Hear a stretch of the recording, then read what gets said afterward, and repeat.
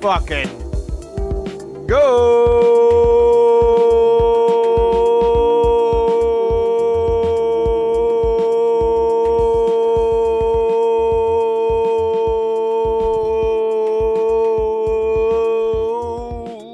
Yeah. This is bought on Temu. If you mean it's easily available, then yes. Well, not anymore. But let's not talk about that. Let's not discuss the existential dread that fills our day and night. Let's just enjoy the moment. Take a note from cats and dogs. Them fuckers live in the moment, and they seem really happy.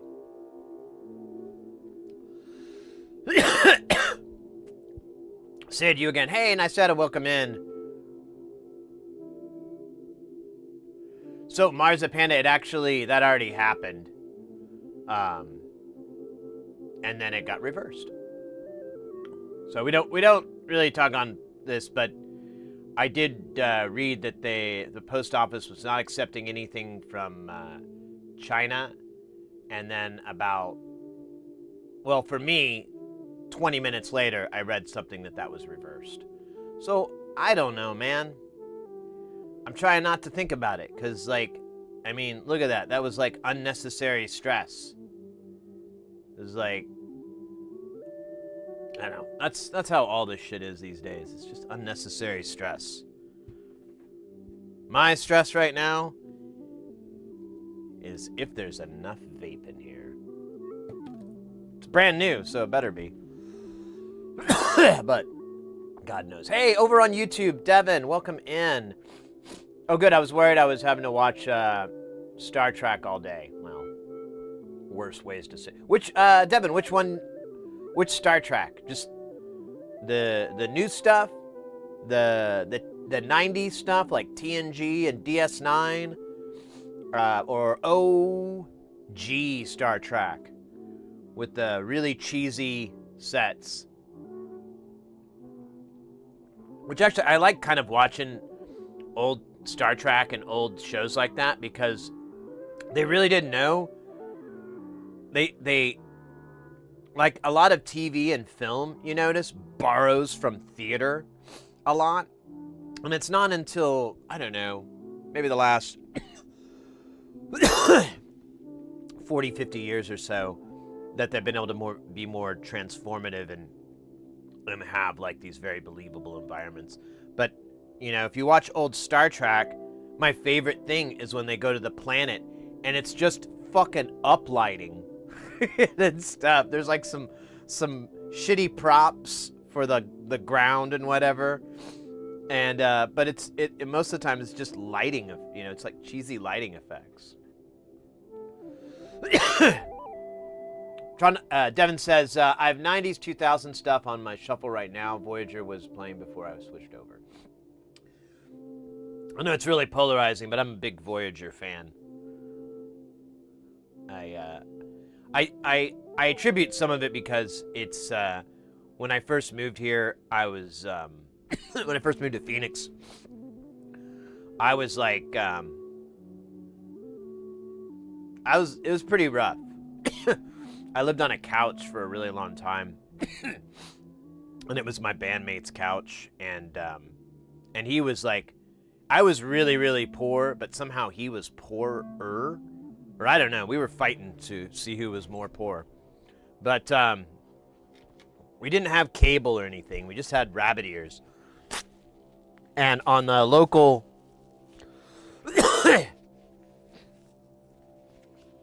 UHF station, which a lot of people outside of the U.S., I don't know how to explain UHF stations very well. It's a lot of reruns and rehash and just old shows. There's never any original content for the most part on UHF channels. So so we were watching reruns of Voyager, and they would play them in order, and he'd never seen it, and we kind of started somehow right at the beginning. So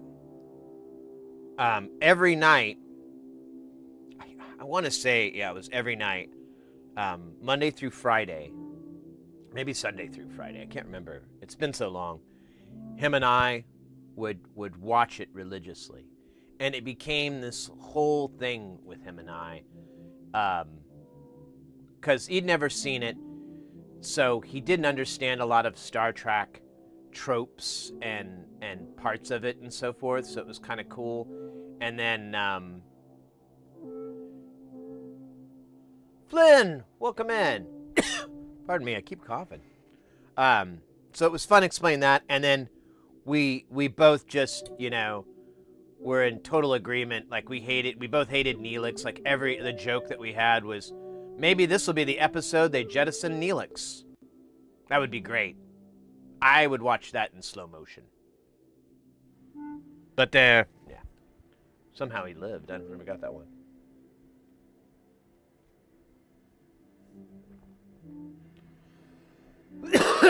Uplighted Pars, exactly.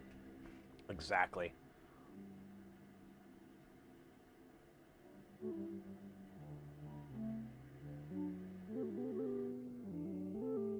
Fun fact, Sid liked Voyager because of 7 of 9 only.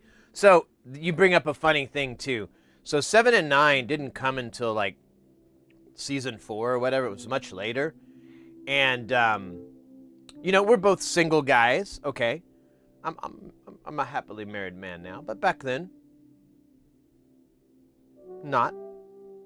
So, we would always, we would definitely talk about the ladies of the show, but it was that what was her name?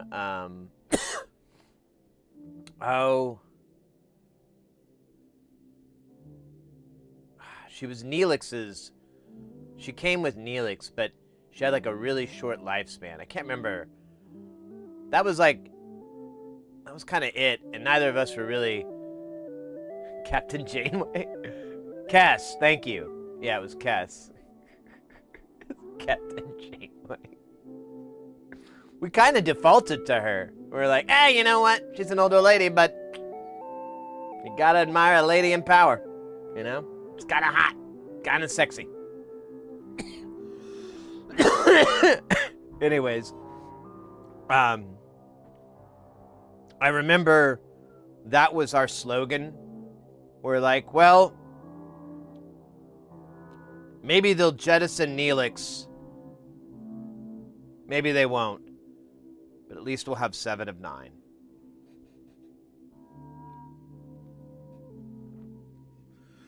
At least we'll have 7 of 9. There's no way like Janeway. I've never heard that. That's so fucking funny. It was yeah, Cass's hair. I know. Her hair was awful. It was so weird and stupid. Everything was bad there.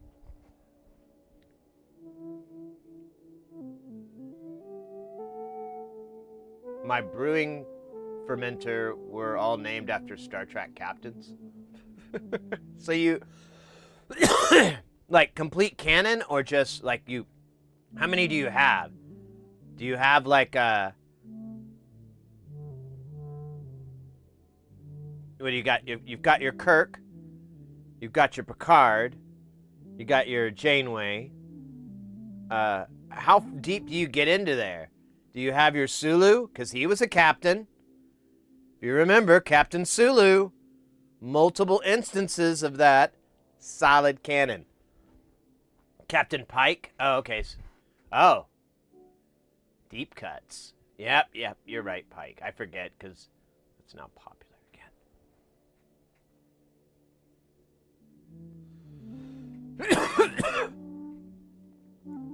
What up, Glip? Gilp, I mean.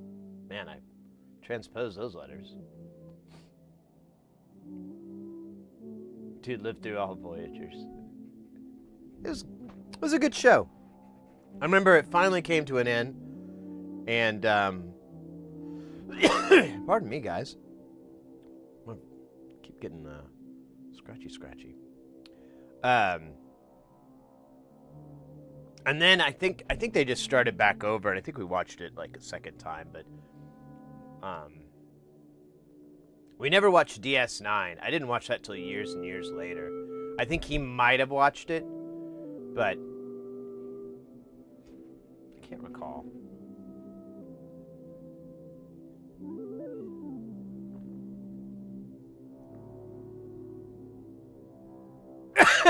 Marzipan, I had to read that 3 times. Janeway actually got a nasty infection that I couldn't get rid of, which made sour beer. That is what we call a magic coincidence. That's cool. All right. I feel like we're never gonna give you up or let you down. Today, we're doing an early stream. Well, it's not that early. Actually, it's normal time. We don't stream on Wednesdays normally. But I was like, let's do it, because I couldn't stream that much yesterday. I'm still going to be kind of light checking on Mr. Chompers. The medication that we gave him.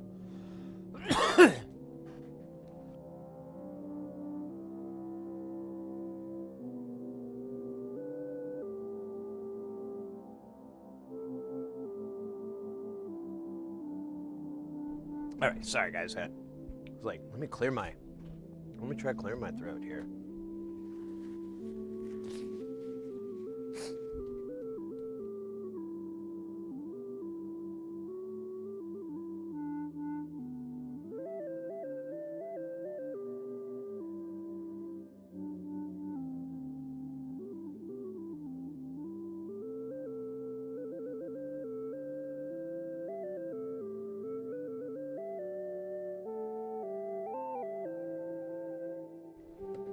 Jesus Christ.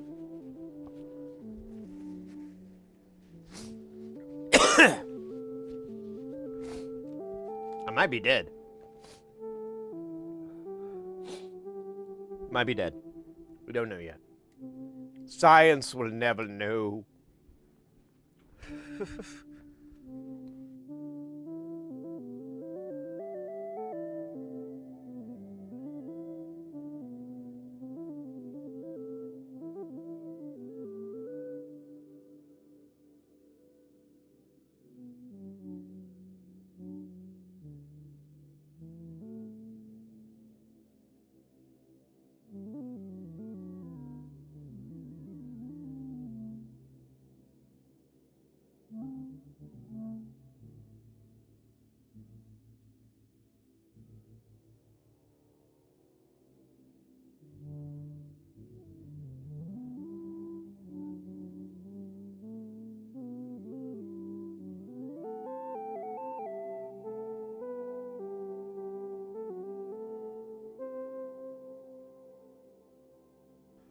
All right.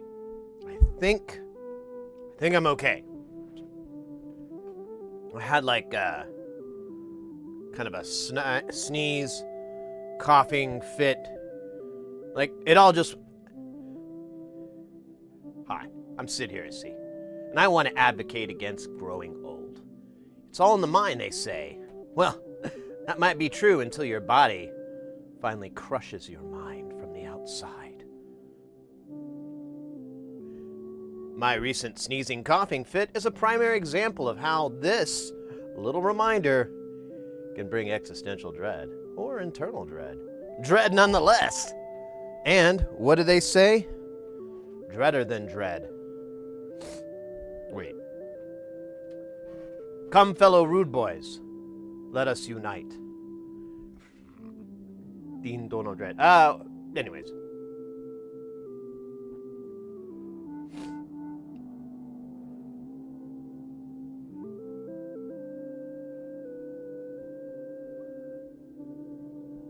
Devin, I read my computer server, also window living characters.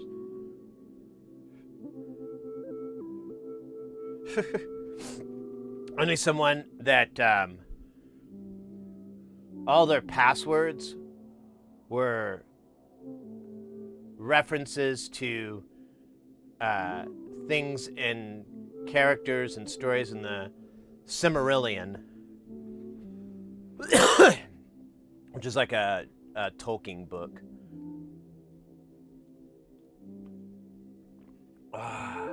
Oh, the Drudge Dredd. I got to play Judge Dredd pinball again the other day. That was golden. If you've never played that pinball, it's really cool. It has like a little saucer, and that's how you load up the extra or the multi-ball. Top fun.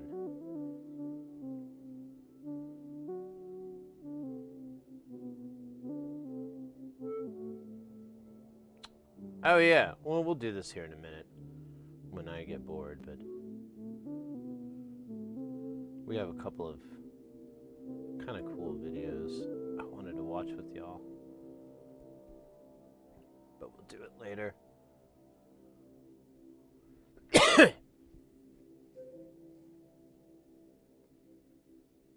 It's a precursor, yeah, right.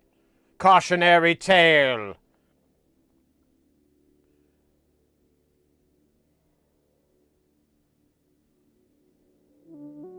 Holy Mountain Pinball.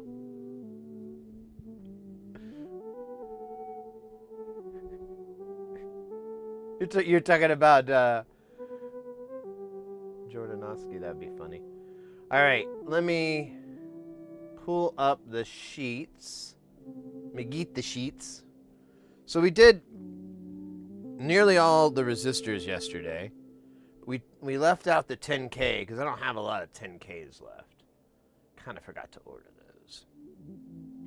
So until we have everything on and everything's good, then I'll put the 10Ks on. They'll be the last thing.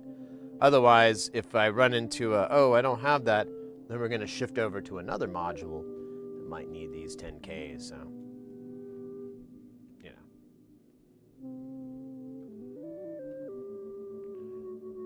Oh, scheisse.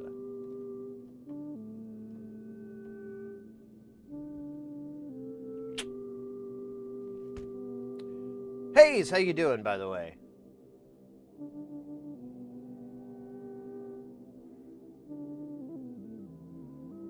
Built a ribbon cable power tape. That's cool.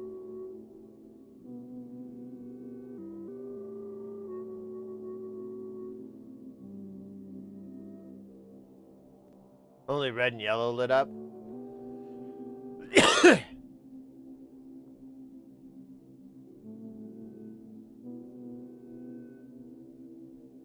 The Holy Mountain Pinball. Yeah, no, it was suggested over on YouTube. That would be hilarious. Honestly,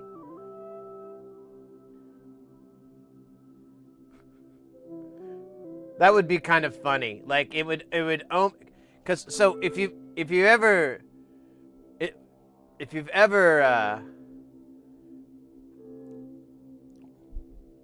there's one thing about pinball that's kind of brings out the cynical side of me a little bit, is how they miniaturize little pieces of the IP into things on the playfield. For example, if you go and check out the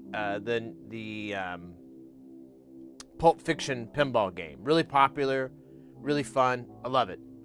But it's just nothing but that. It's so weird. And the funniest one is there's a whole golden, the suitcase. And, it's kind of corny. It's kind of cheesy.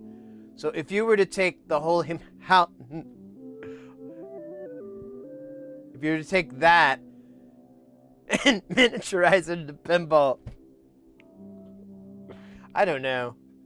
I don't know if it would work.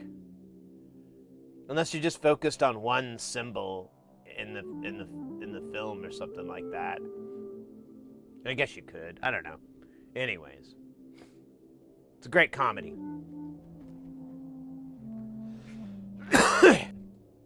Great for all the kids. Bring the kids.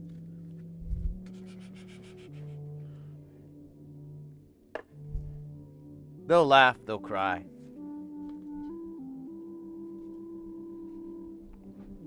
What's the other movie of his I've seen?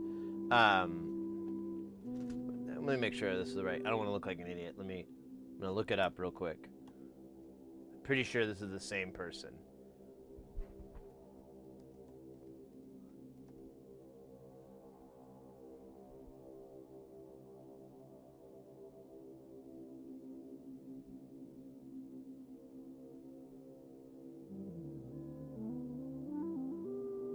Yeah. Santa Sangre.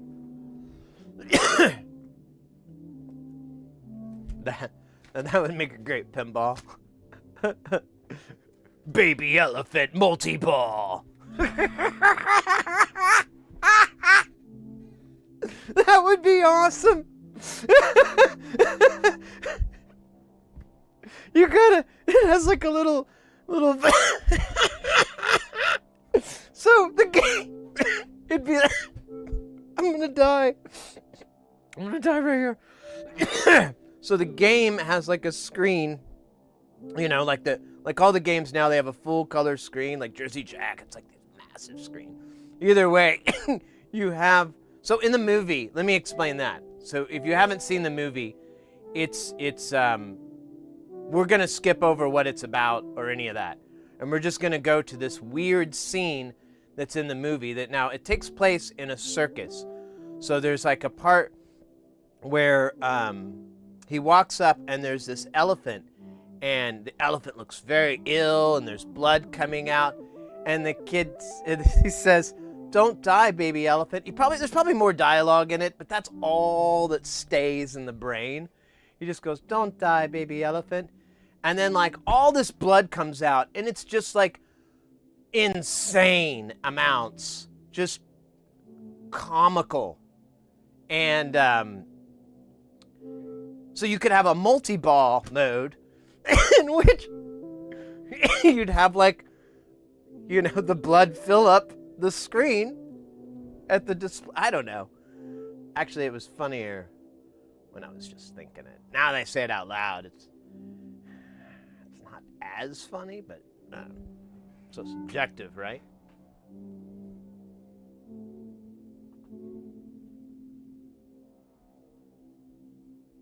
Dale Cooperisms. Yeah, Disney movie. No, Santa Sangre. It's I'm always gonna mess up his name. Janoranovsky. You're not. Yeah. Let me see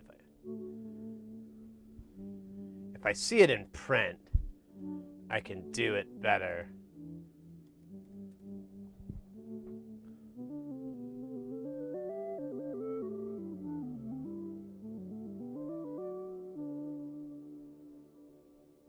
Jodorowsky.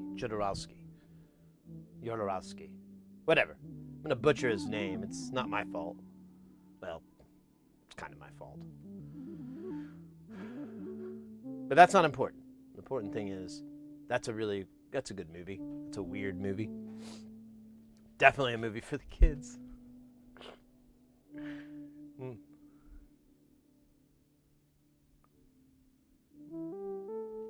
Hold on a second. What the fuck is going on outside?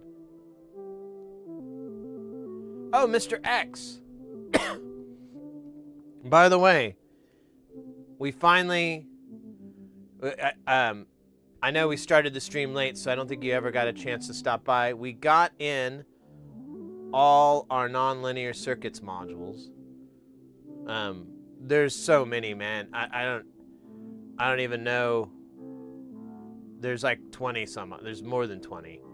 But one of the nice things is that when I emailed and asked if I could get an extra one of these because I lost it, homeboy came through, and we now have big jobs. But it needs a lot of CV, I think. I don't know. They like all intermingle, which I didn't quite get until I was trying to troubleshoot it. It's a weird module. I cannot stress that enough. This thing is extremely strange. But when we get it into Space Station, I'll try to figure it out better.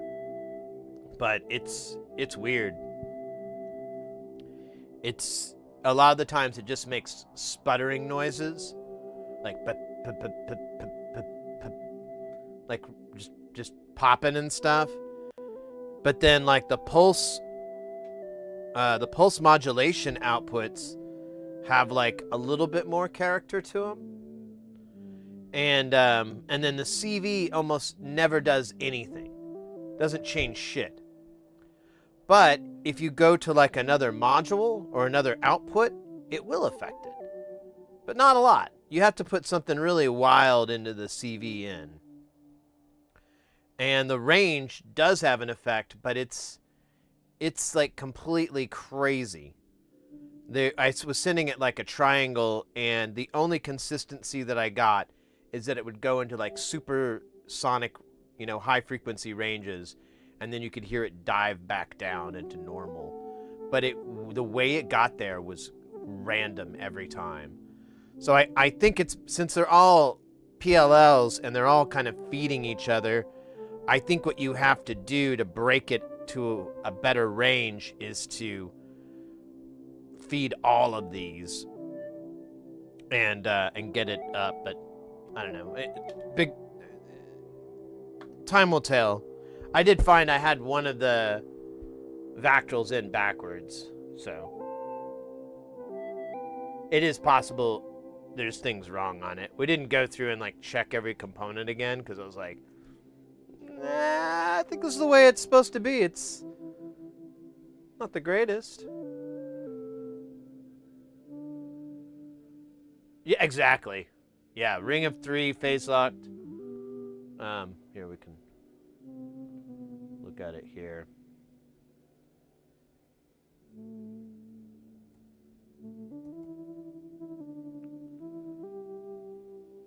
Wait, is this the right thing? Oh, this is the delay no more. My bad. Let's go back to the big jobs. Big jobs, boy. Yeah, man. You got our big jobs. A la mercy. Oh, look at that. It just went straight to the page. So yeah, you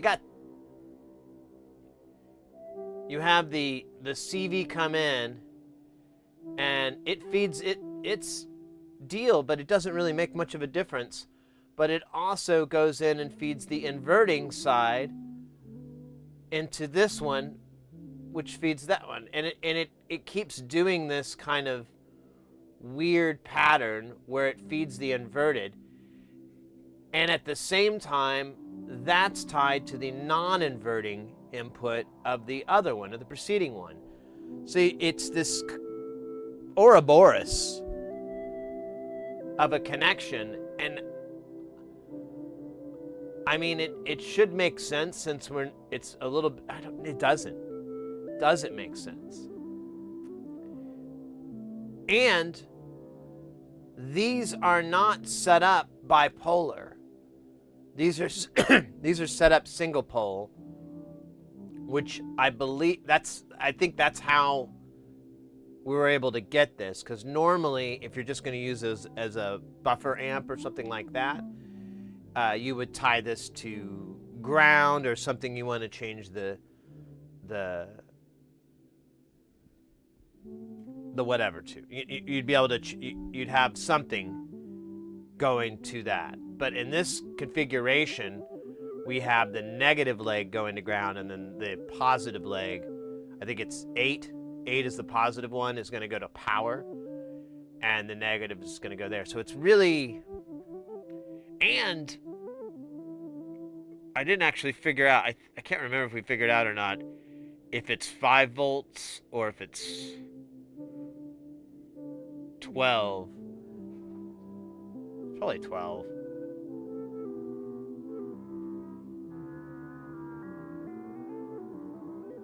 I thought there was a 5 volt rate. No, never mind. I'm thinking of the other thing. This is all 12 volt. But it doesn't, it is there's only one, here, we'll look at it. There's only one tchotchke here. This is connected to nothing. This is floating. So it's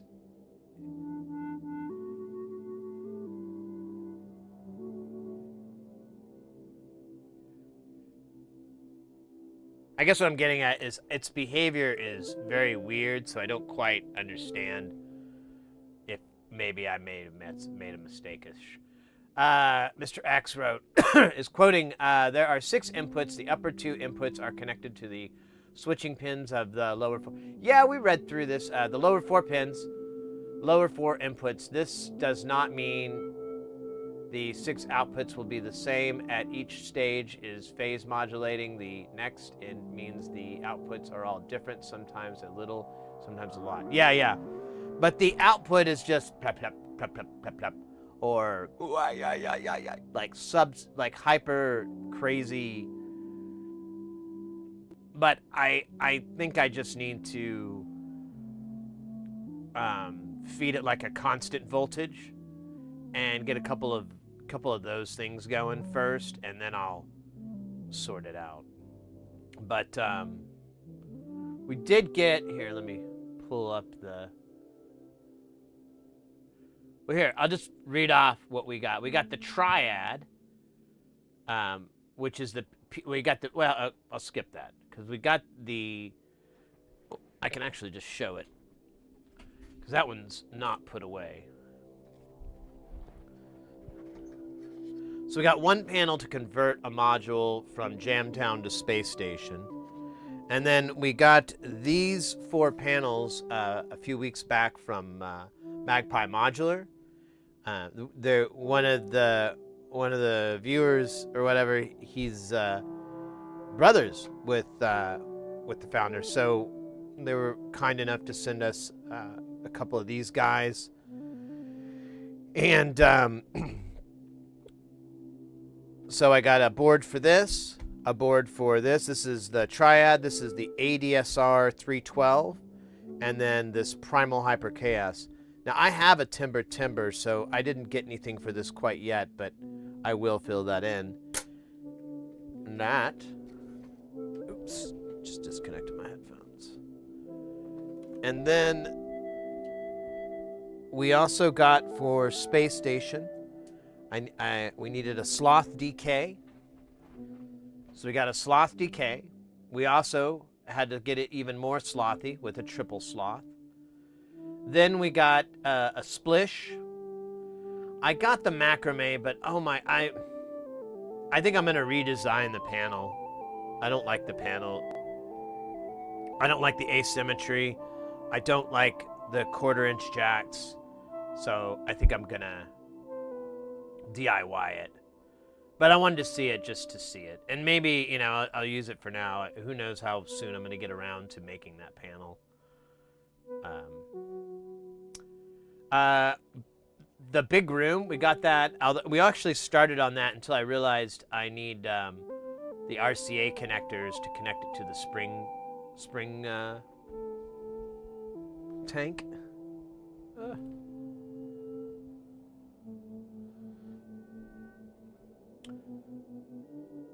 What else do we get? The Karishu VCO, Poultry in Motion, Bedumtis. Got a whole bunch of Temcos. Got like 20 Temcos. The biggest one we got is Bendubba, which is the sequencer. We got a Divide and Conquer because I really needed that. Dual LFO VCO. Oh wait, that was the panel I showed you. Never mind. Tracky Dacky, probably the most Australian sounding module out of all of them. Just say it with your Aussie accent. Tracky Dacky. And then dispersion delay, and then George. I can't believe it's not a VCO. And then what we're working on right now, delay no more. What's the price for the Temcos? Dumbass cheap. Like I bought, it's $5 for a pack of 10. I think SynthCube is selling them for like $5 a piece or something. It's stupid. Over on YouTube, Cliff, do you actually also make your own modular effects module? Yes and no. So mostly what I focus on, or what I've been really hyper focused on, is I like to buy the PCBs and the panels. There's a lot of different designers and DIY projects out there where you can get the circuit board information and you can get the panel, and the panel is usually made from PCB. And so you can go and get those fabricated pretty cheaply, and then I usually go from there.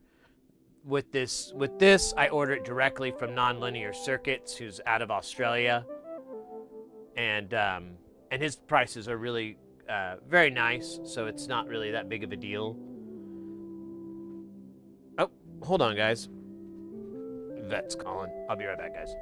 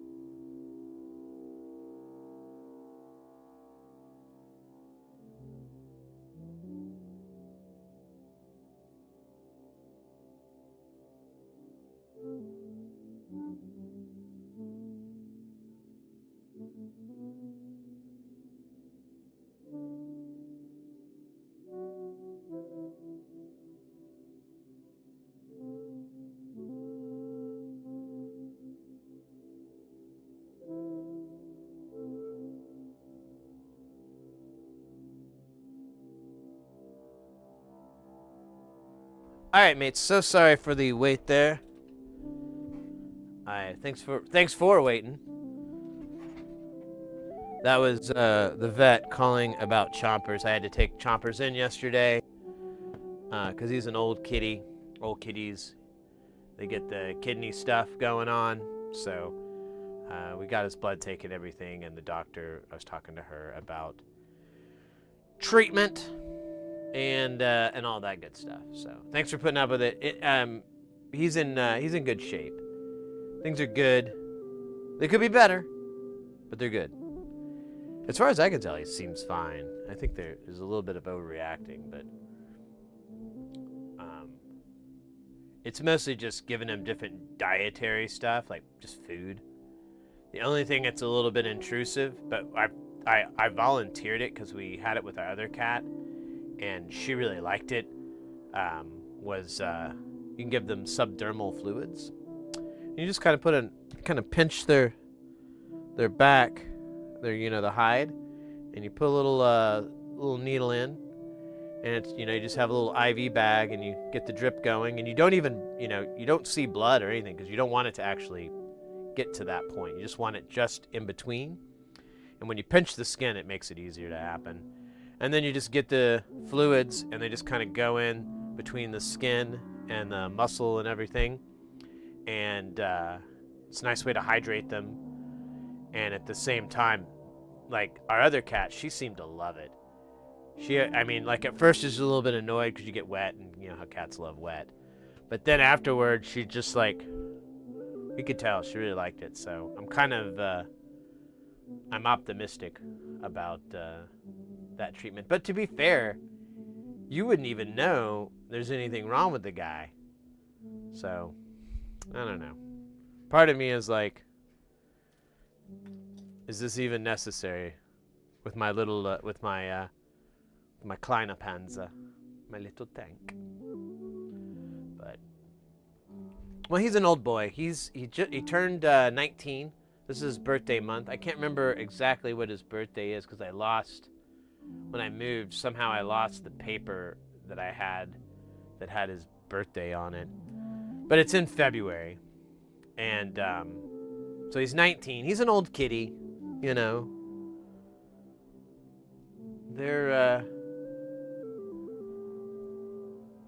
But he's in good shape. That's the thing.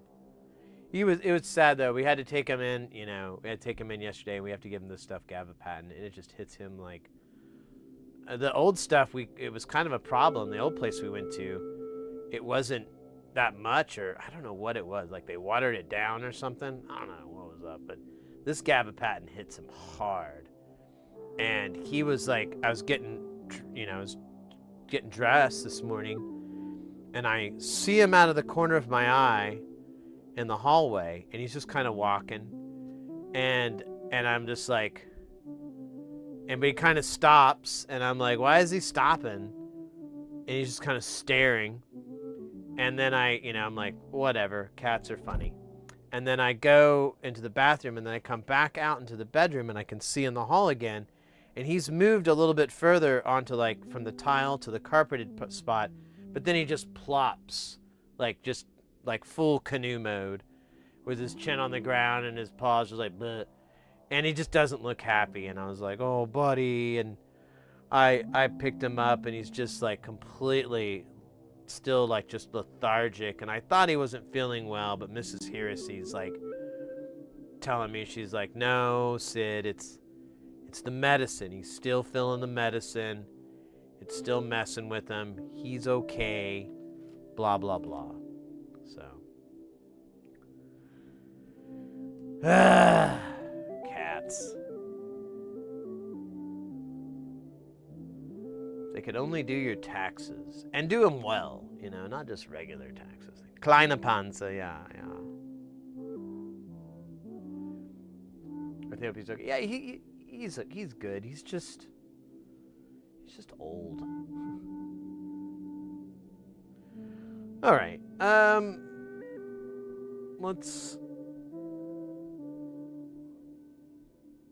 Let's go to the cooler side of rap metal with Delay No More.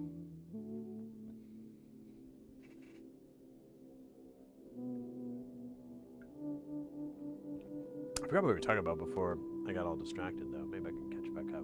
Was it The Lord of the Rings?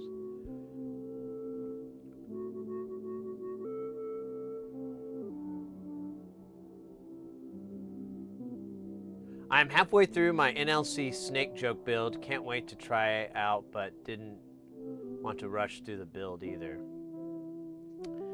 I like mine.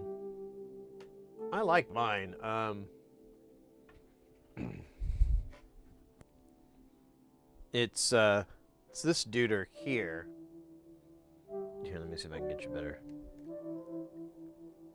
Taller shot. Oh, I did this wrong. Like a Goomba. So, yeah. So what it does is, like, if you flip them...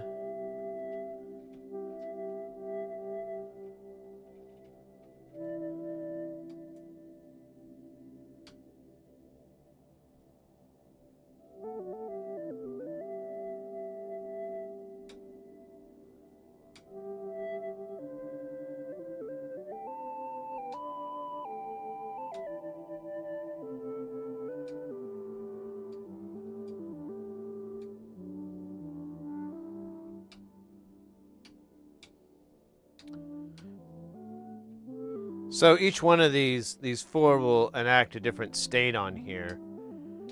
And if, of course, if you have them all high, it freezes it.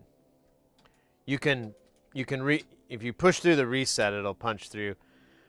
But what's cool is that you can, all of those are gate as well. So you can feed it a gate signal that's going to freeze that input.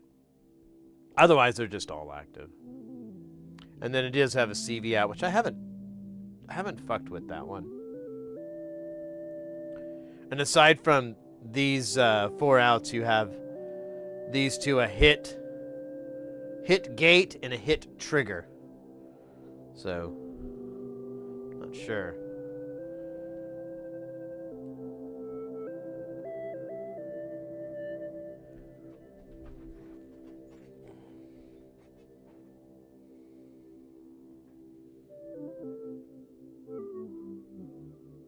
Yeah.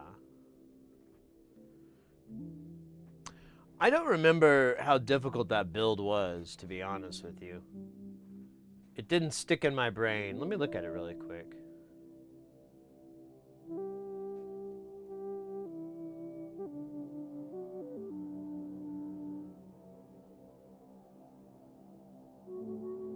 Actually, I can just look at the fucking picture, right? I didn't have a picture. Sneaky. Yeah, this one's a little work. It's a 2-part board. So the biggest thing is to make absolutely sure you put,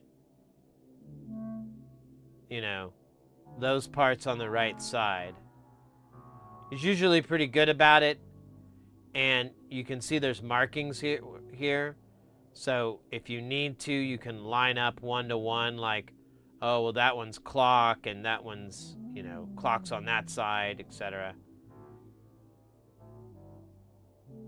Like, these are all ground, so you would line it up with these being on. Oh, shit, dude, I'm sorry.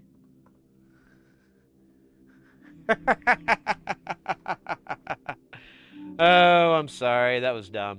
Okay, let's pretend like that never happened. So, yeah, this is pretty busy.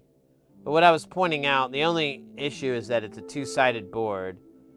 And, but you have a key here that you can use. So this is 4 grounds in a row. There's nothing at all like that. And it's on the side. So you just need to find the other part that has 4 grounds in a row and line those up so that they 1-to-1. So that's your extra insurance key. If you have any questions or you're not sure, you can just look and go, oh, well, these are all attached to ground. So is this. Here we go. And then you're good. For Choose, good to see you, mate. Welcome in, Bill Coleman.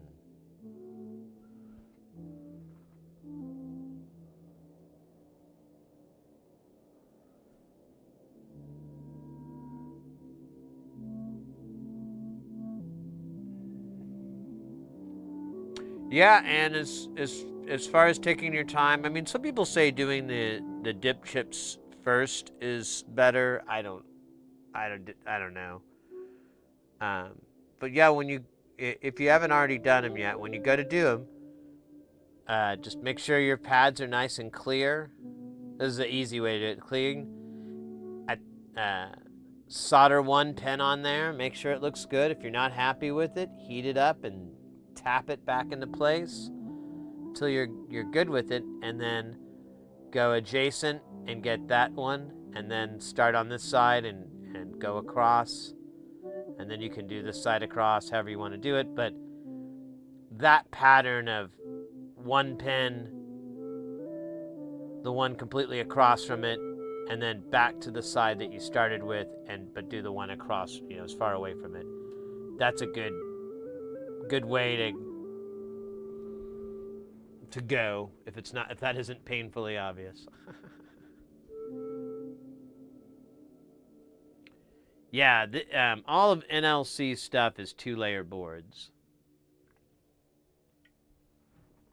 I'm pretty sure that is because the software he uses can only do 2 layers. I have a feeling that the software he uses runs on a Windows 95 machine. Or 98.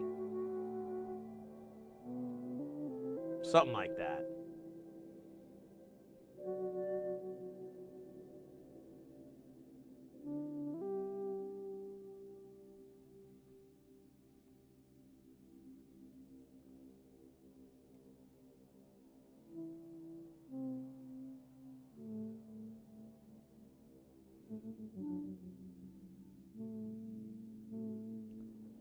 All right, let's get our caps on here.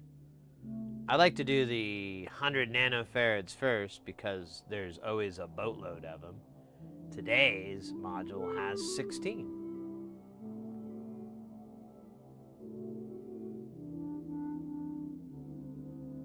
Yeah, it could be 131 or something like that. It wouldn't surprise me. Well, I think I was talking to a buddy one time, and he was the one who sent me a screenshot, and I think it was an old deal, but it was from Nonlinear's site, and he was pointing out something, it was a screenshot, and the program was obviously like a Windows 95 looking UI. And my buddy was wigging out about it. He's like, he's using Windows 95 software. And I'm like, man, if he ever upgraded to KiCad, he'd probably flip out.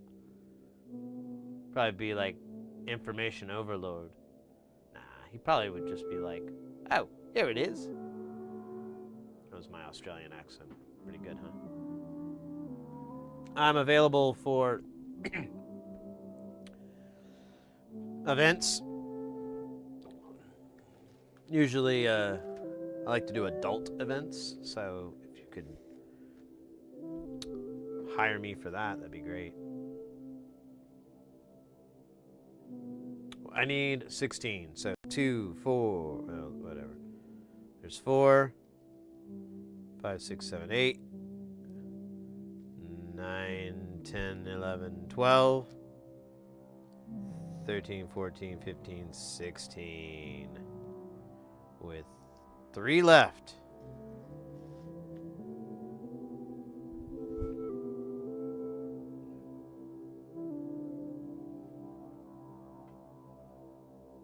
We only have 3, so that reminds me. Let me grab my PT. Make sure I still have them. Oh yeah, they're there. Oh, I have them labeled wrong. That's why.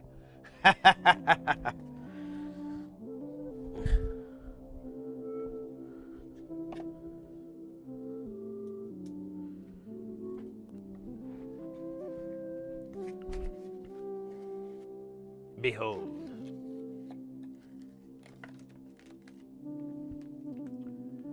$23.99s.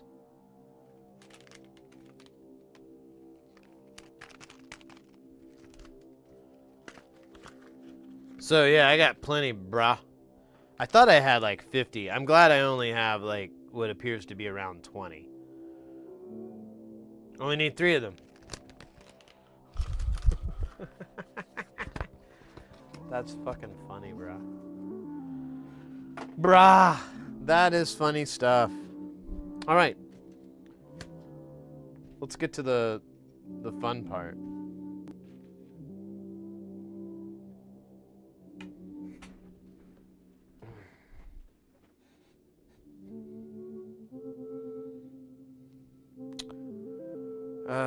Shit. These are gonna be all the ones that say 104. There's gonna be a lot. I hope you're ready.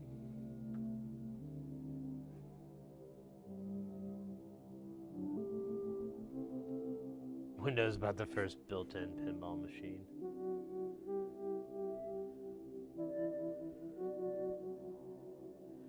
You know, it's funny for Chiefs. So I recently, and I can't remember, it was somebody in chat that planted the seed, and it actually grew a little bit. I kind of started getting into video game pinball, where they try to do pinball emulation, but this is TurboGrafx 16. You know, Neo Geo. It was around that era of gaming systems. And so,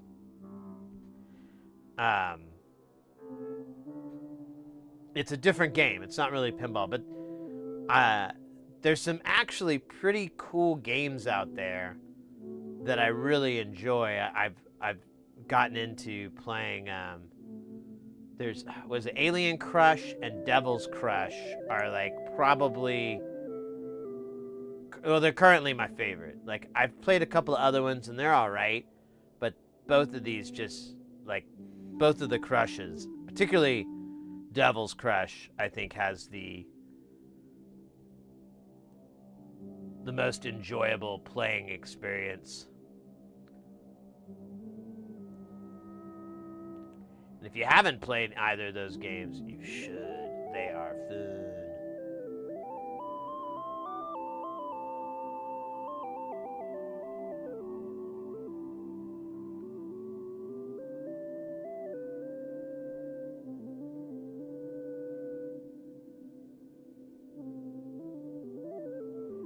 Little flute toot.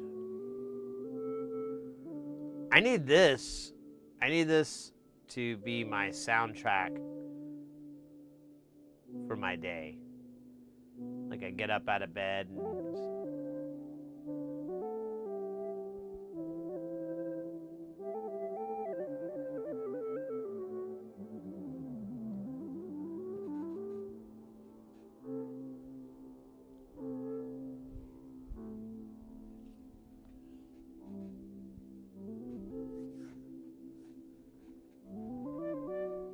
you know, something like that. That'd be great.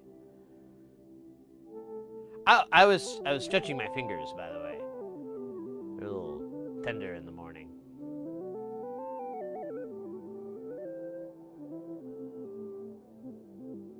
There's a 104. Hello, sir. Why did I not see other 104s? We're going past all those other chips. Yeah, I still don't see it. I don't get it. I don't care. I'm sure there'll be more later. Look at that. Now I know where they are.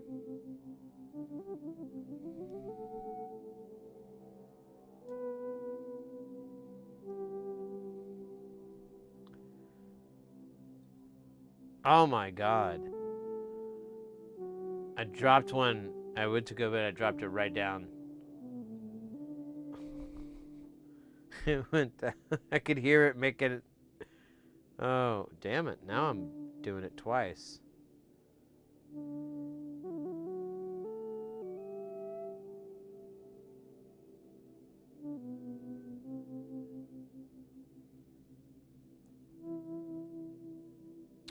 Oh, yeah. Also, Mr. X, we tried. I got these liquid deaths because who was it? Man, and I can't remember their name. Their Twitch name. I remember their name, but I can't remember their Twitch name. Anyways, the friend recommended, like, hey, did you know Liquid Death has like a bunch of other flavors, and one of them is Dr. Pepper? And I was like, I do now. So I went and got like 2 cases of it, and it's not bad. It's all right, but it's not bad. But I noticed they had 2 other flavors. One was root beer, and the other one was cola. And I figured, you know, the cola was supposed to be like a Coca-Cola flavor, you know, something like that.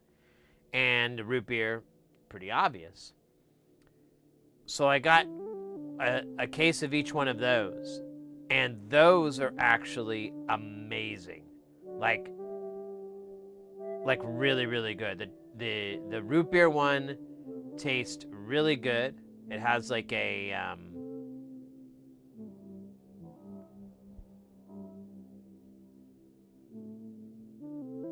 wait, oh, just a second. Microsoft Store, if you type in pinball store. Oh, really?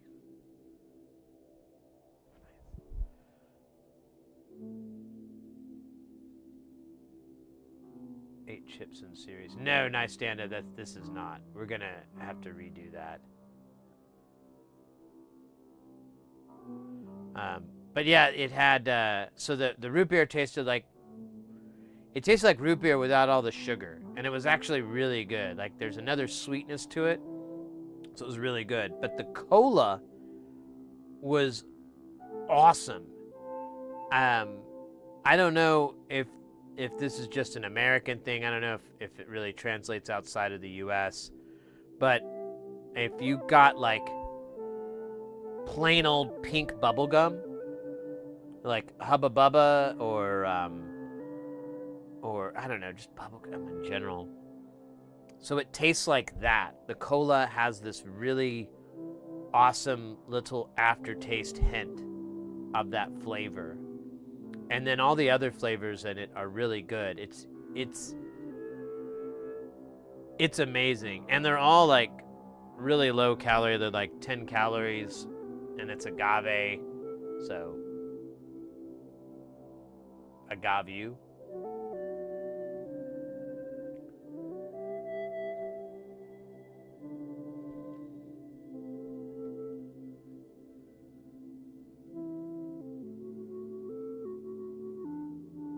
But I don't know. I may have found a complete working alternative for Dr. Pepper completely. I'll still love Dr. Pepper. You know, still have it. Because the Dr. Pepper flavor, that one they have, isn't really that great. I'm kind of annoyed. I bought 2 cases of it thinking I wanted 2 cases. But I'll drink them. It's not undrinkable. It's just not as good as the real thing. But I don't like Coke. So having a Coke alternative that actually tastes better is a win for me. For Juice, wasn't I the one that introduced you to Dr. Pepper? Or what I should say, was it this channel the one that introduced you to Dr. Pepper, or am I thinking of somebody else? Might be. I remember someone had never tried it, and they were able to find some in a store, and they gave it a shot, and they were like, it's pretty damn good. It's definitely different. But that's kind of what I like. It just doesn't taste like soda, which I don't really like anymore. It was you. Oh, right on. There we go. Well, I'm glad I could have another converter to a fine Texas soda. I swear, if things get shitty and Texas secedes, having to pay for import for Dr. Pepper is going to be the highest price anyone's ever going to have to pay. High Dr. Pepper export prices.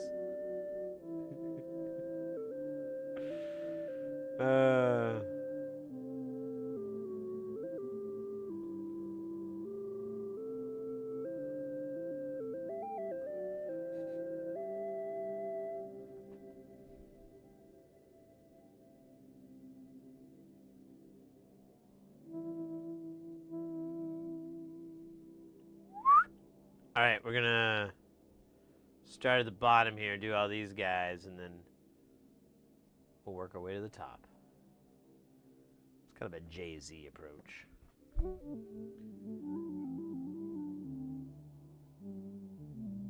Dr. Plopper. Now I am not really into laxatives. Sounds like a horrible idea. When you get to a certain age, you really don't want to mess with any of that. Even if there's money involved. You just want to leave. You want to let that thing just be. Oh, scheisse. I'll be right back. It's the vet again.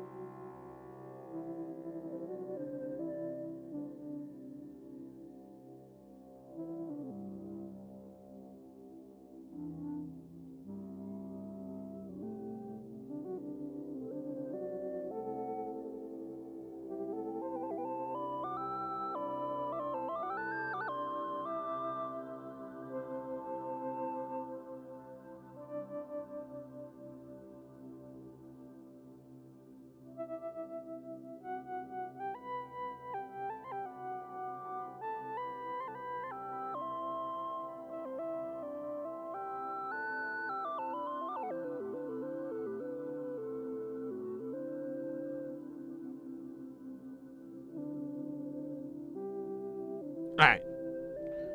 Sorry, the vet called back.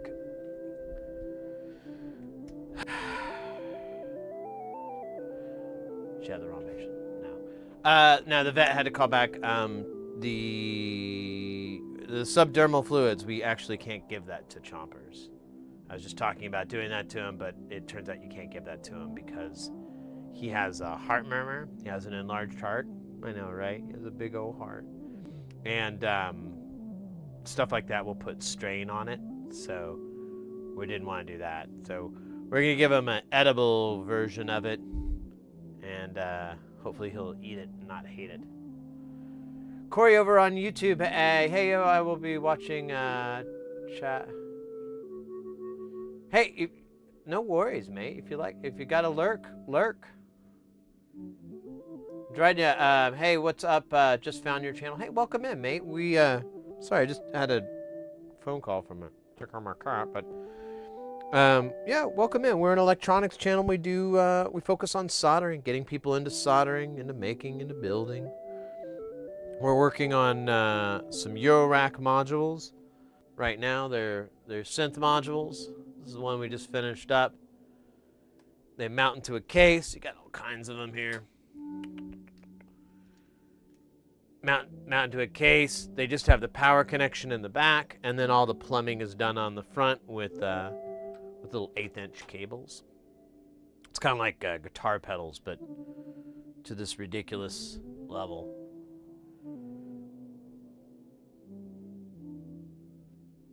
.104 is crooked.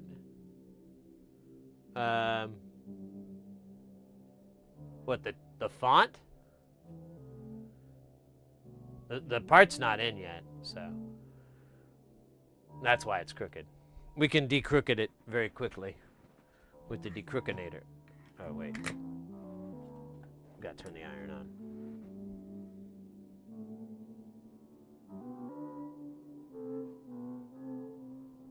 The position of the part on the pad? You're talking about this part? Yeah. Trust me. I'm gonna take right care of that one. Right care of it indeed.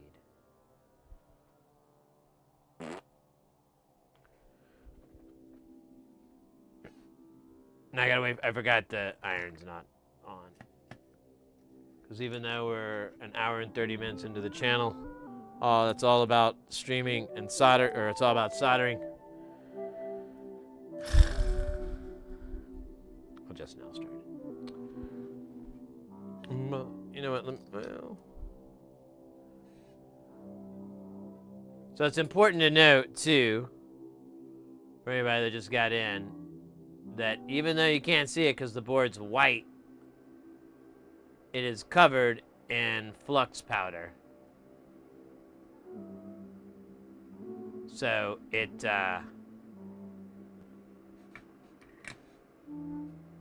there is flux, I guess was the moral of that story.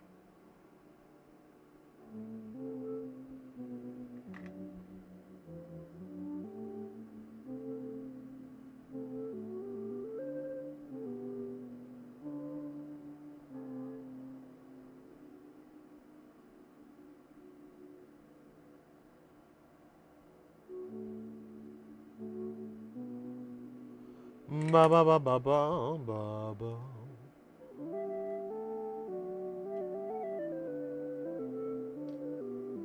There, we'll keep going. Well, it doesn't really matter, does it? Actually, it might be smarter to just go up the rank because there's one right here.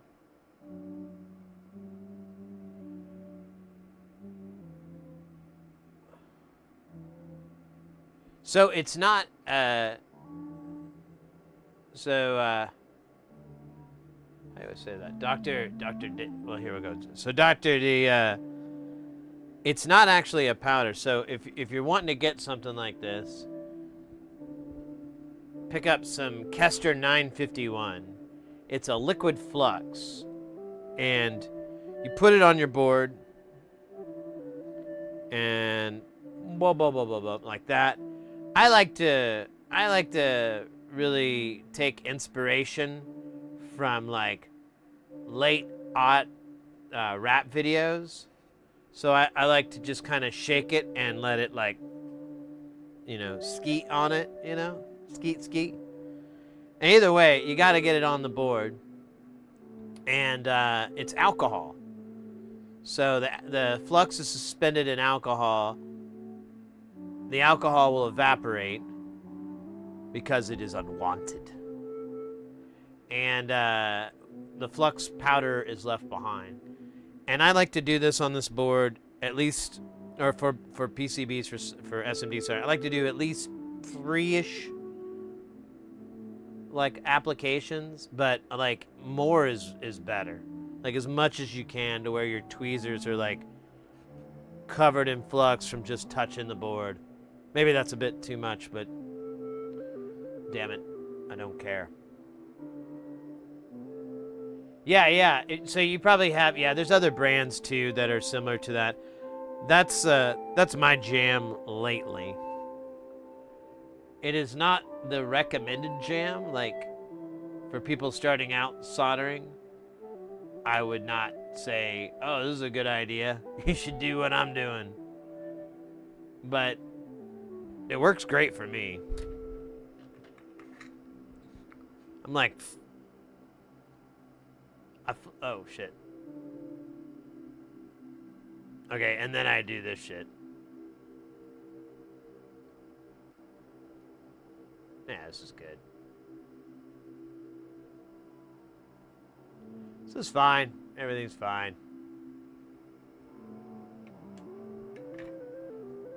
Yeah, flux is soldering what butter is to cooking. Hey, I like that. I like that.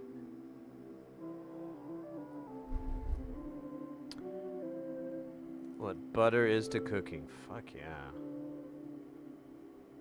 Okay, it looks like the rest of these are all... Oh, wait. There's one dude over here. We'll solder our last guy that's facing this way, and then we're gonna flip it.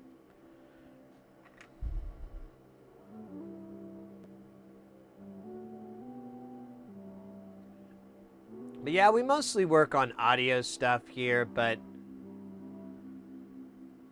I mean... There's no hard rule. We've worked on laptops and game consoles and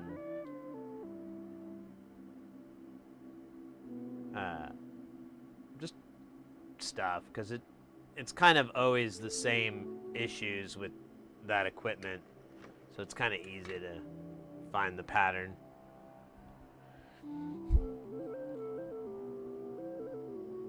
Pattern recognition, it's my obsession.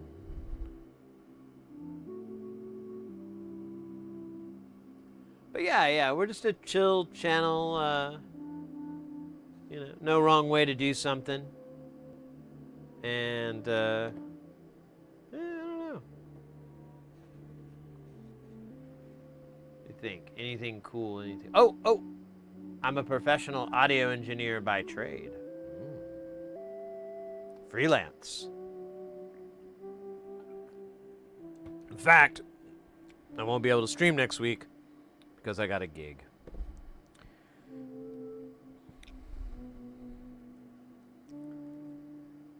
In a place I'm not excited. There's only a few cities in the United States that I really just don't look forward to going to. I used to, but not anymore. Those cities are Las Vegas. Anything on the West Coast besides San Diego. Like, well, you know, oh wait, no. Anything in California except San Diego. There we go. Yeah, I really don't like any of those places. They're very boring. You know, it's actually going to be easier and shorter if I just list the places I do like instead of the places I don't like. I just realized that. It's like quicker. We could be here for a long time with me going,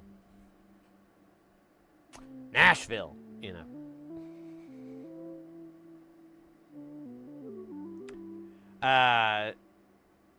Dr. DYNS, or Dins? Oh, no. Audio gear is my jam, too. I just finished retro modding an audio Audio Research VT60 tube amp last week. Oh, nice. It's been on the bench for two months. Neat.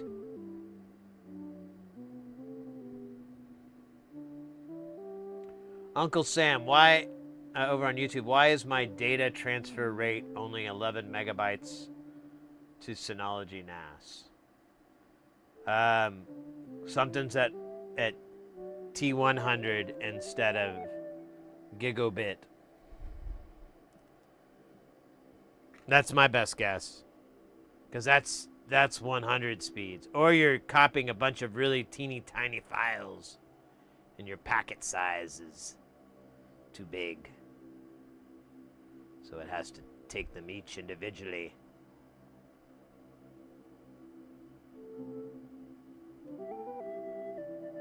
But again, these are merely guesses.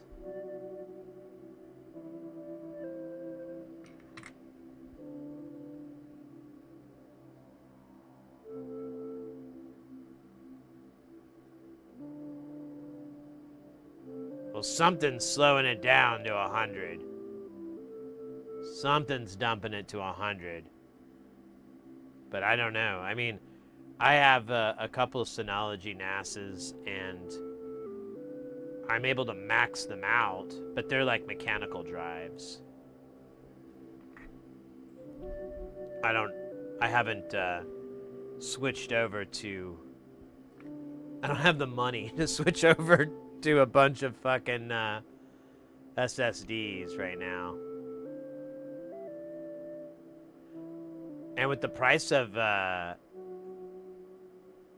mechanical drives hasn't really shifted over the last year or two. I've been kind of annoyed because I need another 12 terabyte drive, but I don't think I'm ever going to be able to get the one I used to have, so, or the one I have to match the others. A little roulette action. What is that? 23 Illuminati 23 red.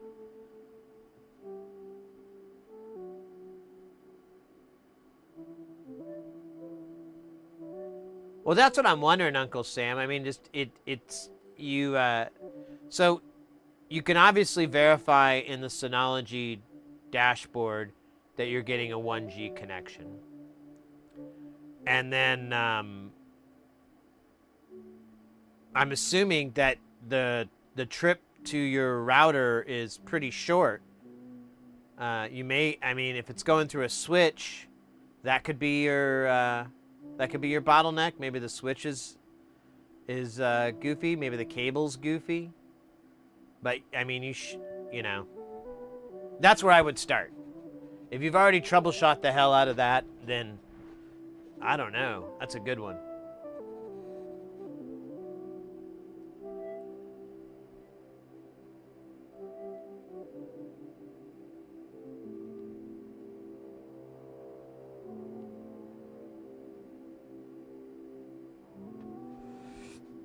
More of that sweet, sweet, sweet circuit soldering. It's funnier if you say it with a whistle tooth. More of that sweet circuit soldering. Say something that some people find very soothing. Speaking of soothing, I'm glad I got these 100 nanofarad chips that are flat instead of the TARDIS shape.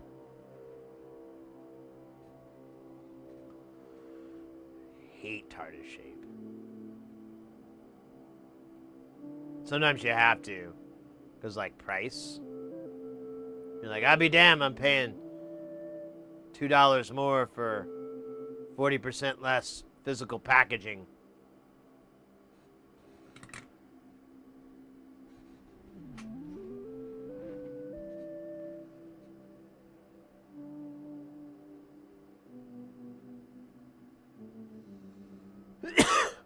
Oh yeah, it could be Wi-Fi's dumping weird too. I mean, if you're I assumed you were going hardline connection the whole way, because that's usually gonna give you a pretty decent result. But yeah, if you're going through Wi-Fi, that's another link in the chain. So yeah, just alleviate the possible causes until you find it. But it definitely sounds like 100 megabits. Where and why? Mm-hmm.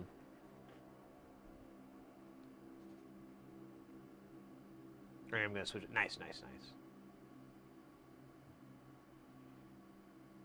What are the blues? Are those the data? Are those the drives for like security cameras? I can't remember what makes them unique. I think the heads are tough or something.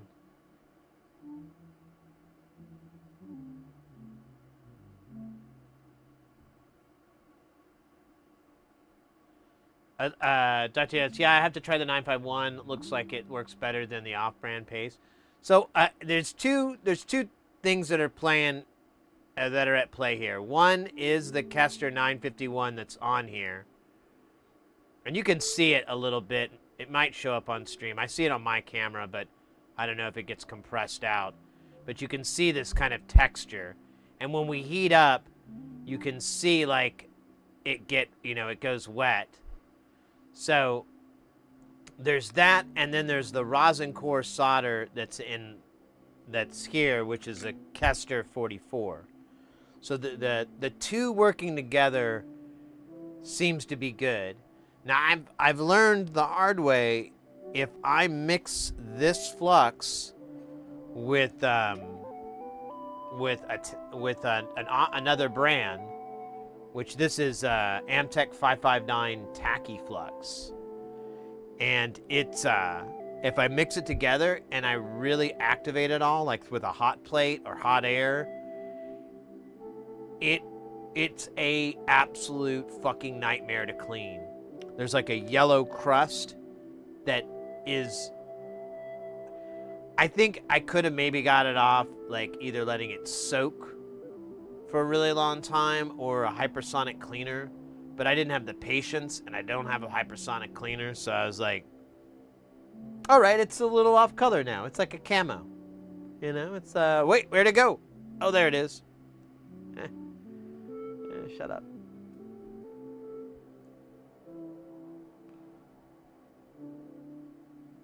Yeah, oh, so you're a Kester, yeah, I'm a Kester 44 fan. I like the 6337 mixture.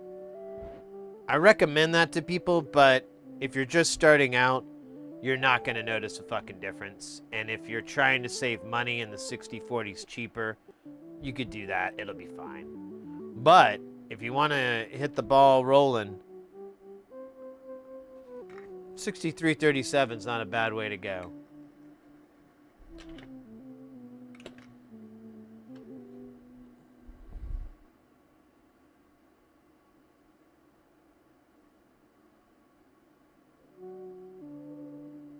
You like 6040? It's so the main difference that there, if you look it up, because of the slight mixture difference, when 6337 state changes, when it goes from a liquid to a solid, it's supposed to be, I'm recording this right, it's supposed to be less prone to cracking and porous and things like that. Like the mixture difference causes it to be more like fluidic, or I can't remember the word, but it's supposed to yield a better result. And in my experience, I can see that, but it's not like it's going to make you a better solderer, So that's why I tell people, like, just use whatever's cheap, whatever's going to work for you. Because it's not going to make anything better. But I feel like I get some good joints from it. But I don't know. I mean, if you have enough flux, any solder can be good solder.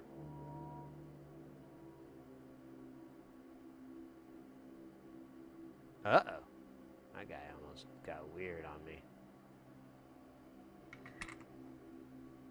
Man, I like how that bot just spams that whole thing. Gotta fix that sometime. Nice, Dana. Oh, where did you buy the PT2399 SMD chips? I have only seen ones for use in sockets. So I bought them about a year or two ago for a repair. We got I can't remember the name of the module. We got this module in, and it uses that as the delay effects, and it was bad. And we just replaced that. It worked like a champ afterwards. I think I bought them on Amazon, if I'm remembering correctly. I think I found them on Amazon. If oh, here's a pro tip, Nice Danda. You don't want to look for PT 2399s. You want to look for CD 2399s. The PT 2399s are going to be P for pins. It's only going to be the pin dip through hole package. The CD 2399s are all going to be SMD. I totally forgot about it until I pulled this box out, and I was like, oh, did I mislabel this? And then I pulled it out, and then it dawned on me. I'm like, no, P for pin, C for SMD. I don't get that part, but you know, whatever. So yeah, if you're looking for the SMD version, try CD 2399. Let me verify them. Actually, I already verified it. I put that in a module and it works like a champ. CD 2399.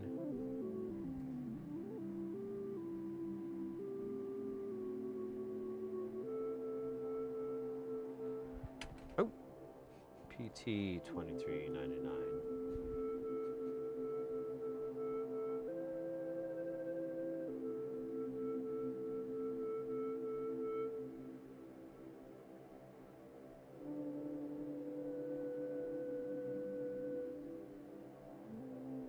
Yeah, it's the same thing.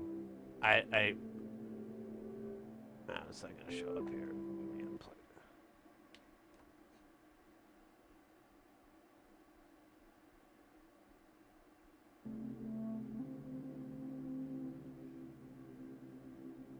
Yeah, it's the same thing. So here's the data sheet for the CD 2399.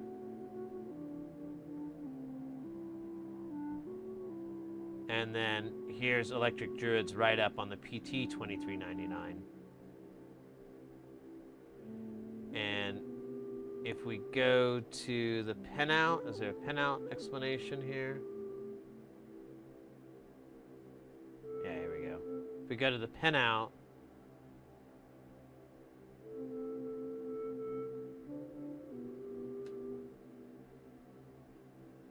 we can see they're the same. So we're gonna go VCC ref, audio ground, or analog ground, I mean. VCC ref, analog ground, then we have digital ground, then we have clock 0, and we have VCO. Clock 0, VCO, CC0, CC1, CC0, etc. So this is the same chip. It just has that designation so you know the difference between. Yeah, I believe that's SOP 16. I don't think they come in a smaller package.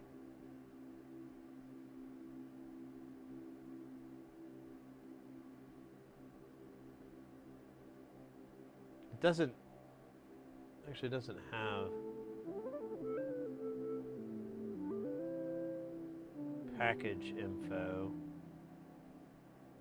A lot on how to get different results. This would be a fun chip to tinker with. Like, if you ever wanted to just like breadboard away, and you've got like a handful of like, you know, like parts from like a, you know, they're a bunch of 5% resistors or whatever. It doesn't really matter. You don't need to be dead on. But you could use a lot of this to, oh, here we go. Here's package. So there's DIP 16.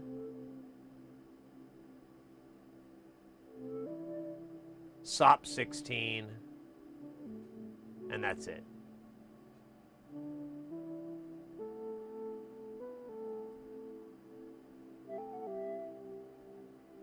My hand shakes, so which caster is bad. I don't know if that. I just think 6337. I've had good experience with it, and I've been told that it has a much better state change. That your joints are going to be less prone to being brittle or things like that. I think for the 4-5% price difference, it's totally worth it. I don't know if that's gonna maintain itself or anything, but for the mild price difference, I'm like, screw it, I'll just get the 6337. It ain't gonna hurt nobody. I've got two different rolls of Kester here. I have the only difference is this is 0.4 millimeters and this is 0.8 millimeters because I really like them both. I can't decide, and I build a lot of stuff on the internet, so I figure I could probably have both. Good thing these are in my hands. It would look like I was doing something else, wouldn't it? Yeah. You know what? Using a shake weight. But, yeah. Anyways. I forgot where I was going with this story.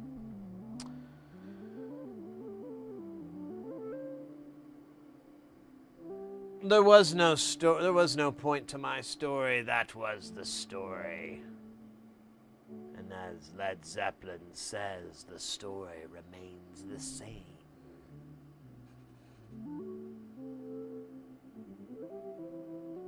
$20 CD 2033 for 45 euros. Ouch, it's kind of pricey, I think. I don't know. I haven't looked. Let's see, what's the market like on CD 23.99s? If I could just go to the shopping thing. Here's a 10-pack from AliExpress for 75 cents.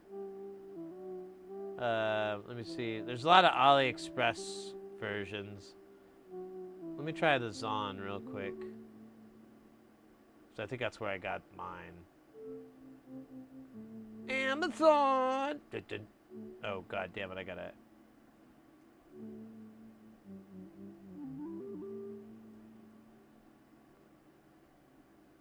CD 20... Oops. 23.99. So, yeah, there's a bunch here on the Zon.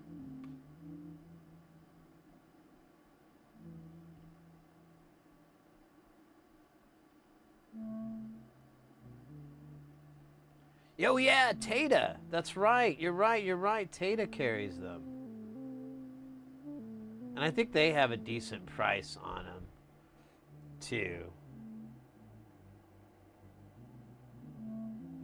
And they've got to be pretty inexpensive for you to get. Yeah, that's what I'm talking about. Like 40 cents.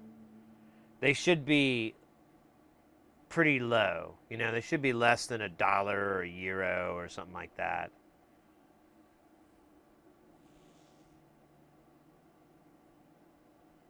All right.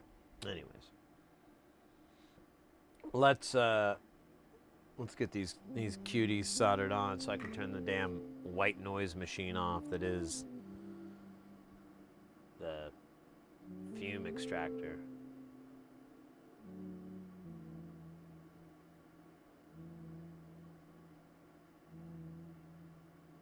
I think I need to buy new filters so it could be quieter, but I've been lazy because I can't remember which ones I have plenty of. And I'm kind of confused, so I'm like, why do I have all these other ones that I don't have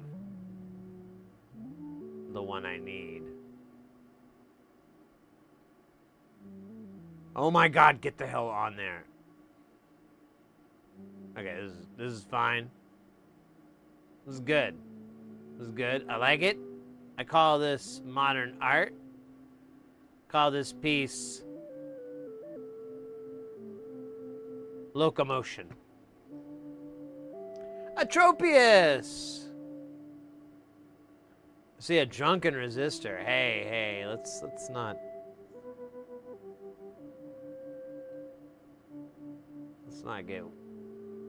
put labels on resistors, right?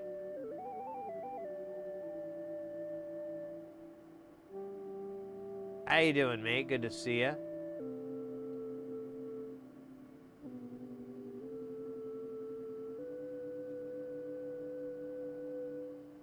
No AliExpress. That's fine. I don't order from them either. Nice, Jana. I've ordered like the only thing I've ordered was these little practice boards because it was like the easiest way to find a source.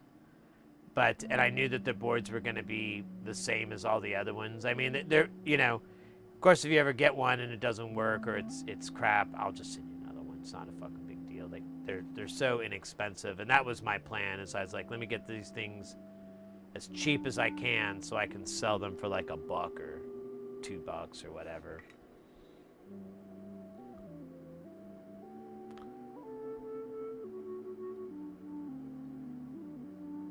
Make them little, you know, stocking stuffers when you're buying stuff.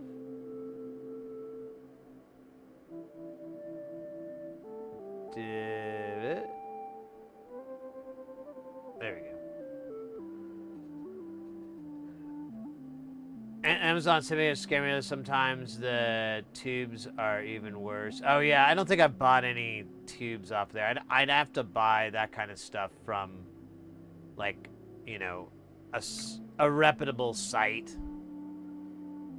And yeah, the Amazon market, yeah. I mean, the only benefit is you know, you kind of have a decent return policy typically with it. But still, it's, you know, why waste your time with that?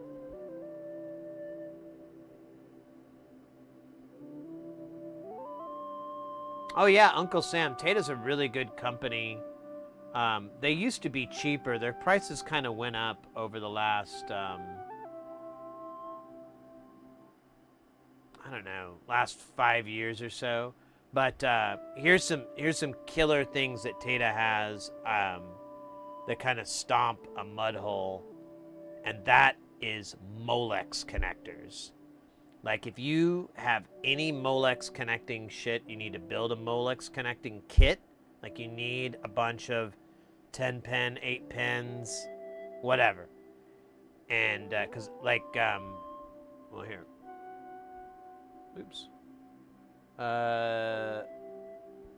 So behind me, yeah, that, oops.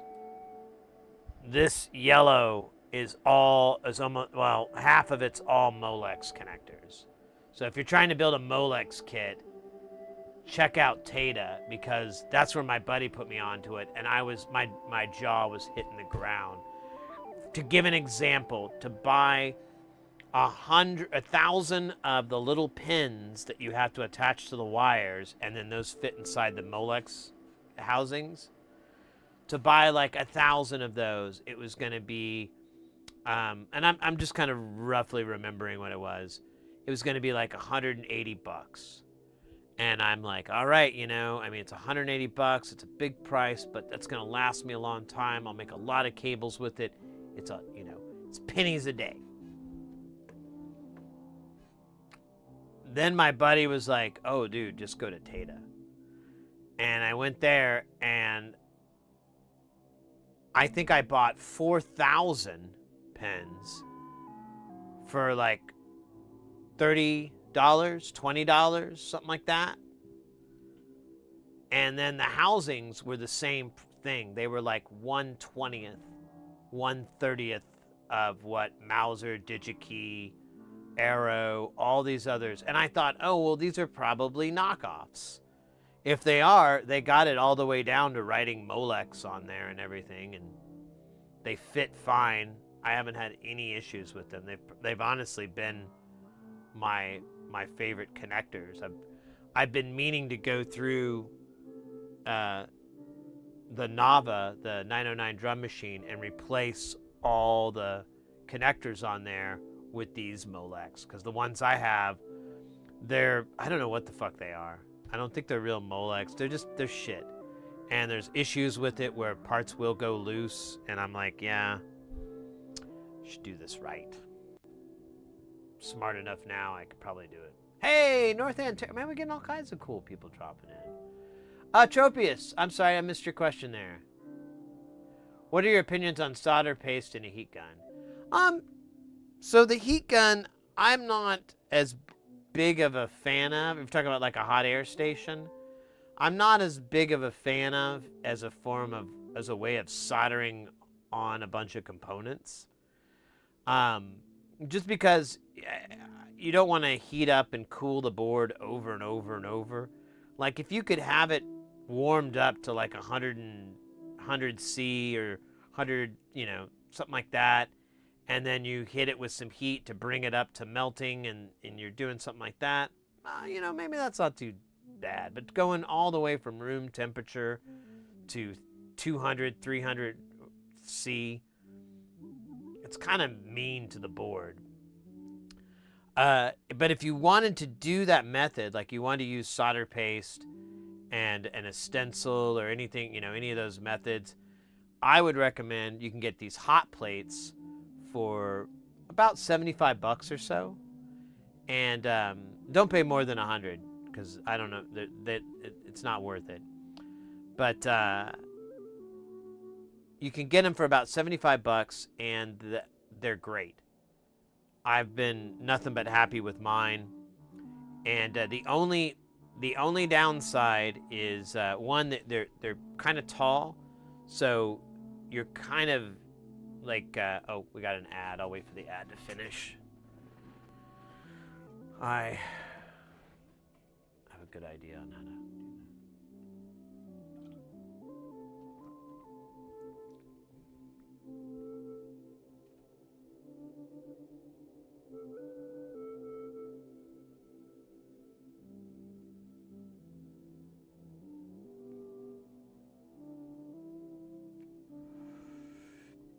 so Uncle Sam, over on Twitch, we have regularly scheduled ads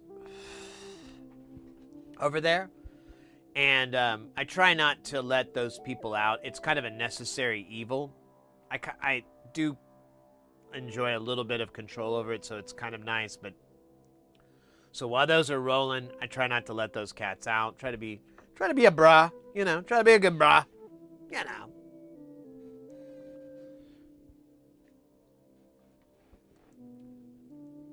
Because I hate them, but there's nothing I can really do. Yet.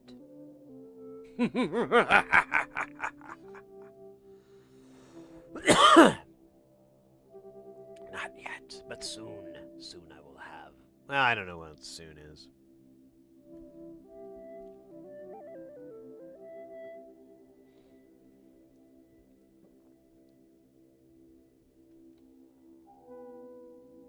Dr. Dana, I'm looking around at Tata now. Looks like this is where I'm gonna be getting stuff like dip sockets from now on. Yeah, they have really good prices. I mean, I don't know, in the U.S. it's, the price of buying stuff overseas is very up in the air right now. But if we can just pretend like that's not a real issue at the moment, and pretend like it's not. That being said, they're great. They have a lot of really good deals on stuff. If you are in the U.S. and you're trying to avoid those things and you're looking for another one, a really good one that I go through is Tubes. Their website's Tubes and More, but the shop is called Antique Music Supply. They have a ton of stuff. They focus on guitar pedals and guitar amps, things of that nature, like in that world. But they also offer a lot of synth-related stuff and Eurorack-related products. And they have killer prices on a lot of things. One of the things they do, they're my go-to for buying 1/8-inch jacks, because they sell just the jack. You can buy just the washers and just the nuts separately. Most places, they sell them all at once, and it's a big pain in the butt. So, you know, because I end up, like, just having a bag full of washers I never fucking asked for. So, that's another thing. So, anyways, we're back from the ad. I wanted to answer Atropius' question about the heat gun. So, the hot plate, the downside that I run into is that it's high up. And when I like to steady my hands, someone brought up keeping their hands, they have shaky hands. So I use, as much as I can, the table to stabilize my hands, kind of like a pool cube type thing, you know, getting that balance and blah, blah, blah. I try to do that as much. It's gone when I'm on my elbows trying to do that with the hot plate. So what I end up usually doing is grabbing my other arm to stabilize my, you know, this hand to try to tap chips into place and things like that. What I'm getting at is that it can be it could go south really fast. If you're not careful, if you lurch or something like that, cleaning it up is just going to be a big pain. It's not undoable, but it's going to be a lot of work. So that's something to be aware of. You really want everything pretty much perfect or easy to fix later before you do the whole thing. And then the other thing, the most important thing, is that it produces a ton of smoke. So you need like a fume extractor, or where you're doing it, you need heavy duty ventilation. Like a window open may not be enough. A fan blowing through the window, maybe. But honestly, if you're indoors, you know, think too with this smoke. Think about your pets. They have much tinier lungs. You don't want to put them in distress over this. So, you know, if you have an outdoor shop or a shed or something you're working on, you're probably okay. But you really want to look around and see how badly it's smoking up your shop. Otherwise, you can pick up fume extractors for like $200 or less, and they're great. I love mine. I think it's fantastic. It does the job fine, and replacing the filters isn't that bad. Although I haven't. But anyways, so that is my opinion, Atropius, on hot air. Thank you very much. I will be performing my TED Talk in my bathroom when I'm in the shower, talking to the towel rack.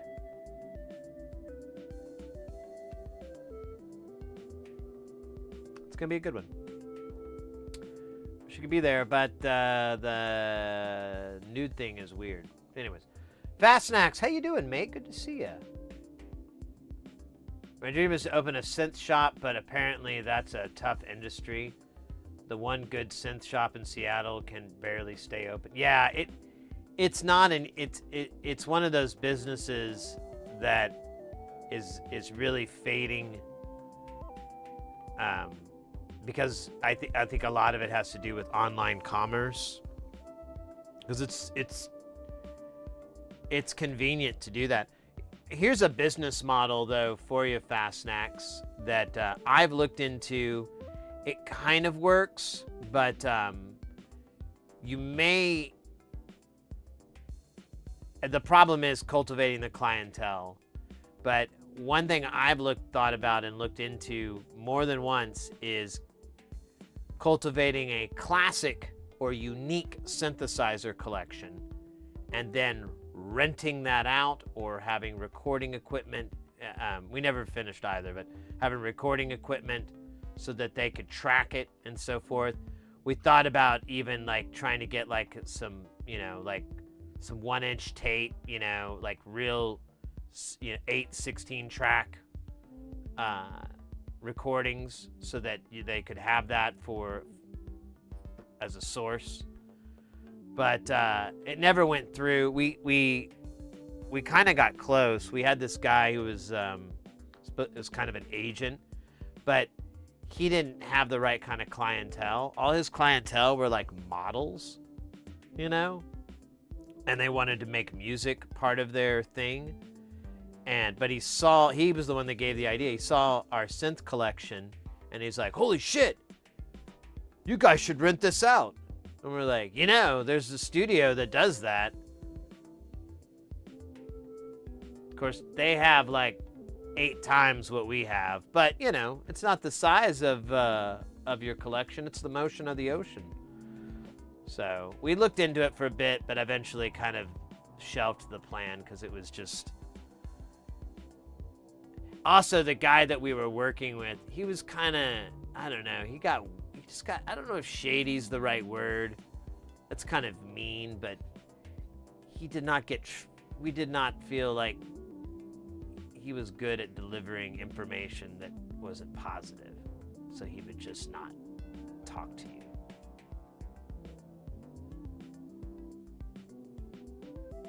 In Hamburg, northern Germany, no proper music tech shops since many years. People playing concerts have trouble to shop things they need for concerts in 2 hours. So Nasera, I didn't realize that you live up in Hamburg? In that region, I guess? In that part of the country. That's cool. I have a buddy, and I used to do music with, and that's where he was from. He lived up in Hamburg. He had a job for when I first met him, he was working for at the docks for UPS, something like that, hauling stuff. And then he moved to Erfurt, Germany, and I guess there's a university there. And he went and studied computer science, and we were still working on music around that time. And then he started getting his, he's done with his college and everything, done with university, and he started getting his jobs. And whenever you start a job like that, you're going to be pretty damn busy. And we kind of lost track with each other. And he's kind of a flippant kind of person. He kind of comes and goes and so forth. And I had just always accepted that with his personality. I'm like, oh, well, that's, it's kind of cool that when I do run into him again, it's just like old times and whatnot. But what sucks, and when I bring all of this up, and you bring up Hamburg and everything, is I always felt like when we were just doing Hamburg, so we wrote music together. We wrote all this jungle drum and bass style music, and we released none of it. None of it is out there, and I'm just so, every time I run across it, the mix files, I'm always like, no, this shit is sick. But he was never happy with it, and so we never released it. And I didn't want to betray him in any, weird way. I don't know if I have it on this computer at all. If I did, I would, we could probably play it. We could easily play it because it's not going to give any copyright flags. But I don't think I have it on here. I think it's on on the server. Now I have a hankering to listen to it.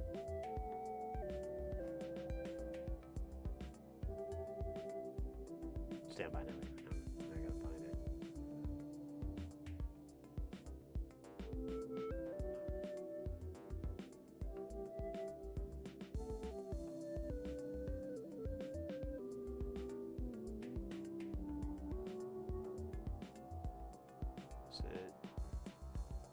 There we go. Oh, but those are the original files. Do I have the mix downs?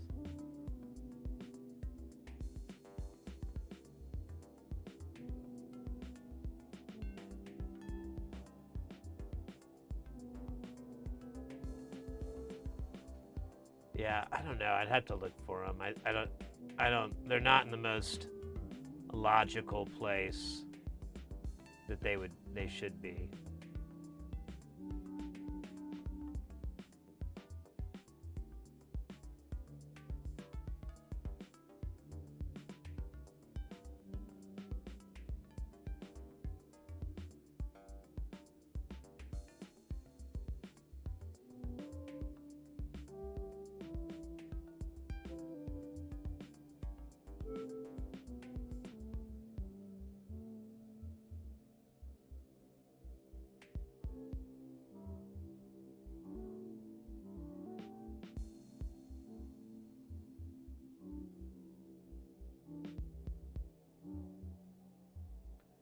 There's re-noise, but do I have the mix downs? I don't think so.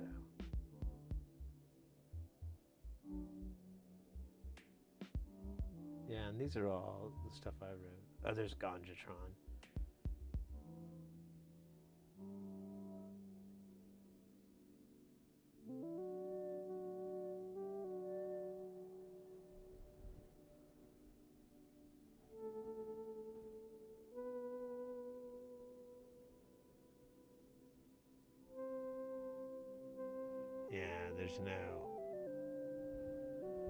There's no mix down files in here. So I don't know. I'll have to look for it.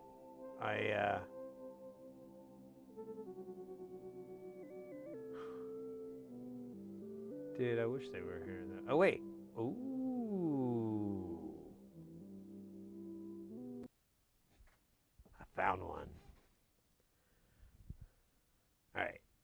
I'm sorry, you guys gotta put up with it. This is like an old jam I did with my buddy Sebastian, or Seb, and we had a project called Ganjatron, and it was all about, you know, robots or something. I don't know. Let's see if this works. Will it play?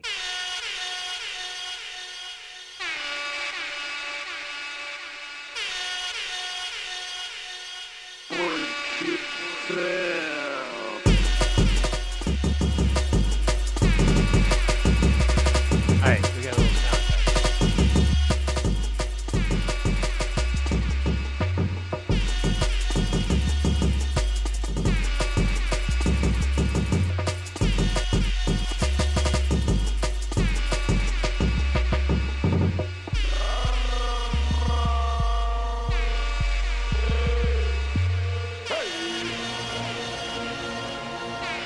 Oh, fuck yeah.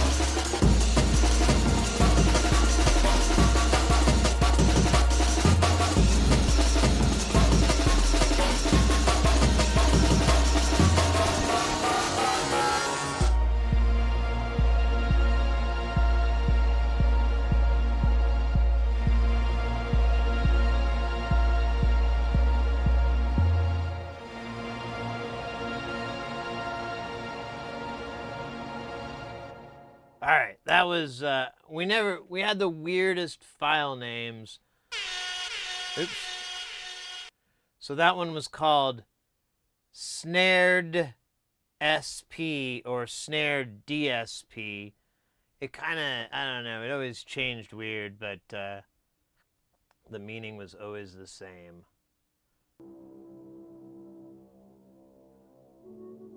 I think that was probably the coolest song. We had a couple of other ones, but I don't know if I ever...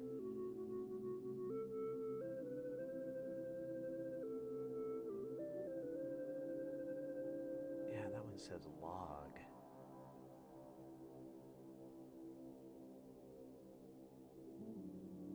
And then log doesn't have one. There's so many weird things in here.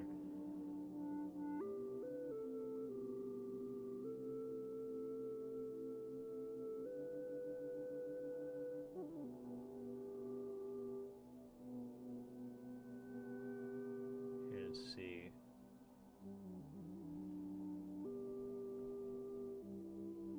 Let me see if I can do one more, and then we'll get out of this. But I'm having a Ganjatron. Oh wait, Bodman. Do we got Bodman? Let's see. Let's do Bodman. It's my favorite. Let's see. I think this is the latest mix of it. We'll give it a try. I mean, the worst is that it's an earlier mix.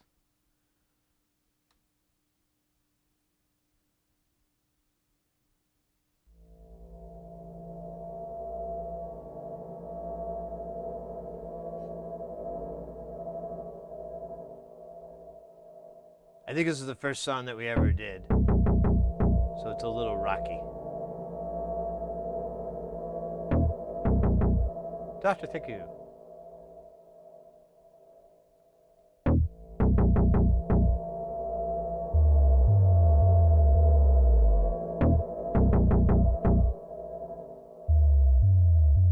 Bad man.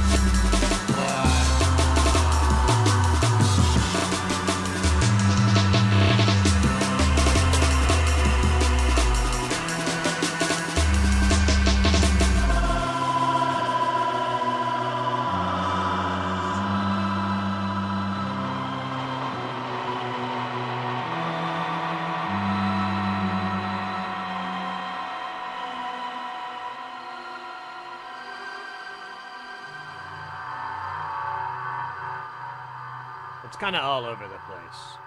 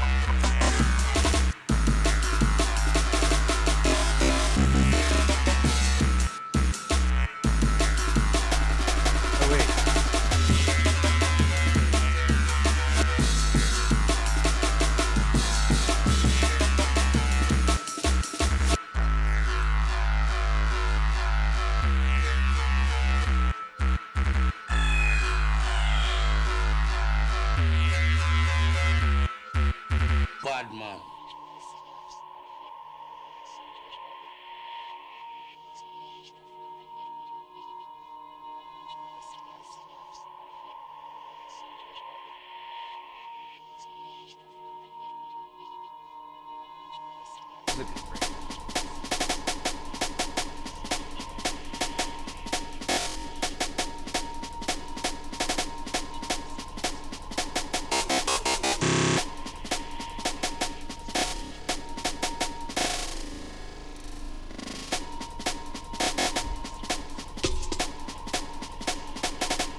Bad man.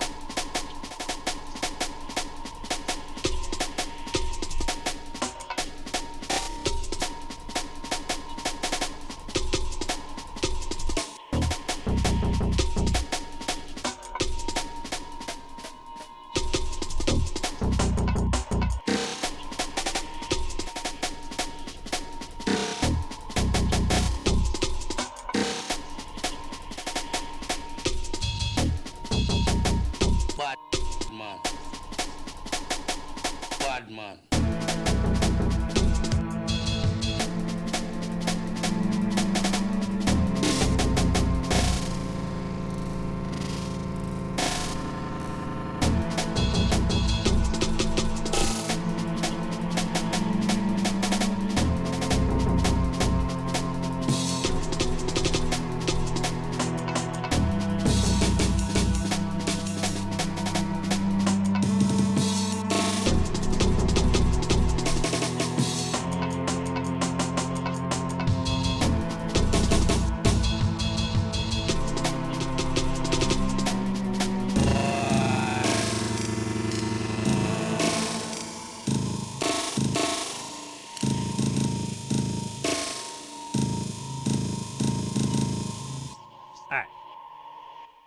Thanks for putting up with that. Although, I'm trying to think if there's any other ones, but we wrote like 6 or 8 tracks.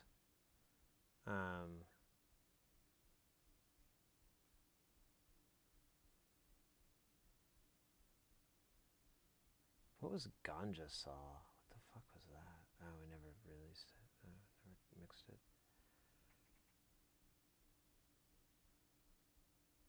Yeah, there was all these weird songs that didn't make sense. I don't know.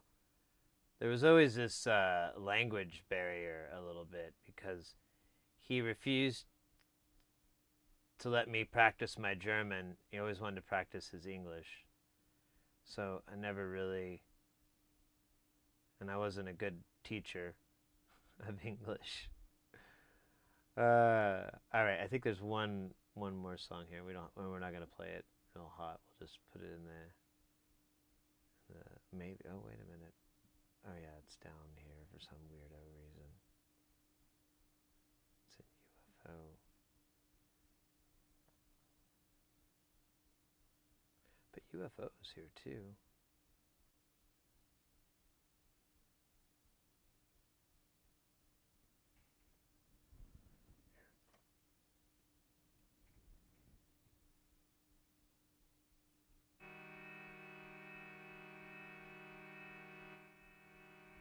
All right.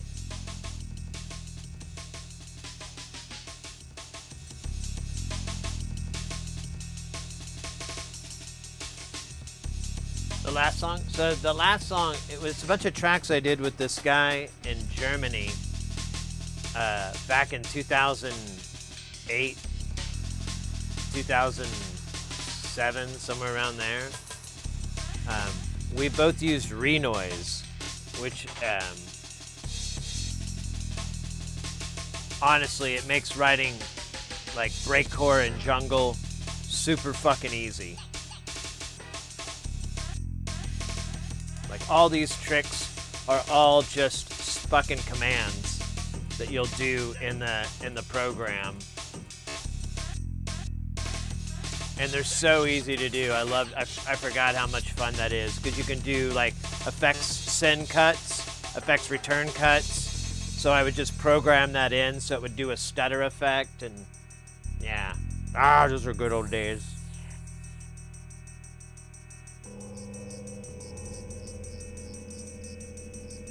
Marzipanda reminds me a bit of early Photech.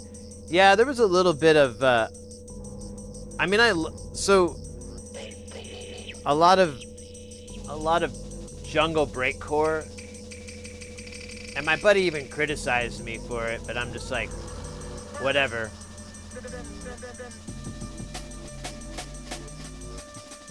Now you know where I got the sample from.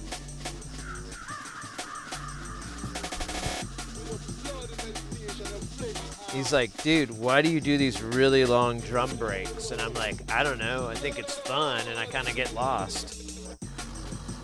I want to do like all my favorite drum tricks. Actually, this is... I'm sorry, I'm gonna have to bump this. I forgot.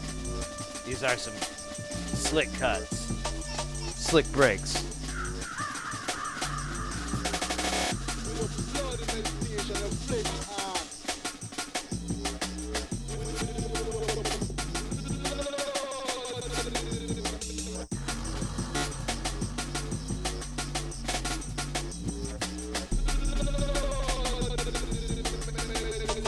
Panning.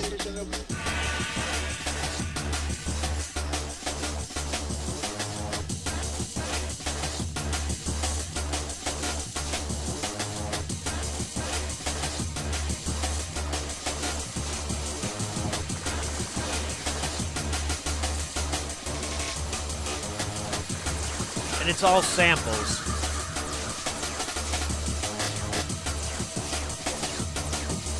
No soft synths.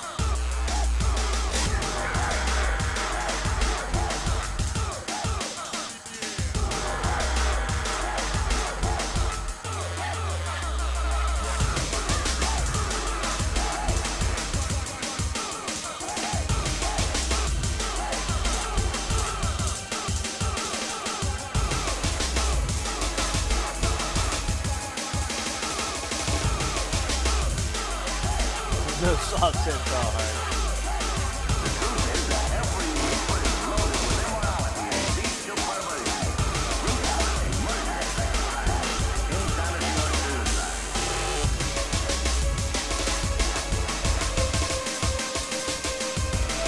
Yeah, this mix is so hard.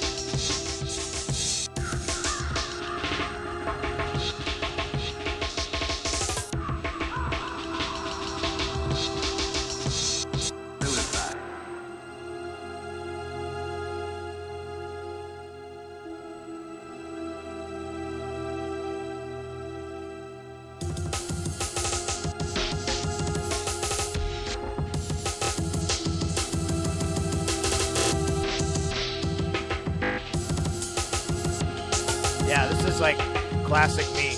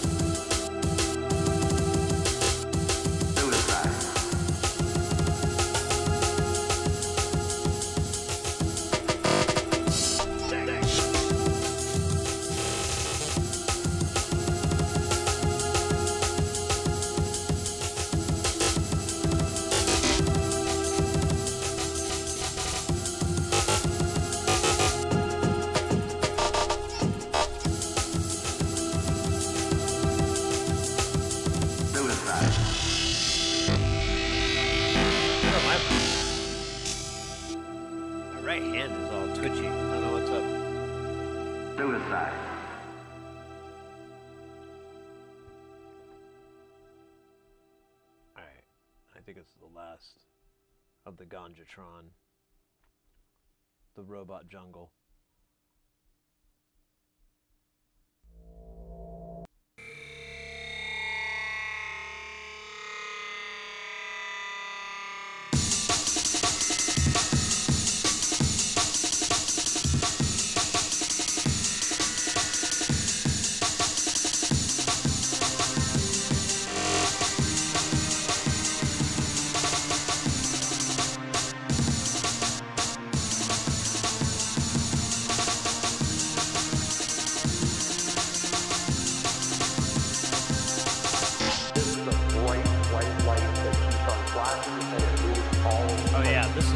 I love these brakes. They were pretty bright and they move very fast. Yo, fast act.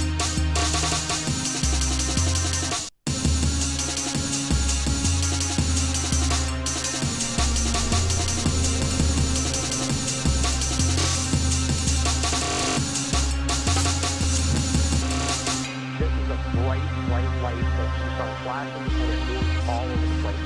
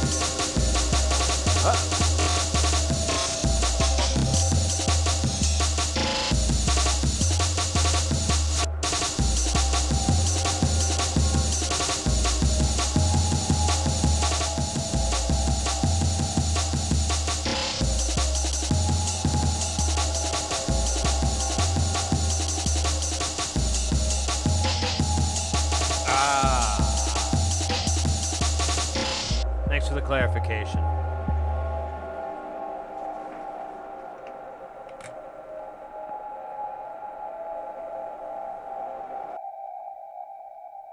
Yeah, that one has a weird cut.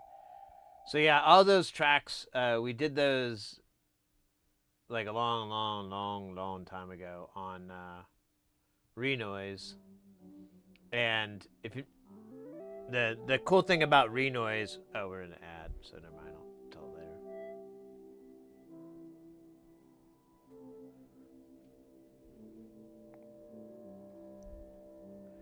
We'll do a little soldering. A little soldering. Actually, you know what? Let me take this quick break to go check on the Chomp Master 9000.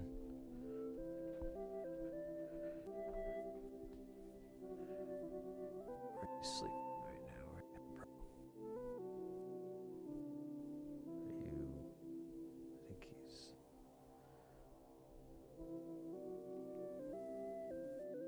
In the blankets. Let's see.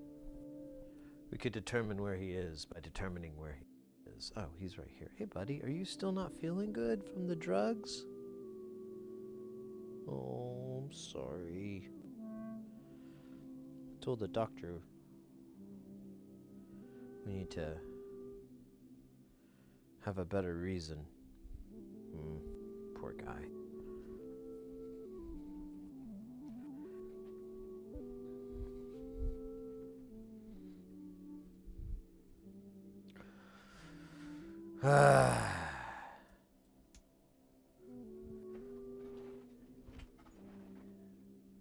Yeah, I took him to the vet yesterday. I thought we were going for an exam, but it was just to draw blood, and like I gave him this gabapentin that calms him down and everything, but it also like really fucks him up, and it's like he's still acting like he's like not feeling great, so I've been all about I don't know, it comes and goes. I think he'll be all right. Anyways, should post those others on YouTube. I have like, what was it? I have like a couple I did that were side projects from what me and Seb were doing, because he didn't want them released, and I respect that, and I'm not gonna go back on it, but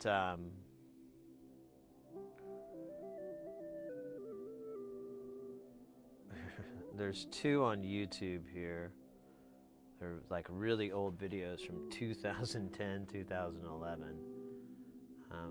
We can play those. They're breakcore though. They were my breakcore stuff.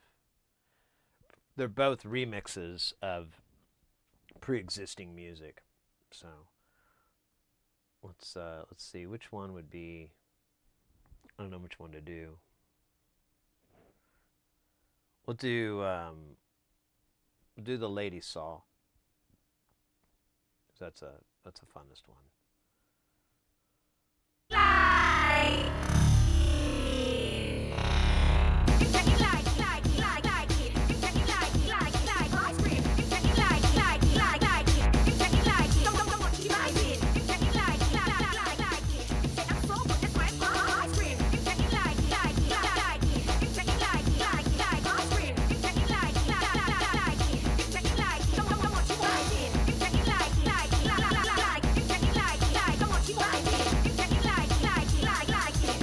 Trying to remember where this hits.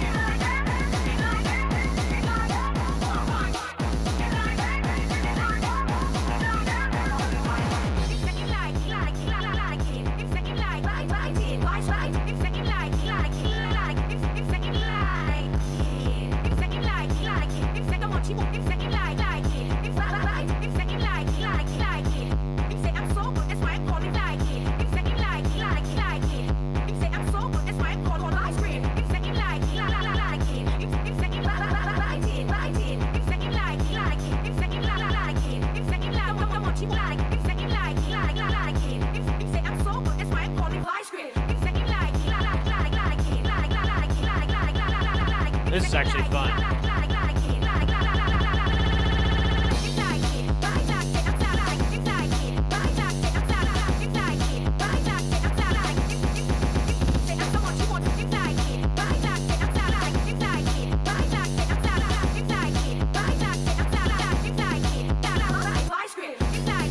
still in 15.4. I think. Yeah.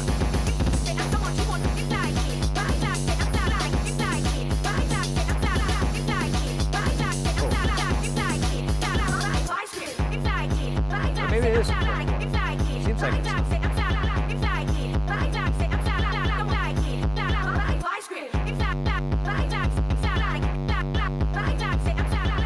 Oh, it is in 4.4. Never mind.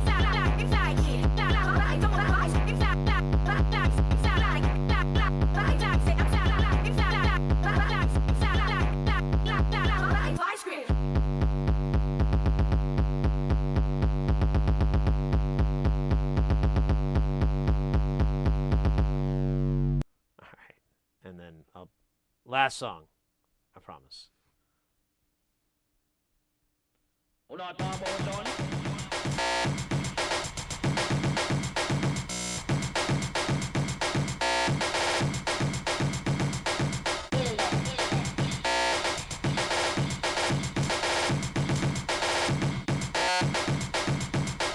So no one take it personal.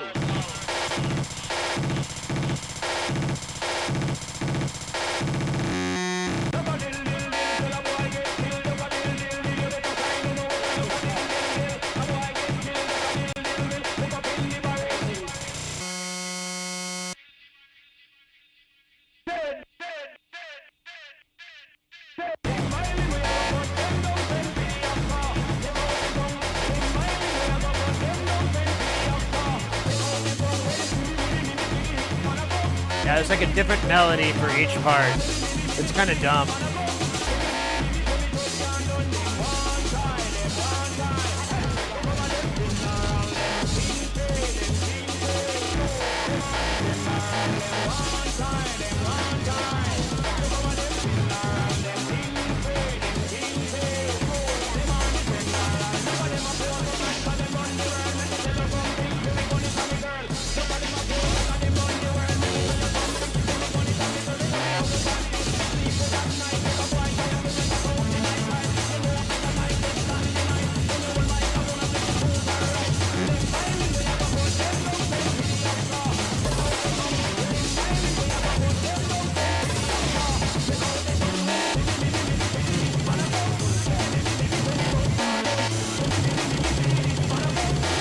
Then it changes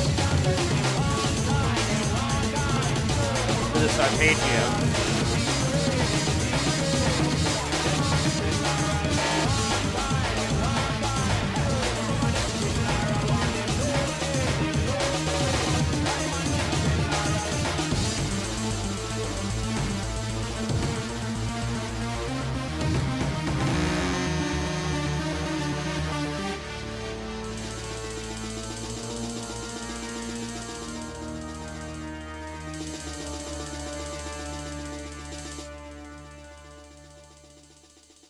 Pick your cup up, how you bury us, man. Tell us it, I and I, me come in this back. Pick your cup up, how you bury us, man. Tell us it, come in, I come in, love the back. How you bury us, man.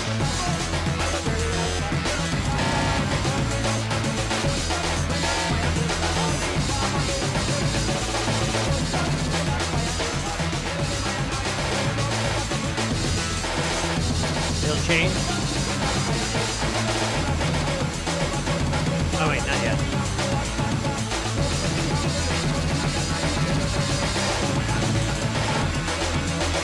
Little Fibonacci.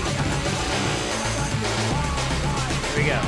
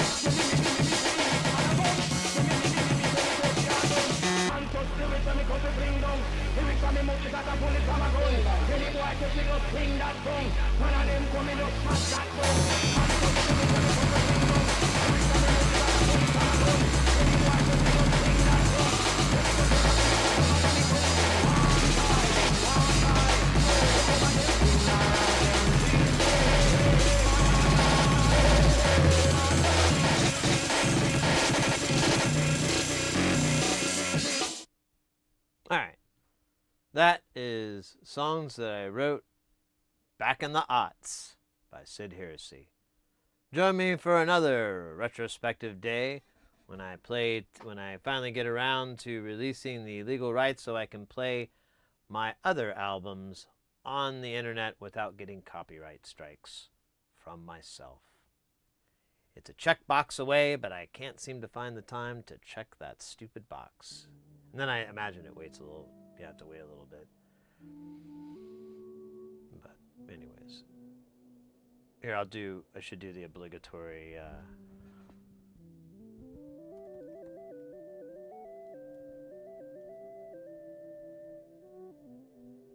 So if you like the breakcore-ish stuff there's a link to my Bandcamp for the Yage, or the Yahe. And then, what's the other? That's gotta it. There's some stuff on there. There's a whole album I wish I could play called the Darmok EP. It's a 5-song EP of it's all breakcore. It's all all the beats are odd numbered beats. They're all 7/5 or 15, or not 7/5. They're 7/4, 15/4, and they're all like really jerky kind of beats and so forth. But the theme for all the songs is this episode of Star Trek called Darmok. And it's by hands down one of my favorite episodes in the world.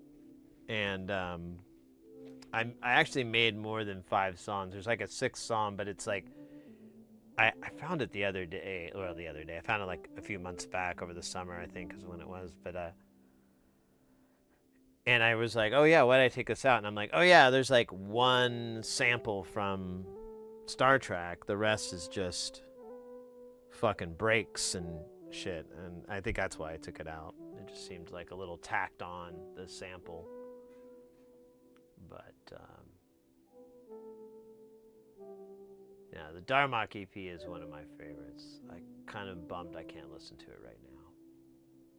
There's a good track called Kiaze's Children that actually I like all those songs. I think they're all really good. I don't know. Kiaze's Children is just fun.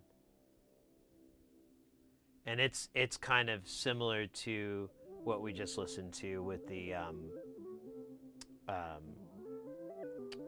Cuddy Ranks song, the Limb by Limb. So like I was really into like these I don't know if they're really musical concepts or whatever, but I was just doing these things where I would want to present like various bass lines and various melodies into the song, but they all kind of like, they could all be the same. And it's not that hard. You keep them in the same key and stuff like that. If you shift keys or anything, you're just shifting from like, you're still saying the same note. You're just shifting from like a different scale, or, you know, minor major is probably the only thing I ever did that was anything like that. But I just lost that part I put on there. Oh, there it is. Hey, little buddy. Where's your buddies?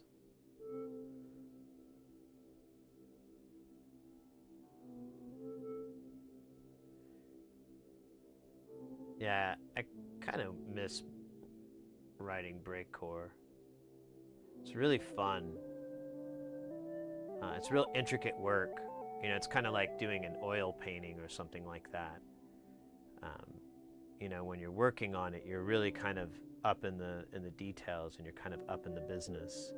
And then you stand back and you kind of look at the whole canvas and you suck everything in and you're matching your color. It's very much like that, or at least that's the way I work, where I'll loop small sections of the song, and, or at least in Ableton.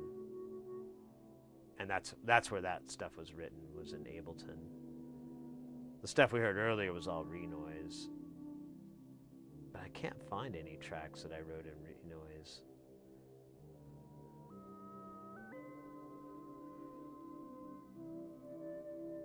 I wonder if I'm being a Doonkopf and these are all around this.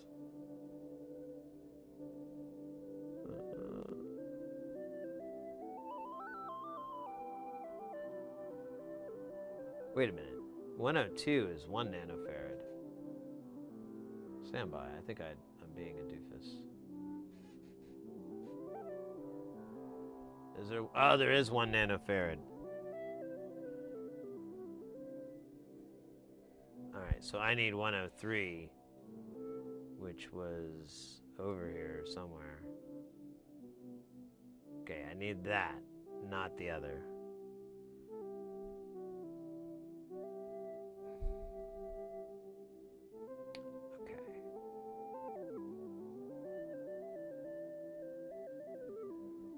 Don't want to get the two. There we go. Bush League mistake.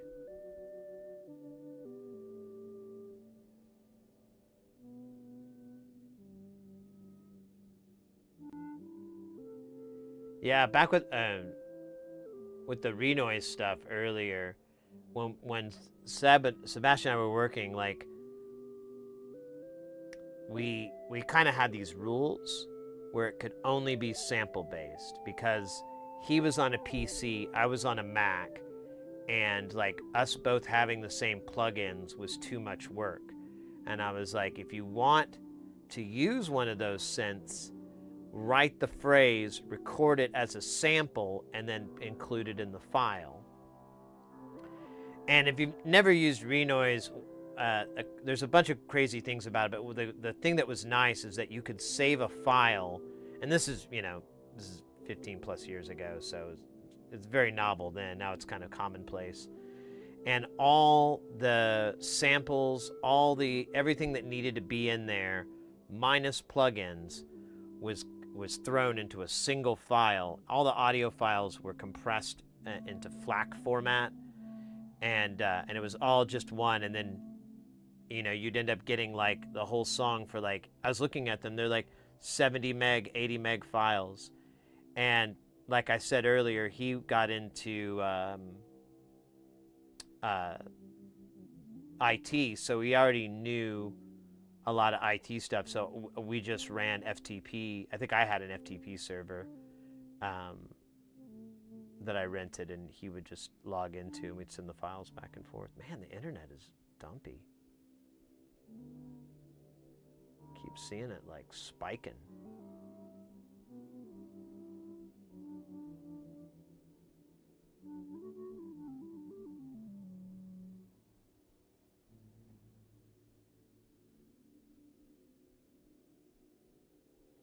Yeah, so Renoise is a tracker. I quit using it after they changed like all the commands. They did like a massive command change, and I never could figure out how I was supposed to do all my favorite things again. And that was around the same time that Sebastian was starting to work at working a job instead of just having, being a student. So he had a lot less free time, and so we kind of parted ways a bit, and that was even less motivation for me to learn the newer version. But I don't know, I was just listening to those tracks, and I'm like, it may not be the worst thing to like do again, because I could jam out on my laptop. Because that was the best thing about Renoise, is you don't use a keyboard. You don't use a MIDI controller. I mean, you can, but it's almost more work because it just floods the thing with all this like extra data. You do everything with a keyboard and you just type it out. All the values are in hex. So it's, 0 to F, which is weird, but not any weirder than 0 to 128, really. Not too much weirder than that. Oh, you know what? We should solder this guy on while we're here. Just realized I forgot to solder. I haven't located the third piece. I think they added, I mean, it has a lot of really cool DAW style effects. Like you have an effects chain that's very reminiscent of Ableton, where you have at the bottom thirds, lower thirds kind of set up, and you can throw your plugins in. It has a lot of its own, but you can build your signal chain within there. But I mean, I just wanted to write drum breaks in it. I've been thinking about it off and on for a while, because I was like, maybe I can get like an old Mac and run like my legacy version of it, or even an old PC. It doesn't even matter, and use that as like a drum generator for Jamtown. Like write a bunch of breaks and stuff, and just have them triggered and get some sort of clock sync going. But I don't know. It seems stupider the louder I say it.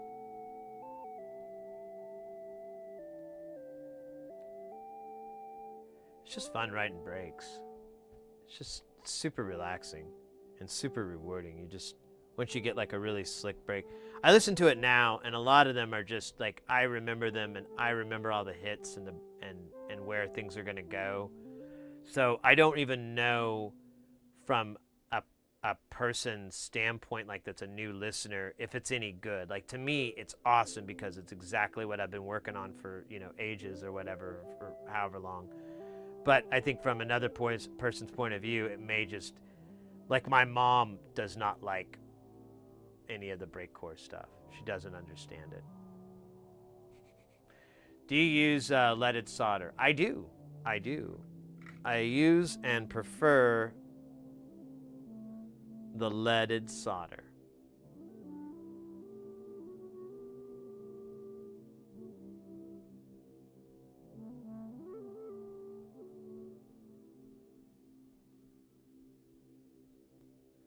I'm using, we were talking about this earlier, I'm using Kester solder. It's Kester 44, which is the flux rosin that's in it. It's 6337 mixture, which I prefer. It's but I tell people, that are getting into soldering, it's not going to make you a better solderer, so just get whatever you feel like. It's not a game changer, but it does feel like the ball is a little deflated, easier to grip. I don't even know football. I made a football joke.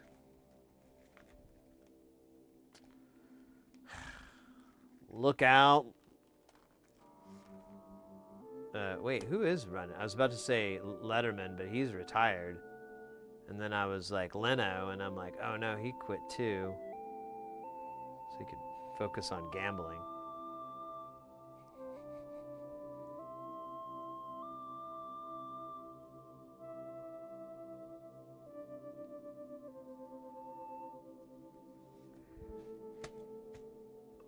All right, I'm gonna be right back. I got nature calls. I can't. I was trying to think about something else, but this flute sound just makes me. I don't know what it is, but I'll be right back. 2 shakes. I shouldn't have said that.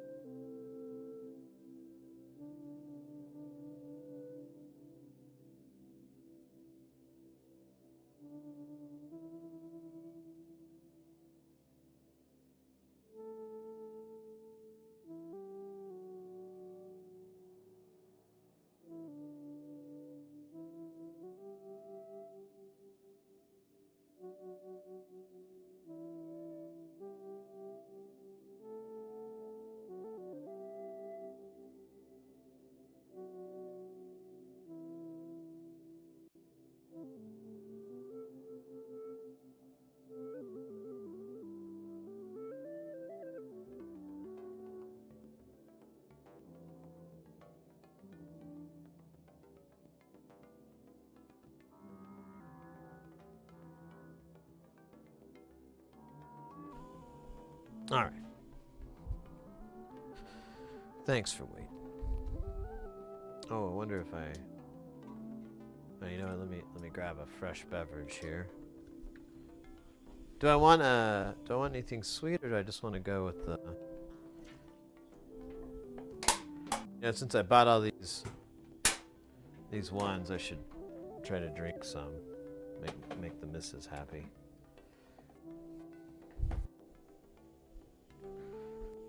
Cause she's like, kind of... She's not mad, but she's a little bit unsatisfied with me buying all this beverages and then going on the road and leaving them here. But whatever. I'll drink it all. Will we hear him pee? I am a black woman. What?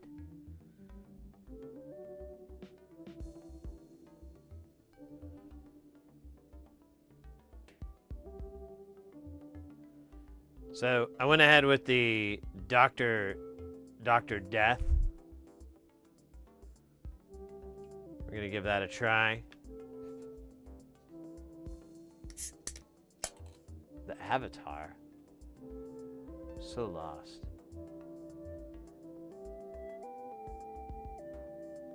Alright, let's see. I remember this is okay. I gotta drink them though. I'm liking it more. I have different expectations.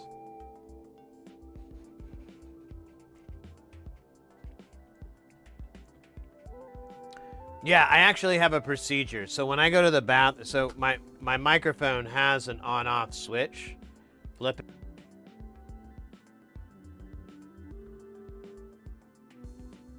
Actually, it takes a second to clip on, but you see it, there's like a light change. So when I go to the restroom, I flip the power switch and then I pull the microphone cable and put it in my pocket. So there's no way, even if I accidentally brush this switch and flip it on, or if I forgot, at the worst, you're gonna hear a nasty pop when I pull the cable. But that's as bad as it gets. Now, have I forgotten to do said protocol? Once. And the litigation for that has continued to this day.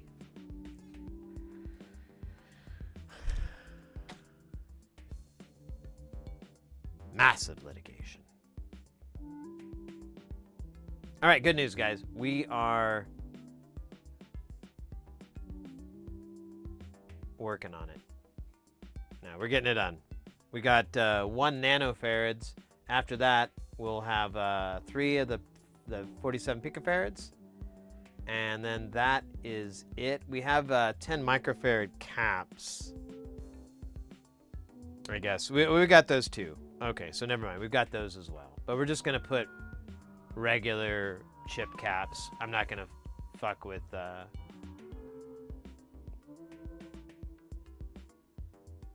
electrolytics.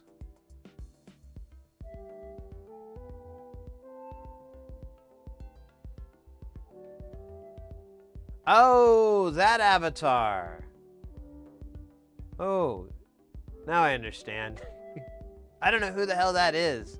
It'll grab random people. I think that's supposed to be somebody from Breaking Bad. I'm not sure. But now I understand what's going on. So, and that brings up a good point. So below are your stream avatars, which are the little duders running around. If you want to change that, and if you're on Twitch, there's a box that you'll click on, and that will bring up all the different characters. You can change them to whatever you want. It has like a spooky authorized, but it's basically so that you are assigned to that avatar, I think is how it's doing. It's like person assignment. I mean, I'm not getting anything from it. But if you're on YouTube, in the description, there should be a link for the exact same thing. and there should be in chat, it should bring up the characters. Actually, it looks like it did in Twitch, like right after you asked. Micropowers.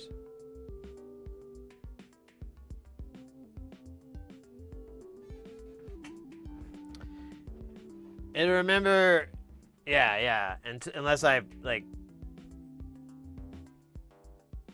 I don't know. It actually has a cloud backup, so there's really not much that can happen. Oh my god, I love that phony Dr. Pepper flavor.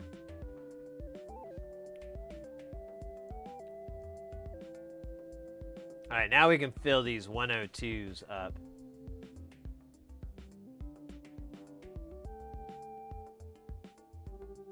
How many 10 microfarads are there? I thought there were just 2. What?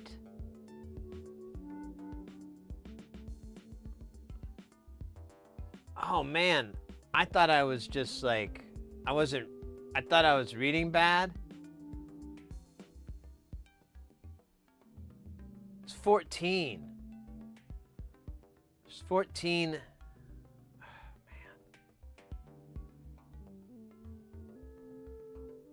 All right, I mean, we have it. It's just, I should have done those second.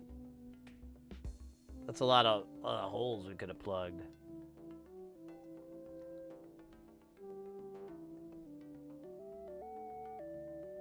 I'm trying to figure out which Breaking Bad character that's supposed to be.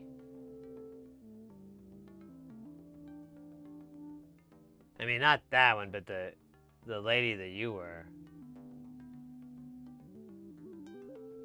Can't think of any black ladies in the series. It's a little bit disconcerting, isn't it? Do you have designed it with KiCad? Yeah, we do. We've done some stuff in KiCad as well as we do stuff on the channel with it.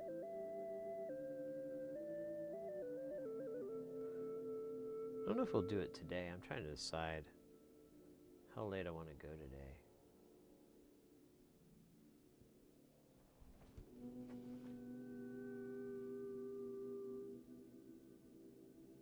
But this is not my design, if that's what you're asking too. I'm a little bit confused. But this is from a designer. The name of the company is Nonlinear Circuits. The guy's name is Andrew, and he comes up with some really cool, very original designs that I love to build and play and work with. These are all audio related stuff. This is a digital delay effects kind of module. So it's nice. KiCad, you can create a very nice HTML page with, oh yeah. Isn't that a plugin though? I want to say that's a plugin. So the guy that makes these is a bit eccentric, I would say. We were talking about this earlier. There's a lot of hints that this software that he uses for designing the PCB is Windows 95 compatible.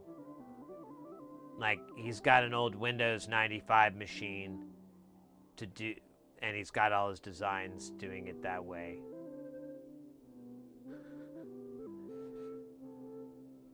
Which is insane, but quite plausible. Quite plausible. Either way, he doesn't use KiCad, and I wish he did. We are doing a project where we're taking another, oddly enough, he's Australian as well, another Australian designer, engineer, and we're taking a lot of his old designs and converting them into KiCad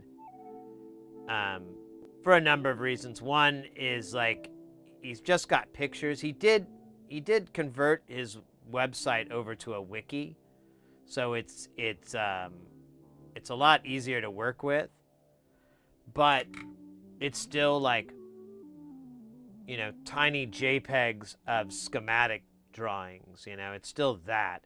And I'm like, well, if we can convert these things into KiCad, and you know, it kind of future-proofs it a little bit, and people can design, you know, other designs from it or whatever. We're working on. We already put everything over, but I have to test it and see if it works. So we're going the full length and making a panel and an interface for it. We're taking a little bit of a break because I've just been busy, but we'll come back to it soon and get some boards fabbed.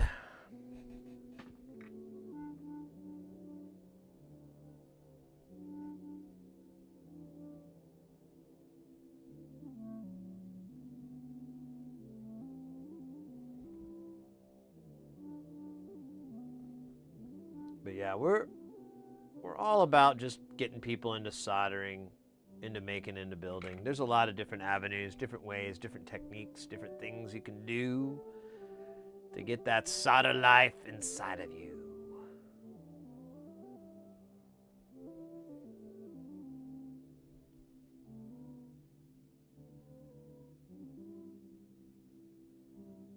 So 102 is going to be 1 nanofarad. Because you've got 10 and then 2 zeros behind it, so that's 1,000. We're starting off in picofarads, which is kind of the lowest value you really deal with in this domain. I know it does go lower, but when you're dealing in analog circuits, picofarad's kind of the baseline.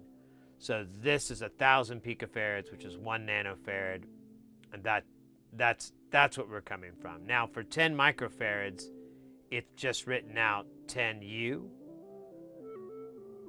but there's not a hard designation for any of this. This is just like somewhat common. I've noticed a lot of the times too, especially in old schematics, like from the 80s and 70s and so forth, where you'll see and it's even noticed, like there's a US version for like resistors and capacitors for the symbols and schematics, and then there's like a European or UK or whatever you want to call it. There's an alternate version. And I remember when I first got into electronics, that was kind of daunting because I barely understood what I was reading in the beginning, and then all of a sudden you're going to give me like 2 different versions of the same thing. But I mean, it wasn't that hard to overcome. Just annoying. Yeah, and Marzipanda brings up a good point. NLC is notoriously. I mean, I like having the designations on the boards and everything like that. I personally like it, but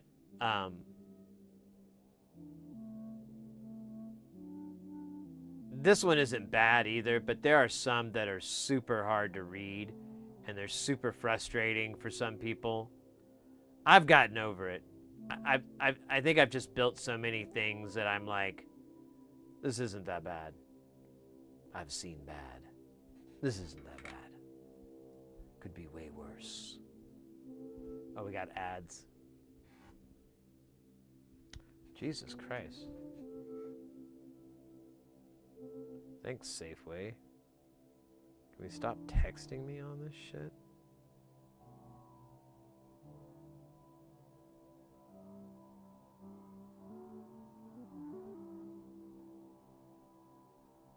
Oh, what a weird spam. I got a text that just says, do you have time to have a cup of coffee today? And I don't know who they are. And I'm like, yeah, that's spam. It's not even an area code in my town.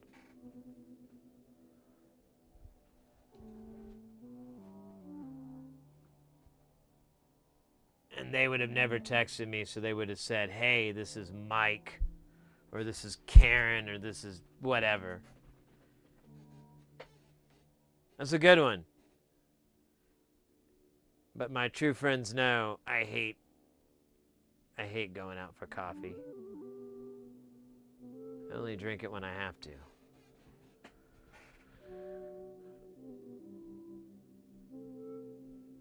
Micropower. Oh, you're not in the ad? You're not in the ad barrier? Nice. So I have 2 different temperatures I like to do. Well, I guess there's more. For SMD soldering, for what we're doing right here, I roll at 380 C. If I'm doing unleaded stuff, I like to start off with 420 C. But a lot of the times I just crank it up all the way because it's just frustrating. And I usually go 480 C for a lot of through-hole stuff. Like if I'm doing pots or even jacks, I just crank it all the way up because ain't nobody got time for that, you know? You know what I'm saying? Oh, damn it. I missed a chance for a good joke. How high is your temperature? I'm pretty high, bro. Like, I don't know, man. He had like 4 edibles. And he had like, oh, man. Like one of these joints that's like infused with like, I don't know, man. He smoked that whole thing. That iron is a madman. All right, I'd high five him, but when you do, it's an iron and it burns. I learned that one a couple times. But yeah, like my iron is so high right now. I don't even know where he got the money for that. Wait a minute. Wait a minute, man. Where did you get the money? Hey, don't walk away from me. Answer me. Where'd you get this money from?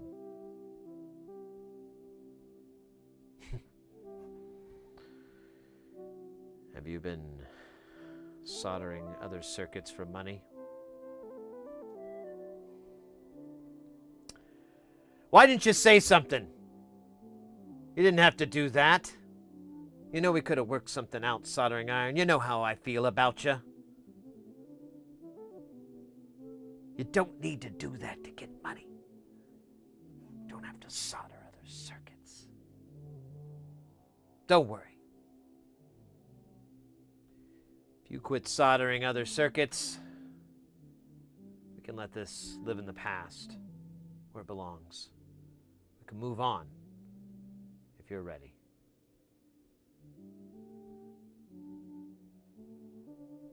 What do you mean? You like it? Oh my God, soldering irons. Don't. No. Don't.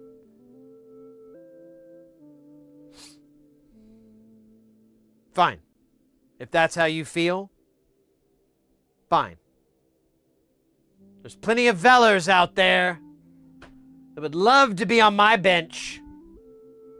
Love to solder my circuits. I don't need you. I don't need you anymore. Oh, yeah, don't make a scene. Yeah. You started it. I'm just finishing it. I'm not starting a scene. Yeah. I think it's best you go into your holster.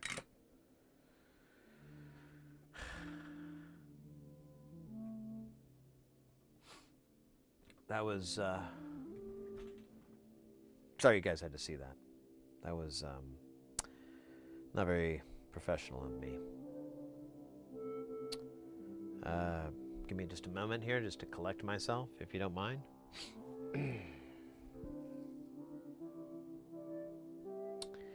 Yeah. Well, you think you know your iron, and then it does that.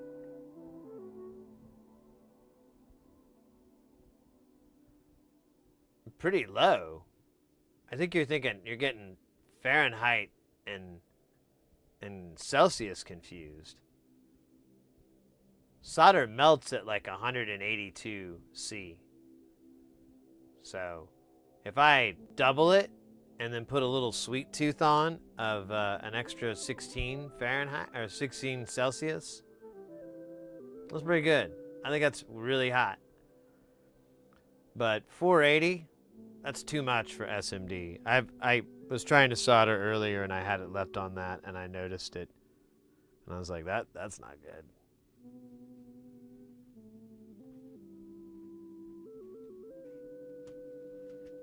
Now, I'm thinking about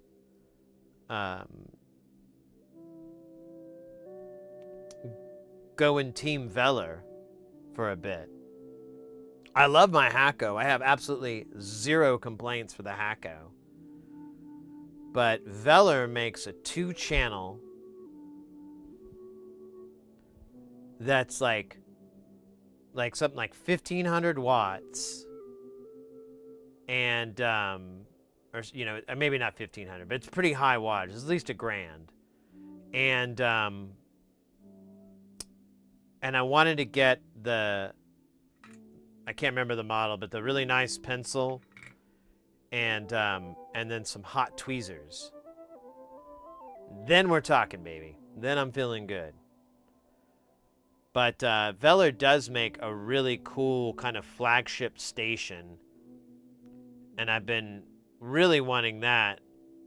But I think the only way I'm going to get that is if I like try to get it as an endorsement or something like that. Because I don't think they're gonna just hand that to me. And I don't think I'll ever have the money for it. I think it's like a couple of grand or something stupid.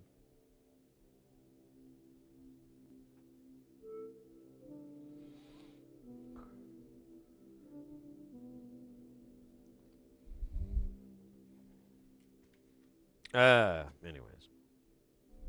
So fucking damn, dude. 14 of these 10 microfarad beasties. That is some gnarly stuff.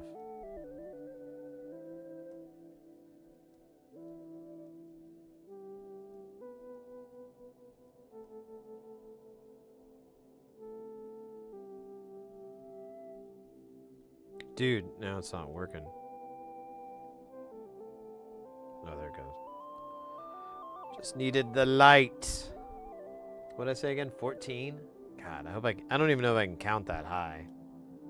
It's kind of a tall order there. That's 4, 5, 6,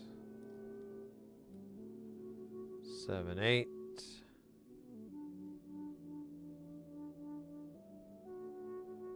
9, 10. 11, 12. Oh, we're getting close. I think this is 14. I don't know. I kind of worry that I might have accidentally peeled too much back, but I'll be damned if I'm going to count that again. That is for fools.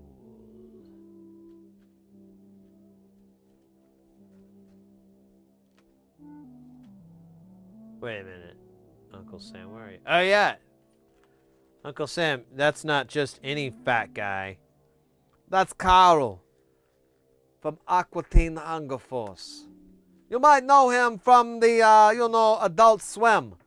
You probably went there, seeing the word adult, and thought, hey, I'll see some naked broads swimming. And then it turns out, yeah, there ain't no naked broads at all. There ain't no naked dudes. There's nothing. They all got their clothes on and it's animated. But that's okay, because I'm there. Well, not me personally, but, Carl's there.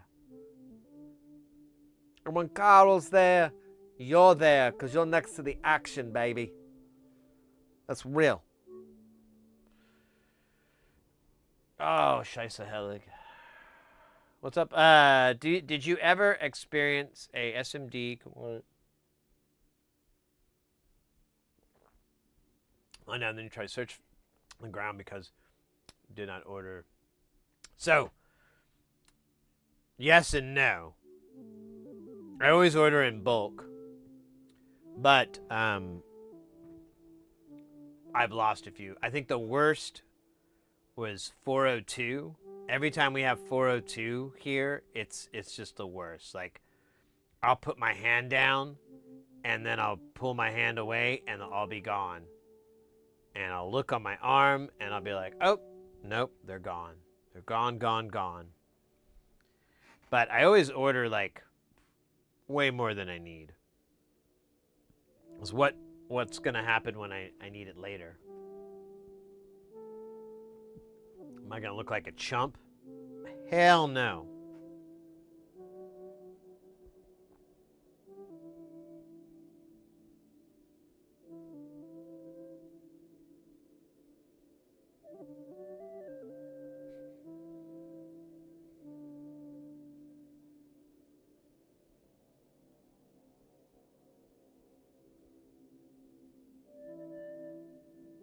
This is actually 805.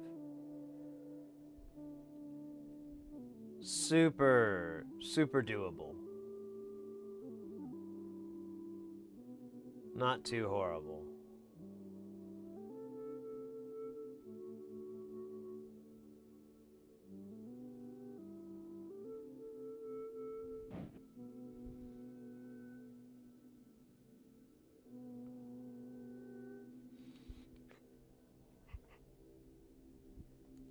Pardon me. Keep yawning. It's that time of the day, though.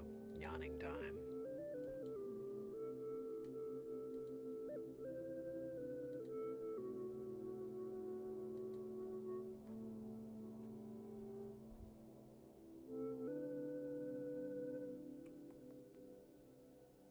Man, there are a shit ton of these. Oh, yeah. I think these are these are... I don't know what these are for. I can't remember what the last pen is. I can't remember what any of the pens are, except the ones we covered earlier.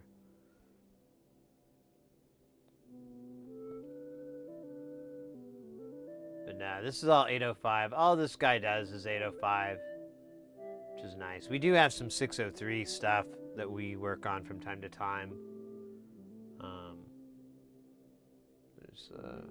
There's a couple of boards here. There's 603. But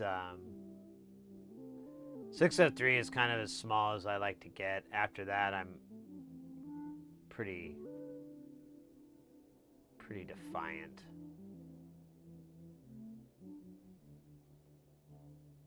There's one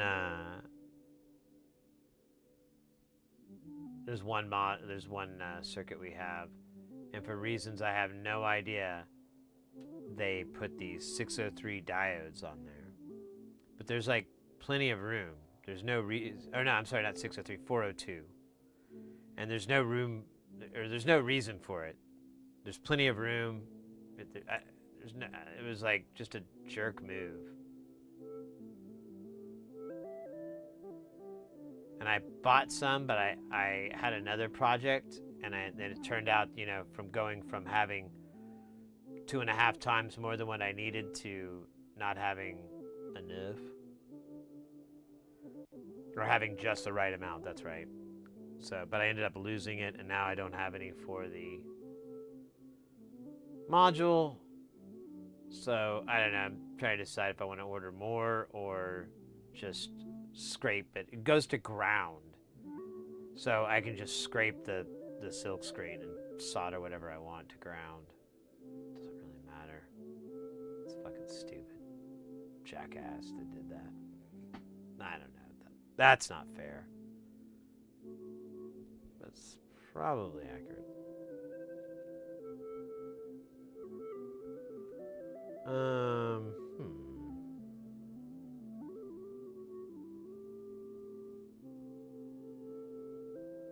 Alright, I still have 3...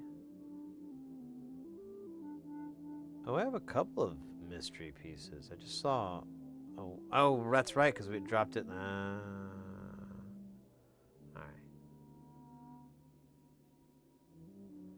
We're gonna figure this all out. But I do have 3 extra 10 microfarads. Now I have 2.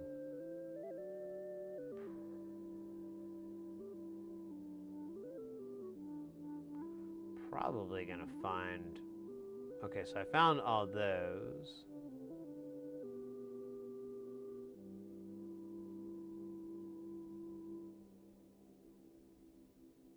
And I found all these, so it's got to be the third one here. There were, yep. There's one little spot here.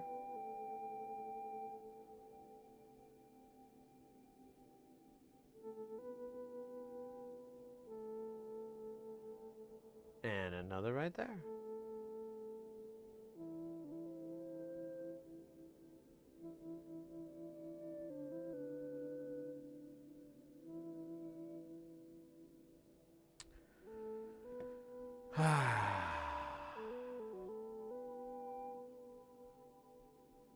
See some there.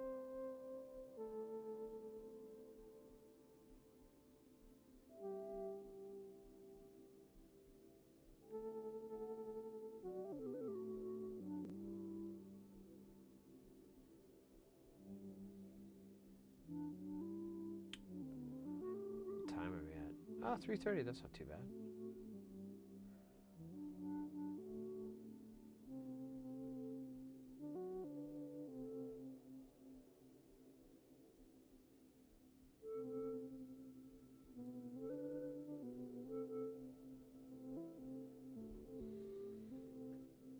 Ooh, a battle royale with the roulette. Talk about living dangerously. All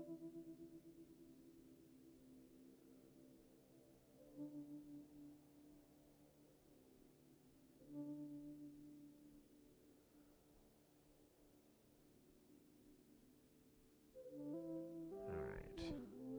Taking a quick little break before we start on these 10 microfarads because this is incredibly difficult. Nah, it's not. It's incredibly fun, though. What do we roll? So, Mr. X. Hey, look at that. Doubled up. Doubled up. So, aside from the little avatars, I should mention, like, when you change your character. And, oh, I totally spaced this. So, when you go to the little character selection, a lot of them are static, like they just are what they are, whatever you choose. But the kitties, the puppies, and the ponies are all changeable, and some of the other ones do too, like the Pepe Frog. There's different stuff. It's in a drop down on the left. It says gear, and you can go in and modify it if it has a modification, like the Carls and the meat wads and the shakes and so forth. They are what they are. But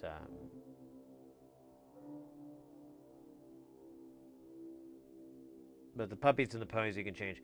There's exclamation point commands. Will bring up a link to that lists all the basic commands that they can do, but there are hidden moves in a lot of these characters.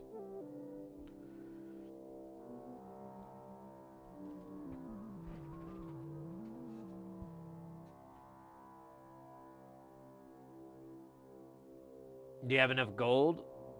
There you go. 20 seconds. Anyone else can place their bets. Just put exclamation point bet, the amount, and then where you want to do it. I don't know if you can do multiple bets. So that'd be good. If you could spread the field, there's a great system for roulette to... It's not a winning solution, but it's a real fun one. Looks like we got... is that 29 or 19? I can't see. 19 black.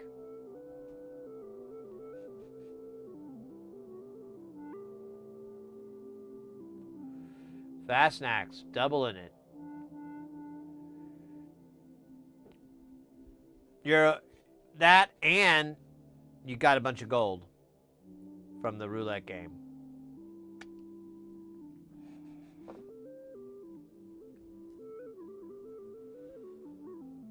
Oh yeah, the iron should mark that so I look at it later and cringe. Hey, 10X Programmer, how you doing?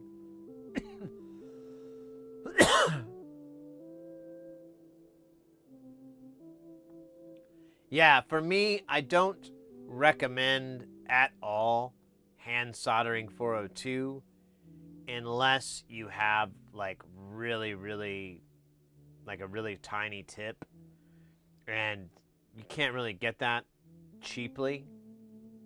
I mean, you can get small tips, but they don't have much heat, so you have to get like a nice thermal compensating iron or something like that to be able to pull it off. And yeah, no, it's easier just to have the robots do 402. They do a great job. That's my rule. Just have the robots do 402.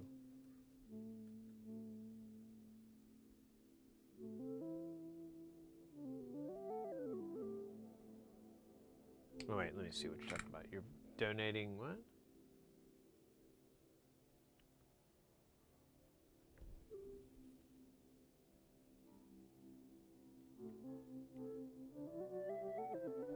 Oh, cool.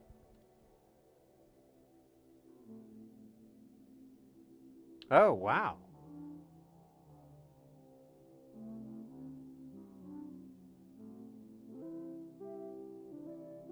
I'll have to look into this some more. This looks fascinating.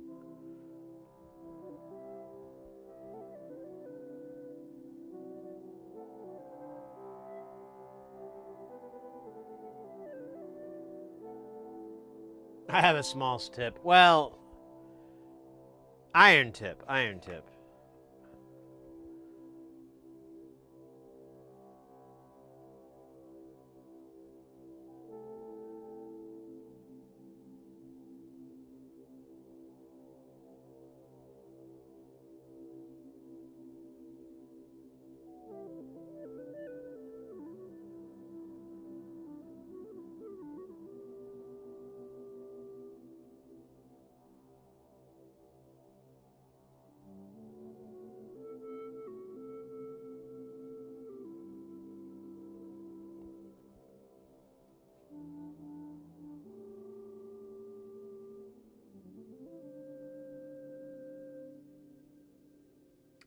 Yeah, they just suck. I don't recommend them for anybody. I mean, if you're trying to like make a really small area, it would, if I don't know, if you're gonna hand solder it, you're almost better off just sticking with 603 and up and making the board multi-layered. Because multi-layer, like 4 layers, isn't very expensive. It costs almost as much as a 2-sided board, and you can get up there to like 6 layers and so forth as well. I don't know, the pricing's a little bit steeper, but it's still cheap. Like, you know, we're still talking $20 for 5 PCBs or something, versus $5 for it. Here, we'll do this guy. Maybe. I haven't really tried to do this sideways. Kind of works.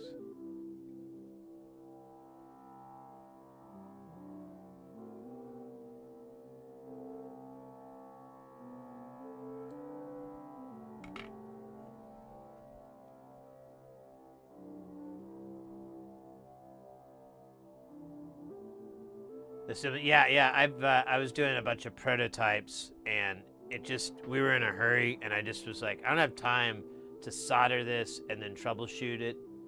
You know, if I fuck up, I don't have time. Let's just, what is it? $40 for the robots? Robots, do your best. And they did.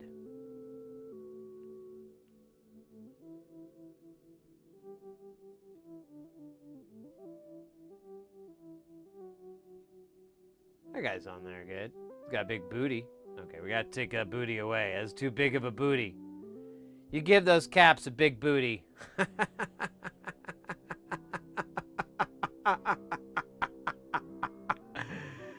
Well, you know what that means.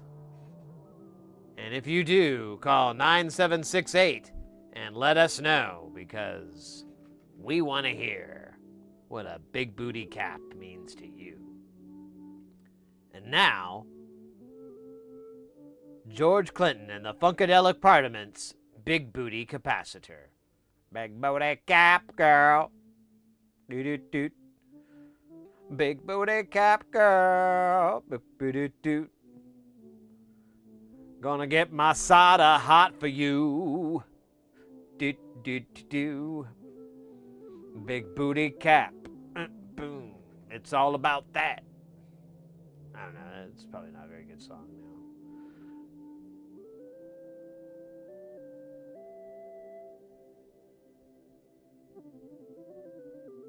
PCB pool, yeah. Exactly. That's what I've been saying. I mean, like these days, it's so inexpensive to get into this. It's so reasonably priced. Like when I started, there were a lot of things that were way up on that mountain, and I'm like, yeah, someday I'll have fucking money for that. You know, and there's a lot of projects I've spent like a lot of cash on, and for kits and whatever, and now it's like, I could just design the thing in KiCad, simulate it, well, simulate elements of it, and then get it fabbed, solder it myself or have a robot do it, and then you're done. I mean, you could have a from start to finish project, like a Euro. I'm thinking like Eurorack modules, feasibly for around $100. It's still going to be cheaper than buying it commercially. You know, whatever the commercial version of that might be. That's amazing. It was never even close to that 15 years ago.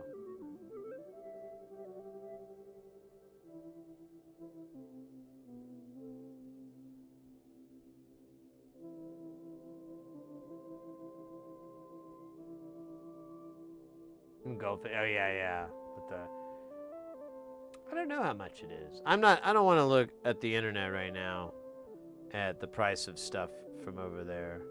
So I don't really have anything yet, and I'm gonna wait to have an emotional reaction to that when I need to. I don't need to right now. And who knows? Might change in a week or a day or an hour.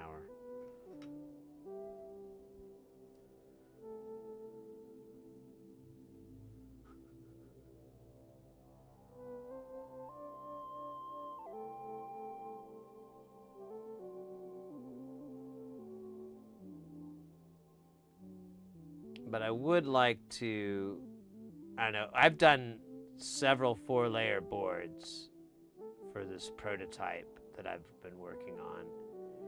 And, oops, okay, it's perfect.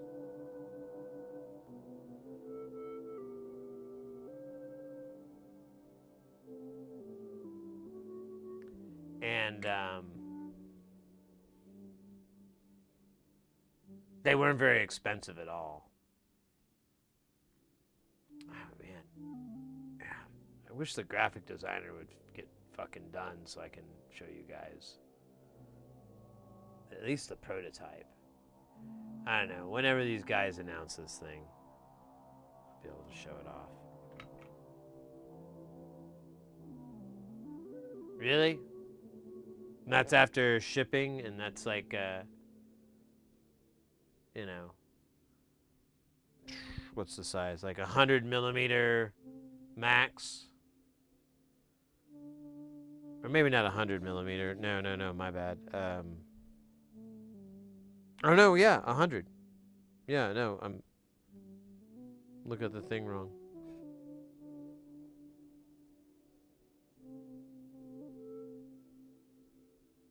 All right, well,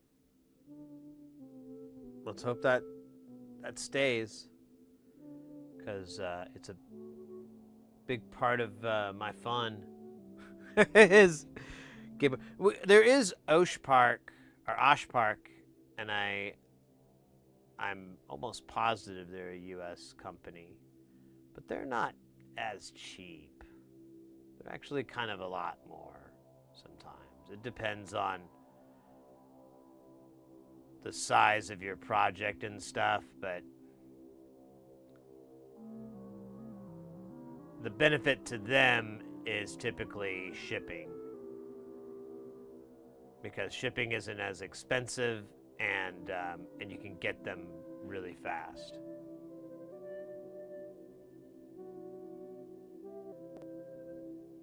So if you're working on a prototype, you could go and probably get it within maybe 4 or 5 business days.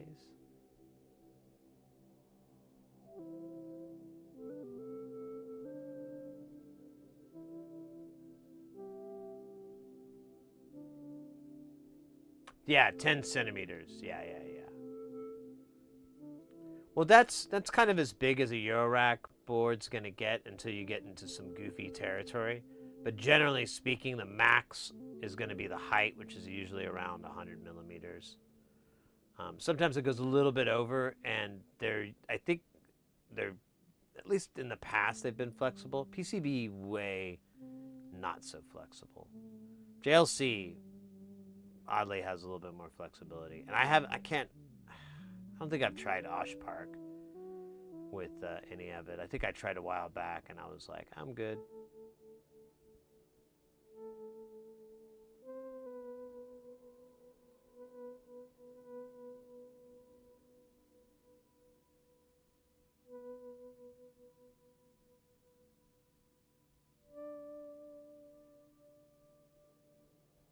Well, no, I think it's just in general. Prior to that, that's kind of a good rule of thumb.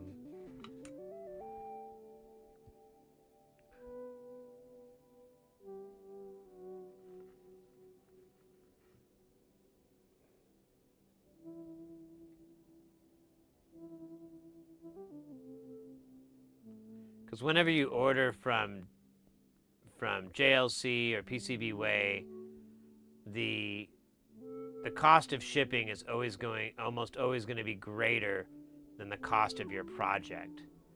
Once the project cost exceeds the shipping cost, you will know harmony.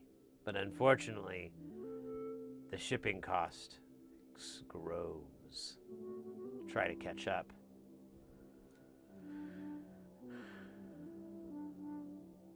But yeah, I've bought like $400 worth of stuff, and or maybe it wasn't that much. Maybe it was more like $300, and I think shipping came out to like $50 or something like that. It was pretty expensive for the shipping.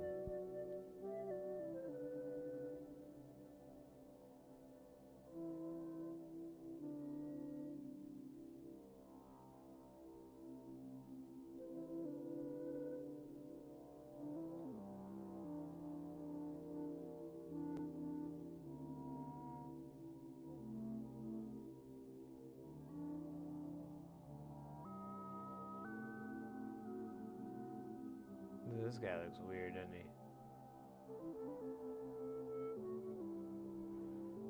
I think it's because one's a chip and one's a TARDIS.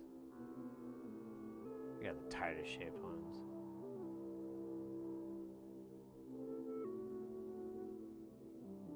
Oh, see, I always use, with JLC, I always use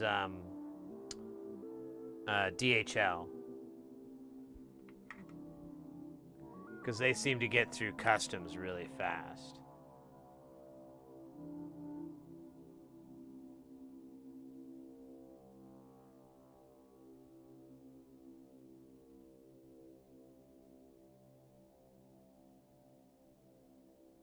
Uh-oh.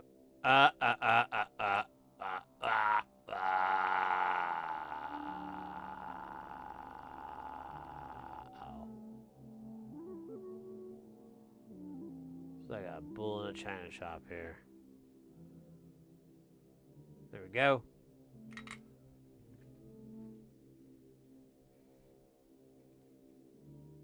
Perfect. Ish. That wasn't me backwards swearing.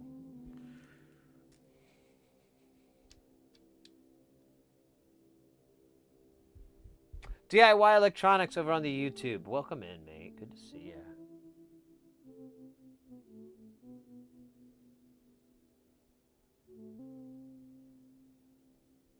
I tried Archpark as well. I think they had free shipping. Very good, very small boards, but shipping time is long to Germany. Oh, okay. I didn't realize you're in Germany.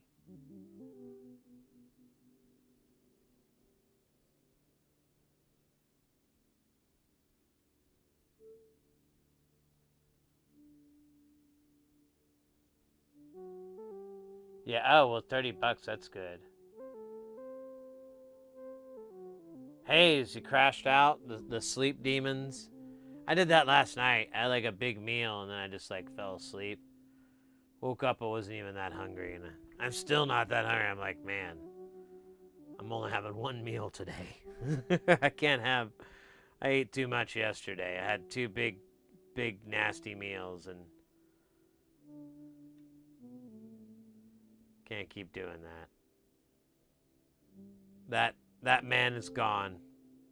The man who was able to eat all that food is gone. Big burrito? No. Like, so on the way back from the vet, I was trying to go to a different place, but I couldn't, so I just grabbed some McDonald's. I went to a different McDonald's. But I grabbed some McDonald's and ate that. And then, like, 7 hours later, Mrs. Heresy comes home and she's hungry. So, what did we get last night?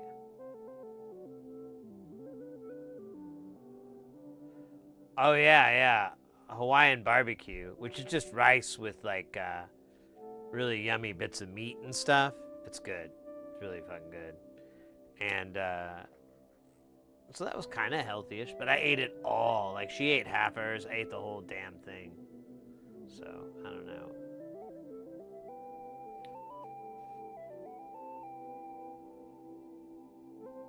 Was hanging around in Dresden for a while, ugh.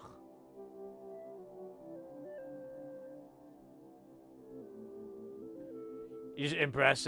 Yeah, I don't know. So, we're about to have an ad. I don't want to stop at mid-sentence, but I swore off McDonald's for years, and then when the pandemic happened, they were one of the few places open, and our refrigerator broke, so we couldn't even cook. So I tried it, and I was like, this is really good. And I loved it, but I discovered I have to wait a long time in between it, like at least a week or so. So I had it yesterday. I can't have it again for at least a week. Probably longer. The longer I put in between, the better it tastes. The sooner I put it together, the grosser it is. We got an ad rolling over on the Twitch. Oh my gosh. Take the time to stretch.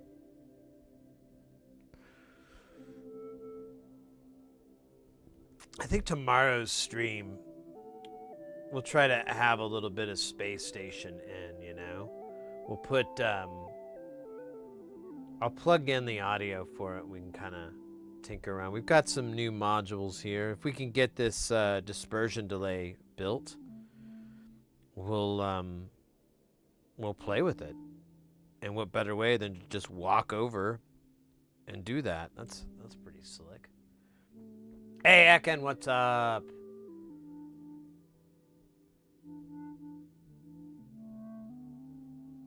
You had your gallbladder taken out? Oh. And sold for more cents. That's a reasonable investment.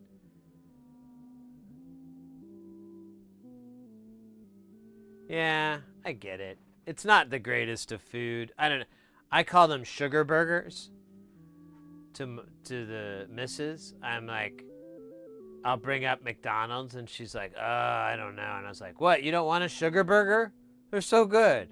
They've correctly connected the flavorings of sugar and burger to make the most delicious sugar burger ever.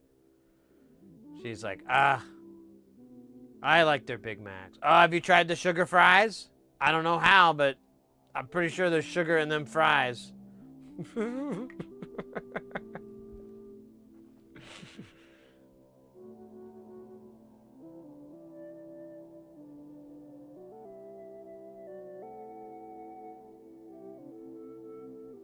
For a liver? Yeah, there you go. Just keep trading out organs for items. It's like Monopoly. Eventually, I'll have enough to buy something on Baltic Avenue.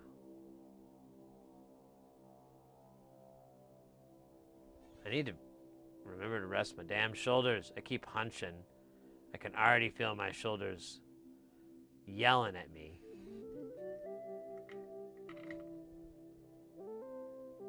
Organs for organs. Ah, ha, ha, ha, ha, ha. Hayes, that's quite the zinger. Quite the zinger. I'm into organs for organs, you could say. Organs for organs. That's right. You give me your liver, kidney, or face, and I'll give you this Mellotron.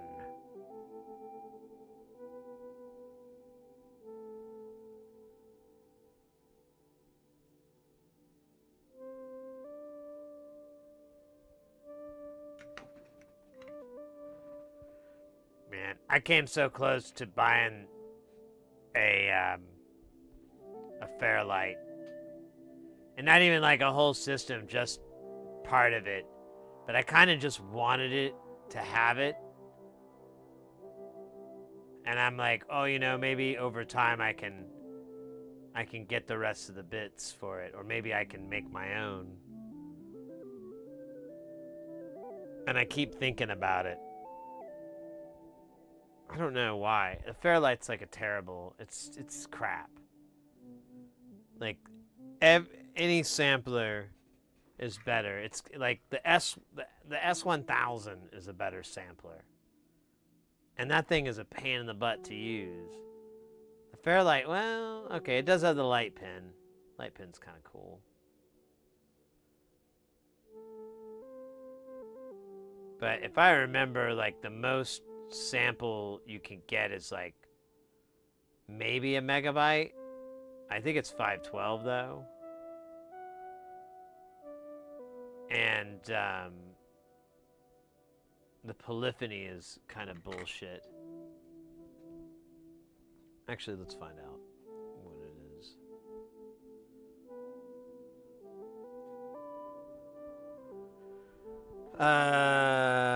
VintageSynth.com. Oh wait, no.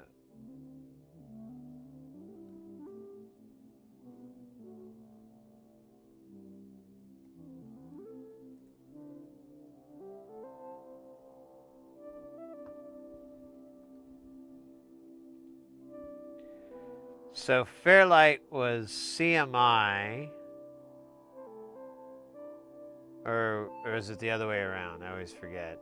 No, it's the other way around. The CMI was the unit. Oh, fuck. I thought I clicked on it. Are we waiting for it to load? Oh. Yeah.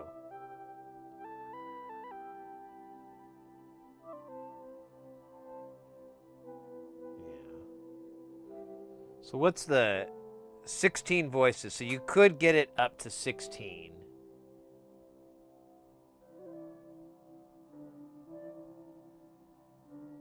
Whoa.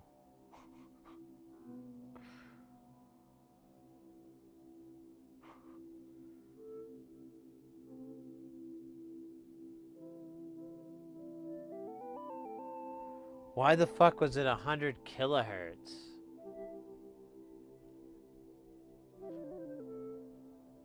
Oh wow, you could get it up to 28 megabytes. That is actually impressive.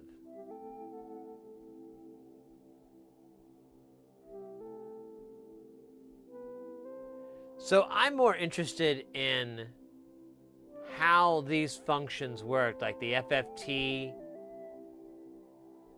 I'm more fascinated with that aspect. Like, I wouldn't mind getting one of these things just to look at the boards and try to understand where all this technology took place. Because it had to almost all be hardware.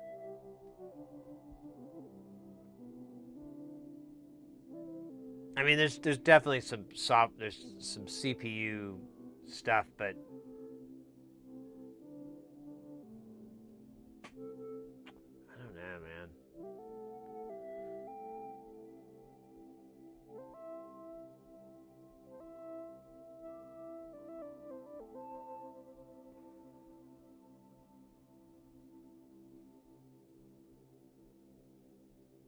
Let's see. Let's do Fairlight CMI.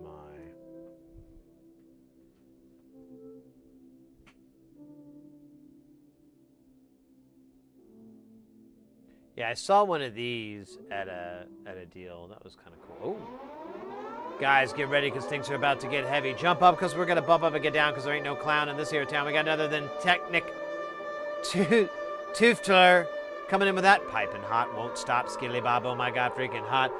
Hooray!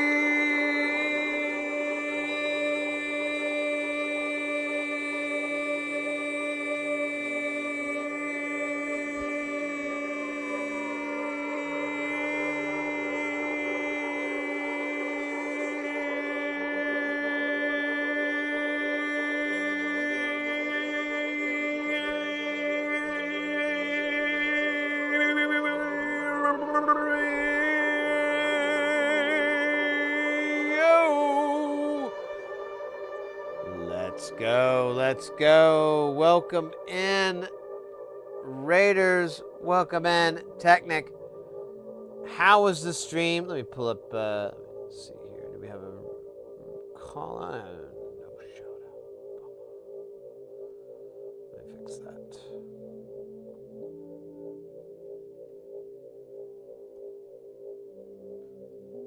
How was the stream? What were y'all up to this fine day of whatever day it is? Wednesday, isn't it? Yeah, it's Wednesday.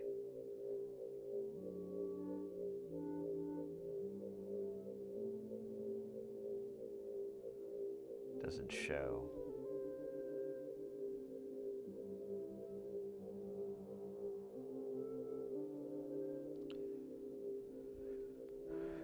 Cookie, my cat, welcome in. Technic, welcome in. I had to learn hard way today that level shifters are internally switched with a pull-down resistor.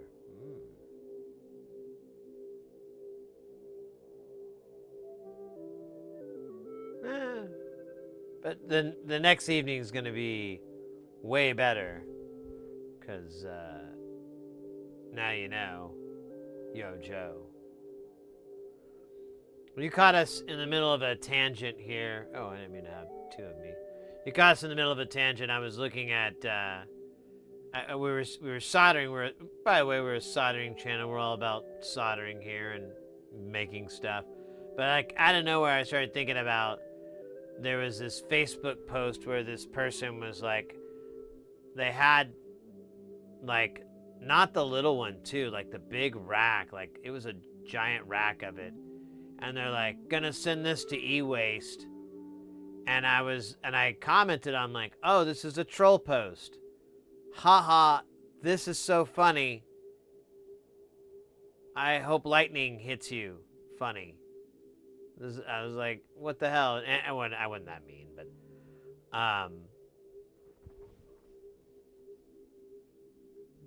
I was like, this has got to be a joke. Man, no one has the... So, I'll give you some context on this thing. So I can't find a picture of the big rack. It's always the CMI 1. Like the 3 is really cool. Maybe CMI. Do I have to do 3? Oh, no. Let's do CMI expansion. Maybe.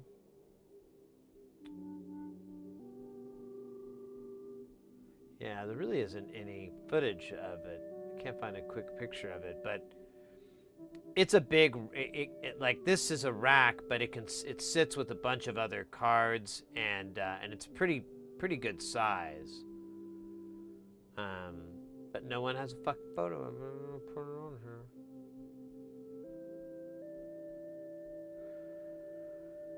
But it's a sampler. It's one of the first, like, really, I don't know if successful, but it was really, like, Yes used it, Herbie Hancock, Stevie Wonder. It was very musical. And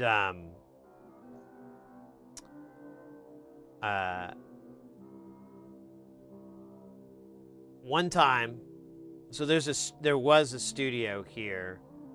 I'm trying to remember the name. I think it was Aardvark Studio, or no, it wasn't Aardvark. It was, oh, man, I can't remember the natural thing that it was named after. But there was a studio that was out here, and they're gone now. When I was there, it was at the end of their day, and there was like a guy actually like living in one of the offices, and there were all these rooms, and they were just storing crap. There was just like all these rehearsal rooms and practice rooms and tracking rooms, and they're just got stuff loaded in them. And they do like some like commercial where they have people come in and do vocal booth stuff, things like that. But that's about it. That's like all the stuff they were getting, and they didn't need to be that large. And so anyways, this friend of mine was taking me around. The guy that got me in there, he's taking me around. He's showing me all this stuff. They have a really cool plate reverb, all this stuff. Like, oh, the acoustic foam I have in here is from that place. So anyways, there's one room we go into, and he's like, oh, you might think this is cool. And it's a Fairlight. And it's the one in the big rack that I can't find a photo of, but it's big. It's about stomach height in the rack. There's, I don't know, like 12U maybe. And I was like, oh, that's cool. I was like, these Fairlights are really neat. I was telling him it, and he's like, oh, well, this is what it's from. And he pulls out these giant, 5 1/4 floppies, like, how they came in the big box, and they'd be all stored. So that was the box, and on the front of the box were the word Tron. And then I realized that Fairlight was the Fairlight that was used in the movie Tron, and those were the discs for all the sounds and everything from it. I was like super hyped. I was like, I really wanted to plug it in, and I was like, dude, can we hook this up? And he's like, nah. I'm like, and when the place closed down, that was the first thing I was asking, because they were selling everything, and I'm like, is the Fairlight there? Oh no, that guy came and took it. Do we know that guy's name? I would be willing to lowball him all day long. And yeah, I tried to get some stuff from there, and I lowballed it, and the guy was so pissed, I guess he never wrote me. I don't know. He didn't. But so I was looking at it because I was thinking, like, how cool would it be to understand how it works? Like, it does FFT and a bunch of other crazy little functions. How does it do it? And I wanted to mess with that.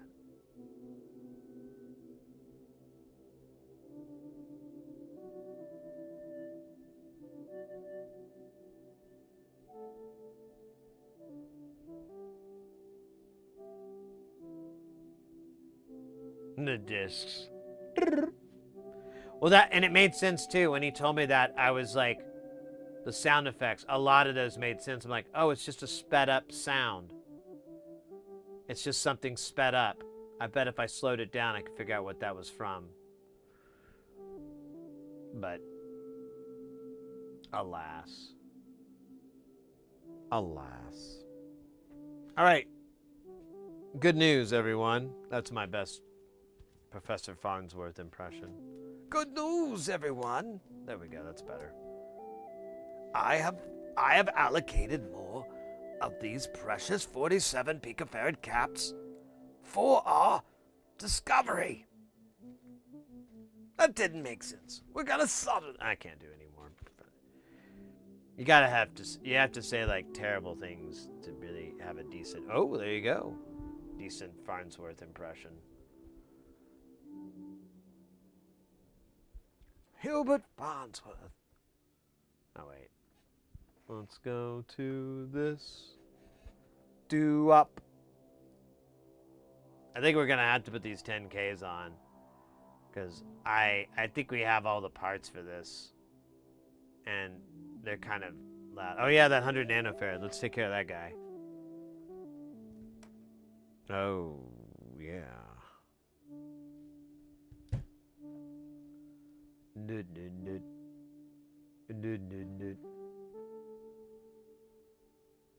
Oh, is that the CMI rack? Let me see.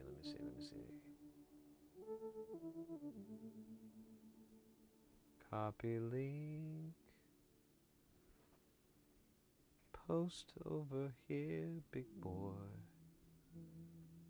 Yes. There you go. So, yeah.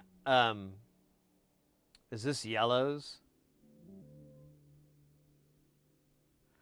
It is! This is Yellows! I recognized it. So they were one of the few that it was this large. This is Yellows. I just saw Boris Blanc. Yeah.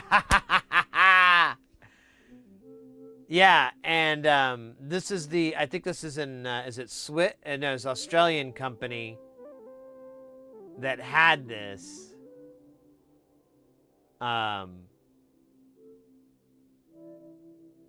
Yeah, but it's like 12K.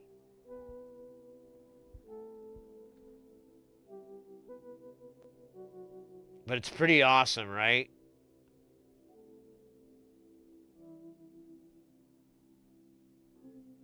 So it's being offered belonging to Boris Blanc, the musical part of the Swiss band Yellow. One could argue that during the 1980s, Yellow used the Fairlight more and more interestingly than virtually anything else. Well, they haven't heard of Coil, but we'll move on.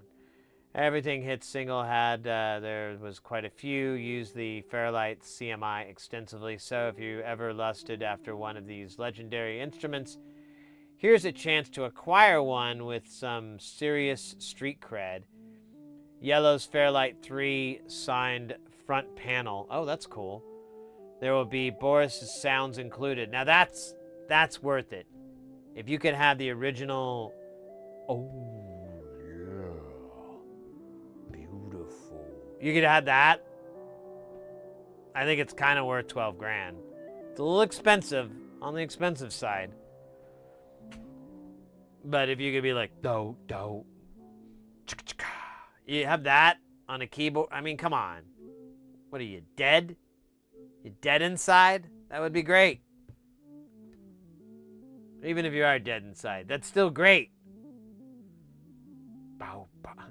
Side front panel, as well as the libraries listed below, and 4 hardware and hard drives.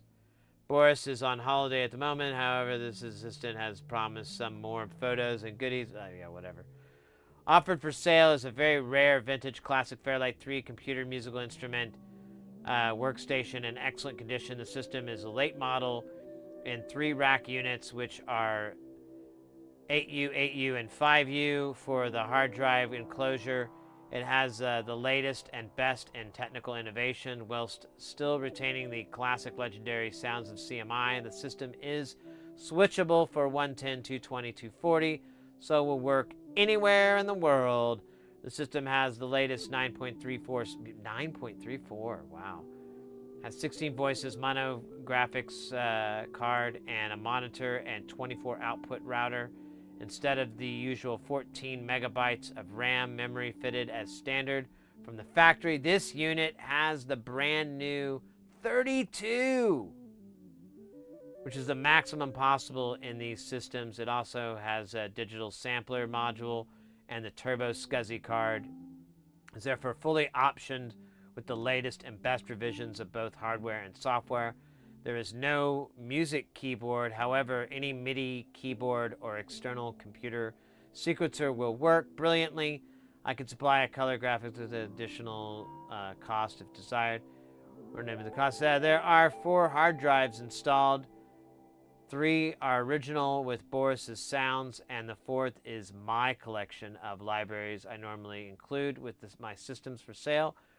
These are followed: complete Fairlight library, Presonus strings, brass, percussion, sound, Genesis in strings, plus many libraries collected for the 25 years, including Pet Shop Boys. Okay, so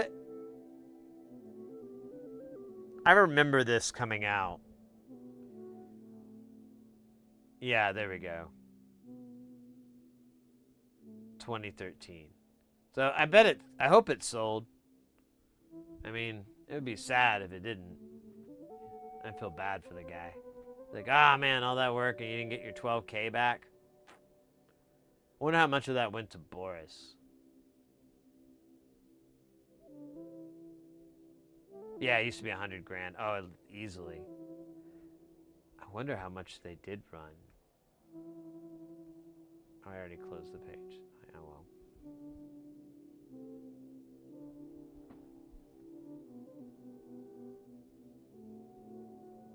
Exactly, programmer. And that's the thing, like, the only reason I would get it is just to learn how it works. Oh, hold up. Why don't I just see if Fairlight CMI schematics.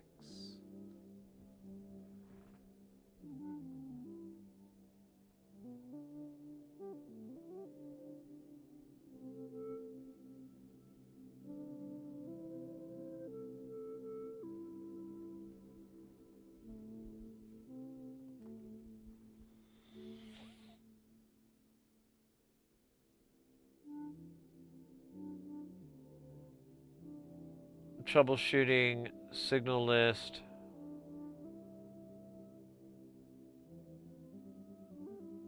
Oh, I don't see any schematics listed.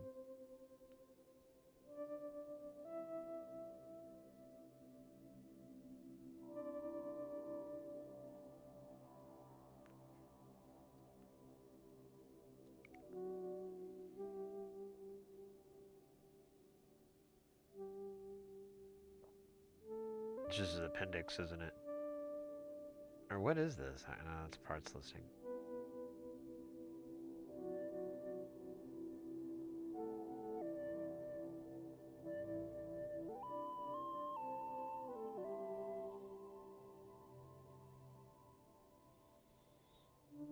I don't think there's any...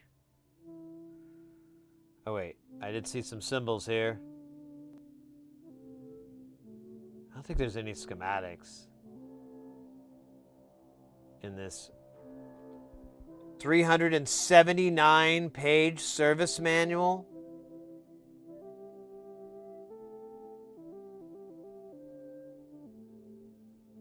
Oh my god. Oh, thank God. I thought I was gonna fucking go insane. This is an actual schematic, kind of. Are these still... No, these are schematics. Those are op amps. That's a chip. Okay, so we could kind of figure out how this thing works. Clock and timing generator for DMA control. Processor, ETC. Me too, programmer. It's really an unfortunate thing.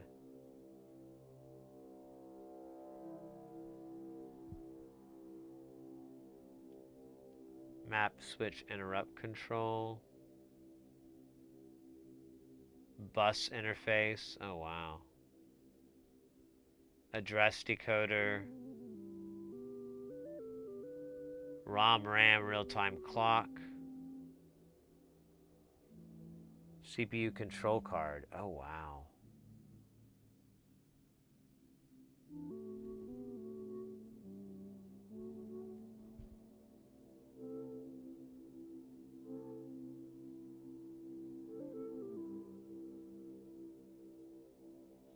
But interrupt control, data buffer, and restart. Jesus.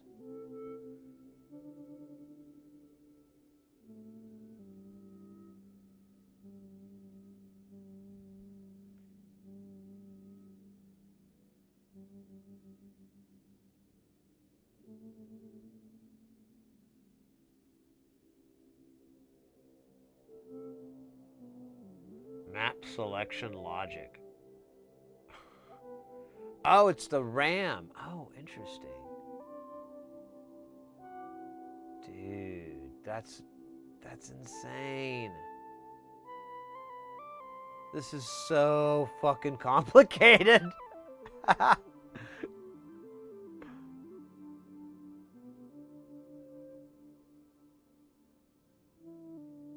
Memory block decoding. Oh my god. Oh, wow. This just goes and goes. Parity system? What the hell does that even mean? Well, I mean, I know what it means, but why?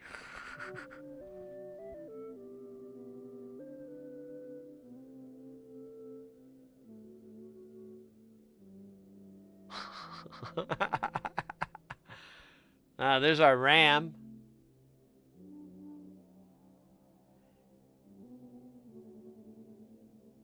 Yeah, I guess you gotta do that if you don't have it built in.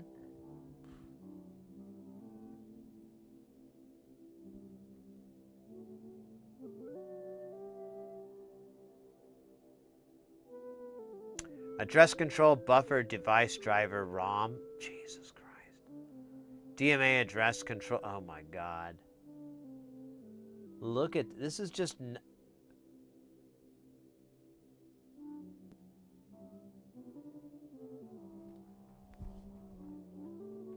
Hold on a minute. Brain thinking. Give a second.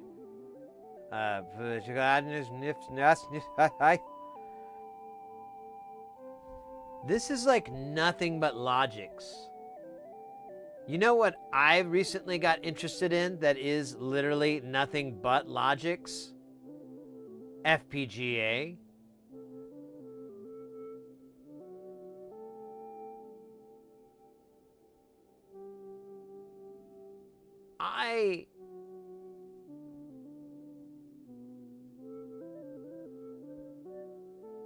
I wonder if I could use some of this, or maybe even all of it, as a core. I don't know. There's a lot going on. Well, there's a lot of room. But I'd have all the logical things, and then a lot of these are gonna be like little macros. Like you can find some of these things. Some of them, I don't know. I'll either need to reverse engineer it somehow, or guess. I don't know.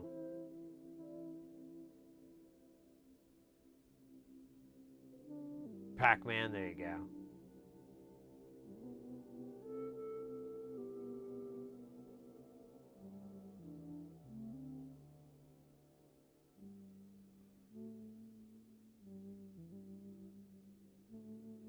Dude, this is insane. How many pages are this? Light pen graphics card. Oh, this is how the graphics card works? Byte online, line and frame.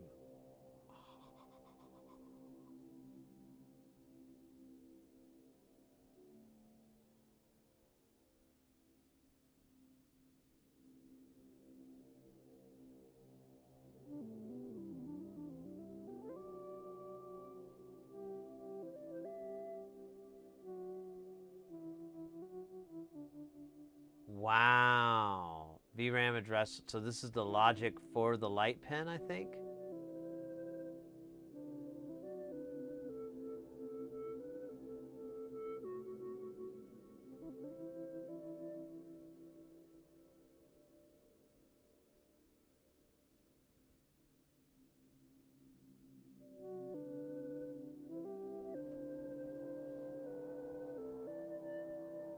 I don't know. This might be the wrong thing to tackle, but I don't know. Maybe for me to learn an FPGA core, I might stumble on this, mess around with it.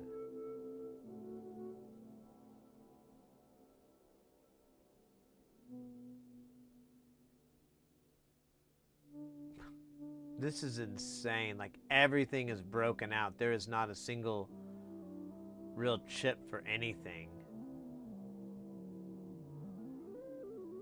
Analog to digital filter system? Are you fucking? So how are they doing this? How is the AD conversion done?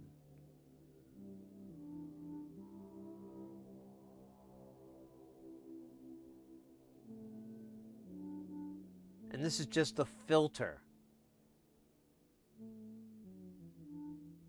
Well, what is this guy here? AD708013. I think that's our converter. I just don't know why it has fucking this many lines unless... well, maybe it is. Maybe it's pushing through. I don't know, man. This thing is weird, dog. Yeah, when these change, they go to the different addresses. To base, you know, if the voltage, I think, is different. And then, yeah, these are the addresses that are grabbed. Dude, this is wild.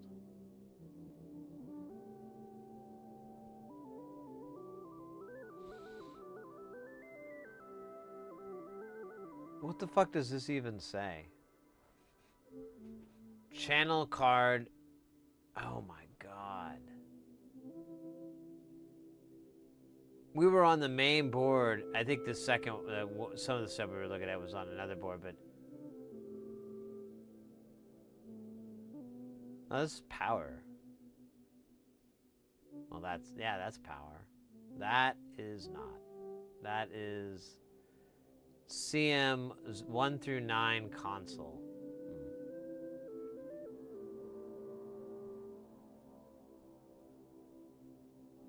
Bunch of transmit receives.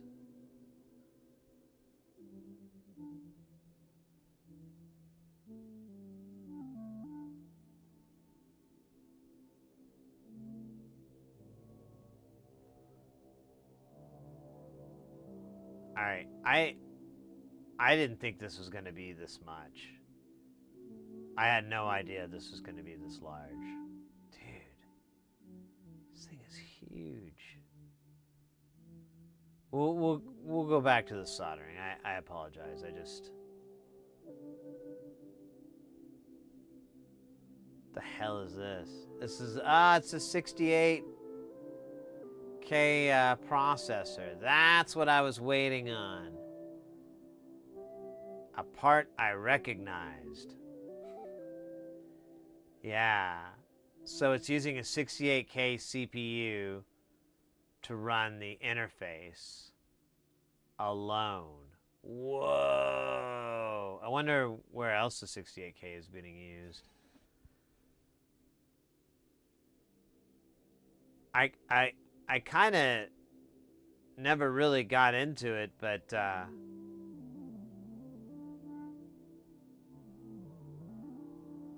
if there really was a centralized spot,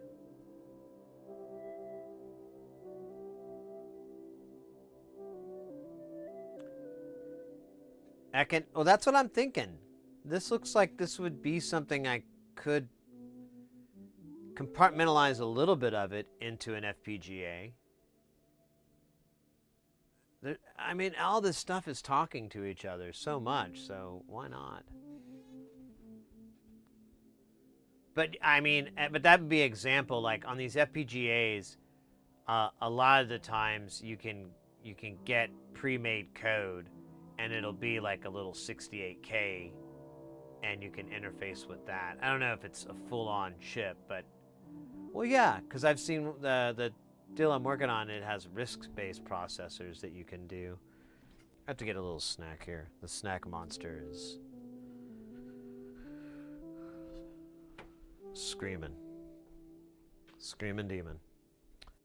You know what? I'll just have a couple of these.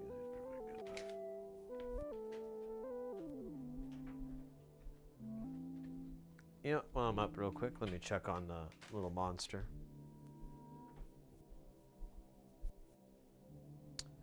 He is not in his previous location. Let's see. Let me locate him real quick. He might be snoozing.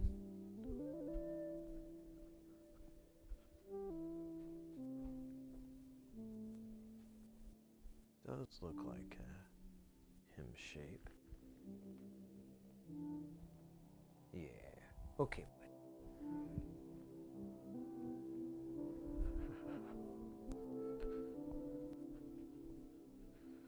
Alright. Just had to check on the cat. He wasn't feeling too good. We had to give him this medication that chills him out. So when he goes to the vet, he's all meh. But man, this time it really kind of hit him hard, and the guilt I feel is palatable. So I'm just kind of checking on him. There's nothing I can do. We just got to wait it out, you know. Stupid drugs. Bad batch, man.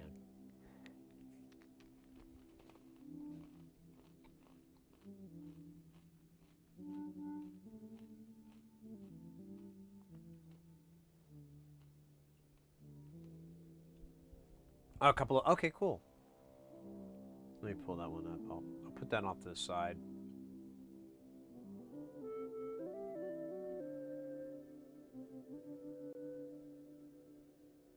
Well, maybe. There it is.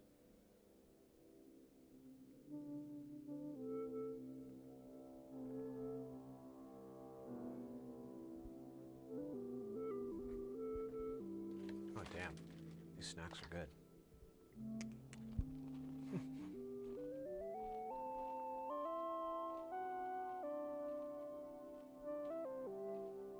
Today I learned about instrumentation. Okay. No, Choppers is fine, guys. Thank you very much. He's fine. He's got kidney disease.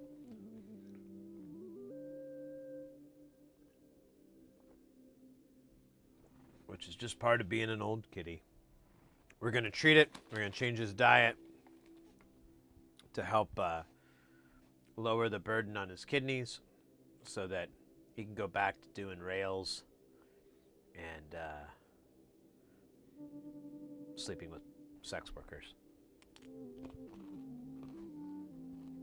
indiscriminately. Like, he doesn't give a fuck. He told me one time he just thinks it's hot when money is involved. He says it makes it dirtier. I'm like, oh, okay. But why do you have to make it dirty 12 times a day? And he's like, I'm just that kind of cat.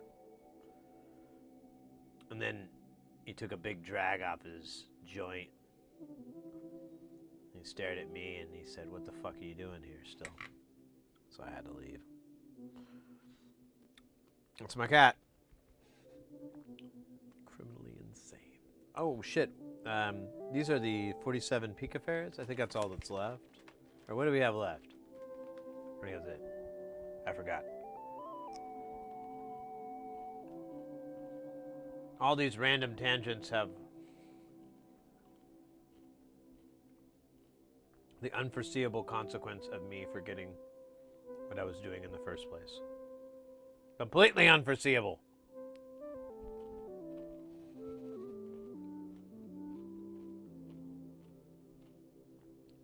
Random new thought, but maybe look into how Roland does FPGA circuits emulation on the Roland Boutique. Is it open source? Because, like, you can't read an FPGA, to my knowledge. Well, wait a minute. Well, at least the one I'm working on, you have to have something load in the operating system. So maybe you can intercept it.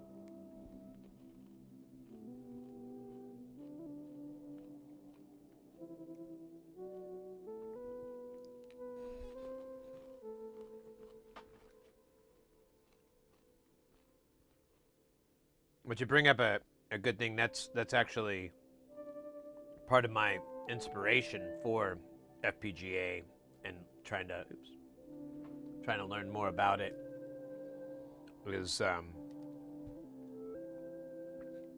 so I can. There's like a lot of parts that are pretty unique and they can't be replicated anymore. You know, they're not made, and I'm like, well, what's the possibility of FPGA saving the day? Where is its limitations when it comes to replicating hardware and so forth? And so I've kind of gone down that road, and it's a pretty cool road.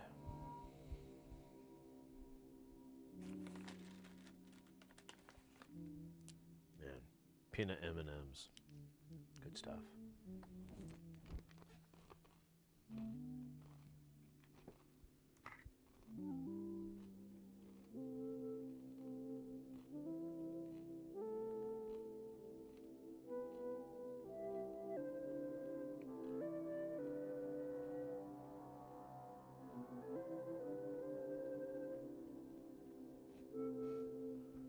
Usually the bigger FPGAs loads the configuration from an SPI flash, so you could read it, but some are encrypted and the format is also usually not known.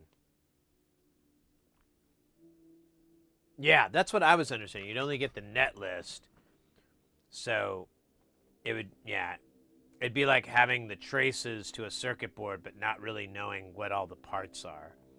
You could figure it out, maybe, possibly, but what an enormous amount of work. And I mean, still, I don't even know if you're going to yield anything. Well, I don't know. I'll give you an example. This has already been done, but it's was one of the things that I was like, yeah. Oh, man. So there's the Yamaha YM chip. I can't remember the model number on it, but it's the famous FM synth chip. It's in so many things, including the DX7 and a bunch of other little things. If you go and play like video games, a lot of arcade games and pinball games use... I guess, that's the AY. I thought it was the YM.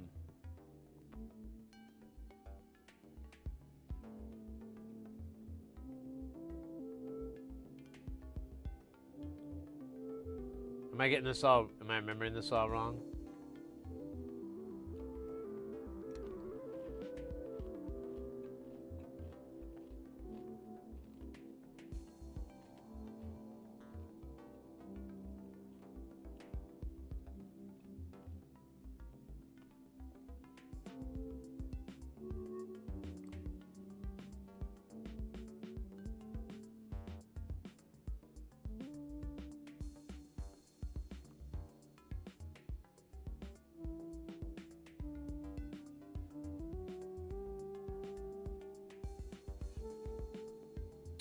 I'm trying to find it here on the internets.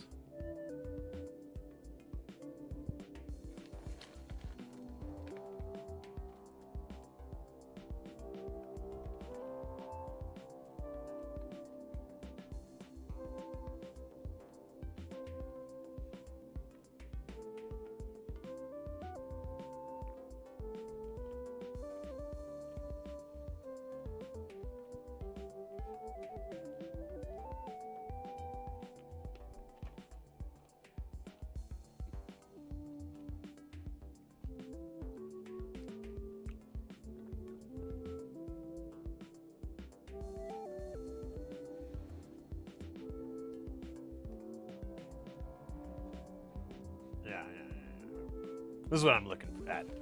So someone made an FPGA version of the YM2612 chip, and they were able to fit it in the same DIP package.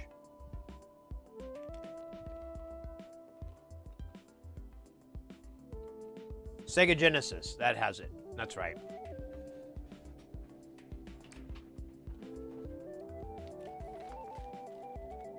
So this is a pretty lofty goal, and it's pretty amazing that they pulled this off. I don't think this is I think it's a single person development. I don't think it's a big team. But this inspired me too. So I was like, well, if they could make it that way,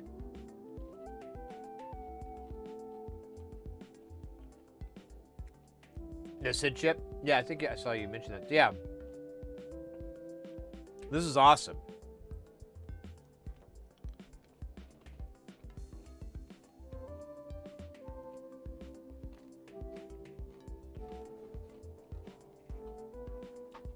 For me, I don't know, since I've gotten more into this, you know, electronics, the more I've gotten interested in preservation.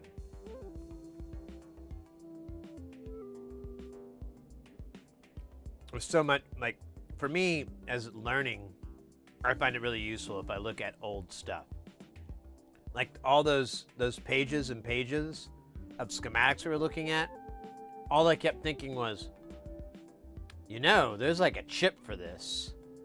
You know, there's like a whole thing that already does all this stuff. There's DMA controllers, but they used just like PLLs and logic chips and stuff to make their own DMA controller chip. But that is how to make one, so why not use that as my guide?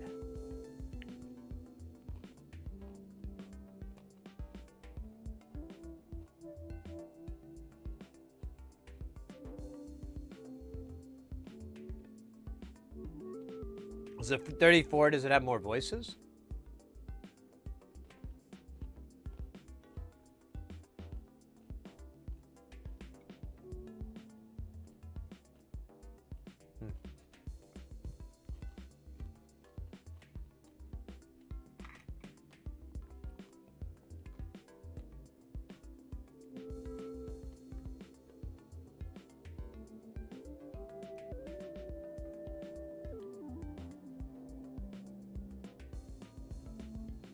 Oh, I'm sorry. I got sidetracked by my own stupidity. But, so the older stuff I kind of like because it teaches me how the more complex stuff works.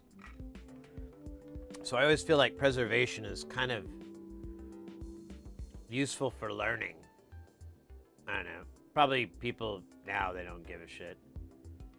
They probably learn without it. But what if?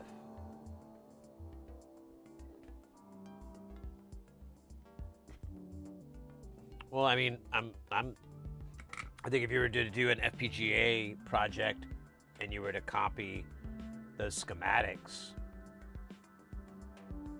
that's an argument for preservation.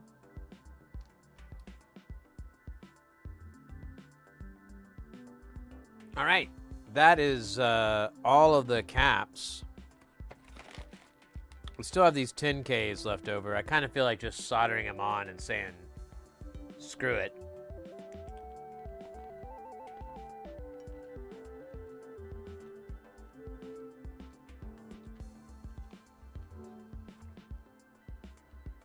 We have all the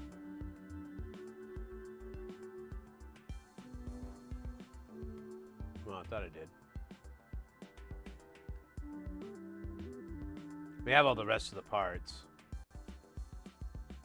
Oh, there's diodes on here? There's 3 diodes. I didn't even see them.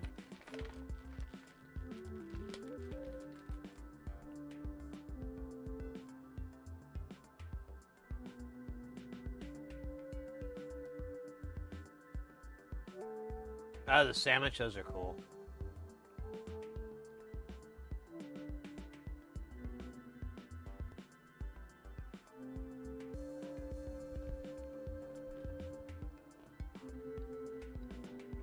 The signal state.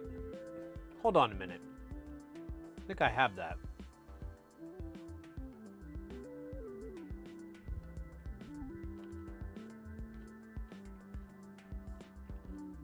I'm loading up Steam here because I think I have it on Steam.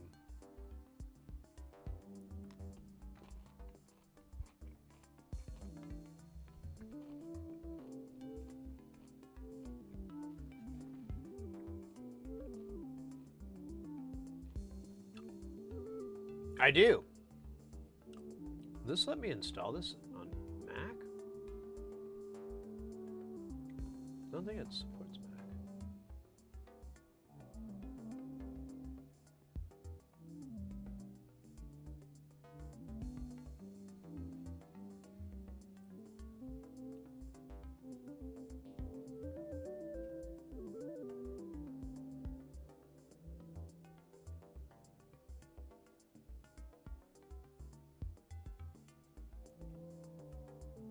Where the fuck does it tell you what operating system?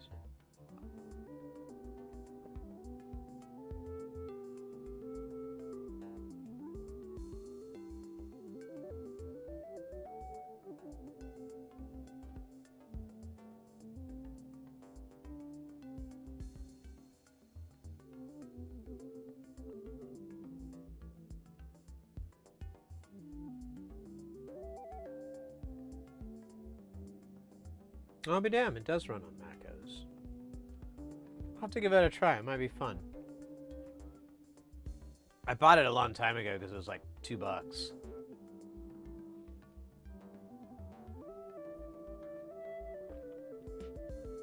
No, Beef Supreme, I agree 100%. I still need the basics.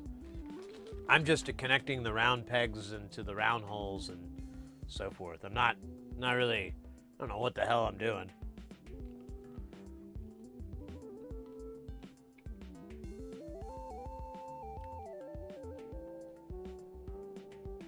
Honestly, Beef Supreme, I don't think so.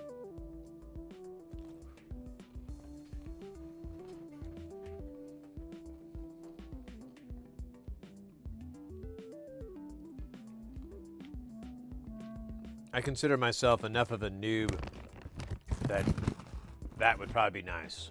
Probably handy.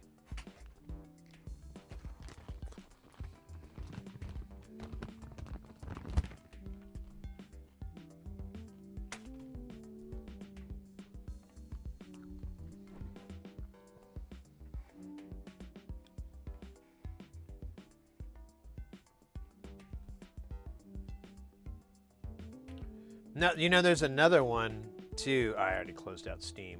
Well, maybe it'll start back up fast. There's another one for modular synths that's very similar, and you make these patches. It like gives you a thing like make a patch that does this, and then you have to go through it. It looks like. They look very similar, like either from the same developer or inspired, or maybe it's a genre I'm not familiar with.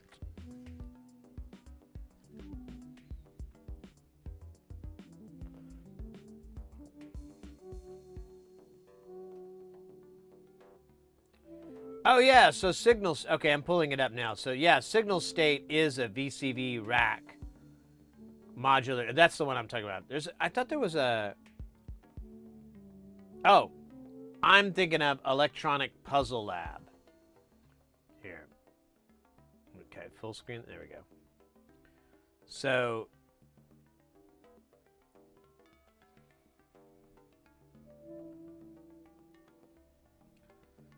yeah, Signal State is, yeah, a bunch of synth things, and it teaches you how to do modular synth.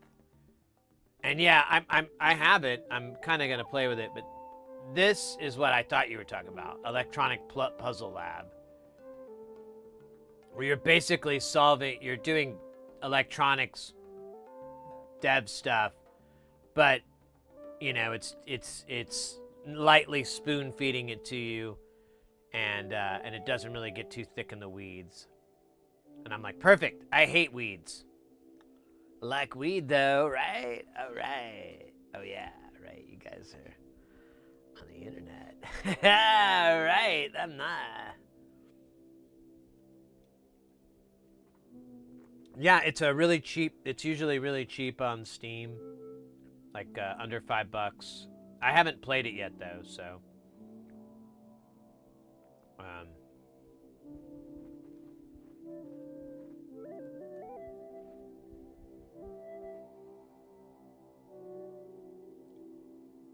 That's a Windows only. I think that's why.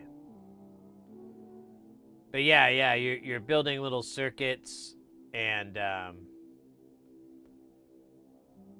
it just kind of like kind of figure it out.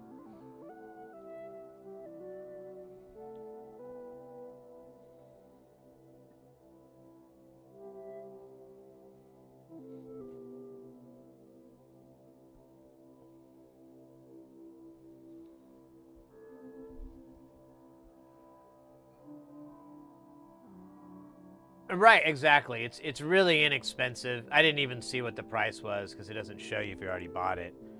Yeah, you might give it a try. I personally, I never have any guilt whatsoever of buying small developer stuff off of Steam and GOG and different things like that. I don't have any regrets. If I buy it and I never fucking play it, whatever. I mean, of course, it's better to play it because that's a great metric too, but I'm never like, oh darn. Never getting that $3 back.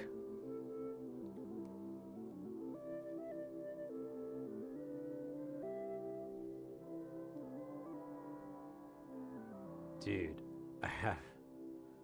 Okay, we have just enough here. 2, 4, 6, 8, 9, 10, 11. Oh my gosh, there's one left over. After that, we'll have to go to 10 or 603. Which I'm probably going to have to do on the next module, but we'll go.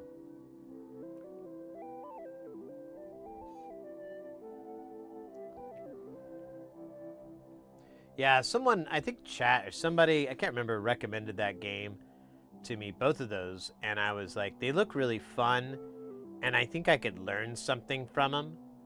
And even if I didn't, I think the activity alone would just be enjoyable for me, just like going through, oh, they're gonna do this, oh, they want that, kind of. I think trying to second guess it would still make it fun, but I don't know. Okay, so now we're gonna just do all these 10Ks because I don't give a fuck, man. I don't give a fuck. See me giving a fuck, and you ain't seeing the right person. Because I don't.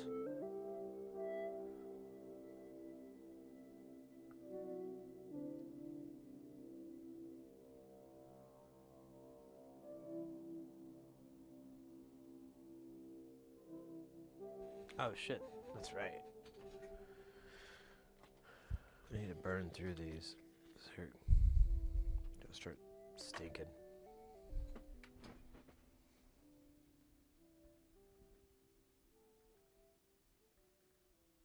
I recommend Elden Ring. I've mentioned this a few times, but I've been playing a lot of Path of Exile because I really like Diablo dungeon crawling kind of games, so I thought I'd kind of played it, and then I just learned about it, and I was like, oh, well, this looks like fun. I'll give it a try. And yeah, I've been having quite a bit of fun. But,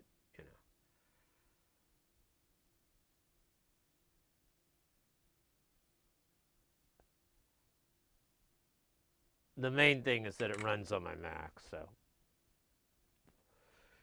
But when I tell you it runs so badly, I admit this with sadness in my heart. But yeah, it runs really bad. Like Like resolution, I could probably dump the resolution down. That would probably help. I might just do that. But it's I guess like 2K or whatever. It's not 4, but it's in between. And I can't remember what the native resolution of this thing is. But then, but like one of the things you have to do as soon as the game starts up, you have to open up a console window, and ooh, scritchy scratch. Let's see if we can skip ahead a little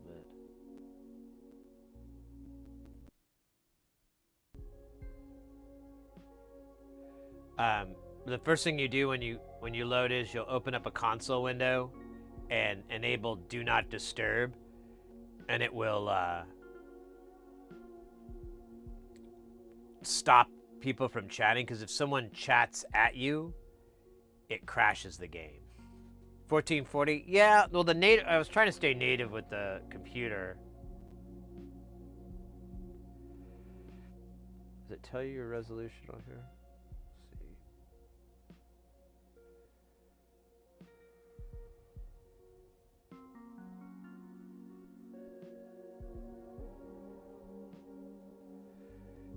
$2560, 1664. So if I did 1440, it would scale it down. That might help it, or might be nice to it.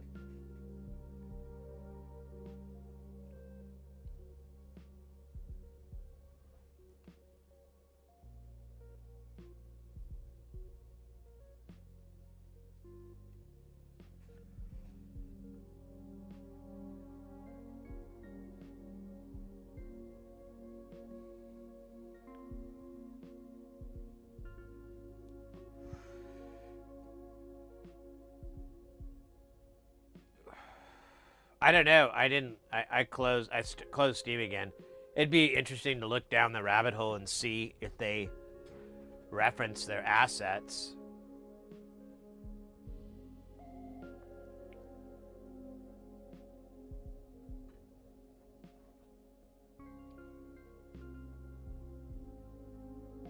Oh. The good roulette wheel giveth, and the good roulette wheel taketh.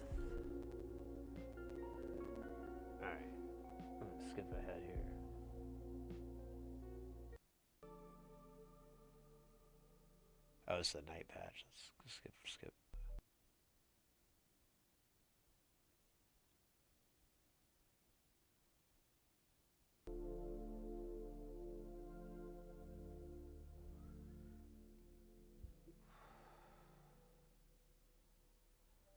Yeah, I wonder. I don't know. Don't know.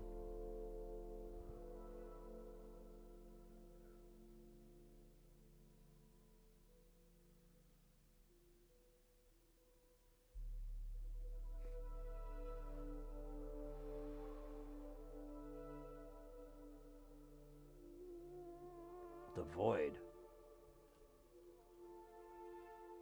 Oh man, let's not talk about that again. That's my favorite movie. You know what? It's maybe not my favorite movie, but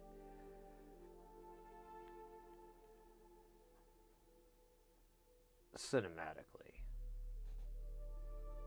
I think it's one of the greats.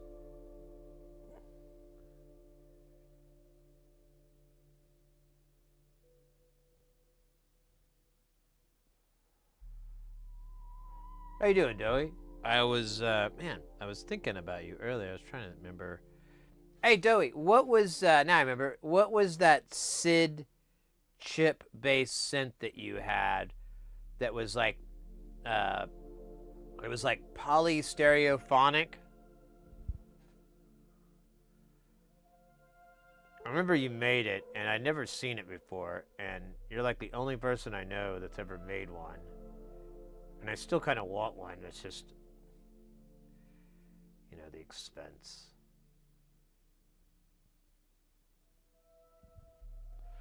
Yeah. It was if I recall correctly, it took 2, and it had this really nice stereo effect.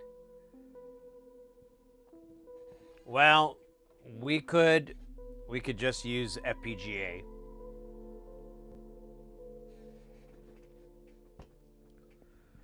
There's also a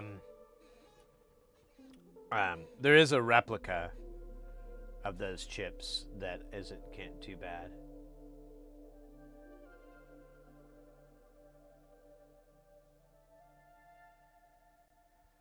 Well, I remember you built one. Did you give that to B? Yeah. So what's that thing called? Is what the question was.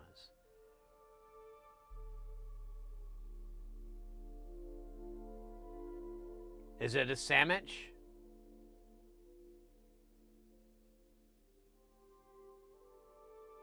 I thought it was different. I didn't think it was the sandwich. I thought it was something else. Because I've seen the sandwich before, but I didn't think it had that dope stereo effect.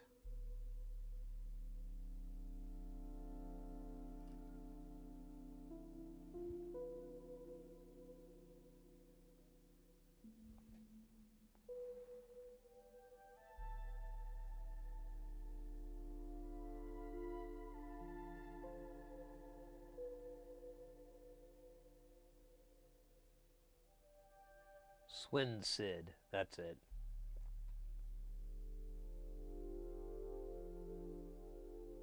Yeah. Well, that's what we were talking about, Doey. There's an FPGA for that. Well, did I still have that page up? I think I do. So this is for the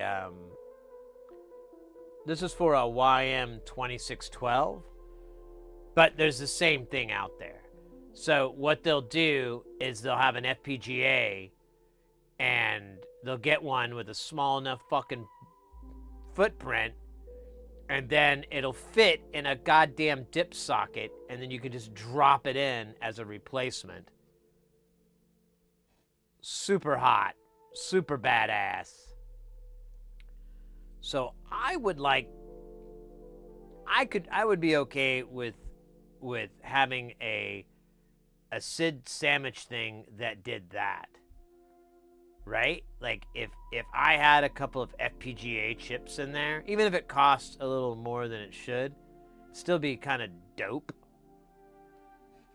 What if there's variances of those cores? What if I can have the cores be different versions? Load those up into the to the brain. Yes, Hayes, the humor is not lost on me.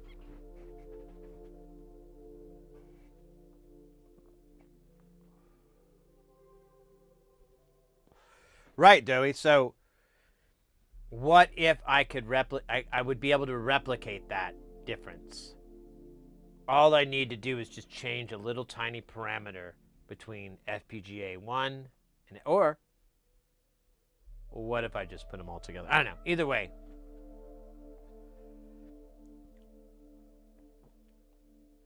I think that's what I'm going to do. So let me write that down. You called it it was Swin Sid? All right, let me write that down on a...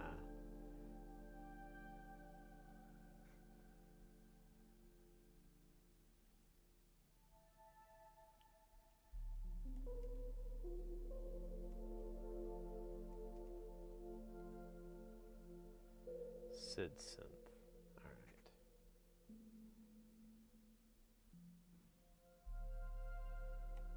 Wait.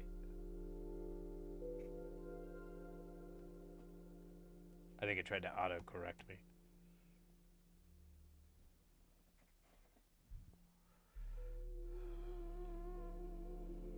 All right, we're good now.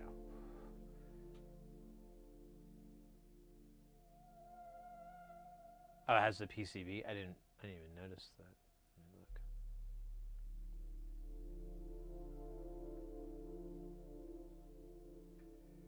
Here, I'm going to put that in my notes. Awesome. Thank you, mate. I might try to get that put together, because that might be a really fun project. If we could add on to it. It's all open source, so if there's any way we could add on to it to where we could have some more control over the type of SID chip, maybe. Meh? You know, like change it and then hit a button and it reboots, loads that different firmware, we'll say.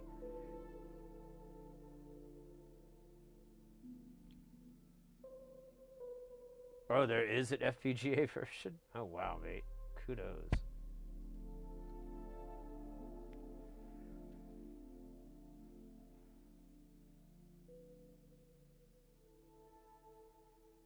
All right, well, I'll have to read into this more.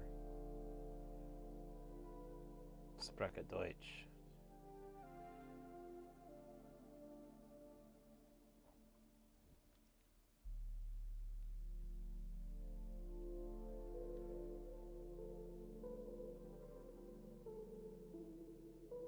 What do you mean it's better?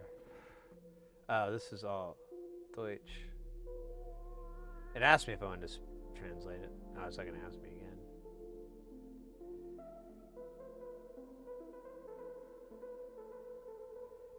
Nano Swinsid. Oh! Okay, well, I'll look at these other versions of it. No shit.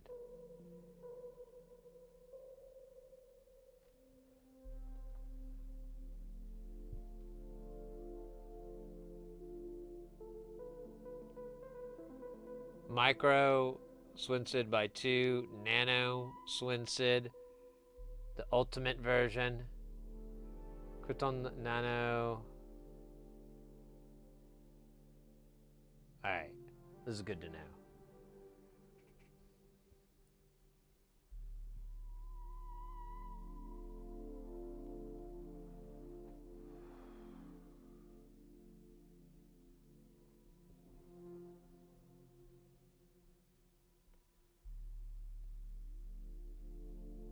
Oh, hey, right, the better.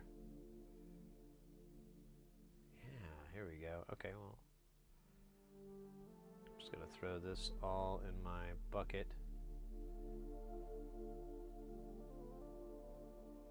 of shit that I have to read. And then I'll put this project together. And then they won't laugh at me.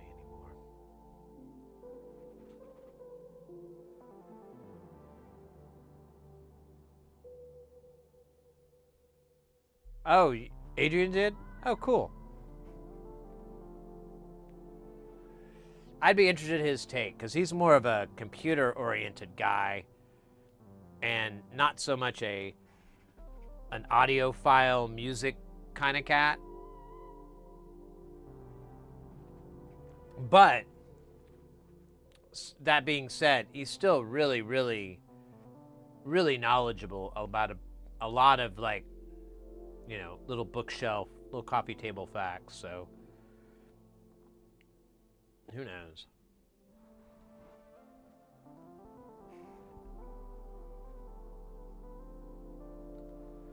Hey, Velvet, just maybe a thought experiment, but running multiple modules on a single FPGA for a modular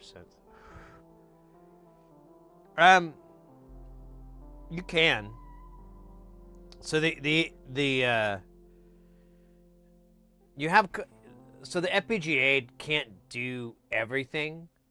There's certain things you're going to have to break out of that chip and run it through a capacitor or an an op amp or something like that. There's going to be certain things I do not think the FPGA is capable of. So you're always going to have to break out. So that's one of your limitations. But I mean, if you work in that and you're like, well, all things are going to have a this and all those are going to have a that, you could work around that and be okay with it. But if you were to put, it's possible to do it though. So let's say it didn't need to go out that much, or maybe if it did, you could just create a bank of pins that handle that go to whatever components it needs to. You could still do that. So that would be feasible. And then, yeah, everything else would just be academic. It'd just be like connecting, well, how is it going to be controlled? You know, is it all going to be using the same thing? What's going to buffer it? You know, so on and so forth. And you could either possibly make a lot of those points inside the chip itself, the FPGA.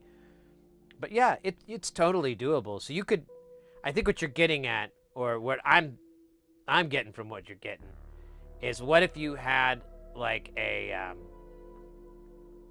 you could do it all. Okay, so I'm mistaken. You do have more than just straight logic elements.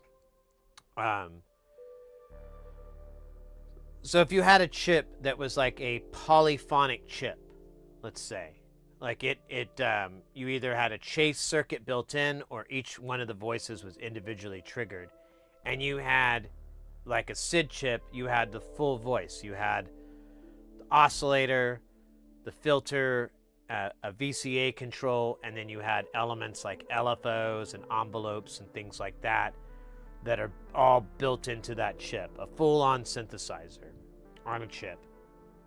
And you were to get an FPGA and put like a half dozen on there for a 6-voice synth. You could absolutely do that. I don't think there's anything limiting from that. As far as like being a drop-in replay, and I think people do that a lot all the time. There's plenty of instances of that.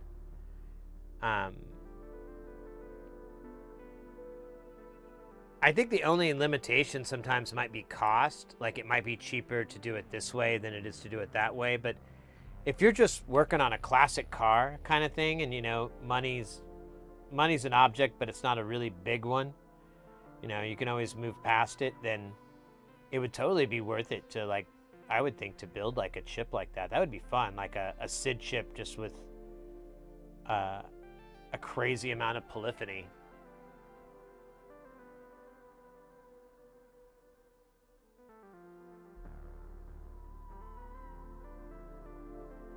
Okay, so that's what I was getting at, programmer. You would still have to break out for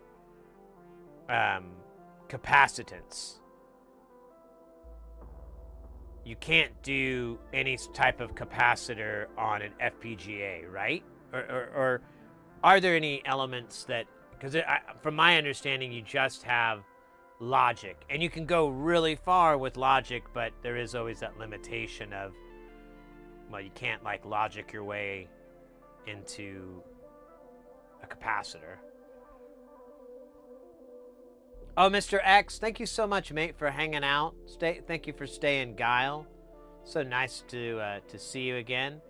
We'll be back tomorrow, so hopefully I have more time to chill. You can see more. My hope is that we can get the dispersion delay built and everything, and test it over in beautiful space station. And get an idea if it's something you're interested in.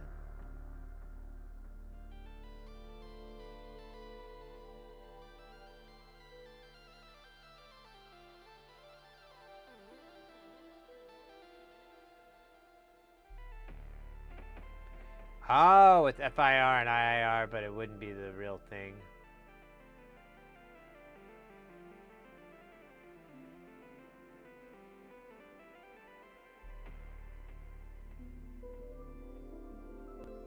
On, off, right, beef.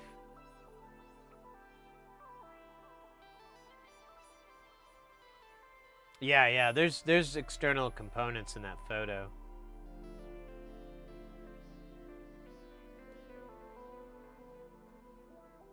Oh wait, I closed the other one out.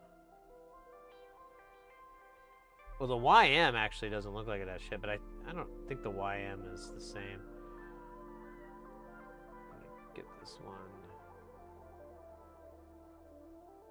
Copy URL. Paste URL.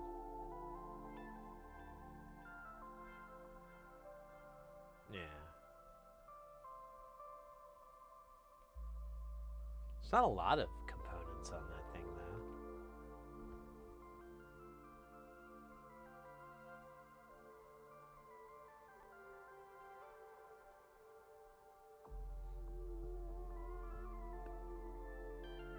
whatever. To be honest with you, I don't really care. I'm expecting those limitations to be there, and I'm already prepared to like be like, well, fuck it, let's come on. But I think there's a way around some of those things, like you were saying with FIR and what was the other one? Sir and Fur. Fur and that's it.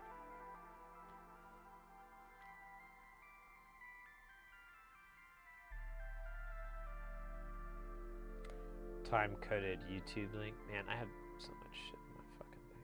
Gotta close some links.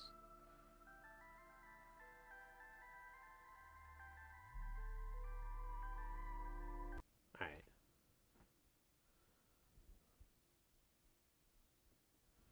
Let's see. Hopefully it's not too loud. There we go. All right, next package is from Johann in Deutschland. So hi to all my German viewers.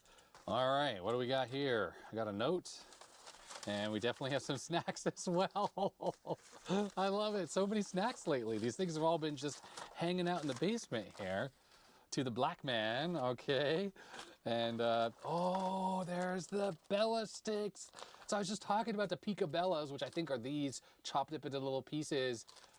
Johan, you just watched the video and obviously noticed that I probably mentioned how much I love. Okay, we have a handwritten note via Patreon WM channel, right? Because I was given one as well. This has been sitting. Why have you been to? Is this like Batman in them? Scratchy. You. All right, here's the reward. Oh, this is funny. This is funny. All right, let's open up all these little packages here. We got a whole assortment of stuff. There's one of the little DAC modules. So in the letter I said something about ARM. I was talking about what I brought back from VCF. This is a SID replacement for the 64. It's all open source. This is what plugs into the motherboard, that is. Then you use the Raspberry Pi Pico, and there are two variants. One where it uses the GPIO pins from the RP2040 to create the sound waveform. It's pretty good sounding, but if you want the best possible sound, you pair it with the DAC module. Another version of this that has the DAC built in, I can't quite remember, but this DAC module then takes I2C out of the RP2040 and then does really high quality conversion over to the audio output. And if we grab the ZIF64, I have one of the SID kicks in here now. And there it is right here. Let's lift this out of here. So you can see the same SID kick board there. But I think the difference is the DAC is built onto this one now. Let's compare. Yes, okay. So the one in my left hand here, see it just says SID kick Pico version 0.1. Well, this is a 0.2 with the DAC. And you see the IC right there? That's the DAC that's integrated directly. Oh, sorry, it's out of focus. Hey, That Hans. has that's the same IC. So this circuitry is now on here. And while there's no headphone jack, what it does is actually routes the output either to a header, where you would run it to the back, or maybe it's this one here, you run it to the back of your machine. Or you could set a jumper, which I have done somewhere on here. I forgot where. Anyways, that routes the audio right through to the SID socket itself. And the reason why I wrote sys 54301 is because you issue that command in BASIC on the 64, and then you end up inside a little program to configure this thing and also play some SID tunes, and I think you'd load some games and stuff in there as well. And in fact, what's cool is you could go on PCBWay, for instance, or I think probably others as well, and you can order one of these up, and they will assemble it for you. So like you'll get these parts, the components soldered onto it, and maybe there's a version like this with the DAC, where this DAC stuff is also included directly on here, so you don't need to add these separate modules. I think even the pre-assembled ones do not have the Raspberry Pi Pico. This module you buy separately. Now the Pi Pico that's on here is one of the real ones, because you see it has a micro USB, and you can see this is one of the modern replica here that has USB-C. So it's a little bit easier to connect up if you just have USB-C cables lying around, but then this also has more of that flash memory built in as well, 16 megs, if I recall. And there are a whole bunch of these out there on AliExpress now, different versions that are pin compatible with this one. All right. I don't want to watch a fucking YouTube video on stream. I will put this in my deal of more to watch on this so that I can look at it later.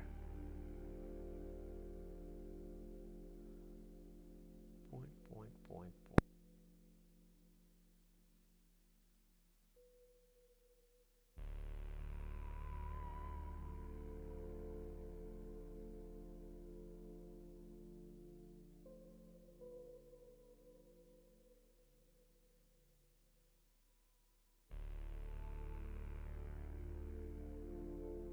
I'm having a ball. I'm having a time of my life. Get out of my way. I've got a pickle deep in my hand. Yes, I said a pickle. Thank you, my man.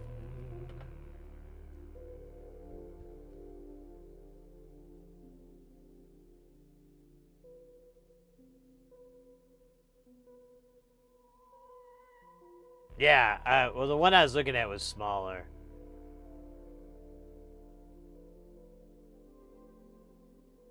It doesn't have the Pico on it.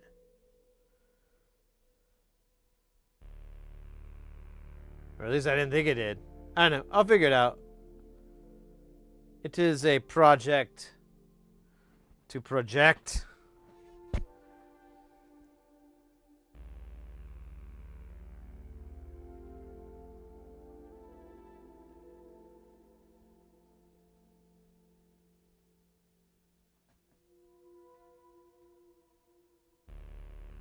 You have the acrylic? Found anything yet? We ain't found shit. Hey, Game Club. Good to see you. I was caught a little bit of your walkabout IRL stream. I don't know what you call it. I caught a little bit of it. How goes? How you doing?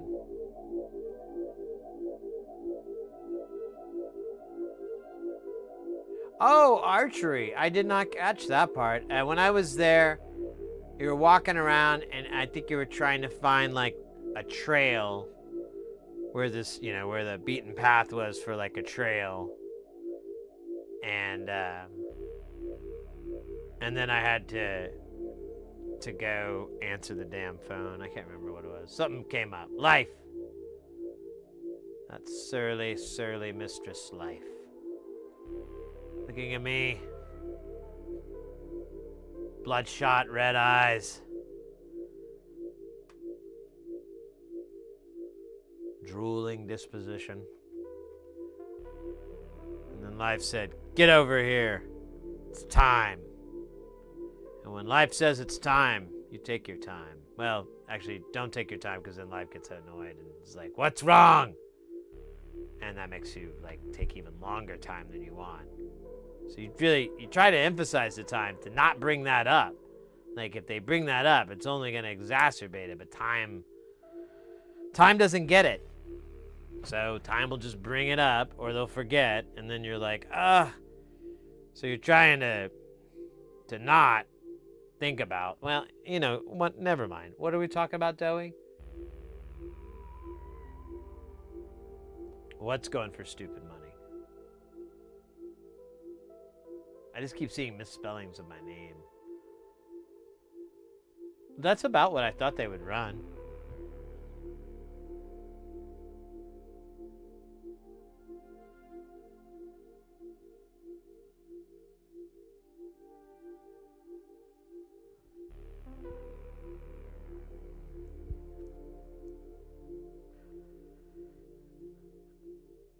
I mean, price versus, well, I guess the sound is what you're after.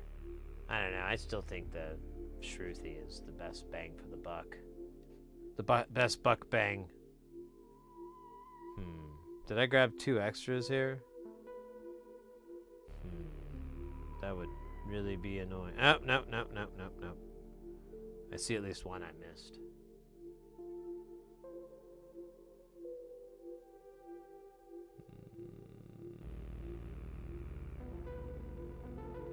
Boink.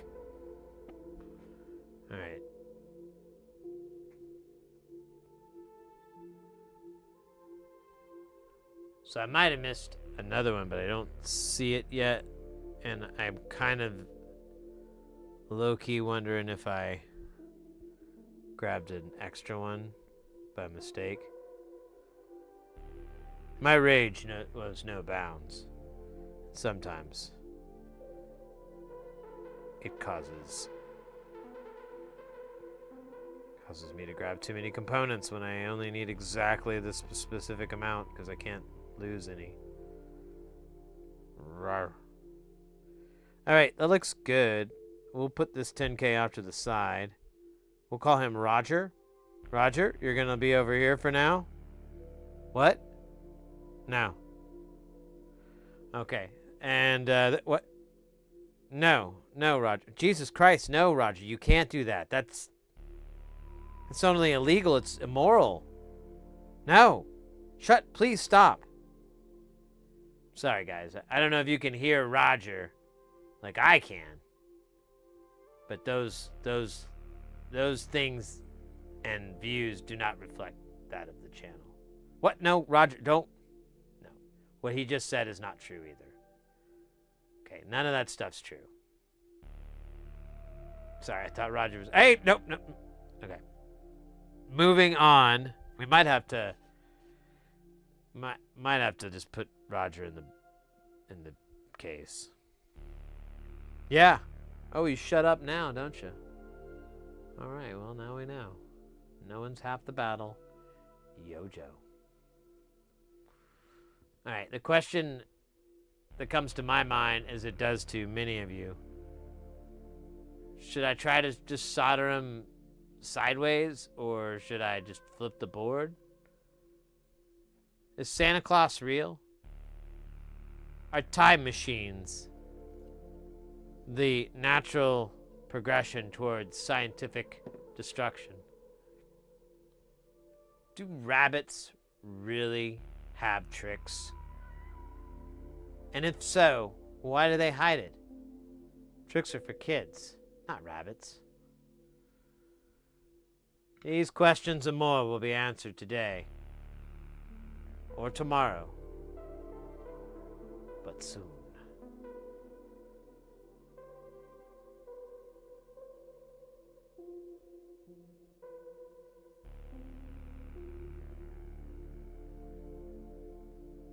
I bet you those old MIDI gearbox stuff, I never got up to using them because... Oh, you should get them out. They're fun. We do have a MIDI ALF here. It's not fully assembled. I keep forgetting what I had to get for it.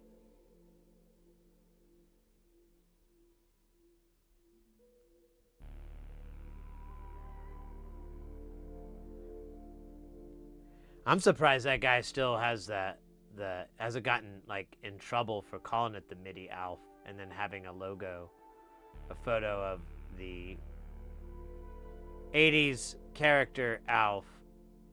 Please note I didn't say lovable. That would not be true.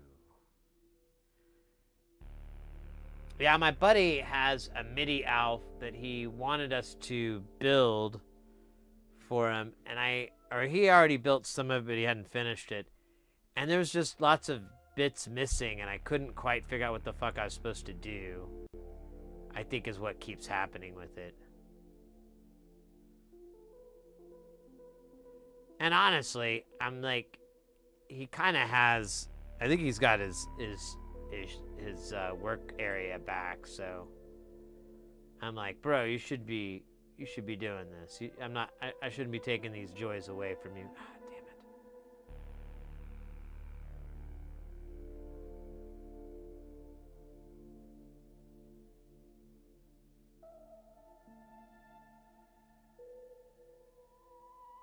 It's actually not too bad, other than getting the solder in the hole there.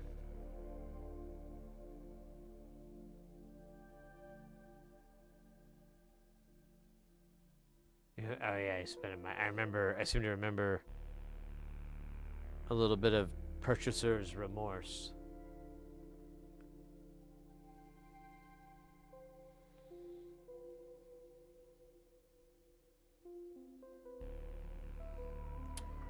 Well, what's funny is like So these gigs I've been working, they're really high, like paying. They're probably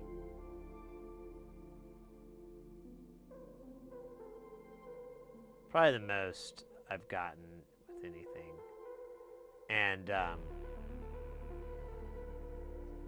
And you know, I'm working these gigs, and you know, I want to retire from AV. I like it. It was fun. It served its purpose.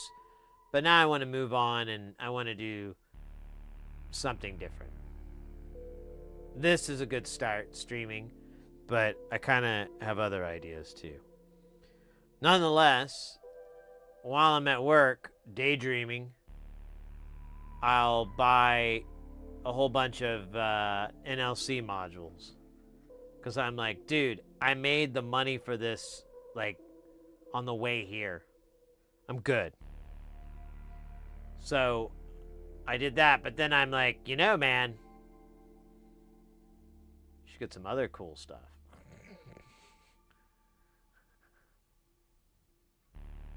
I'm kind of waiting. I'm waiting till I get paid from these guys and I actually have the money in my bank account and everything like that. But I was thinking about it, and I'm like, you know,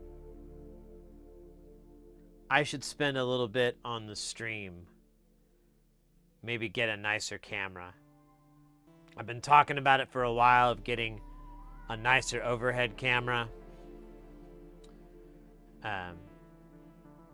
But I need to talk to my buddy about this again to see if it's even remotely in my price range.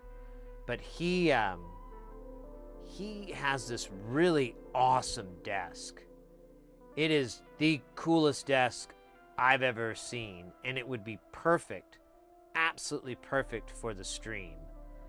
And it's a sitting, and it's an adjustable desk, so you can do standing and sitting. The actual desk platform is so the desk platform that it's on is attached to the back railings and everything, so they all move uniform. Your cable management, all of that is just all moves with the desk up and down, and it has like all these rigging points and everything for like putting an overhead camera and all this other stuff. And I saw it, like, this is about a month or so ago, because he just recently moved to this side of town, and I'm able to hang out with him more. And I was like, dude, this is really cool. And I was like, this would be great for streaming and stuff. And he's like, it's actually made for streamers or content creators like yourself. And I'm like, oh, fuck. And I thought, like, you know, it's a little bit too big, but I've been thinking about redesigning this room maybe. So it's possible we might be able to get that much space back. But I don't even know how expensive that desk is. I have a feeling that there's no way in hell I'm going to bring myself to spend something like $4,000, $5,000 on a desk, you know, that could break and then get stuck in some direction, you know. But if it was lower, if it was more at a reasonable dollar amount, I could get it. And then I get a nice camera and put it on there.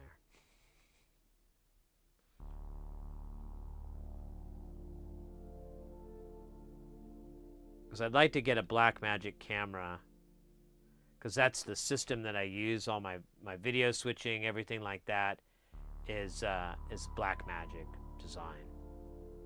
And their video switcher gives you full camera control of their stuff. Now, mine is the HDMI, but it'll work with SDI as well. And like, I could just show you what that means in full camera control. So if we go to So we go to here. Here's the controls for the switcher. Like here's this. We were in audio a second ago. Oh, here's audio for the mixer and stuff like that. But if we go to camera control, so like this camera's it's live, but we don't have control over it. So we can't change the exposure, the iris. We can't do anything like that. But if I had a Blackmagic camera, I could. And this would include zoom and all these other little, it gets bigger too. This is like just the basic for the camera. But you can go into gamma, gain controls, all that, and get real specific. With the overhead camera right now, this is a great example. See how the table is kind of just washed out because this is so bright, because it doesn't really have any irising controls or aperture. It doesn't do shit. It's just always on. And it's really just like designed for like to be okay in the blazing sun or something like that. So, and low light. So you kind of, you get what you get with it.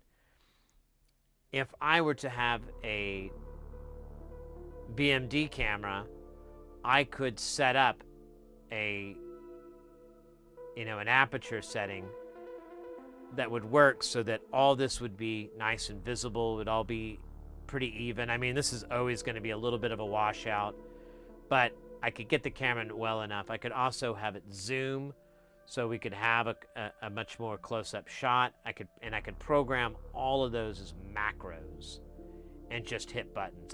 That's how all this other stuff is done. Like this box coming in as a macro. There's I think there might be a hard line for it. Like just all these little effects and all these little bits are all just macros where you go in and program a bunch of button presses. So I'll be like, I'll create a macro and I'll start off and I'll hit the button for queuing in the preview, and then I'll choose the proper mixture, and then I'll hit a, auto or whatever to execute it. But instead of doing all that at once every time, I can create a macro. So I just press that button and it always queues up whichever camera or whatever shot and transitions over. So I can do macros with that, with zooms and exposure corrections or aperture corrections, whatever, for it. And I just for the overhead camera. I mean, it would be nice to have this camera too, but it's not worth like spending $2,000 on.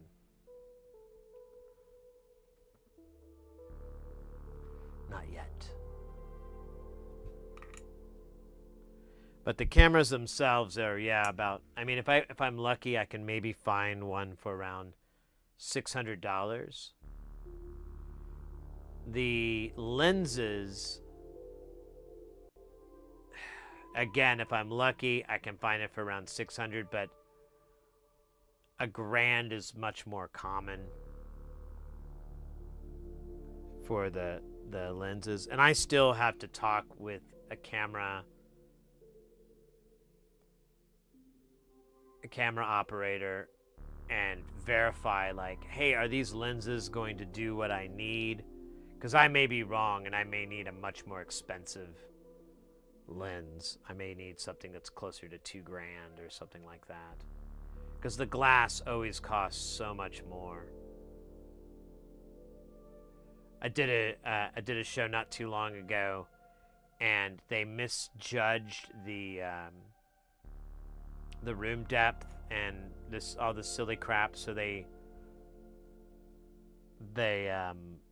had a bunch of different solutions, but one is they had to fly in these different lenses for the projectors. And when they were bringing it in, one of the guys, like, be careful, those are the only ones in the US.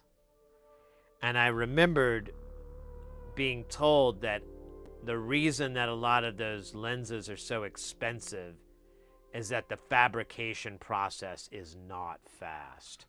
It's not like, you know, they're whipping them out like a car manufacturer, like on an assembly line. It's extremely time intensive to do it. I don't know how much people, I imagine there's got to be a lot of people like QCing it and checking it and whatever. I mean, it can't be just all robots, but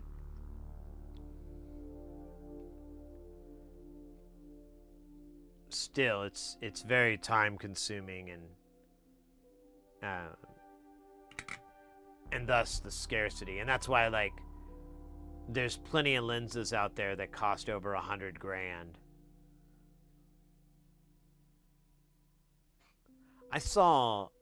What was it? I think I was reading like it was Reddit or something like that. It was some story where this guy was talking about he had to file a claim with his insurance company, and this is years back, but it's still, I think it still holds true. So he's a photographer, and he's like, oh, I want to get into, oh, well, here's that 10K we're missing. He's like, I want to get into drone photography. So he decides to go full tilt, and he gets a very, very nice drone, and he gets this really, really nice anamorphic lens. I think I'm saying it right. And it's a really wide lens, but there is no distortion on the edges. It doesn't, there's no bending or anything as things come around into the viewpoint. It's all sharp. But it's so wide. And I saw some video examples of it, and yeah, it's incredible for like big city shots and whatever. It's incredible how much you can get in this area. It's a really cool lens. And he's filming this train thing. I think it was a train, and he wasn't paying attention. He was looking at his camera. He wasn't looking at his drone, and he was like, and I didn't have someone spotting me, so that was my bad. And the train hit his drone, destroyed all of it. And he's like, well, this is what insurance is for. So he calls up the insurance company, and he's like, hi, I need to make a claim. And he tells the story too. He goes, the person on the agent or whatever is like, okay, what's the claim for? And he goes, it's for my camera drone. And he said he could almost hear the person chuckle, like, oh, this guy's gonna call in something for like a little drone. What is it, like $3,000? And he goes, no, this is, or he didn't say that, but they were like, okay, well, what's the value of the drone? And he was, I think it was like close to 10 grand. It was pretty expensive. And this is years back where they were kind of pricier too. I'm like, okay, and they're like, and the camera was, $1,200 or whatever, was pricey camera. Okay, anything else? Yes, the lens. And the lens, $125,000. And he said there was like this 10 seconds of just dead air where he couldn't hear the person breathing or anything on the other side. And then they asked him to repeat it, and he goes, yes, that's why I'm filing the claim. It's for a $125,000 lens. And he said that they were able to replace, it was able to get the claim filled, and they paid in full, and they kept him and everything. And so he's like, this was years ago, and they still kept me, so hats off to them.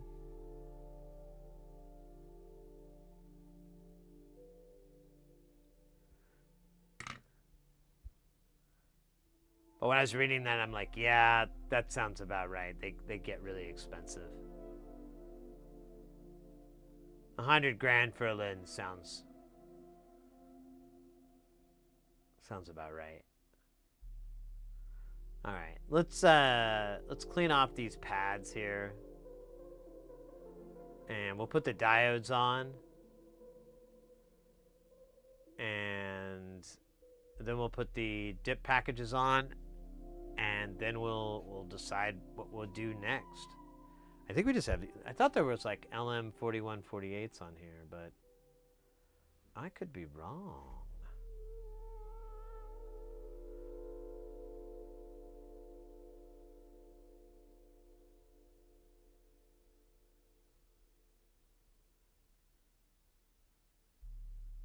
I am wrong. Oh, there is an LM78. Oh, that's right. We already talked about that. We'll get to that when we do the silicone. But let's clean these pads off. They look sad. That one will be all right. That'll be fine. That one's fine. That one is not so fine. Use a little bit of the good old Snotter braid.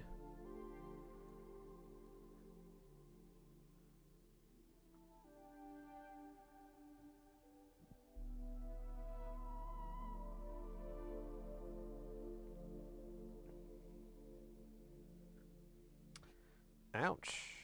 Is that it? I think that's it. I think that's all we got. Oops. I keep... Oh, wait a minute. I think I see a spot. Jizz.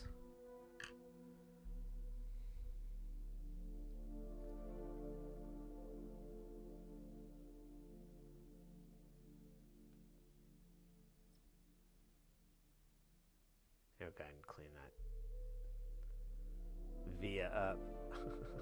All right, now we are golden, like the beholden Michael Bolton. Michael Bolton. That's just gunk. Okay.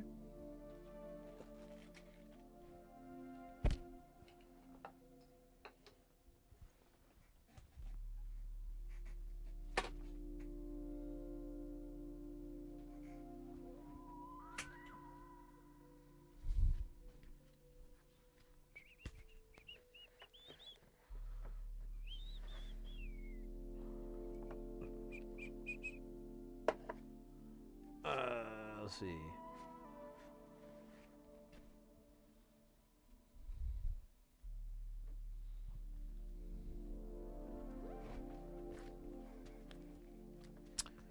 Ba ba ba ba ba ba da.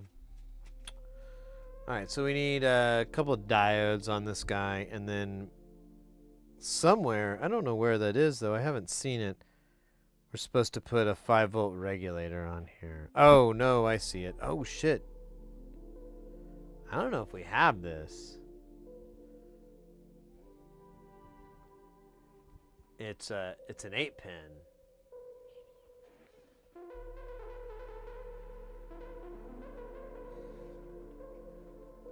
Let's look for that, because I don't think I have that.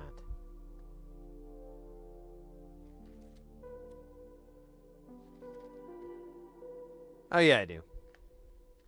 Okay, cool. So here, we'll go ahead and dump this guy on here, and then we'll dump our other ones. Okay, cool. I was a little nervous there. I was like, aw, sadness times. I gotta take this earpiece out.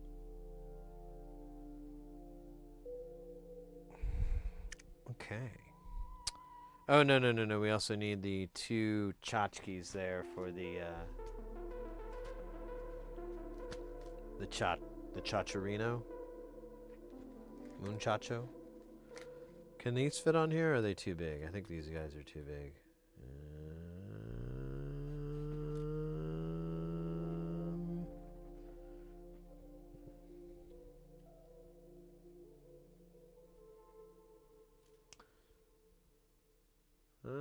I don't think so. I think they would fit.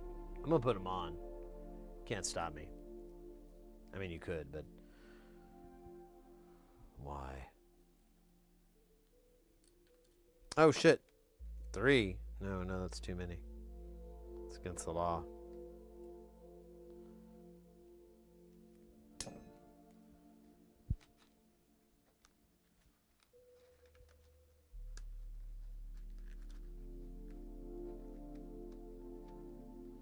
Oh, god damn. There you go.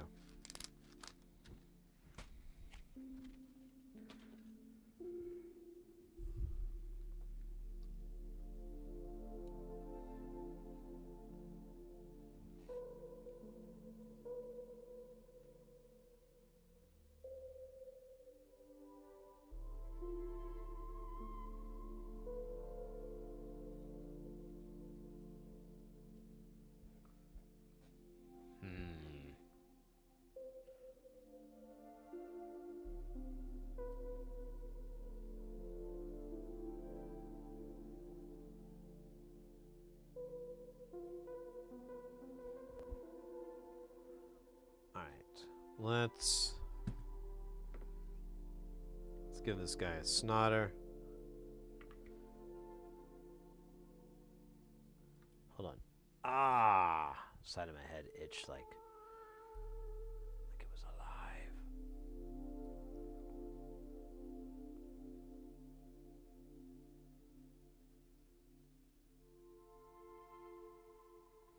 Man, I hate it when this happens. They get all bubbly and they want to rise.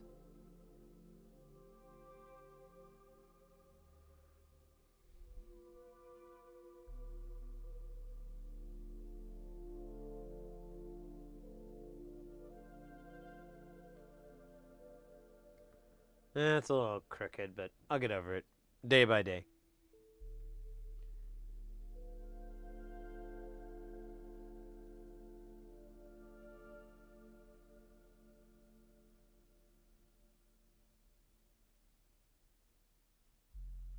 There we go. That one looks good.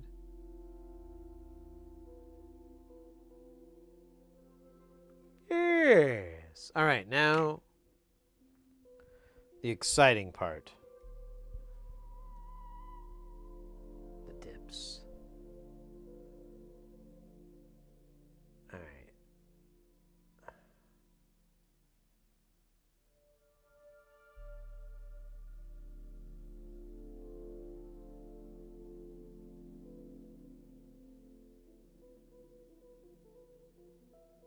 That's right, isn't it? Yeah.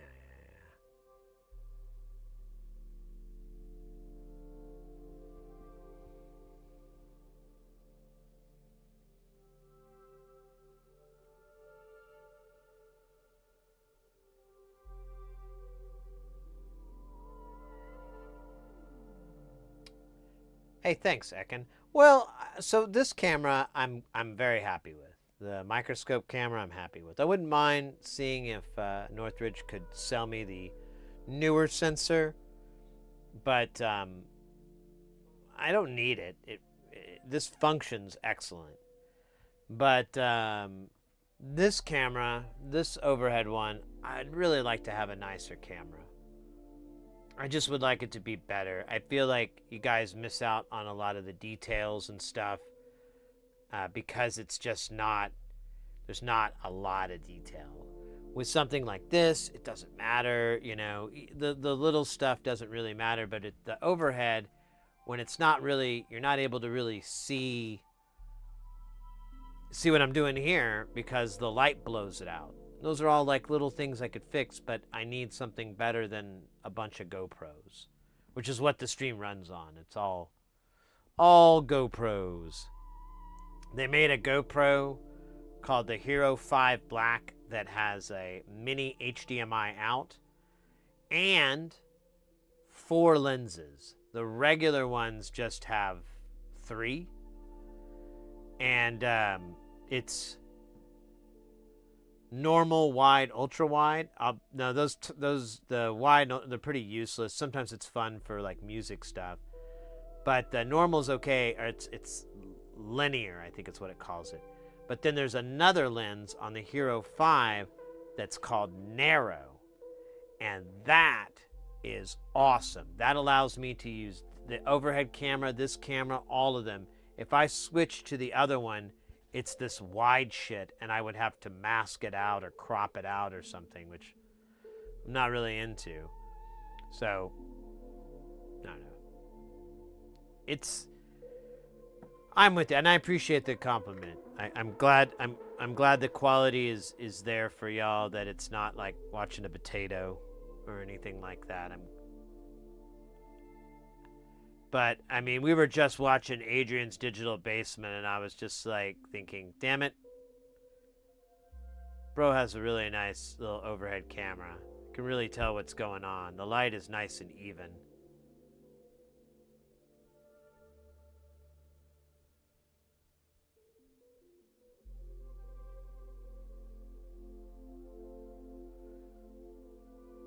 And it's probably not even that great of a camera that he's using.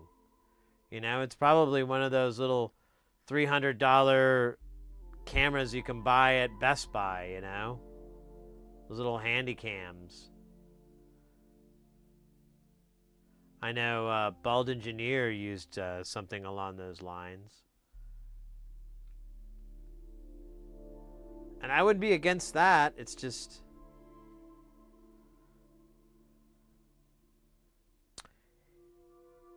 a professional camera has a lot of really cool features that I would really like to have.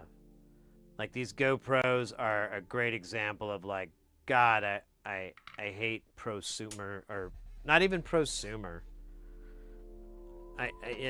Just consumer level stuff sometimes is just so annoying. Like I'll give you an example. The light, not the light. The light temperature, the color temperature. So everything I know of lets you just change it in 100 Kelvin increments. Some let you do 150 even, or 50 Kelvin. The GoPro is in these very bizarre, I don't know what the fuck they are. Maybe there's some sort of linear, but they're in these chunks where it's like 4700, 5300, and my cameras are my lights are 5K. So I'm like, dude, I'm neither 47 or 53. I'm 5.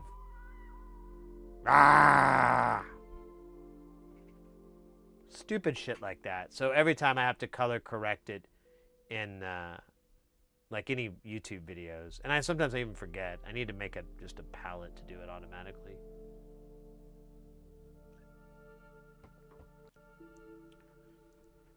Another thing I would really like to get for the stream is wireless in-ears. I would really, really love to not have to disconnect and connect myself all the time. It's a luxury, I agree, but it's a luxury I'm willing to take.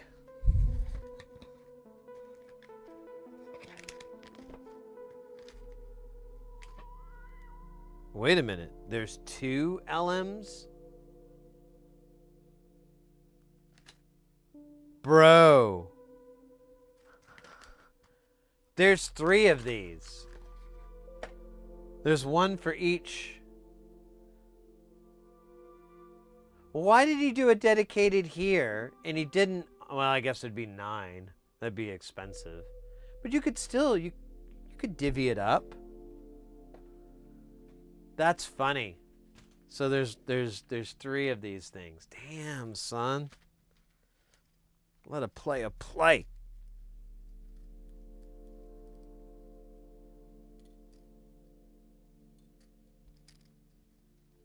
That's how you do it.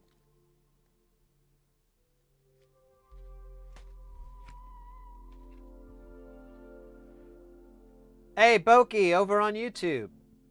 Good morning to you. Where I'm at, it's currently 1800 hours, but you know what? It's so relative. And since it's morning for you, thank you for wishing me a good one.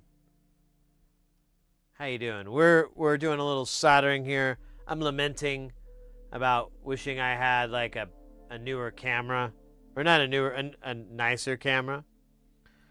And I just discovered this thing has 3 3 5-volt regulators, one for each chip, which is kind of badass, but did not see it coming.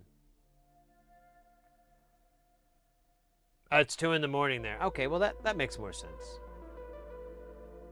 Makes more sense. Yeah, it's just 6 p.m. here. Oh, I think I need to. I'm gonna take a quick break. I'm gonna just run to the restroom really quick and get another beverage. I was gonna make today a short stream, and I'm still kind of debating it, but I'm also thinking I'm having a good time, and we're getting a lot done, and I won't be able to stream next week. So, I don't know. There's a lot to weigh. I'm gonna have a regular one. And be right back.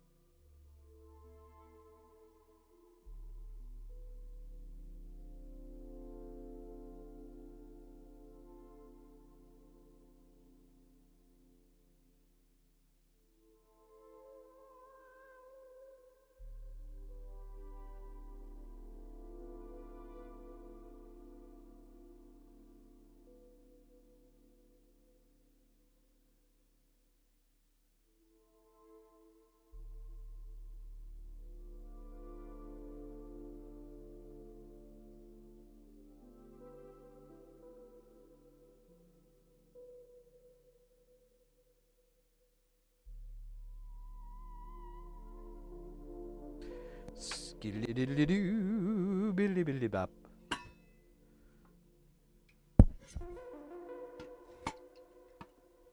Nicer camera is always nice. This is actually an irrefutable scientific fact.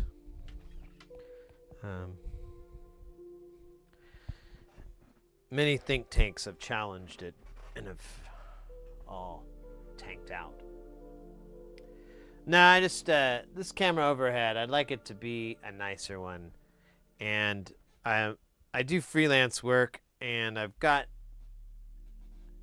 some good work going these days, and I'm like, well, maybe I should put a little bit of that sweet cash into the stream.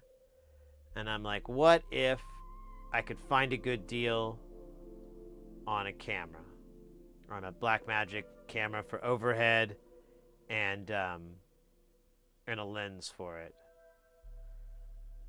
like a kit lens, something that I could just change and have access to, nothing that's fixed or anything, so that I could do zoom and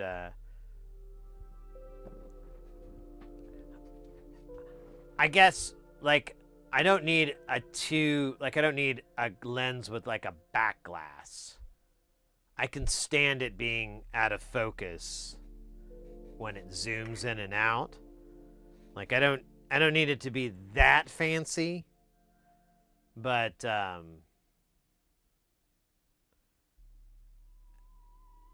mostly interested in aperture control and things like that. Sometimes you just gotta buy what makes you happy and possibly a bit. Yeah.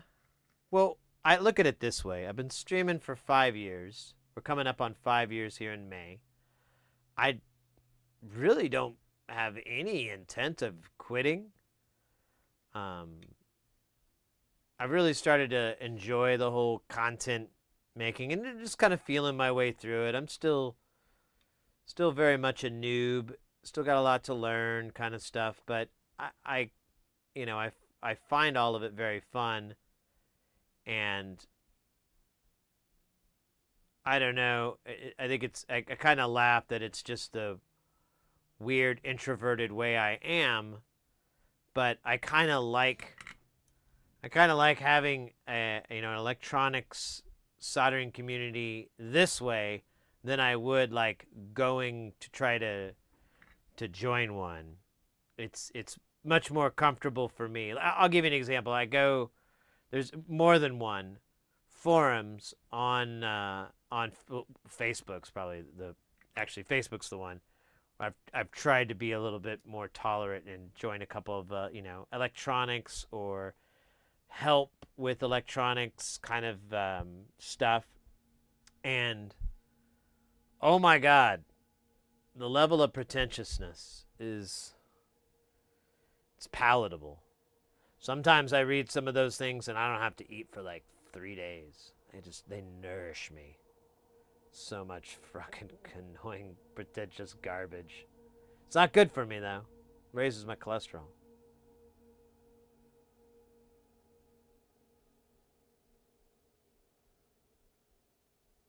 Oh, shit.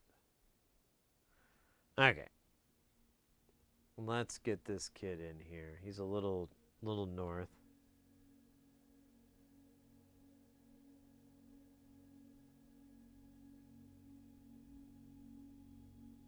Alright. I think we can do this guy again with the blob.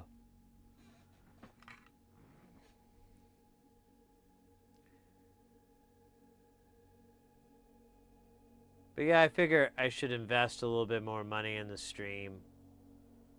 You know, I mean,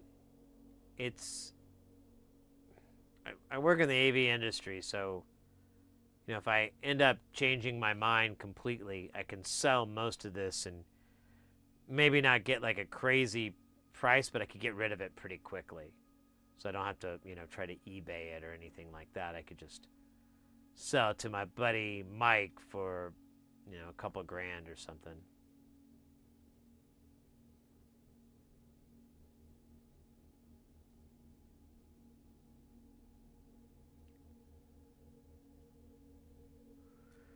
But it works out good because then I get, you know, Mike gets AV equipment that's well taken care of. And I get sweet $2 grand to go spend at the dog tracks. No, I'm kidding. Horse tracks.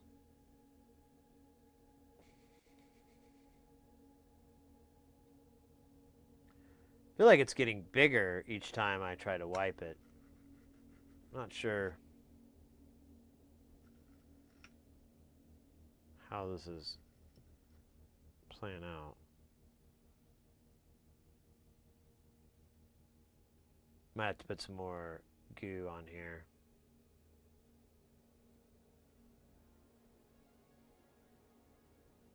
Or not. There we go. I'm gonna put spiky.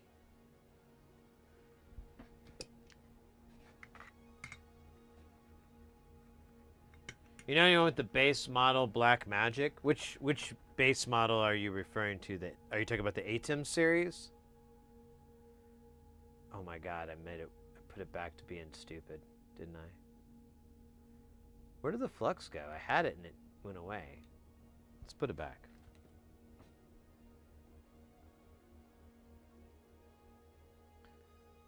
So the ATEM has a bunch of, it's a video switcher series. They have their broadcast one. I can't remember what that's called.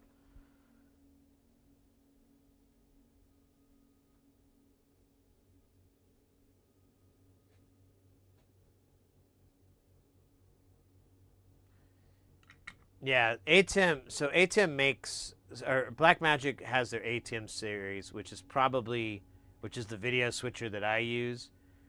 It's the interface I was just showing off, like, it literally says ATEM control software. So this is what all the ATEM stuff is like. The only difference is how much of these buttons are lit up.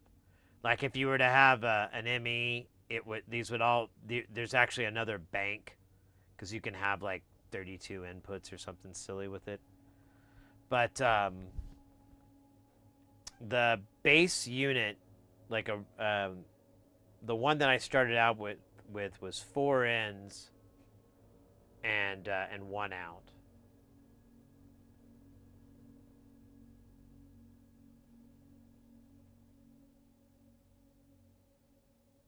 And I'm trying to think here. And that one's good, but it doesn't have a lot of DSP. So there's so much you could do. Like you can put 2 cameras up at one time, but that's it. So this would be a camera, and then that would be one. But the one I have, and that's the ATEM Mini. The ATEM Extreme gives you 4 of these DSPs, so I can do more of these. That one's not going to come on because it's using the same thing. But I can have a bunch more of these. I can have up to 4. Oh yeah, there's the Super Source you could do, which, yeah, that's all of it. And then you can have another video in the background. So right now we're watching 5 cameras, 6 cameras, because we have this on. I could probably, yeah, I can add more. So you could keep going nuts. Okay, it's only going to let me do 2 at a time. So the Super Source kills 2 of the processors.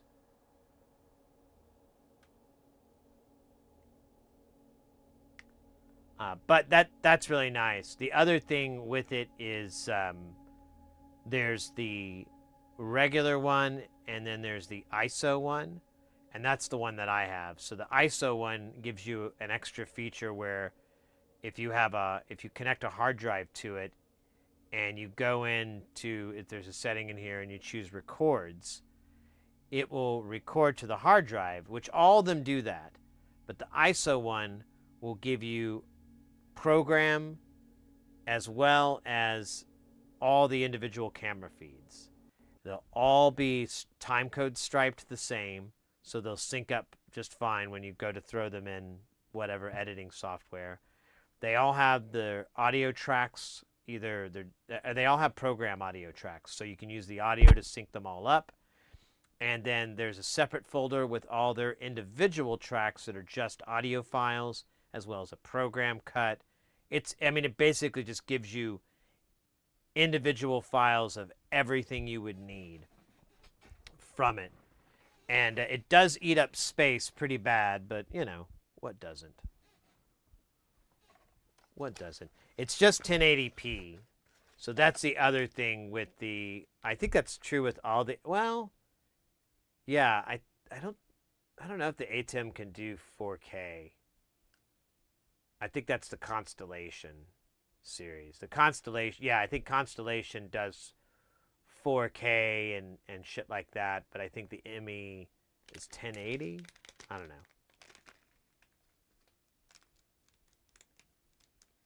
Almost got like an ATEM a while back. Someone had one break, and they were like, they wanted to have me fix it, and then I hit them up about it again, and they were like, I'll just give it to you, and if you fix it, you can, keep it or sell it or whatever. And I was like, sure. Because I was like, well, I could part it out, or I could sell it for parts, something like that, as a parts unit for repairs. And I was like, I could get a couple bucks. And then, yeah, I guess that guy didn't want me to have any money or something, because he just never came through, and I just kind of gave up asking about it. It's like, whatever, dude. That guy's pretty flaky, so it was not even kind of a shock. It was more like 50 to 1 odd. 50 to 1 odds.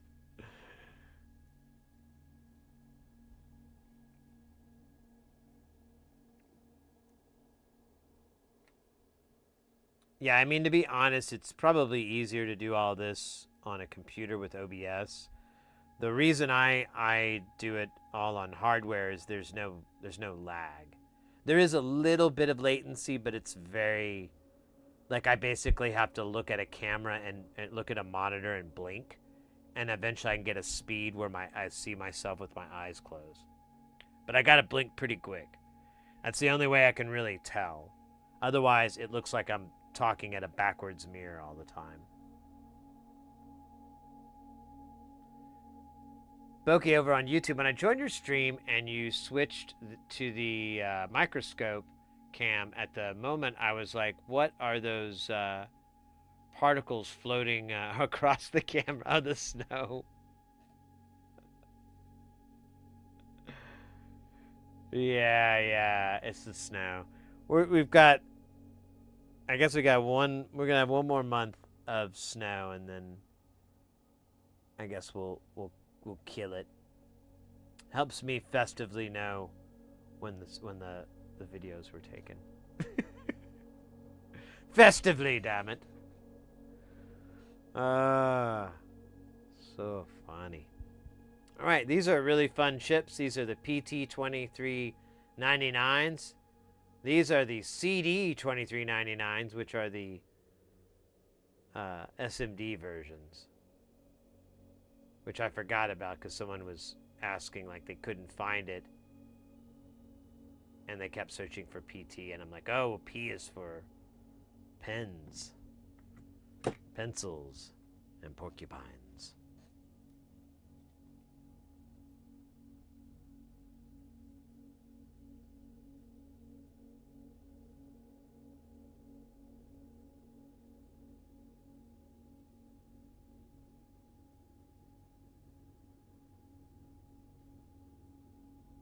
I should put the fan on it. Got some.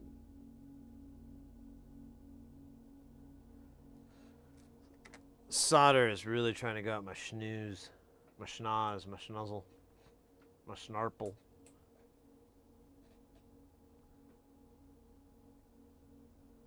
There we go. That's perfect.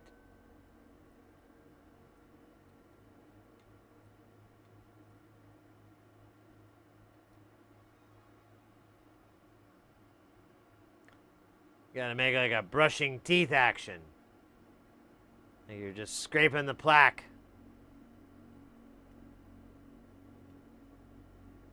Getting rid of gingivitis. Or the gum disease that causes it. I don't think there's any flux on this side. I don't think it made it or something. It's really...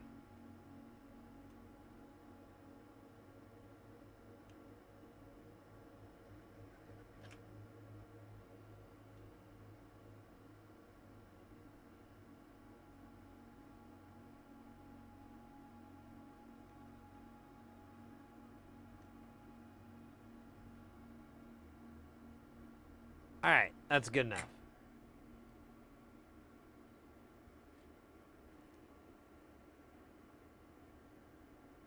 You know, Bogey, that's funny you mentioned that. I posted this, I posted like a clip on YouTube or TikTok or something. And I think and someone asked, they thought it was underwater or fluid or something. And now I'm wondering, like, I wonder if seeing these little snow particles made it look like that. I didn't think about it because I automatically knew what they were. Comedy.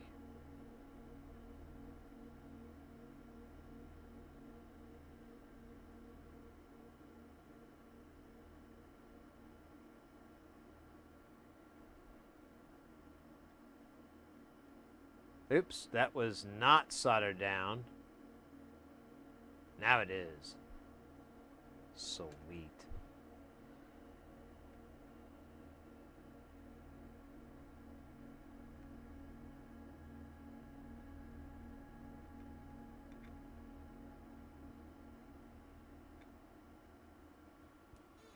Okay, over on YouTube. Yeah, I thought about how those particles were floating. Yeah, like, why do they keep floating one way? Is there some sort of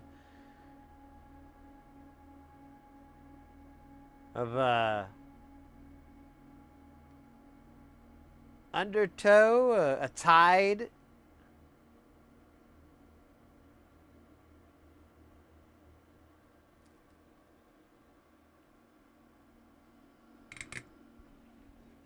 Oh, man. This feels good, guys. Gotta tell you. I was like, I'm just gonna have a short stream, and now I'm like, no, baby, we're gonna solder this to the end. Probably, unless I change my mind. But I'm feeling really good at reliving my favorite part of We Are the Champions. Although I'll tell you, the internet looks like poo-poo on this fucking thing. Keep showing dropouts.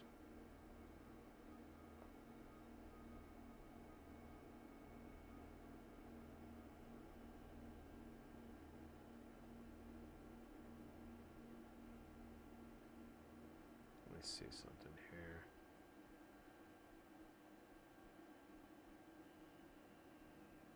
here. Says okay. I guess maybe it's just being stupid. Story of my life. Why are there little monsters walking around on your circuit board? That's the best. Well, maybe not the best part, but that's one of the awesome things with this channel. We have little monsters. If you're on Twitch, there's a little box that says Stream Avatars. It's one of the little panels below the window. If you're on YouTube, it's under should be in the description. Should be a link in there. It also pops up occasionally in chat. But the link brings up the window where you can select your avatar character and go in and make it your own. Oh, Turbo-key. Coming on the Twitch time now. Thank you for the follow. Welcome in, Phil Coleman.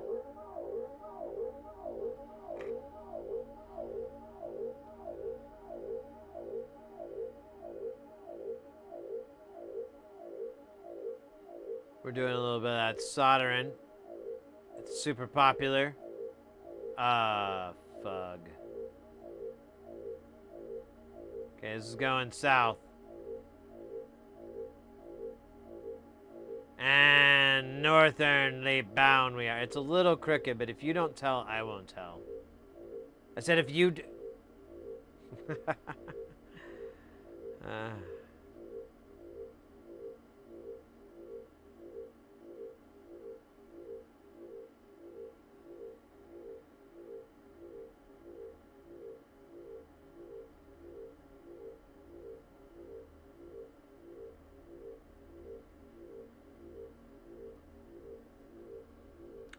You know, I always wonder, was there ever an X-Files where Cooper would make a reference to his appearance in Twin Peaks? Or am I, not remembering correctly? Were they at the same time? I feel like that's a missed opportunity.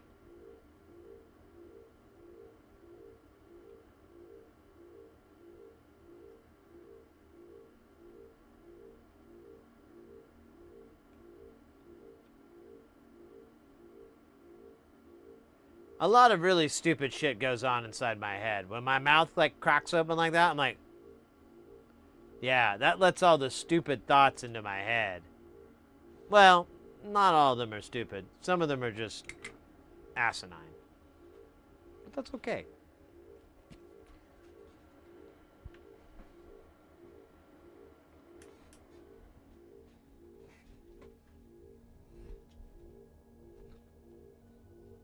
That would be a good episode, though.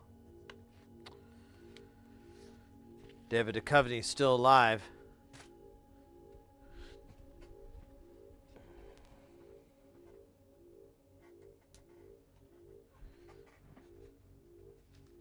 What are we at on followers right now? Holy smokes.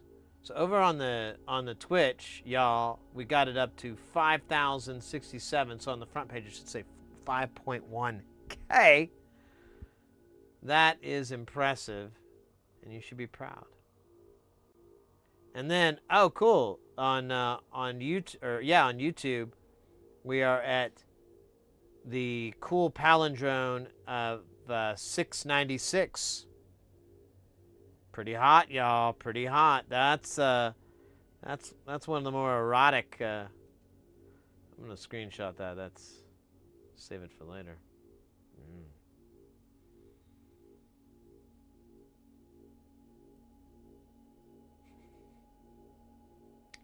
All right. But anyways, kudos. Kudos and Donka. All right, so we have a whole bunch of TLO 72s. I don't know how many. I don't like counting, but we'll do it anyway. There's 5. The answer's 5.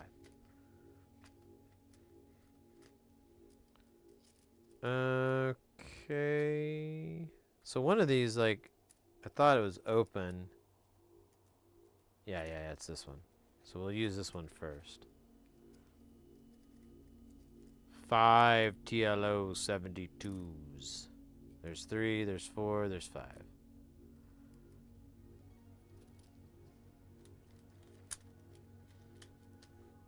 So awesome. I'm kind of getting super excited here because we're kind of getting close. You know? I'm not too far from saying we got all the SMD components on. That's pretty exciting. The rest of it is through hole, and there's a lot of jacks and pots. It's going to take us a little bit to solder all that on, but it won't take nearly as long as walking from Phoenix, Arizona to New York, New York.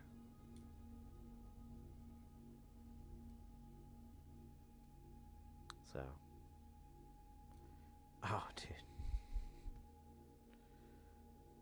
Little victories, you know? Little victories.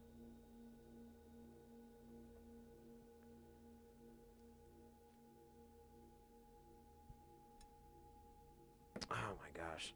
All right, I'm going to pop this out. Terboki, I don't know if you mentioned it before, but what are you soldering again? It's okay. You guys ask as many times as you want. You're only...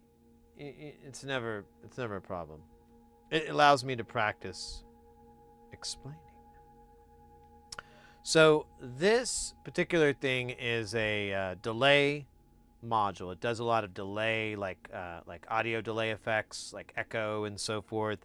It's kind of what this thing does.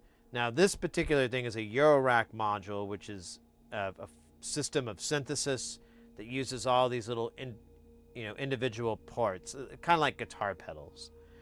This one's delay, but it's going to be connected to something that's maybe that makes sound, like a drum or something module or something like that, and we'll have it run through there and make it all sound cool. This is all this work is like there's the modular behind me, which is Jamtown, and that's a pretty good sized beast. And then we have our newest system that we built, which is right next to Jamtown, called Space Station. And it kind of becomes a little easier to see. You can see all the individual modules and so forth. All these all do a separate task. And there's 1/8-inch connectors on the front, so you just wire and do all your plumbing on the front. And that allows you to, have a good time. Make your jams, make your sounds, so forth.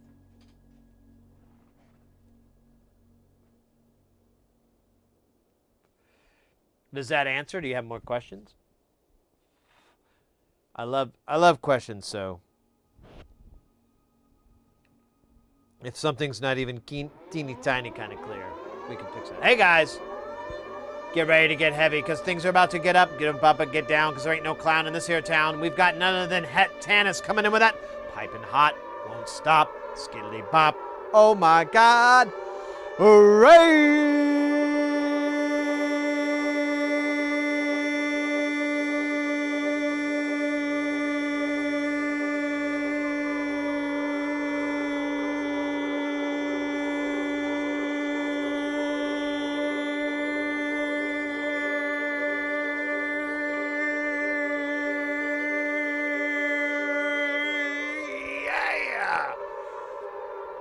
Oh my goodness, oh my God, guys, if you're not familiar with Het Tannis, let's see if we can fix that. Where's the link? Link. Shout out. Brand new! Het Tannis.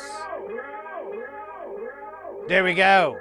Guys, if you like Linux,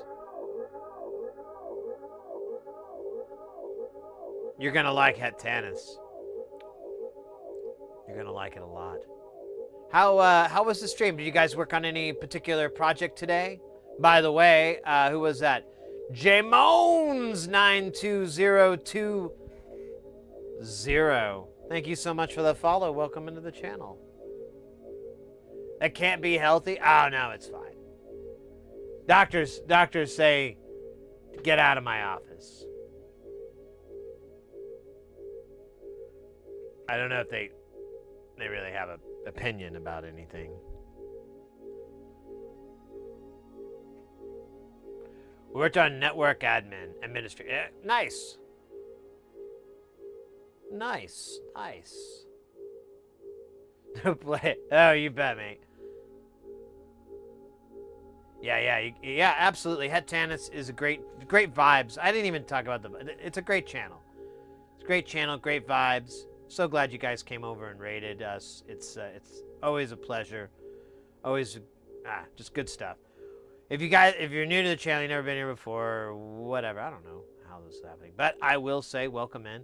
We're an electronics channel. We focus on trying to get people into soldering, into making, into building. This is all blown out from the camera that we were talking about earlier. The Batman loves Pokey. Thank you for the follow. This is one thing that we're working on right now. This is a Eurorack module. This particular one is a delay. We were talking a little bit about it earlier before you guys showed up. Here's kind of the front panel, although you can't really see it. Again, camera thing. You basically have your plumbing down here, and then you have your different amounts and so forth, the feedback delay. Pretty straightforward. This thing is going to go into the True Beauty Beast space station. We've got all the white panels are new, and the black panels are just extra modules that I had from the same designer. And we're replacing all of those. We got a big order in that will knock all those out, and we should have like a completely uniform one. Ah, damn it, the ads. I should have tried to catch that. I'll wait for the ads to go. So, although you guys might have missed it since he didn't came. I don't know.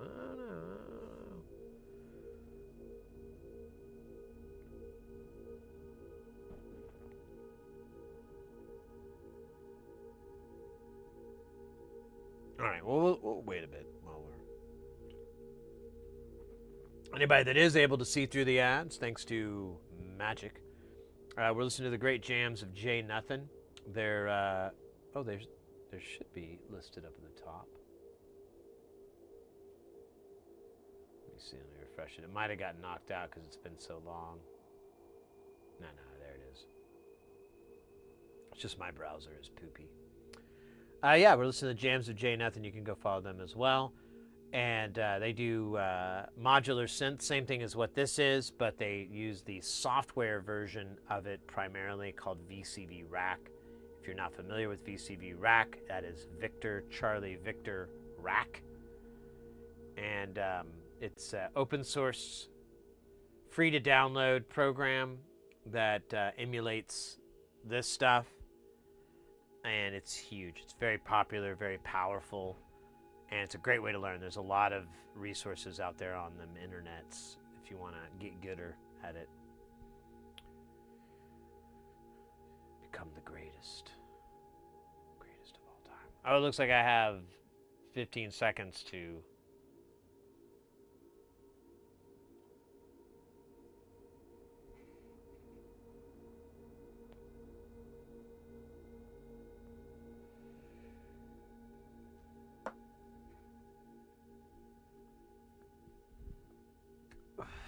All right, we should be back from the ads. Anyways, that's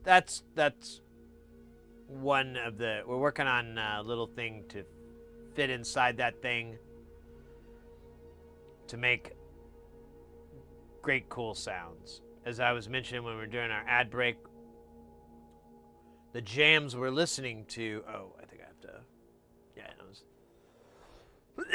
are from this guy, Jay Nathan, and he has like a little software version that's doing a teeny tiny version of what we're doing.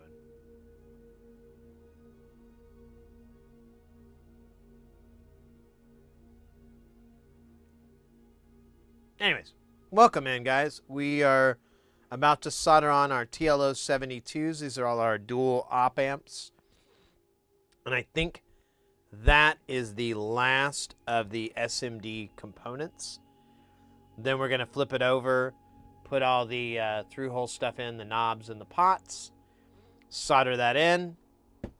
Should work, should be done, and we'll take it over to Jamtown, give it a little test maybe.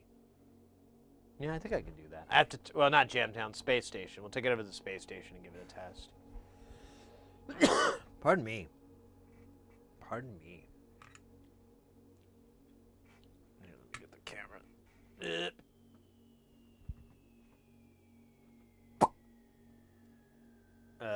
Let's go south. There we go. Is this the first one? It is not. That one is.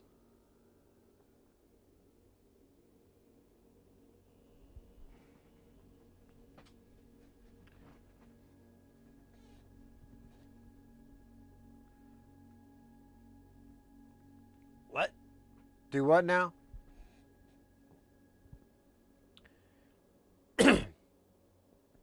Well, since you guys came from Linux, I'm sure some of you guys are, you know, probably know a few things about coding and code and so forth.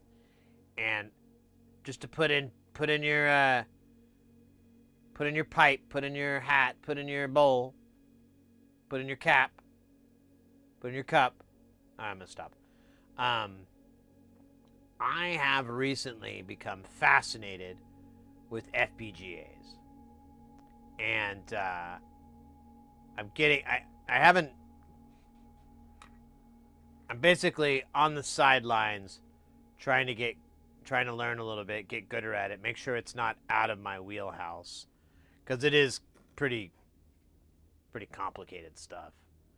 But I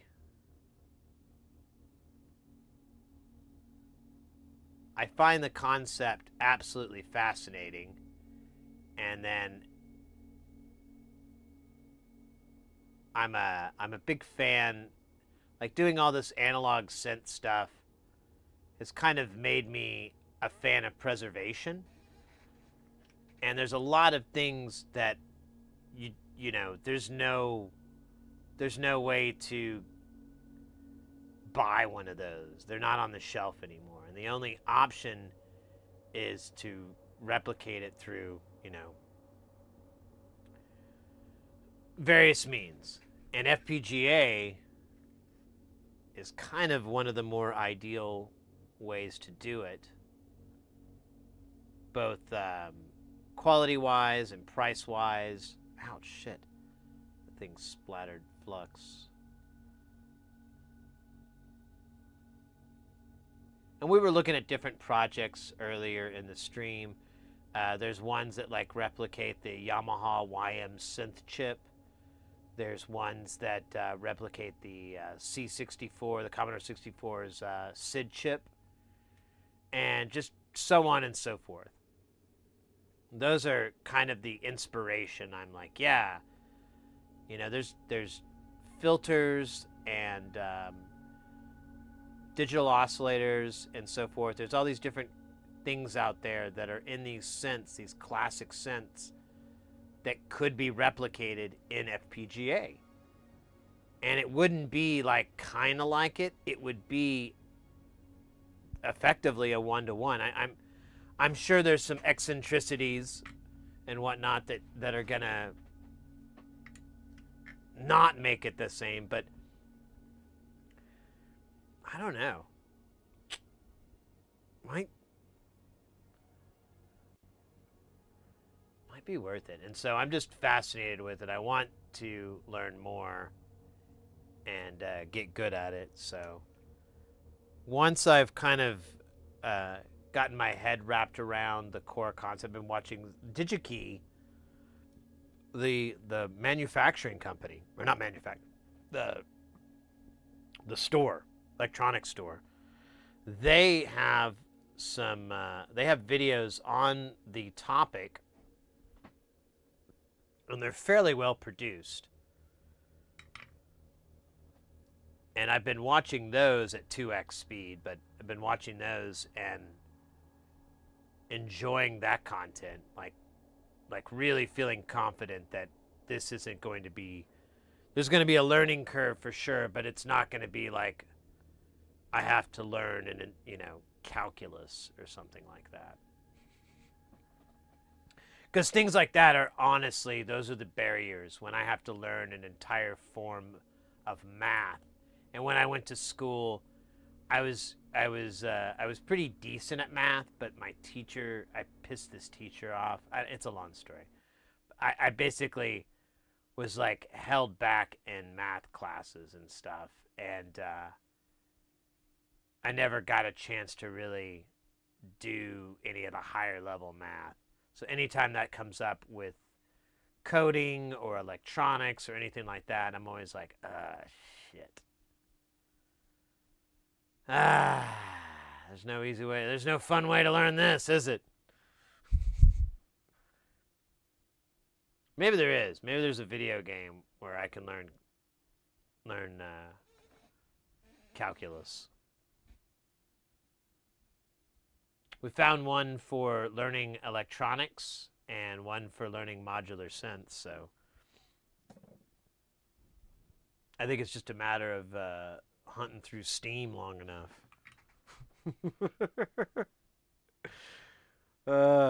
Calculus wizard. Become a wizard in the ancient world to destroy demons with your power of calculus. As you grow and knowledge grows, so will your calculus skills. Each boss will require you to solve a very complex, varying degrees of complexity in a calculus equation, until you finally attack Calculon. Something like that. I think that'd be a good game.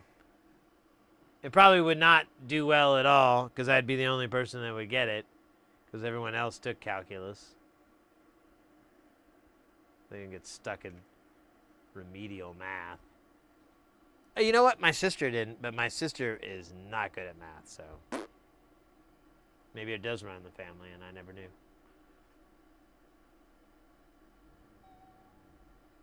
Wolfram Alpha. Really?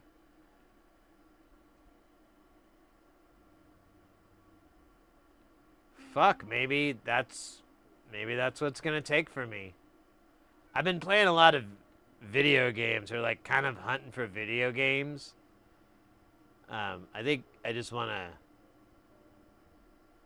I'm in disassociation mode, and I've kind of been, when it was brought up earlier about those games, because I kind of forgot about them, I'm like, if I'm going to play some games, why don't I play some, semi-educational games so I can, at least walk away and be like, I know how this, I don't know, I can't think of what it is, but imagine with me, if you will. Oh, I can't get this angle. There we go. I like it. It makes a big old fat. Oh, man. Don't do that, bro.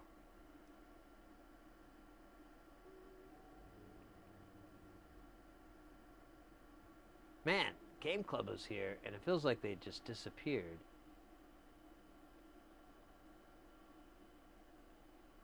It's kind of a bummer. I like that cat.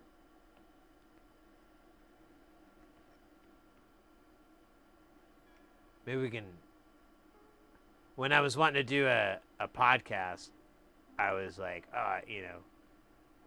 should do one with that guy. Should have that guy on. He'd be fun. But alas. I had an interest in it, and then it's kind of like faded away. It's such a saturated fucking market, and it's like, you pretty much need to have something novel. Whimsical Brotato is an excellent game for what you just want to, when you want to chill. Easy to learn and pick up. I have hundreds of hours logged in on Steam. All right, let me write that down on the old downer list here. Well, let's see. Well, I'm gonna have to put it on this list, but you said it was called Brotato. Chill game. I'm just gonna write that.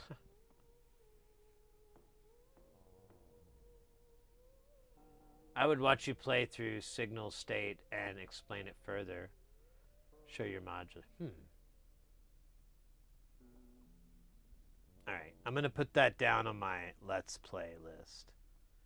Because I kind of have one together. Let's see.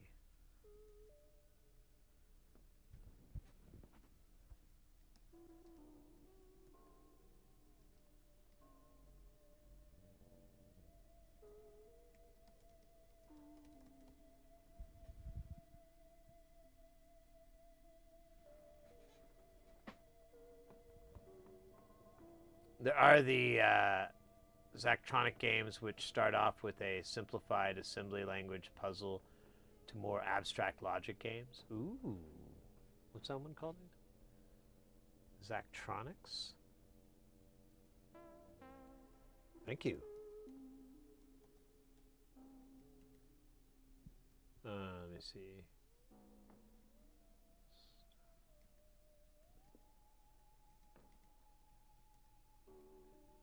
Assembly, where'd you say?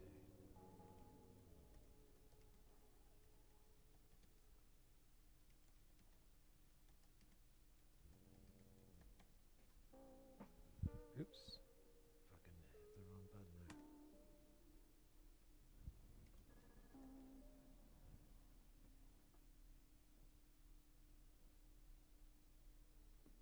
Opus Magnum.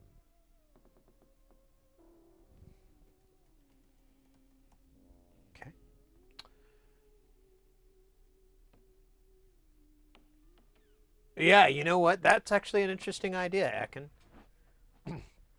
So build it in the software, and then build it IRL with stuff I have that might be pretty similar. I've kind of thought about doing that with VCV patches, but then I was like, I'm not sure what that would accomplish. But if it was an educational thing, it might work. If it was, if it was for educational purposes kind of deal instead of entertainment, that might work. I'm not gonna fuck with that guy. There's like so much solder on him. We could do this guy over here. How you doing, sir? Have you been soldering tonight? What's this? I see a lot of flux around here, sir.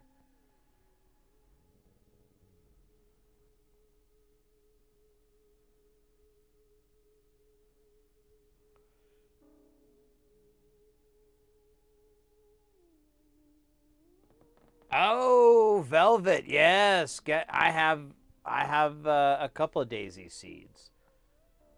So I was very interested in it. I ended up, I never did proceed very far with it. The language I chose was Max, and that's a cool, very versatile language because there's some cool stuff that uses it. However, it is like the tutorials. There is no 2x on that. That thing takes forever. All the tutorials are very slow going. And I think I got to one section, and it took me about 8 or 10 hours, and I broke it up too. And that one section was like part of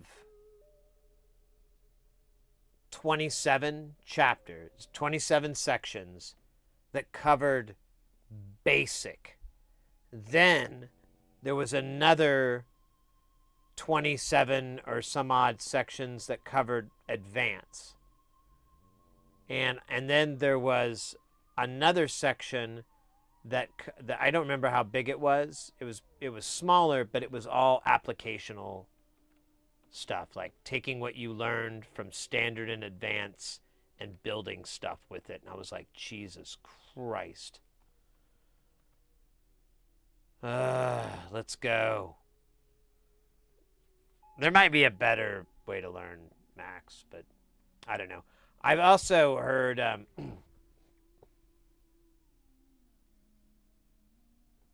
do you get to ascend?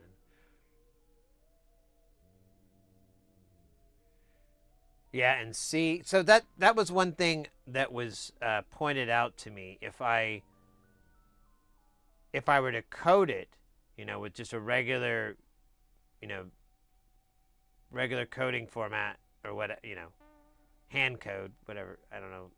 Because Max is all, you're drawing lines. There's like little boxes that do if statements and whatever, but I mean, you're just always drawing lines, which I thought was kind of more easy for me to understand, but, oh, you're taking off, Marzipanda. Yeah, mate. Have a good rest of the night. Rolling out for a date night. All right, y'all have fun. Y'all have a good time. Oops. But I heard that it was easy to program for and that you could do like Python. And on top of it, they already wrote the algorithms for a lot of different things you'd want, like reverb or distortion or delay or whatever. Those algorithms are already part of the library that you can just copy paste in or whatever. And I was like, well, that's cool. And you could always modify that code or modify that algorithm possibly to get different results. Please no Python? Oh, okay. Didn't know. Well, I've always heard I've heard before that's a pretty easy to learn. It's pretty easy for beginners. I'll explain my only coding knowledge is when I was a kid, I did basic. And from there, a teeny tiny bit of HTML, but literally pretty on par with basic. So I understand. I can kind of read code a little bit. That's not okay. I apologize. That's not true. I did learn C back when I was like 13, but I didn't really get very far with it. And then I think I got a car or something, and I was like, who fucking cares anymore at some point. Or I got a girlfriend. I don't know. Something happened where I was like, who cares?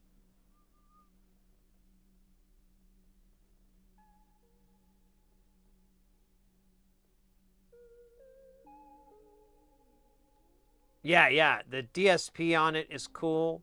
The amount of RAM for delay and reverb-based effects is very cool.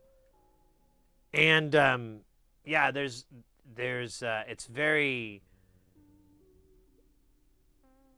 noob friendly, and I'm still very interested in it. I don't know. I either need to crack through the Max some more, or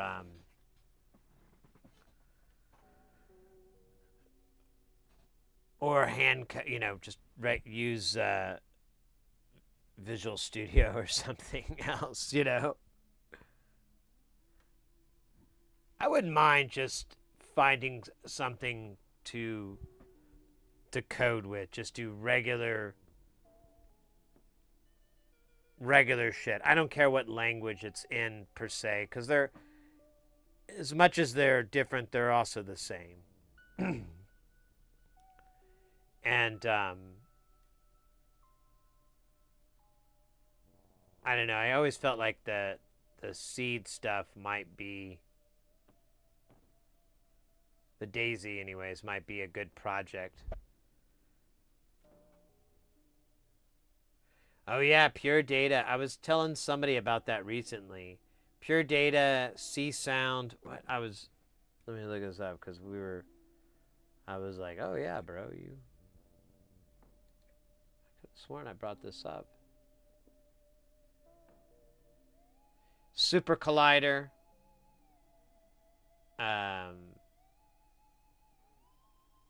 C Sound.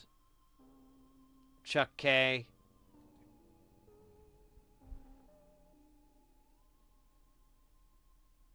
Yeah, but either way, the benefit to the Daisy is that it is very accessible depending on where you're, for lots of different directions that you could be coming from. Since it supports a lot of different, language environments and so forth, it makes it very easy to work with, which I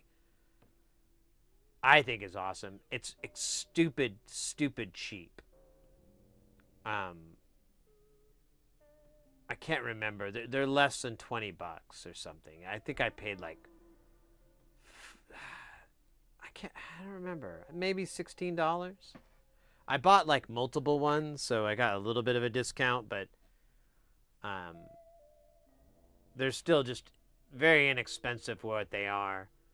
They you just need an op amp, so you'll have to build some sort of op amps for the IOs for buffering and so forth, the audio, but there's like already a DAC on there, and there's ADCs already, so you still need a buffer, but you can send it 3-volt data, or 3-volt shit for it. Command prompt only. There you go. So, Batman, I have like all the Linux stuff I have in my house is CMD. I haven't tried it lately. I was gonna get a laptop soon, and I was like, maybe I'll do a dual boot and put Linux, put something on there. But I never been a big fan of the UI, but I always like the CLI. And so I typically, well, not typically, all the stuff that I have, I just run it that way. Even if it does offer one, I'm like, nah, I'm good. It's cool. So much faster. Don't have to wait for anything to load. I'm good.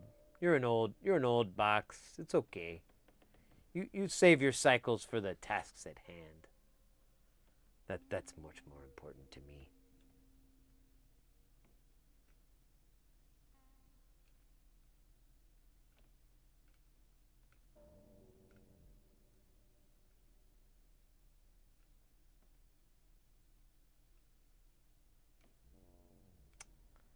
Nice.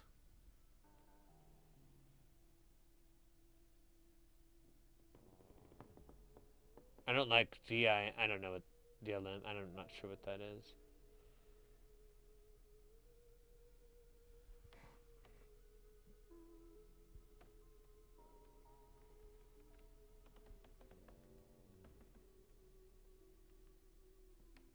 VLM is also very hard to escape when you have used it for a very long time.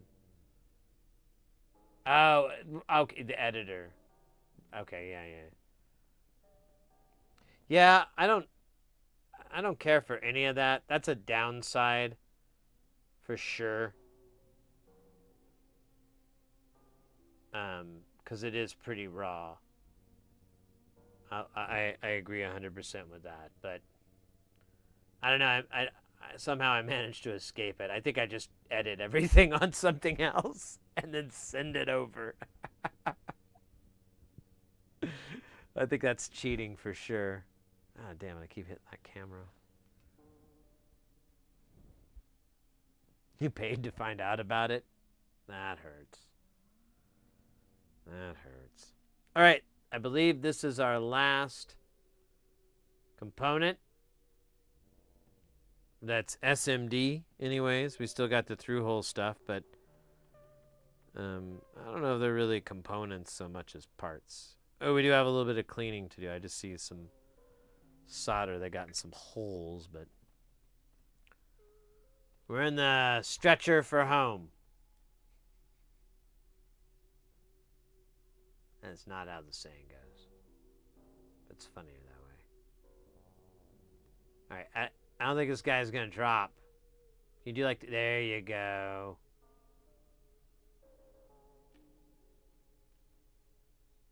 Very Beastie Boys. Very cool. Drop. Did you hear that? It said that? Well, of course not.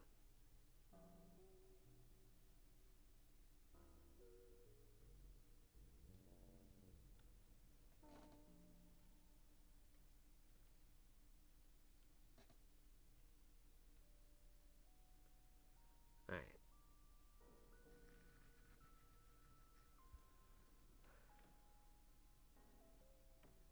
It was well, that's another dimension. Another dimension? Another dimension. Another dimension. Another dimension.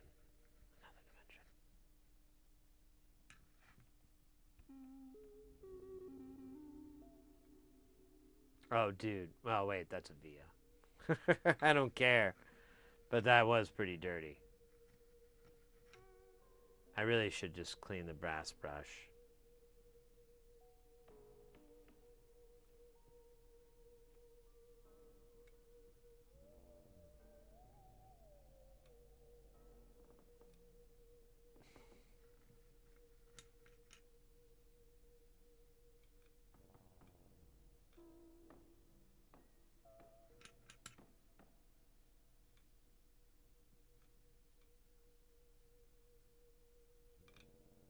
Ah, you son of a bitch.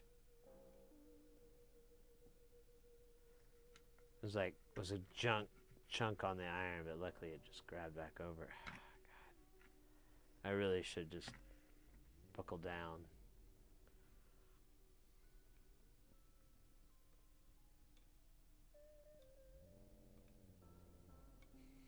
Dude.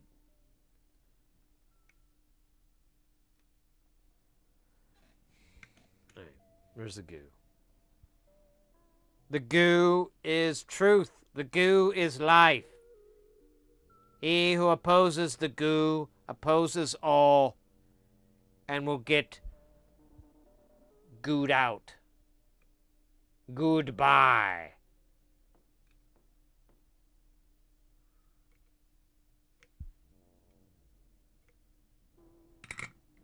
All right, that was the last of them. I'm doing an ocular pat down here from my eyeballs. We got like this. I think I could maybe just clean it. There's like some solder on this hole. And we got solder here too. So let's do 2 spots here. Boop, boop, boop. All right, there's that guy. Let's take care of this guy first. We'll just use the cheap flux. Because I think, or not flux, what am I saying?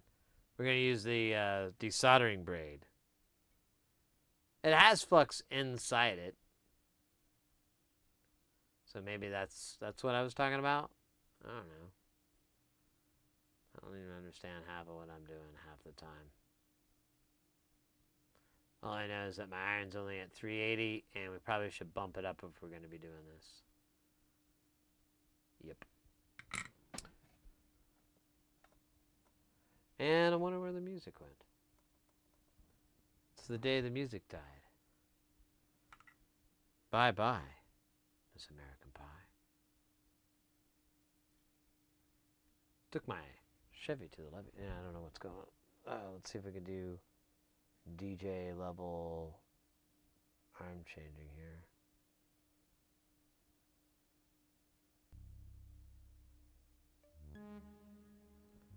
Good enough. All right.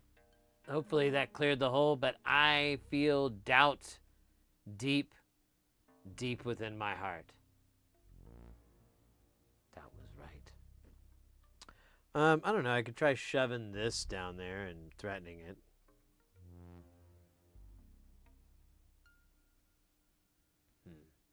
Didn't really seem to work. We could try the sucker. We'll come back to it. We'll come back to it. We might have more than one. We'll come back to you with the sucker, sir. What is that? You'll find out. You'll find out. Oh, you're going to find the fuck out. Now this, on the other hand, is an atrocity.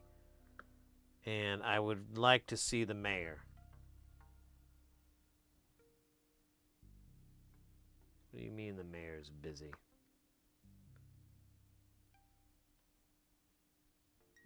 This is mayor stuff right here. This and busting ghosts in the sewers.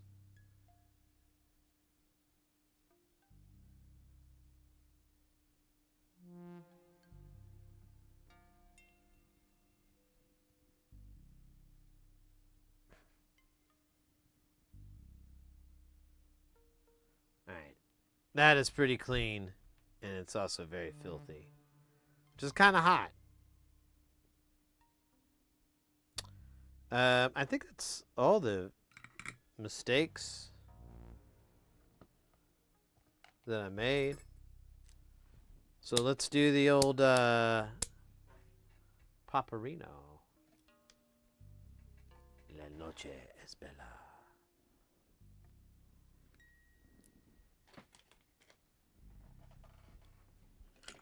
Night of the moon?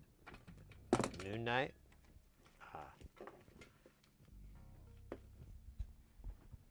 Can't remember what. Or is it something about nachos? I never knew my Espanol.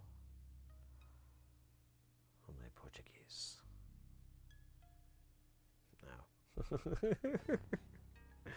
I know neither.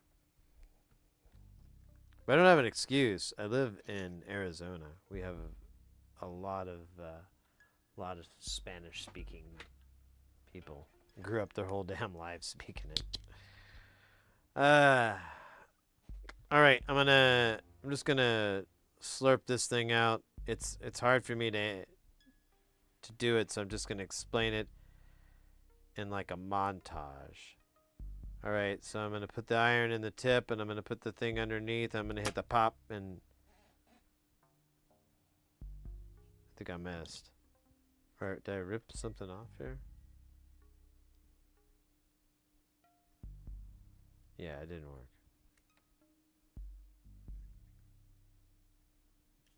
I'm gonna try again, but this time with less funny business.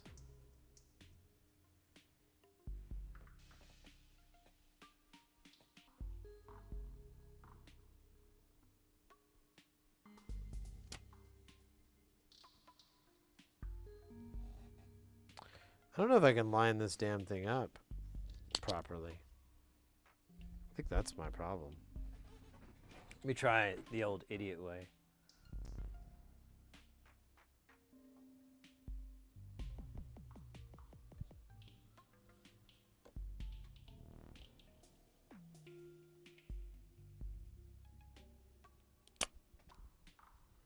I don't think that was the right spot. And flip it over since I can kind of see it easier.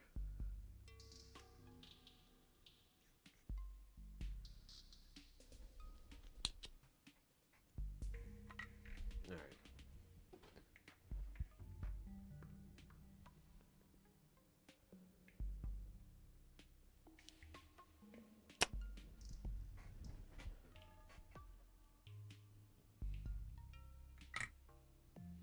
Pretty sure I got it. Sí, capitán. Muy buen, muy buen. All right. That is all the through-hole stuff. Let's clean this board up. It's because it's filthy. Not in a sexy way. It must be cleaned first. Done.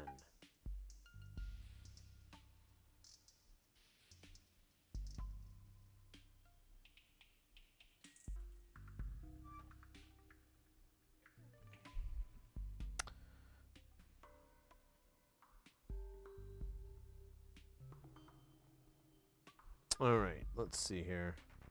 Yeah, let me clean this up.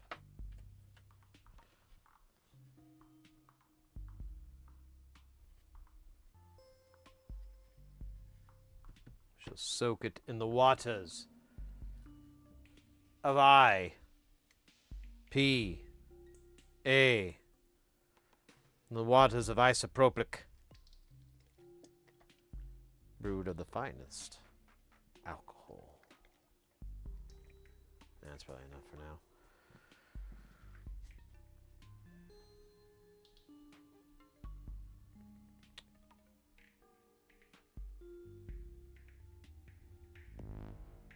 All right.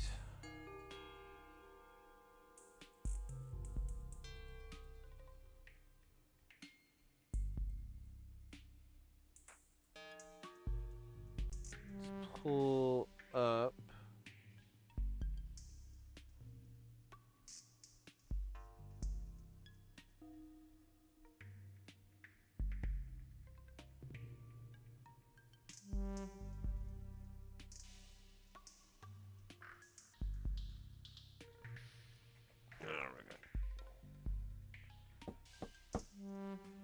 Oh my goodness. One more back pop. There we go. This is awesome. I'm excited about this.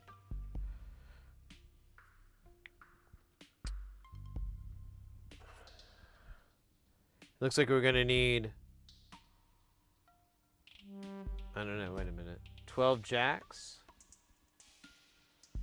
Guess I could look at the damn building materials.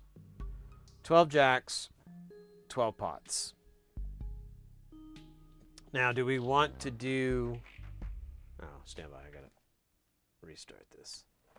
The question is, do we want to do the tiny pots or the Davies pots? It looks like this could take the Davies. Let's see what we got.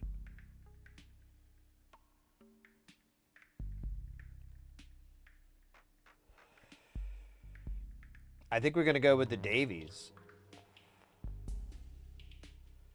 I don't have a ton of these knurled, so it's easier to just use the smooth shaft ones. Whoa! Sims Fan 2024 coming in with that follow. Marion G. It's not tiny. Greetings.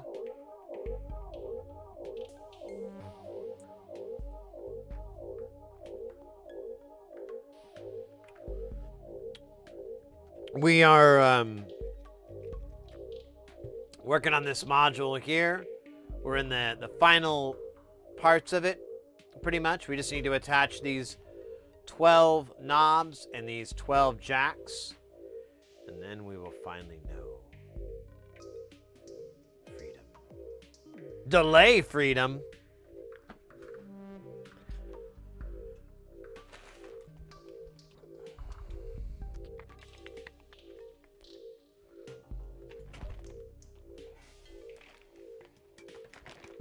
Oh shit. Look at this.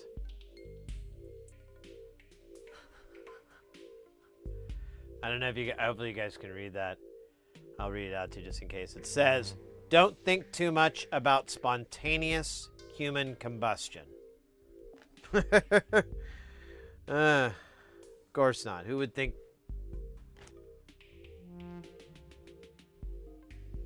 Who?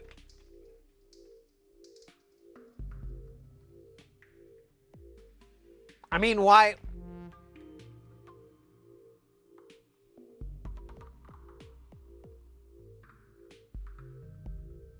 I mean, it happens. Not all the time, but every now and then. It happens, so you gotta... Okay. Enough silly billiness. Let's get serious. No, I'm kidding. I hate that. More now I'm thinking about... I'm sorry. It said not to. And you know how great I am at reading. Following the reading words.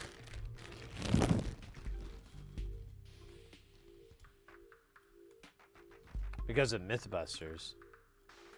Wait, what?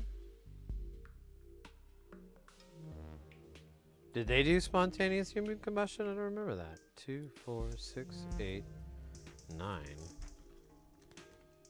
10, 11, 12.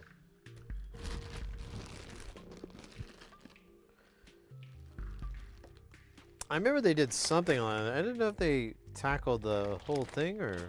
Can't recall, to be honest. Okay, we'll need these knobs for later. What up, buddy?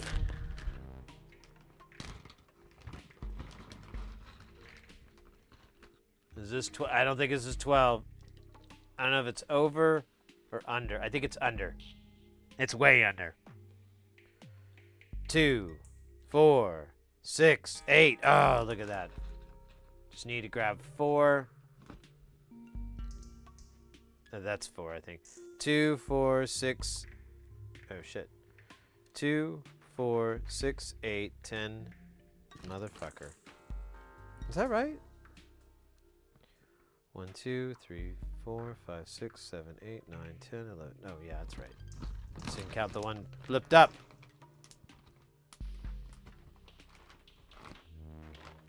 Oh, and CS, and that show is absolutely real. One time I was watching an episode of it, and there was a guy who was like, he had turntables, and he was helping them fight crime by scratching. I didn't really get it, and it was on like a little like a TikTok or a reel or whatever the fuck. And I watched that thing loop like 5 times, and I kept going, what? Huh?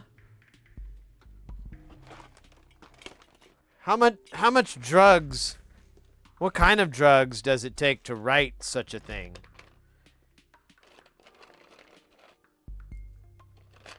The person who wrote it, they must have been on like a lot. Like, I hope they're okay now. Probably not. Probably not. Man, I think I bought like 100 pots. And I'm already almost out. I think I'm gonna have to buy more. So maybe I'll hold off on that switch.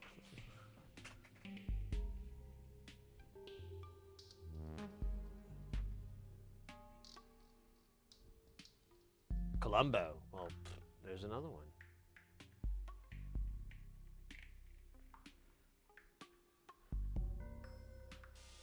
Let me ask you something. Did you happen to blow up? I ask just because every now and then somebody blows up. I know it's crazy, but I'm just wondering. Maybe you might have saw him blow up. Well, now that you mentioned it, he did burst into flames. You don't say. That would explain the burning marks in the couch. That would explain the broken glass. She didn't kill him. He burst into flames. Yes, that was it. One thing, though. Why did you poison him first? And then, just one more thing. Why did you happen to poison him before you set him on fire?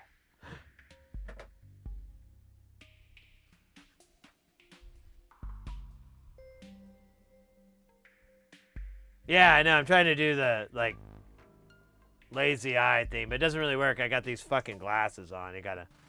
Let me tell you something.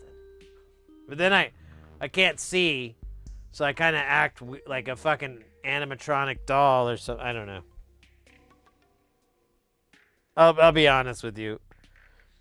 That was probably the 4th time in my life I've really tried to do a Peter Falk impression.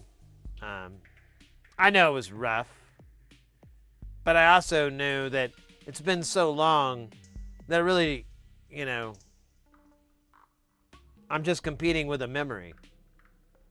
Ooh, a dab. Axe Deathrow, good to see you, mate. How are you? Axe Deathrow with the dab.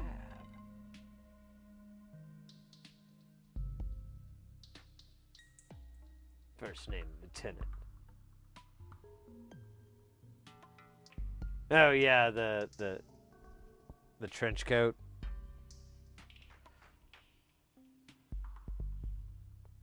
Well, wasn't that the bit? He was supposed to be like hard boiled or something. That was kind of the joke. You need to go more New Jersey. What does that fucking even mean? What do you mean? Exactly, okay? When you say New Jersey, what are you talking about, okay? Do we need to fight about it or something? Are you trying to talk something? Okay? What is that implying? No, don't walk away.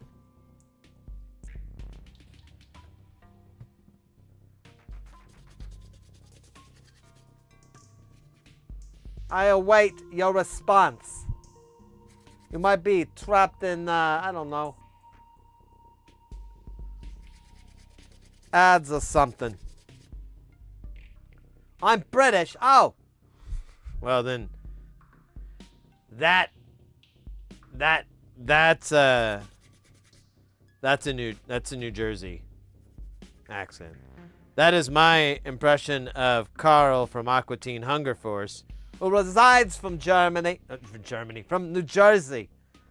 New Germany, Jersey, whatever. Doesn't really freaking matter. Freaking toll rolls are what sucks. Hey, Matthew, over on YouTube. Possible Peter Falk, now you're Michael Caine. Oh. Actually, I was working on a Michael Caine for a while. It's really hard to do it and not laugh. Like, I'm still in the laughing stage.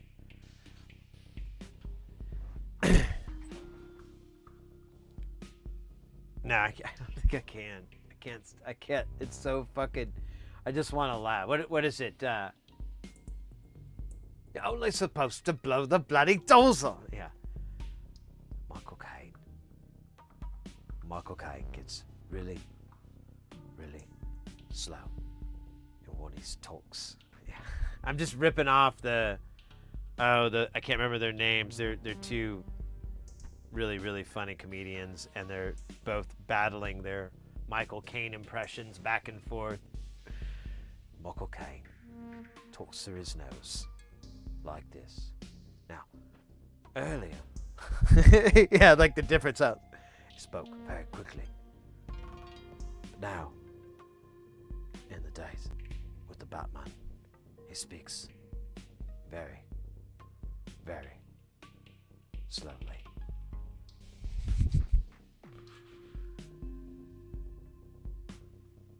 She was only 16. Yeah. Not doing Michael Caine right. I'll tell you why. You're not doing the broken voice. You're not doing she was only 16. She was only 16. You were only supposed to blow the bloody doors off. Okay, that's how you do a Michael Caine. Yeah, Steve Coogan. That's it. Yeah. I always forget those guys. I always see them in clips and stuff. I never get to see them on any TV shows, but all right.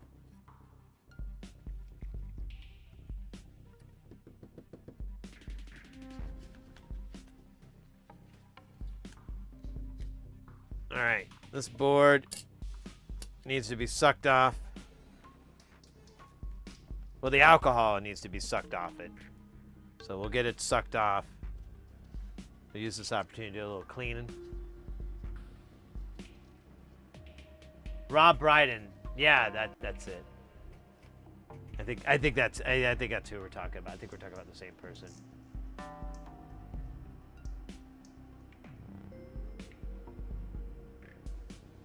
Great new tech. Crime science, guys.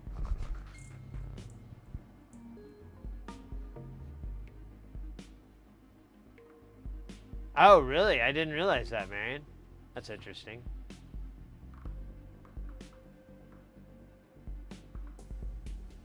Oh.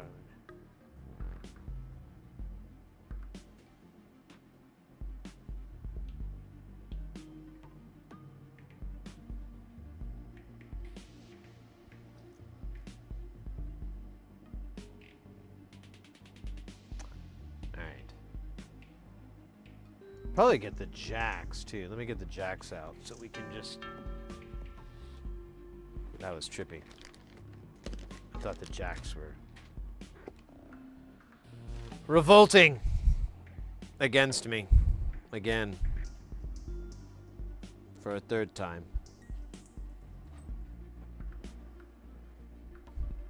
She was out. Oh, God damn it. Now it's going to be stuck in my head.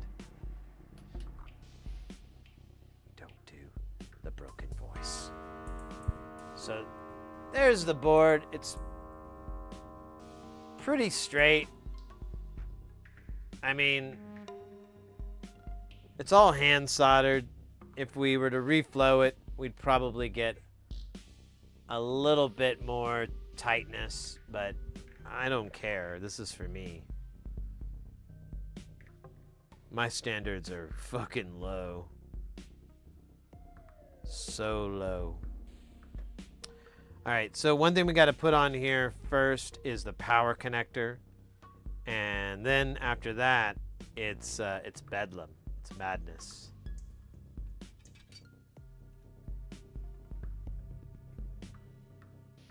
Burgundy.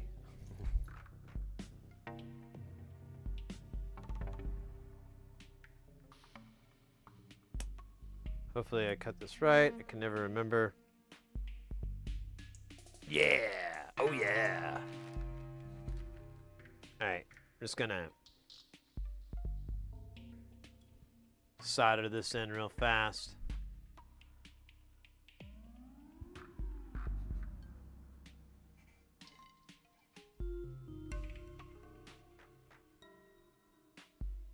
Then it was CSI Miami focusing more on Horatio.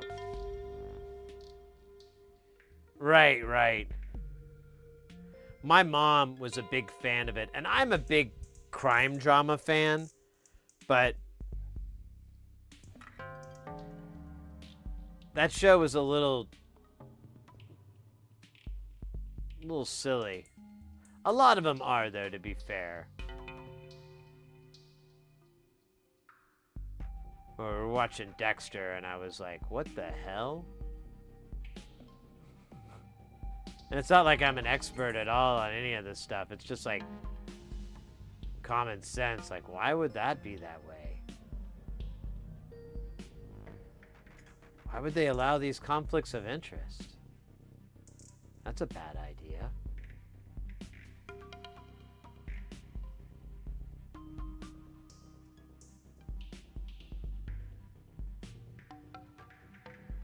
But, you know, good TV and good ideas are not the same thing at all.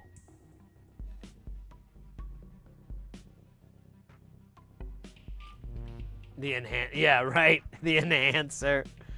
Can we enhance it? Look, that's a 24 karat ring he's wearing. Same stone and cut as the one at the jeweler's thief. I think we found our guy. Let's roll. And they, you know, they roll. All right, so I don't know. I think it's easier to put the pot in first. Don't ask me why.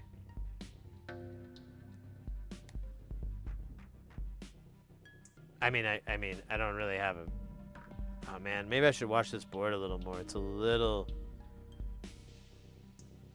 That's kind of nice. It's not that bad. I think I just hit a bad spot. Yeah, there's like a spot here. Who cares? We're gonna hit it with a bunch more solder, and then maybe we'll wipe it down.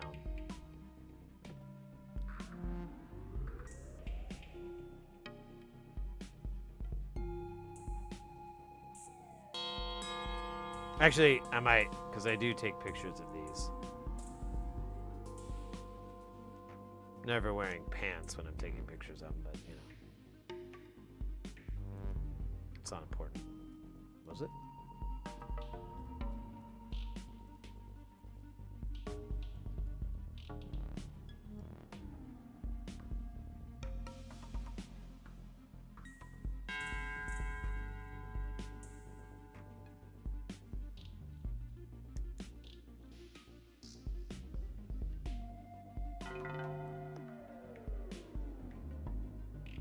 Oh shit, when the computer virus infected the server on Bones from scanning a bone was choice.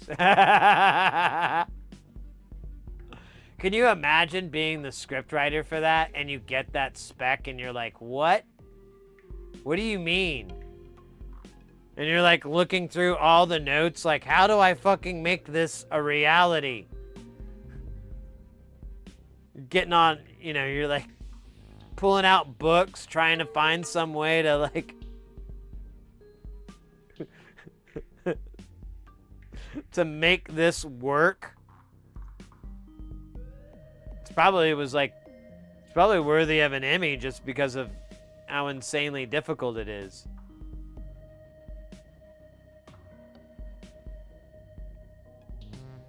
And this Emmy goes to Susan Michelson for Bones, a virus in the bones.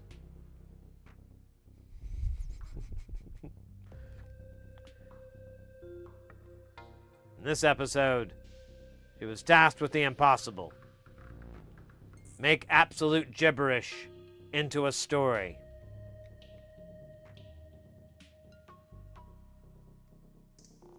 And she did.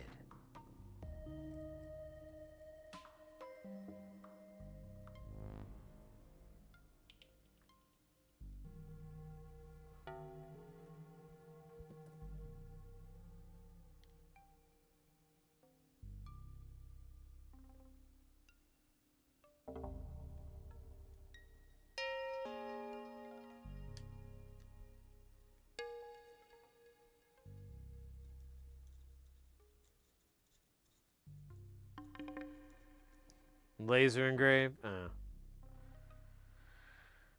I don't know. I don't know the rules in the story. I haven't seen that episode of Bones.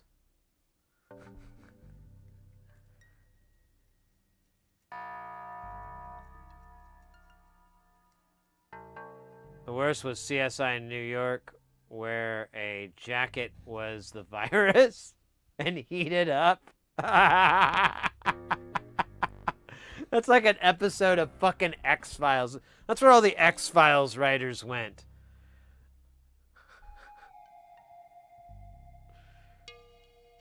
Like all they had to do is like do do do do do do do do do. You know, they had to just cut away to opening. Do do do do do do do do do. Do do do do. No. This is CSI. Oh. Is it like, is this the rock and roll? Yeah. Okay. That's fine.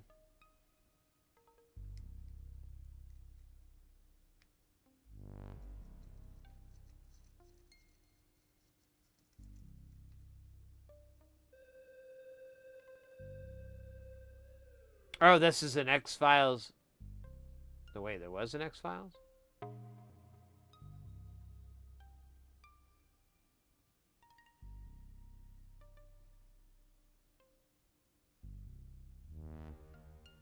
I don't know who that is.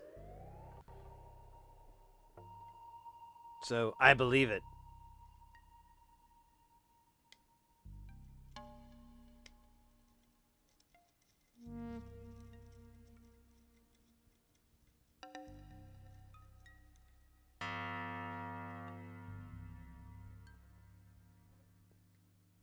Oh, is there solder in this hole, or is that just light? I think it's light. Now there's a little bit of solder in here. I don't know if this guy's gonna go through.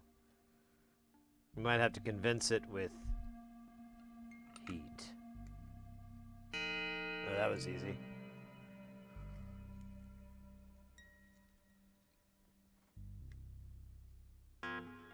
Alright, still gotta convince it? Damn it.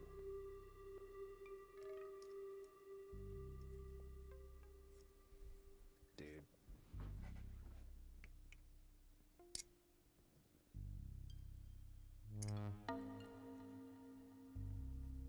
Alright, that was dumb. Second detective in CSI. Oh.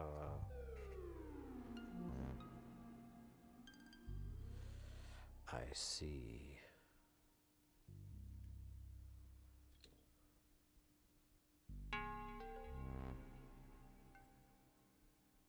Guy died and it was found the hot dog remains in his throat like he choked maybe. Then they went around New York and matched up the curls and the ends of the hot dog. Oh my god.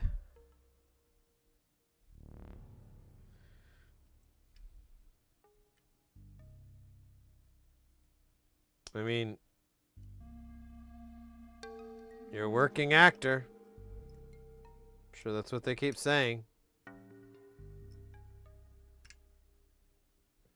This was your dream.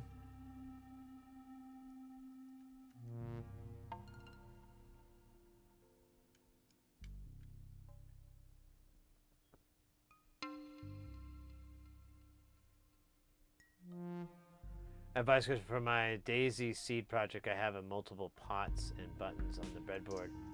Okay, I temporarily mount them to. So, like, I started buying a lot of breadboard component, or like I bought a bunch of stuff that would fit into a breadboard. So, oh, I can't. Maybe I could.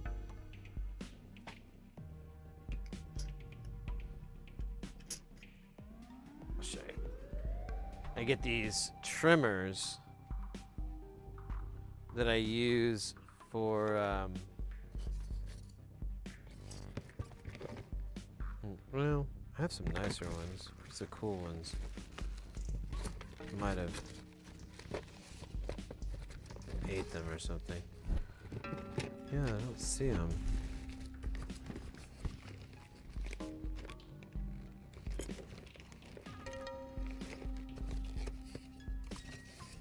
Huh. I don't know where those went. Let me check one other spot. Yeah, I don't see them in here either.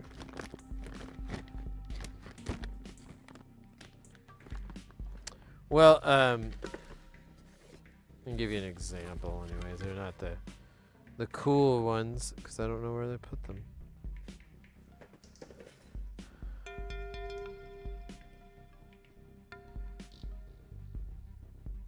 Oh wait, let me check one spot here. I have my breadboard kit over here. Do I have them in here? No. Okay, so.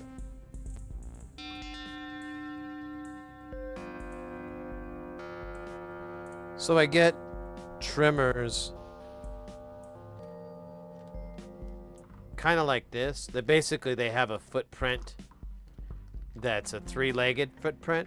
So they'll fit into a breadboard just fine. The ones I was trying to find, they're actually really cool. They have little knobs, so you could tweak it, but they have like a visible arrow on the top, and you could fit a screwdriver in there to tweak it and whatever, but they're real versatile, you know, in that respect. And then there are some buttons that kind of work. Buttons are a little trickier to do. Same with well, switches you can kind of.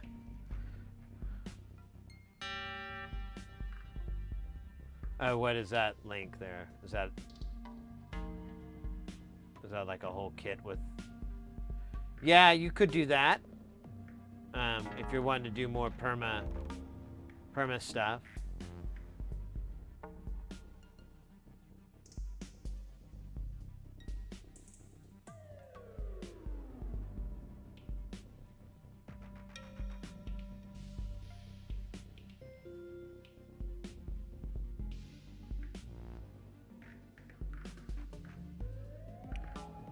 Well, yeah, breadboard.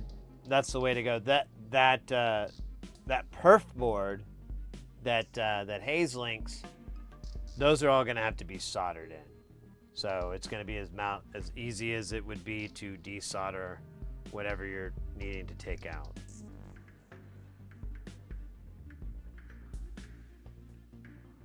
Perf boards work. I've built plenty of things using them. They're not terribly rugged, obviously, but you know. They're far from bad.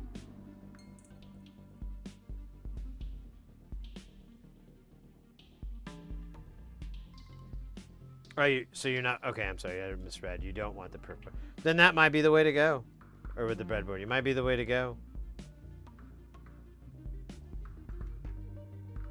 Alright, where's the panel? There it is.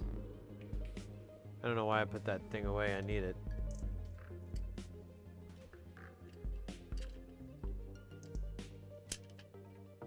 Uh-oh. Uh-oh. Uh-oh. Got a big casualty here.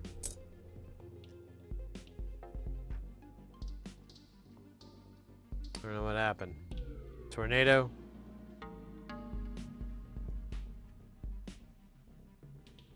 Donkey Kong? Or a little bit of both? I think it was me forgetting that if I touch these, I'll knock them out.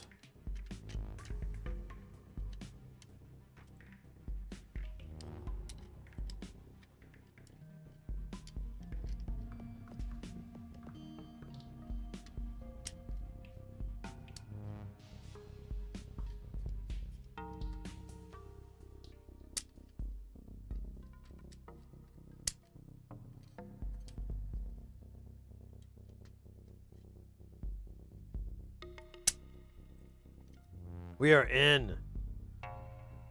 Let's put our nuts on here.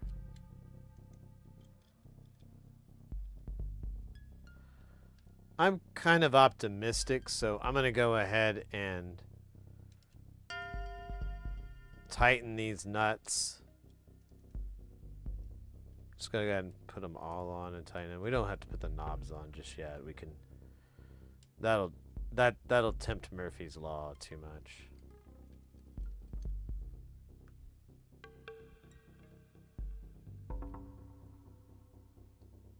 Wait.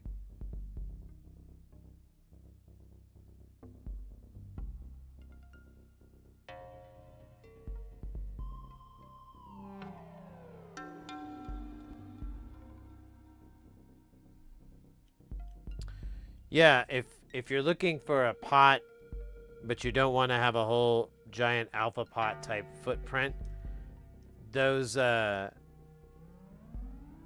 trimmers might be an option for you. It depends on how much access you want to them and stuff like that. But they're not a very big footprint, and they're easy to access and they're easy to look at. If they weren't so expensive, I would just make them my automatic trimmers all the time. They just have single turn, but that's, again, would make it a good pot. And I don't think there's any multi-turn versions of that. That'd be neat. I don't even know how the fuck that would work, so I think I'm sounding stupid now.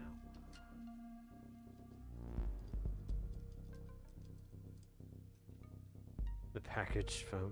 I haven't messed with that stuff at all. I'm not familiar with it. I'll have to look into that.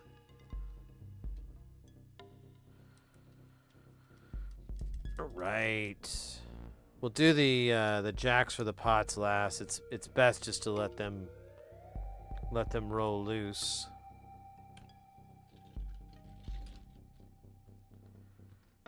Oop, oop, oop. Go ahead and get the other one just to... I mean, this is really stable on its own, but I bought two. Fuck it. Use both. It's going to make a lot of smoke.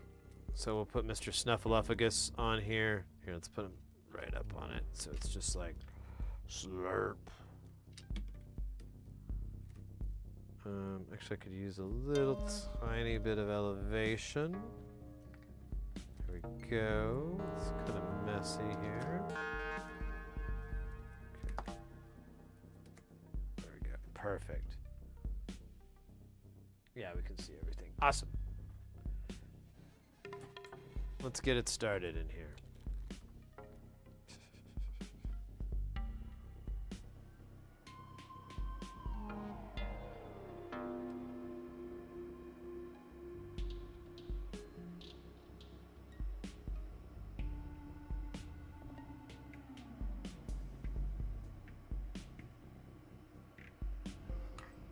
Okay, sorry, let me do a big monster. Oh wait, I didn't do these dabs. Oh shit, there was a... Axe Death, are you still here?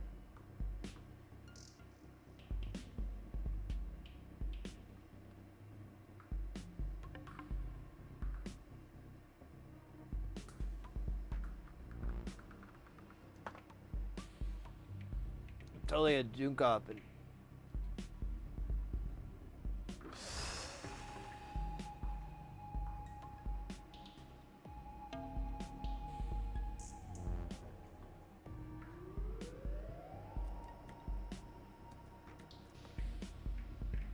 Oh, weird. This vape and that drink have a weird flavor together. Kind of like it. I'm gonna do it again.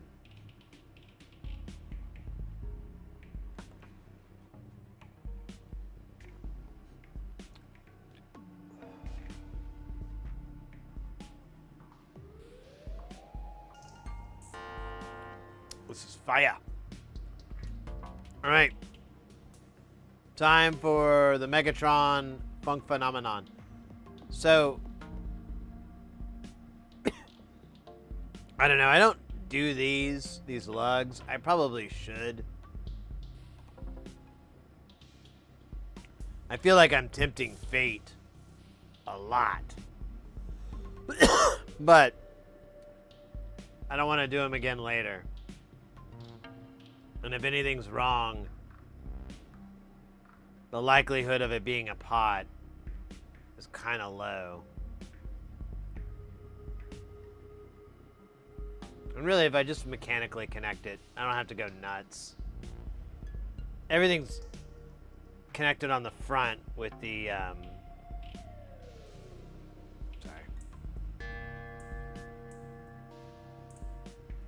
with those nuts, so there's really no strain on the PCB. So putting those lugs in, I don't really think it's necessary. But, you know, it is a little bit of reinforcement.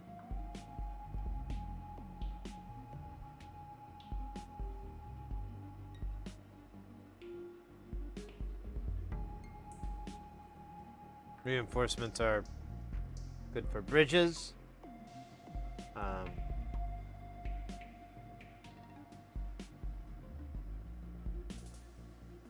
Battles. When, you know, battalions.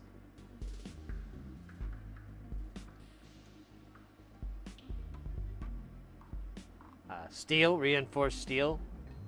That's good.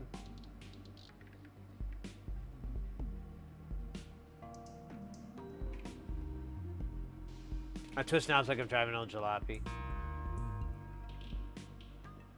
Are these nuts? Yeah. Honestly, I don't really care as long as everyone's really chill. My only real, like, thing I kind of try to avoid, or I want to avoid, or whatever, is I don't want the channel to really have this kind of boys club thing going. So, like, you know, and I get it. Most of us are bros. or of bro descent. Or whatever. And, but, you know, I don't know. There's just sometimes there's some jokes that are just like, dude, it's not funny if you know, if your sister was here and, you know, or whatever. I don't know. Just that kind of consideration, I guess, is the only thing I really throw out. But, you know, no one's, I don't know. No one's going to freak out about it.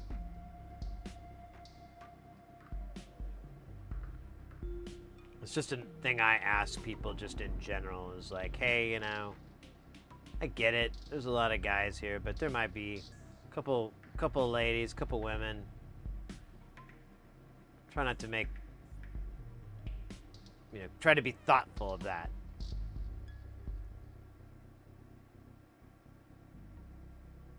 Just keep that in mind. They're probably lurking. They're probably chilling. Make them laugh too. Not just the boys. Make them laugh too. That's all.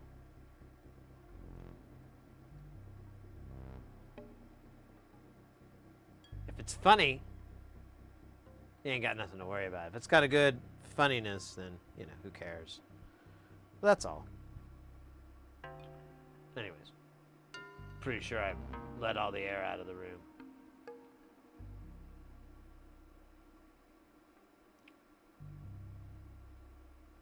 I think these nuts are okay.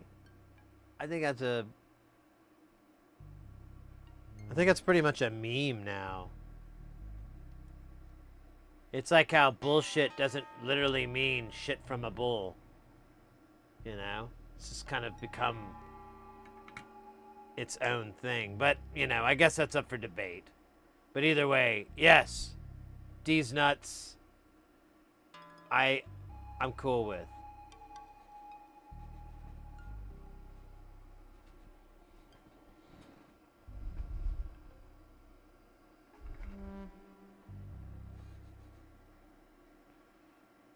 Dude, where the hell am I? Oh, way up here. Oh, cool. We're getting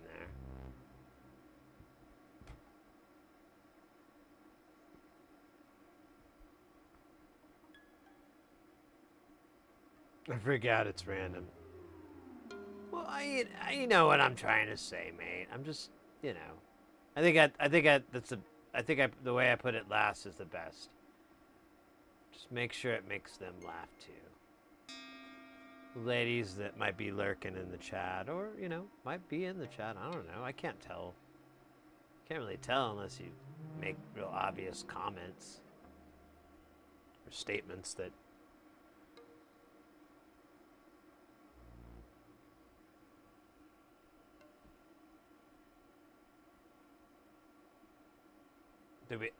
I guess I'm just going to go down the row and do all those. That's going to be hot.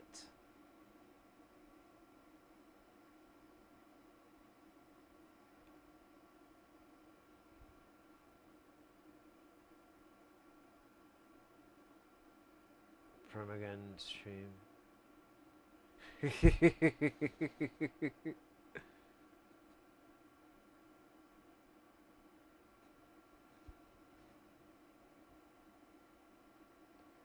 No, I mean, it's like this kind of struggle that I have, because I always want the channel to be, you know, inclusive. I want everyone to be able to get into this.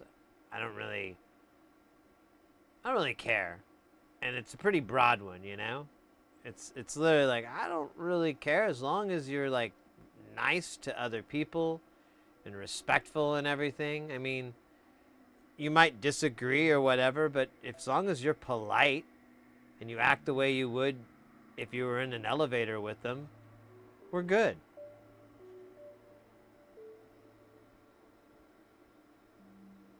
There's a lot of stuff you can just not tell people. You know? And it's fine. You just keep a lot of things to yourself. It's cool. It's not very internet-y, though. I get that. But so that being said, you know, with everyone that comes in, you know, most of the time you know, you're really just a screen name. I don't really have a physical form for you cats. And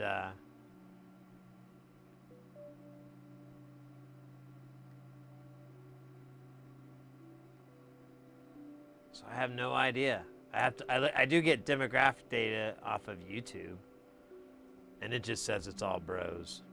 I'm like, aw. Yeah, there you go. So Hayes pointed out that's an excellent one. The mass fart transcends everything. Anyways.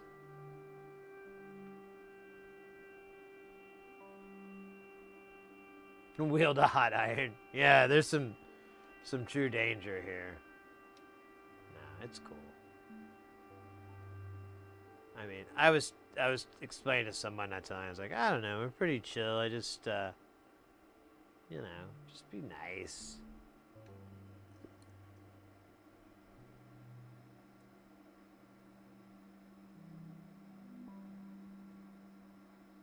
Simple as that. We're just enjoying our love of science and soldering and synthesizers, and you know, that's what it's all about here.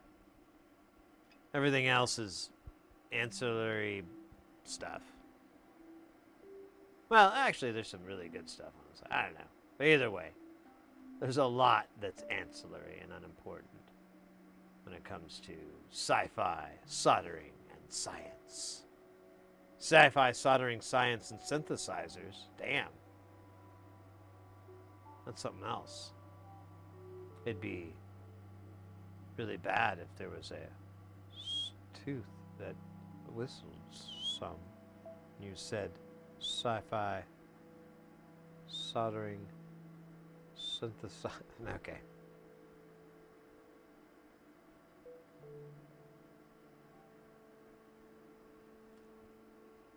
All right, now is the triple, papa. Oh yeah, you won't be able to see it because my head's in the way. That's gonna be weird, awkward.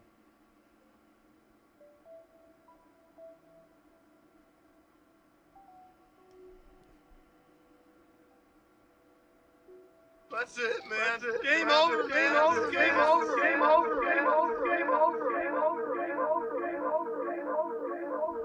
What the fuck time is it? Dude, it's 8 o'clock already? Damn, dog. We gotta get this rolling.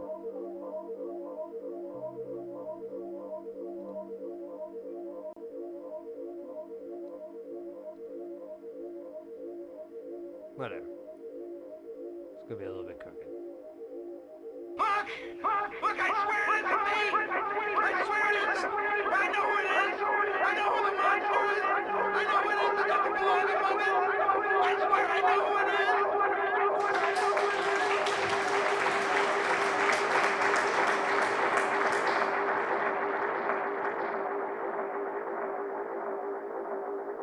You know what's funny is like that sample, the monster, where the monster is sample. That's from, or I know it. Well, it's originally from a Outer Limits. I think it's Outer Limits episode, but the first time I heard it was in a song, and I found this song and I played it, and to my surprise, there was like no copyright strike. So I was like, damn, that's kind of nice. Maybe I could make it part of the stream or something. Hey, No Life, how you doing? Solder everything. It must all yield one. It is the way of the solder gods. If we are to disobey, we are to disobey God. And be struck down.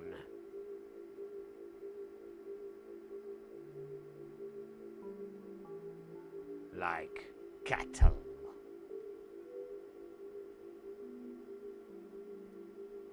Maybe I can frame this in. I can't like zoom out. Oh, wait. I could zoom out a little bit more. Alright, that's kind of better. Let me... Oh, wait. Left is left, right is right. That's cool. Buried underground and claimed to found the thermal vision camera.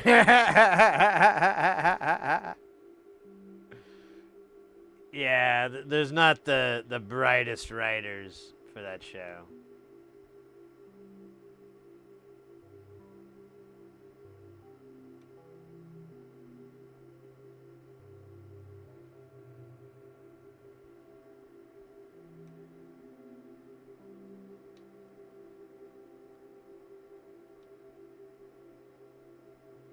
Imagine being the showrunner and you're reading that and you're like, sure, this is good. This might get us an Emmy.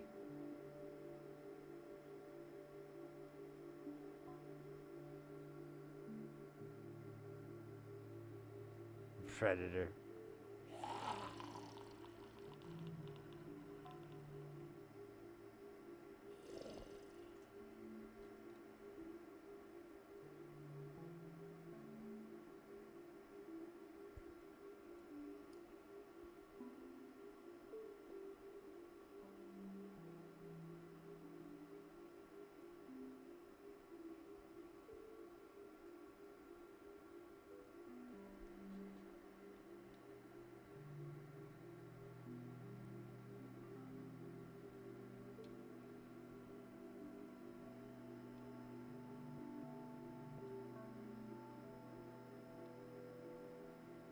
That's good.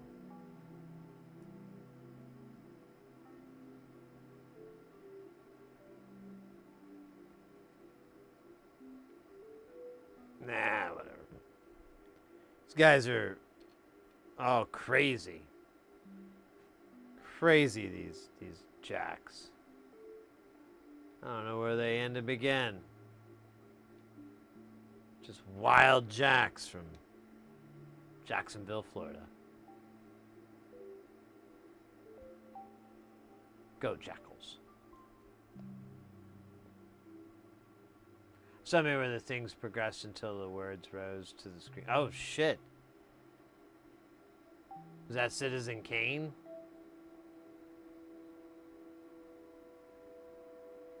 Nah, I'm kidding. The credits start in the beginning. I think for that movie. Oh, no, wait. I think that movie actually started. I can't remember now. That's important. Phil Donahue's legacy. That's what's important.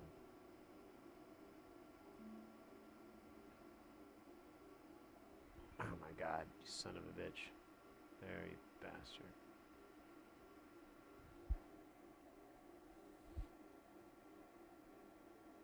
Rose Red of Stephen King. Rose Red Bud. Red Bud. Rosebud.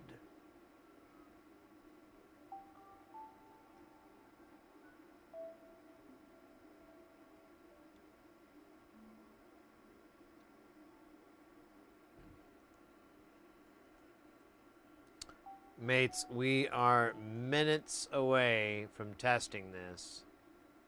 And hopefully, having a working Delay No More. I think the first thing we'll do is the song Epic. Because I like the rapping part.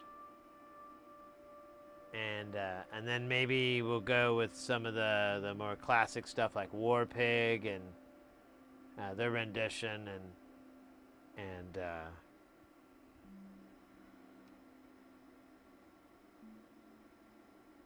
We Care a Lot.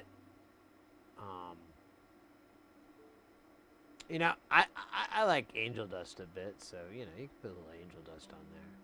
I like that one actually. That's kind of my favorites. Jizzlobber, that's one of my.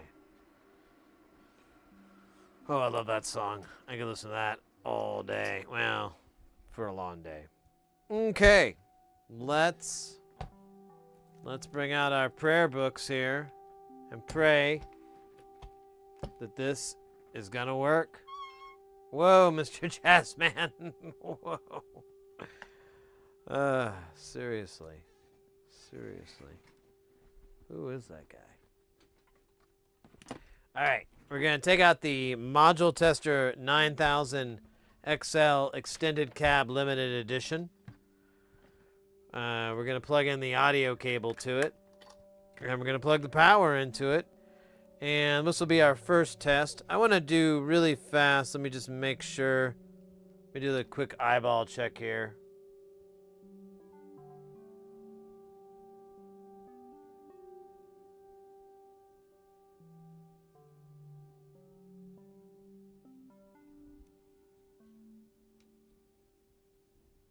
Hold on a second. I heard something.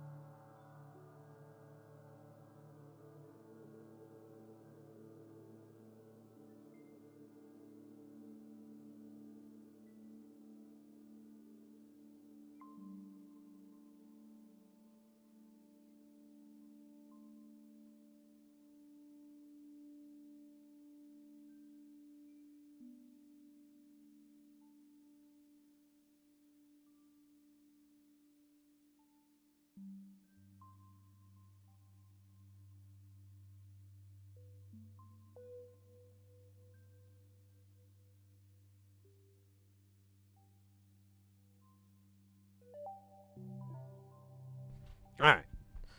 Sorry about that. I heard some noises, and I thought it was chompers, and I was like looking for them, and then couldn't find him. That made me worried.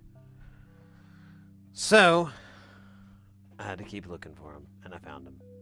He was eating. I don't know where he was. I might have been in the litter box. I just didn't see him or something. Maybe he was creeping around. But he was fine. I gave him some more food. All right. Here's this module. The first thing we're going to do is power it on. If it's correct and everything, it should just come on. This screen should light up. We should be good. If it doesn't light up, we've got problems. Okay, on 3, 1, 2, who cares? All right, so that's a good sign. Now, I don't think there's any, there's no calibration. I think we can just plug into, can't remember how the input-output works. So we'll just figure this out. We'll turn everybody all the way down.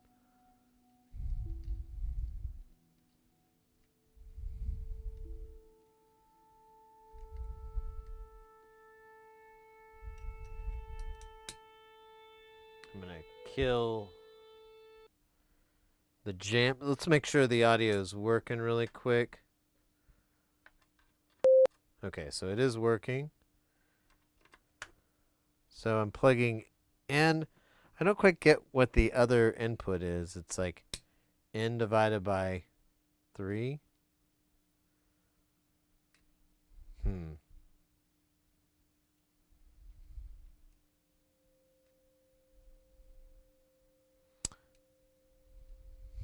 I wonder if I'm not doing it right.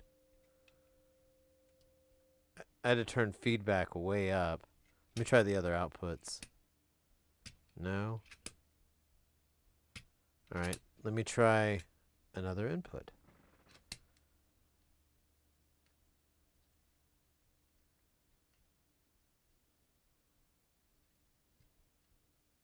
Oops.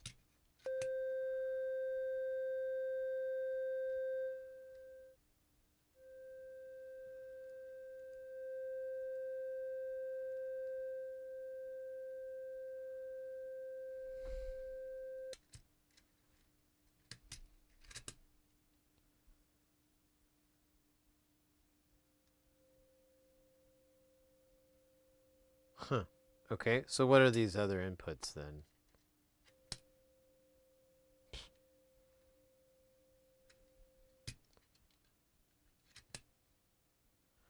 So that's input 3 divided by, well.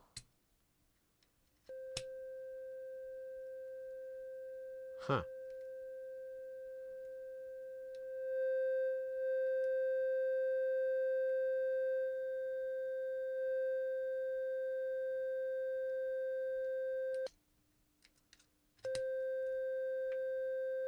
Let me make sure it's not me. No?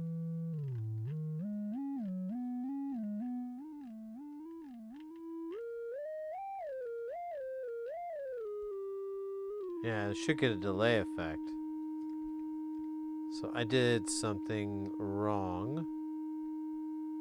And I don't know what it is.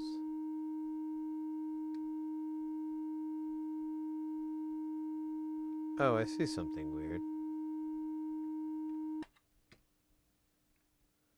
There's like a cap here that's different than all the other caps.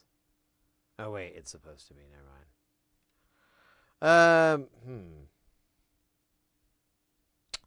What am I? Oh, god damn it.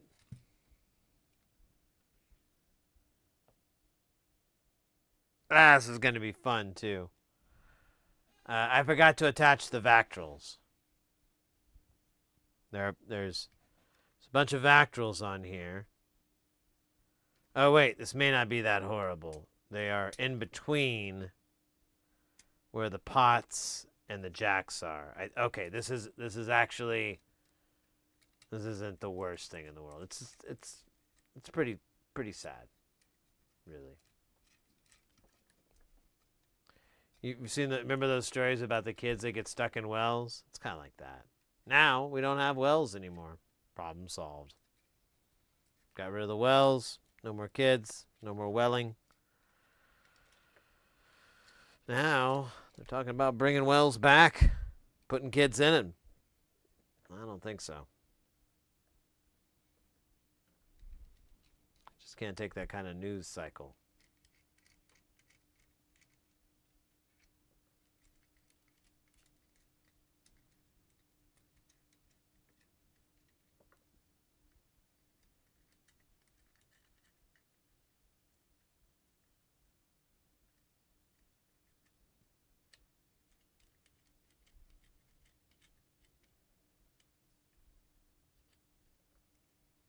I think I lost music, didn't I? Did I? Oh, there it is. Right, because we were going to listen to this and it didn't work. That's right. All right, because I forgot to put the Vactrals on. I knew there was something weird, but I just couldn't put my finger on it. And I was just like, whatever, bro.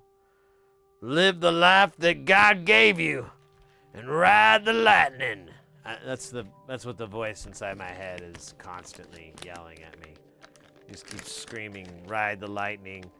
Kind of throws in these biblical things, but they don't ever make any sense. He's just like, ride the lightning.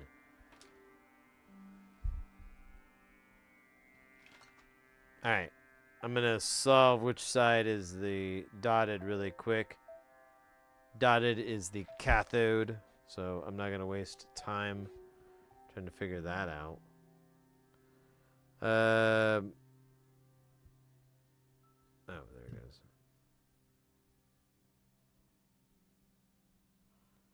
All right, this is going to be fun.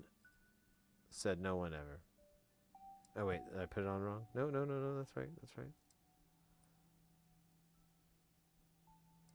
That's kind of, I mean, it's kind of annoying, but it is teeny, itty bitty funny. When you think about it, that I forgot to put the Vactrals in, you know, it's just kind of funny. I mean, it's not like, you know, it's not like MASH funny. It's more like, Mr.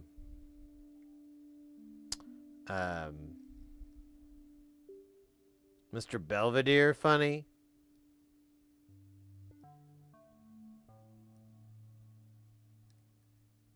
Dude, oh, there he is. Okay, so this guy needs to go into Mr. Hole.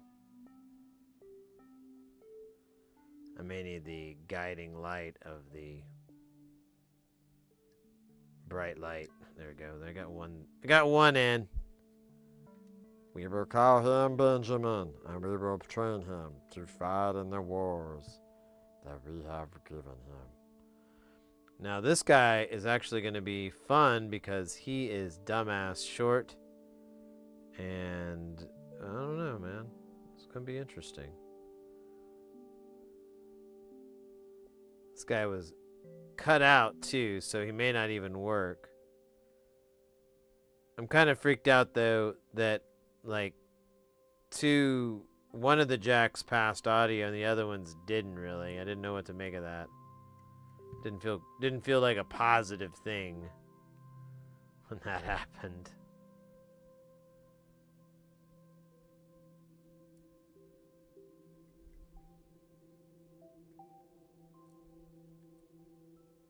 Oh man, this is going to be fine needlework.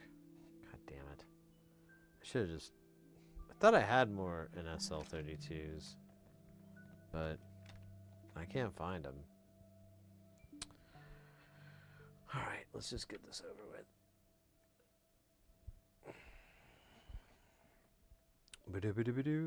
So we could use some, try these needle nose, give them a shot. Kinda honking.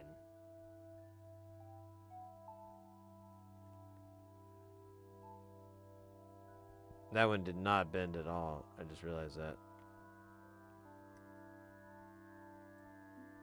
I don't know, maybe.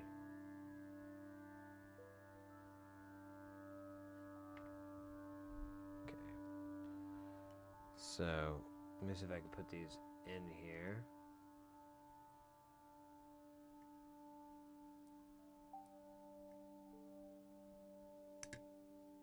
Yeah, I need this to move in more. It's still not. Maybe I can push it back and then, ooh, lock it in.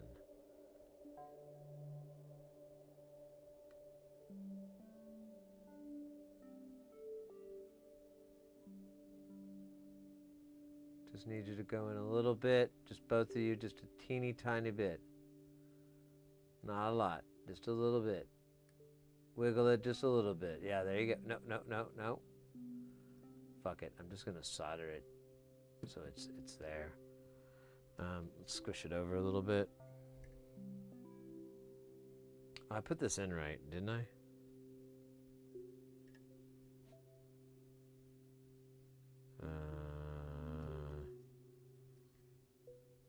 Yes. That was screw. All right, yeah. Oh, you know what? Well, wait a minute. That's the one that we're going to do.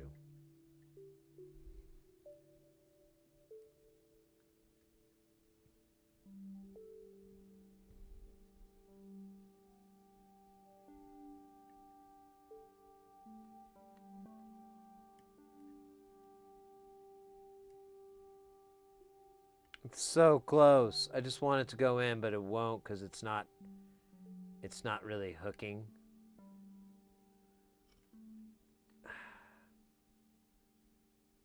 Oh well, we'll just solder it with, we'll just use solder to get it there. Fuck.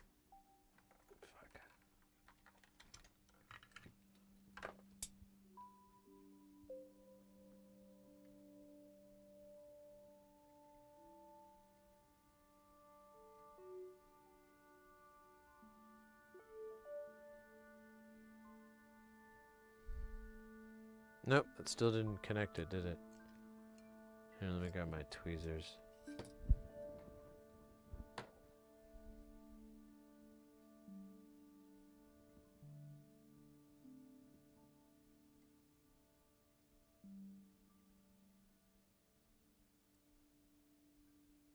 There it is. That's a nice. Here, while I'm over here. And get this. Be careful not to fill these pads up.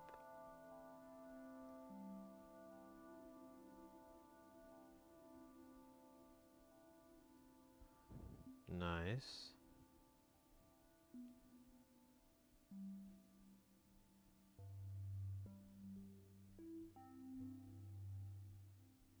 A little on there, but that's fine. So those are to control the delay if it's a little bit too insane. He kind of go to not do that.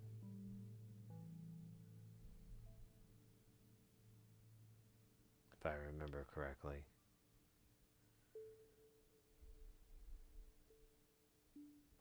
I don't remember the exact wording, but it's an attack on your coolness for sure. And you feel it. Feel it very deep.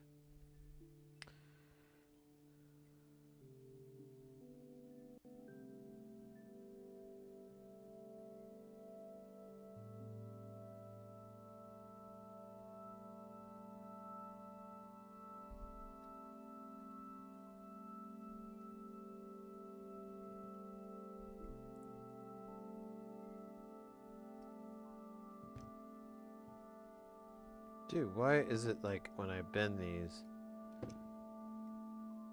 tries to go the opposite direction or something? No. God, it's so fucking stupid.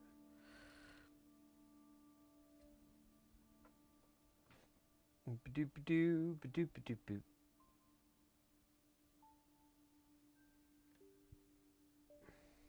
Where's my tweezers?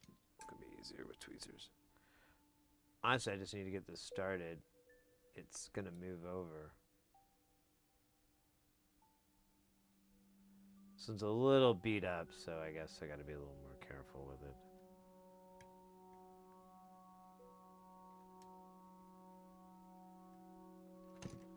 Oh shit. Well, there went that nut.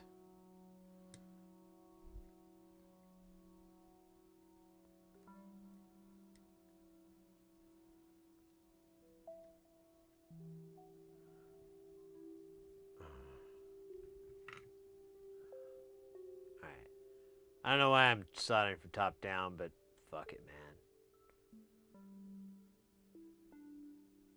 Fuck it, man. One of my favorite Elton John songs.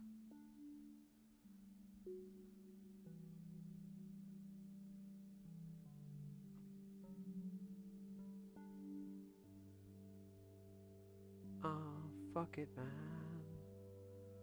Fuck it, man, I don't really seem to care anymore.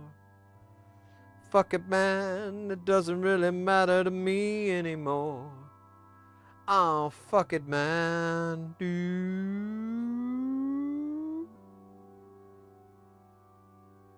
And I know it's gonna be a long, long time before I really give two shits about it.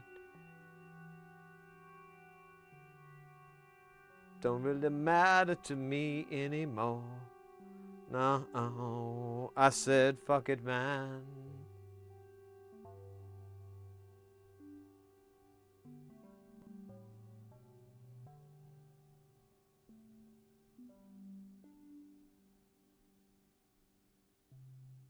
All right, now we give it a try. It should work a little bit better. No promises, you understand? No promises. No pressure. Wait, let me trim all these stupid wires I forgot. These stupid wires that are from stupid lands.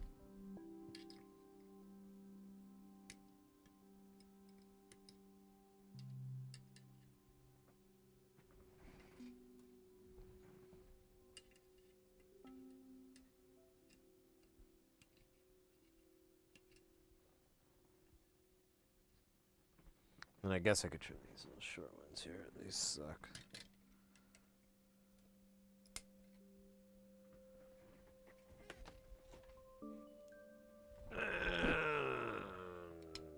Yeah, that's good enough.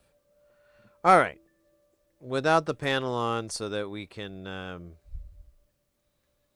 we don't jinx it.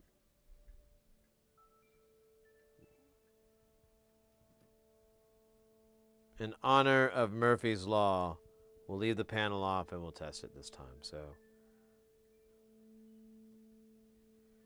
if it doesn't work, we won't have to undo it. But there's a very high likelihood it will work because of all this. It's not science, it's the rules. I do need the panel though, so I'm gonna put the panel back on so I can fucking read. But I won't screw it in. Alright, we're going to take output 1. We're going to go in.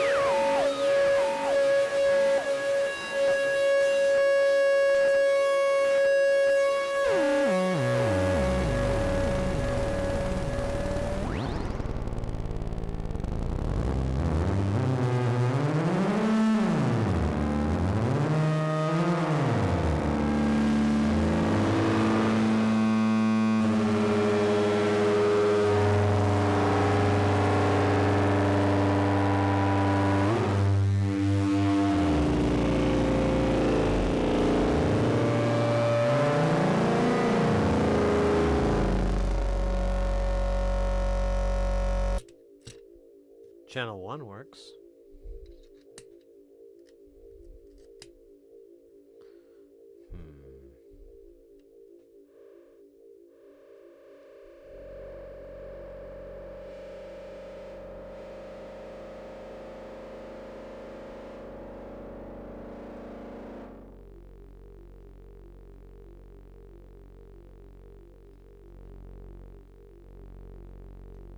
Channel 2.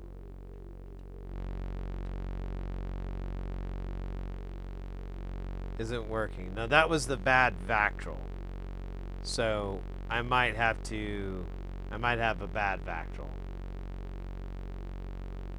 Well, I didn't know if it was bad, but it was clipped from something.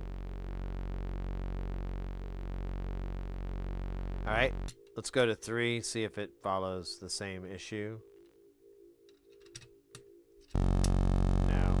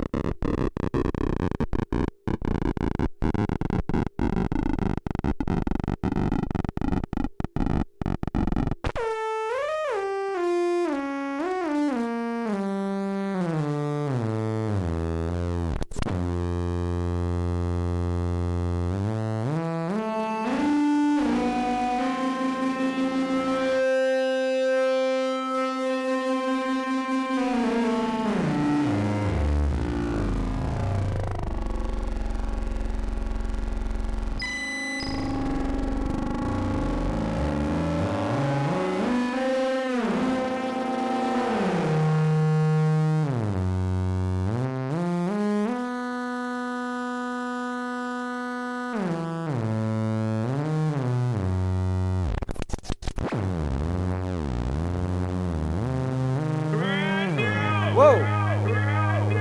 I was in there for a minute. Visionary with the follow. Welcome in.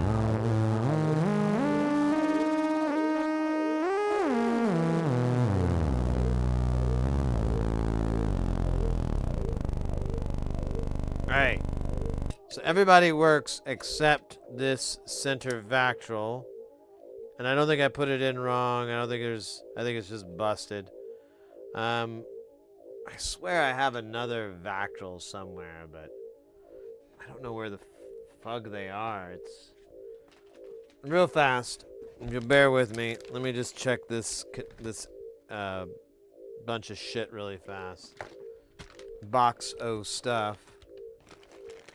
Just to see if I have anything. Like, hell yeah, we were talking about the electro seed. There you go.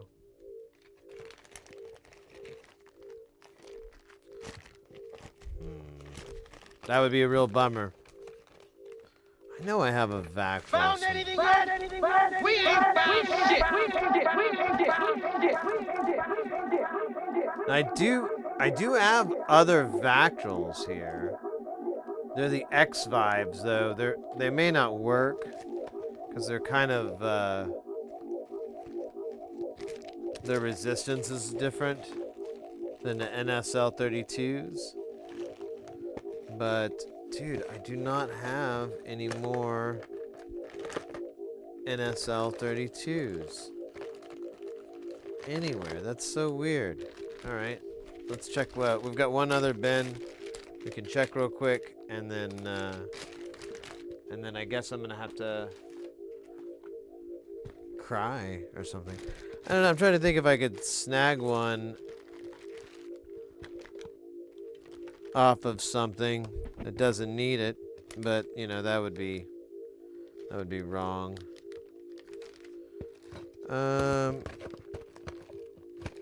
Yeah, there's really not much in this bin. Oh.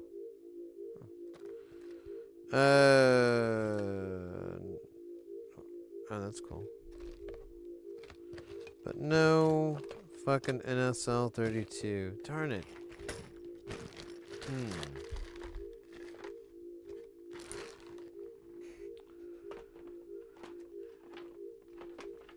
I'm trying to think of any other location I might have stashed some, but I think that's kind of it.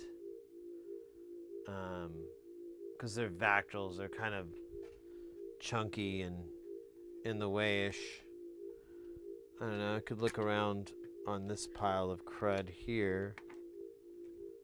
Maybe find one, but I don't think so. I haven't seen any in here in a while. And, let me mute the music here.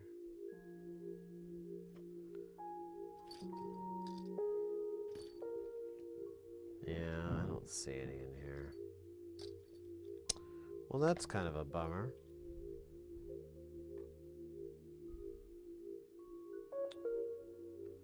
Let's It's more of a pain too that it's a Vactrol, which oh shit, I meant to put this, which means it's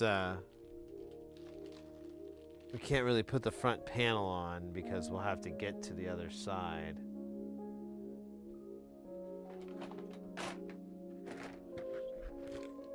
I'm looking like everywhere for a Vactrol. I don't want to use those X5s. Like, for one, they're really expensive. And they're, like, really only good for, like, these certain applications. I'm almost positive they're going to suck for this.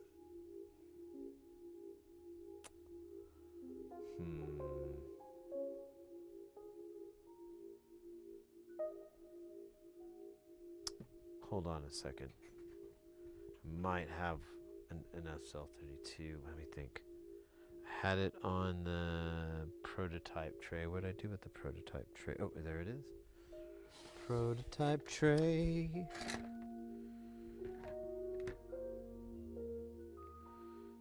No. Hello. We could, oh, we should be able to harvest. I've got a couple here from a prototype thingy I did. Okay, we're gonna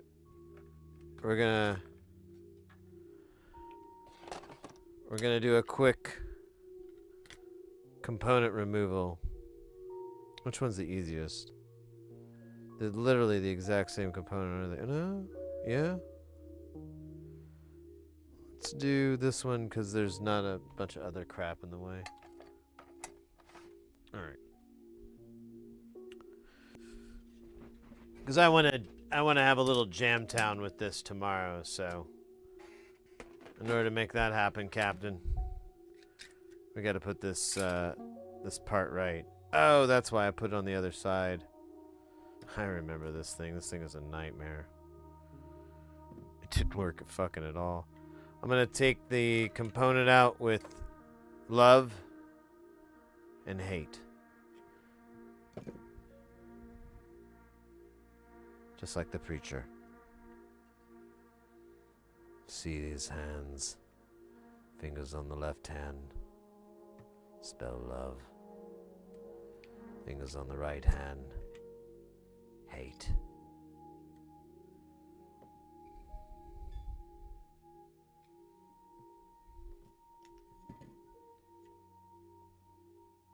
Man, I'm glad I saved these.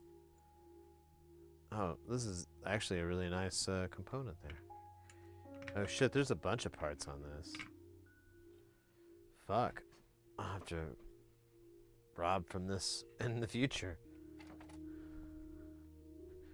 I think those are a bunch of LM13700s. Okay, so now we're going to take this guy off and we're going to put this guy in its place. It's going to be a little sucky because all of the oh shit. All of the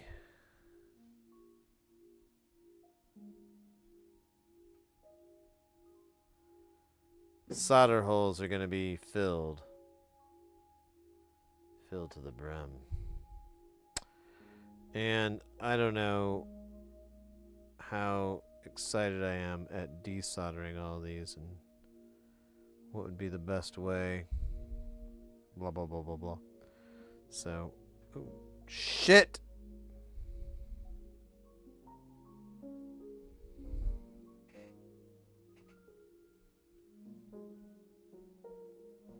I didn't even do anything. Alright, that's why we got two. That guy has to go in the trash. There's really no easy way to fix that without butchering it more.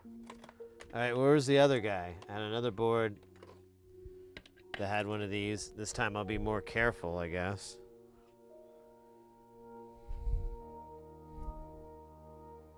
Looks like the pins are shorter. Oh, it looks like I twisted the pins, so let me straighten them out.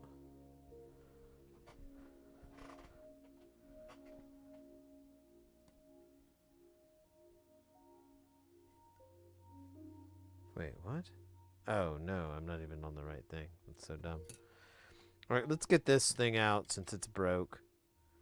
And then we'll We'll fill it. Oh shit. We'll fill it with this stuff. Hey Leo, welcome in. Oddball, welcome in. Visionary. Oh my god. I think I like zoned out for a second, mates. Let me catch up on chat. I apologize. I kind of had one of my moments.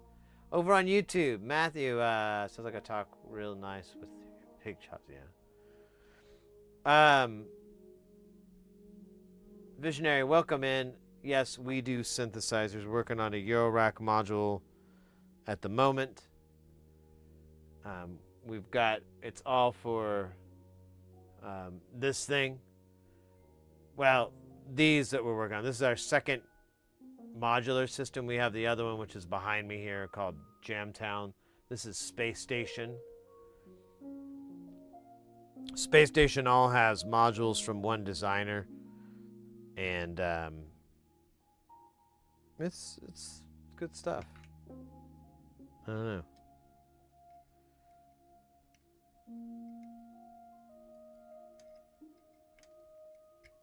Oh.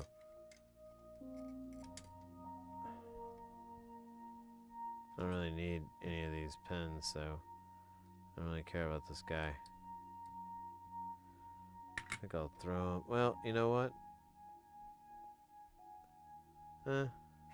Well, okay. Put him here, and then if I can fix it by pulling this thing out and not breaking it, I'll throw that one in the trash. But a little tiny piece of me is like, huh. Why did I do that way? But who knows, man.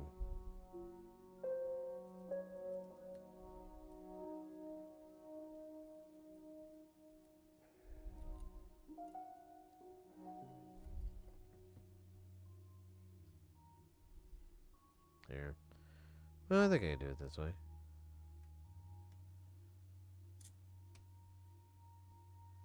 Maybe not. Maybe I should get the pliers.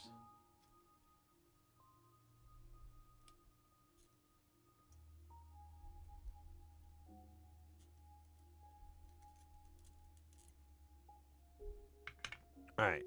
Hopefully this fits and it works. This prototype board has almost nothing on it, so I might throw that thing in the trash or something. I don't know. I guess I could harvest parts off of it for a bit. Alright, mate. Let's see. Which side is it? Of course, I have to flip it 180 degrees. That's how the last one broke.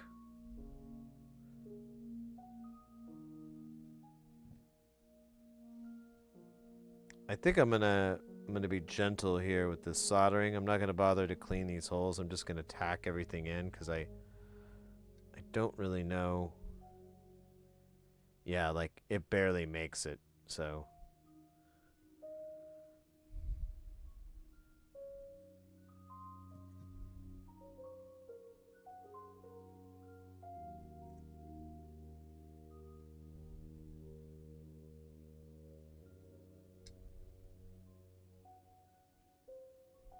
Okay. We'll do this side first. This is gonna be funny. Well, I don't know if funny is the right word, but it'll be something. Monstrous? Disorienting? Disturbing? Delight? Okay, these need to go down more.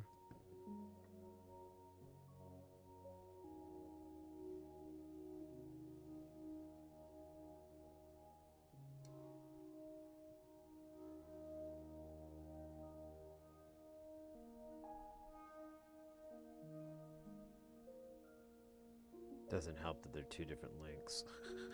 There we go. That'll work.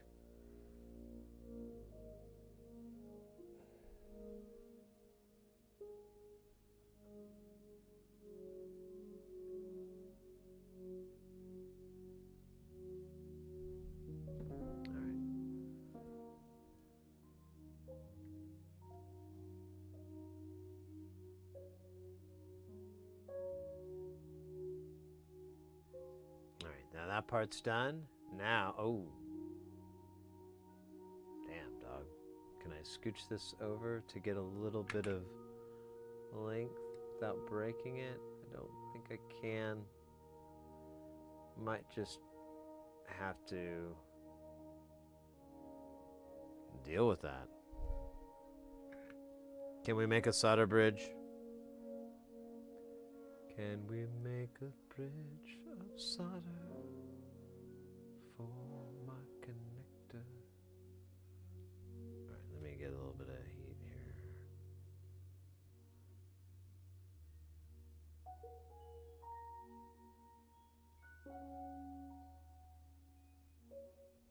Alright, now let's see if we can make a bridge here. Probably not. Might have to run something here. Yeah, it's not gonna. That sucks.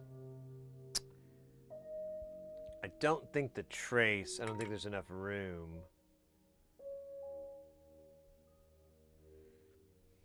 I could run a little bit of wire.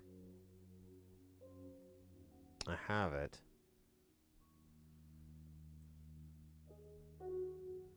Yeah. Let me do that.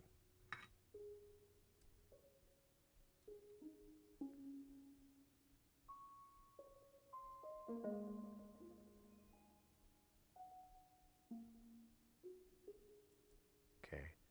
See if I can connect the other piece, and if I can, then I'll disconnect the rest. It's going to be tricky because it's going to heat up really fast. So maybe I'll just dump.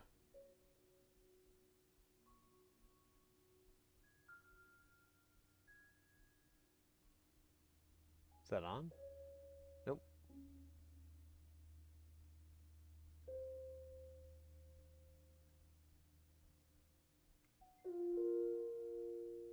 There's like a little bit of a gap. Let's see if I can push this thing down a little bit.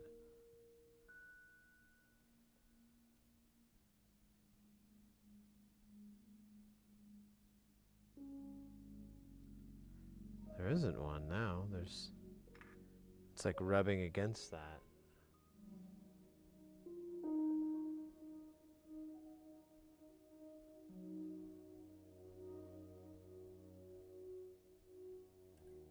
I was afraid of that.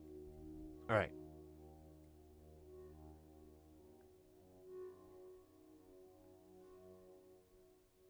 Good enough. Let's cut it and call it and test it.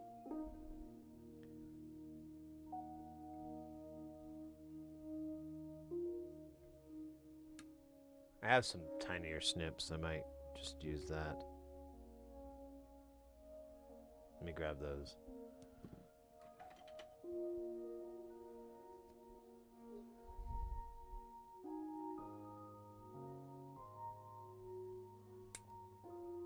Nice.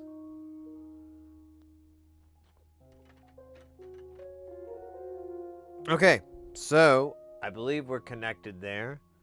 We'll give it a little wiggle here just to make sure. Yeah, we're good. Good. Good and good. All right, let's give it a try. Let's see if that fixed it. I have pretty good feelings. I don't know. There's still some oddness about it that I'm wondering if that's all it is. But something as easy as that.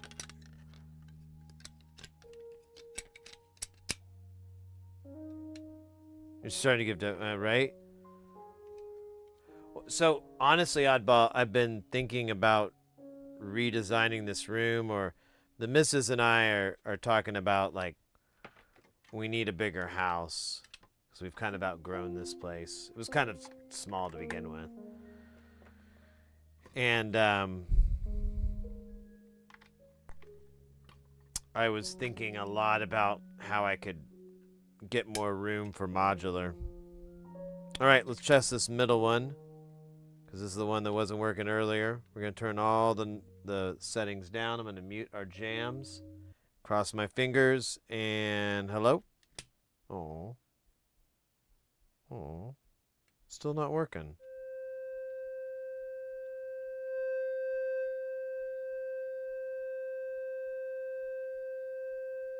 So maybe that Vactrol was okay. I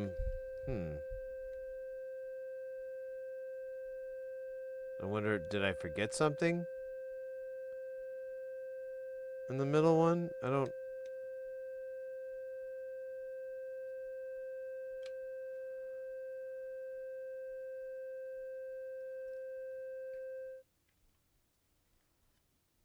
The hell did I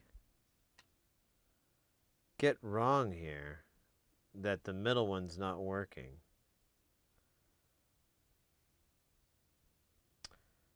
I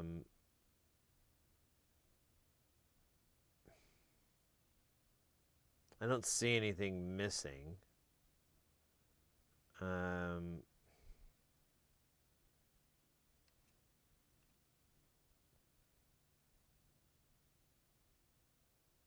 put the cathode on the right side. I mean, there are these resistors around here. I may have screwed something up. I guess I could check that, but it's like it's not passing. It's like the Vactrol isn't working at all, which doesn't really make sense.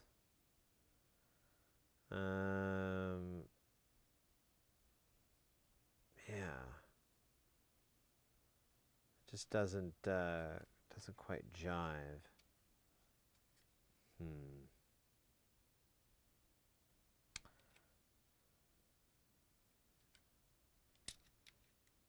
Let me check one thing here. Let me just put it in this other input just to hear it.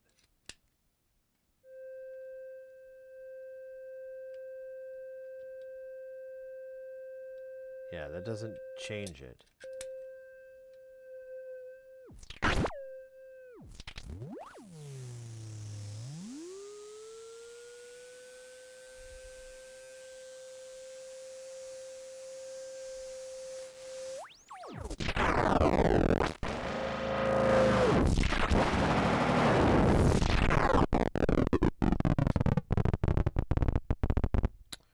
Yeah, but 2's not working.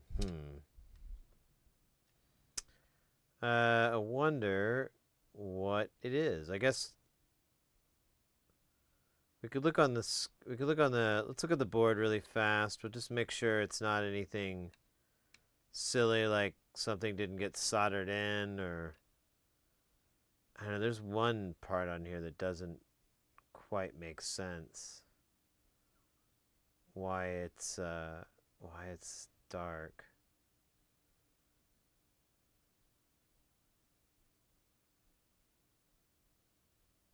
Yeah. Let's look at it on the microscope really quick, and we'll just do. All of them leaked out. It's everywhere. Mate, how you doing, mate? Are you at home or at the jerk?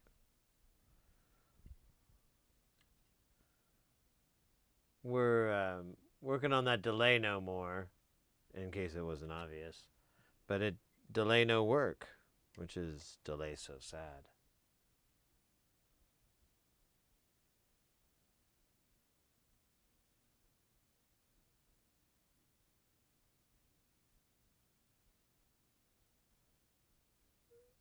Oh yeah, let me put the music back.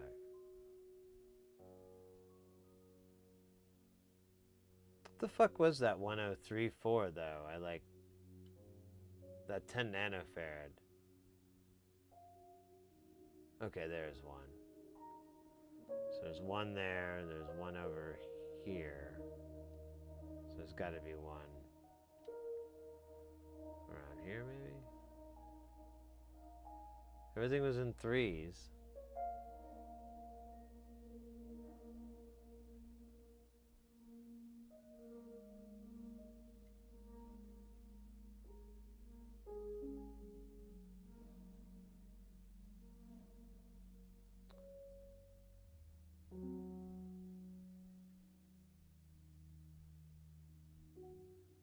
47K, 100K, 47, 100. Yeah, these are all right.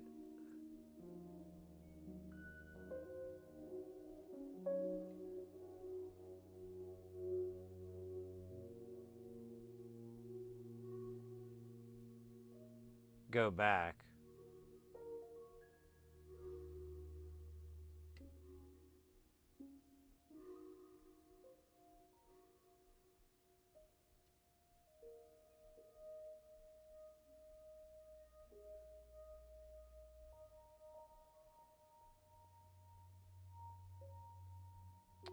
Just see those two. They look okay to me.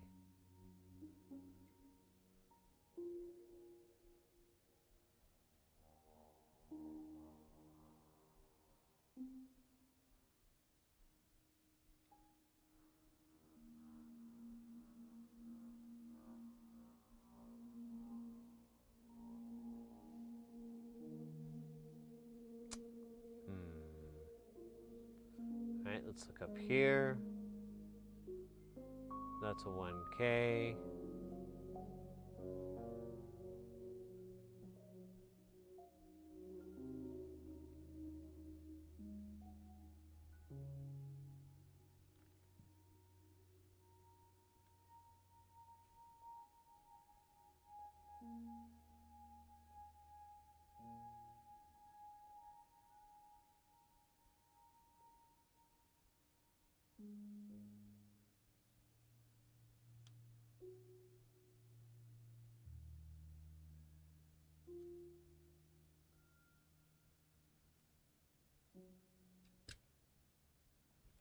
In my best, Professor Farnsworth. Good news, everyone. I am an idiot. If you look here. God damn, dude. It's fucking pretty. I made all this effort. Look, look, look. The dip is at the top.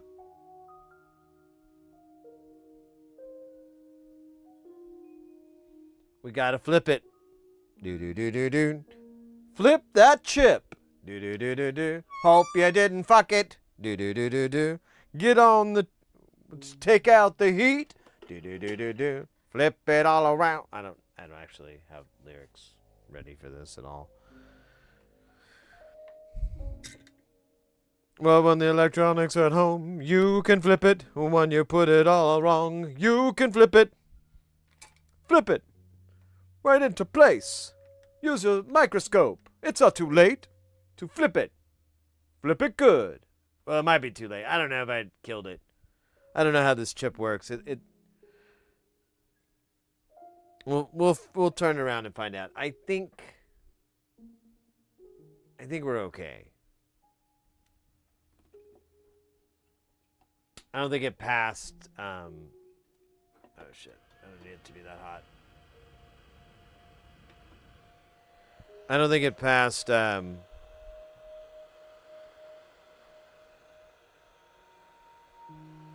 volts or anything. Let's put a little bit of juice on there. Oh, wait until done. Let's get Sucker 9000 going.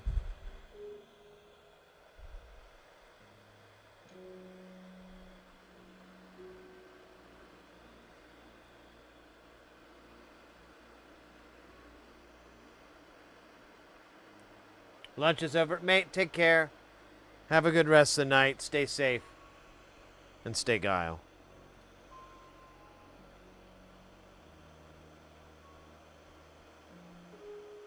There we go.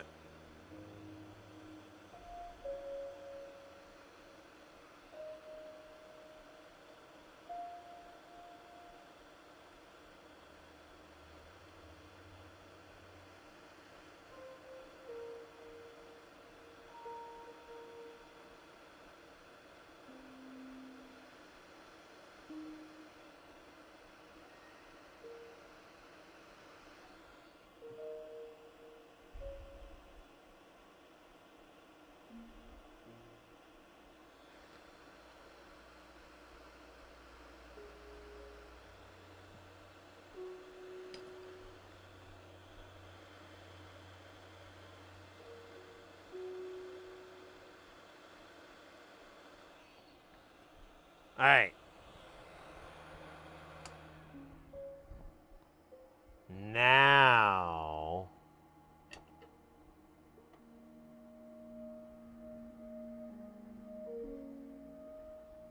if we didn't burn that chip up,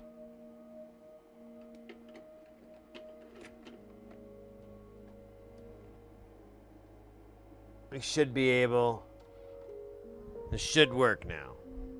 Which means that that NSL 32 is maybe not broke.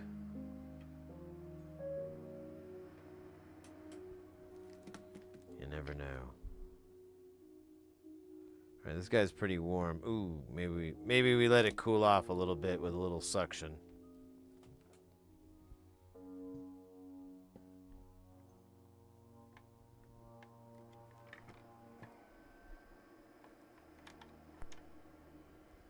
We'll have a beverage and dab break.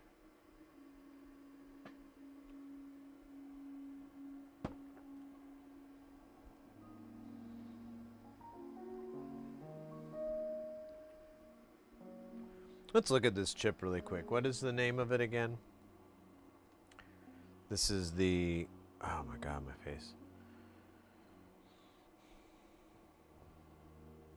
So this chip is the LM70 blah blah blah blah. So let's go to pinout here. Just see how it's wired.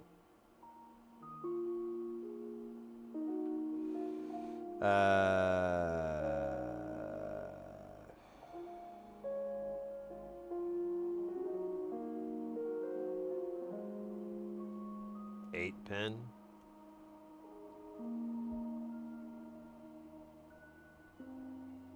There we go. Great size there. It's too big.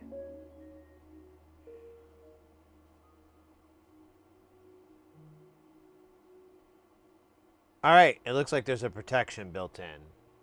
Because if you have it flipped around, nothing will happen. Awesome. All right, so we're probably okay. So now,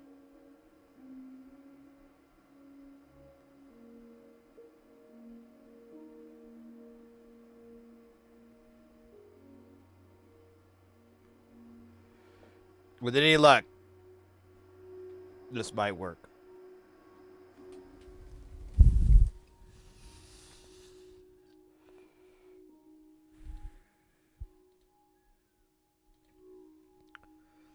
That dab was for oddball. Never forget. Okay. One more time. We're going to celebrate. All right. Turn everything down. We're going to plug into output deuce. We're going to plug our input in. I'm going to mute our music.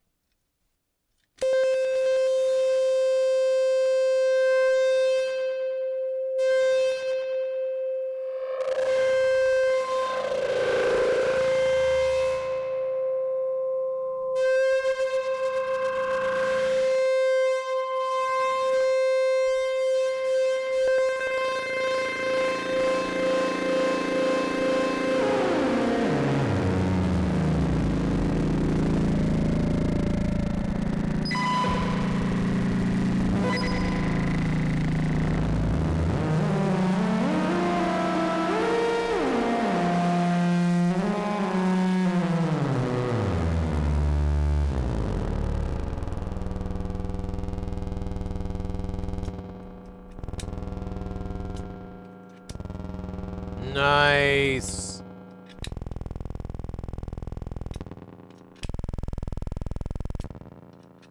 I need to figure out what these other inputs are. I don't get this. But I believe we have a fully functional, very sexy delay no more. It just took a little bit of hammering. Good old stupidity. Got in the way again.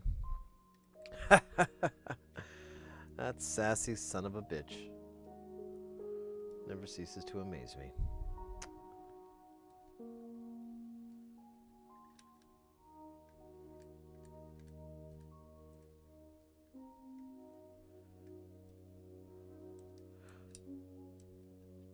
Never ceases to. Okay.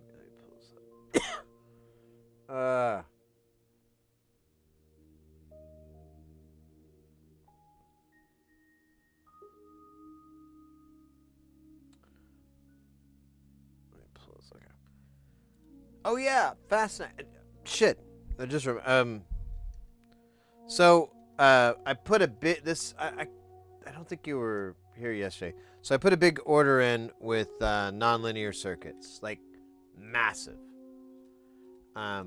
Over 20 modules. And several of those were just PCB onlys to fulfill the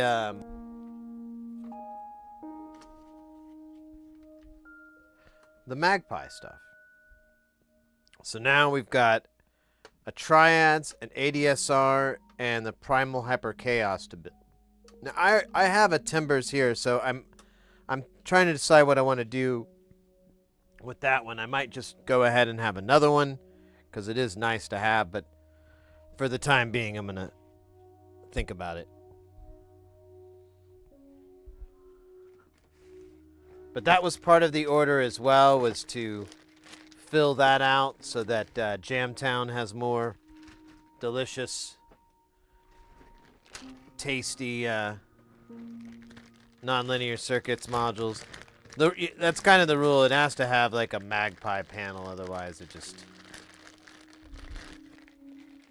I mean, I like its black panels. They're cool, but I really dig the patterns, especially on the black on black ones. It's just cool. It speaks to the goth in me.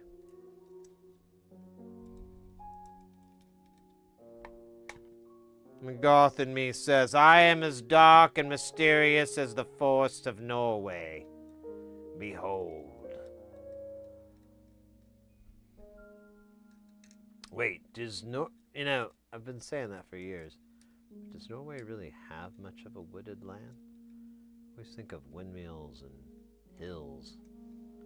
Not a lot of room for woods.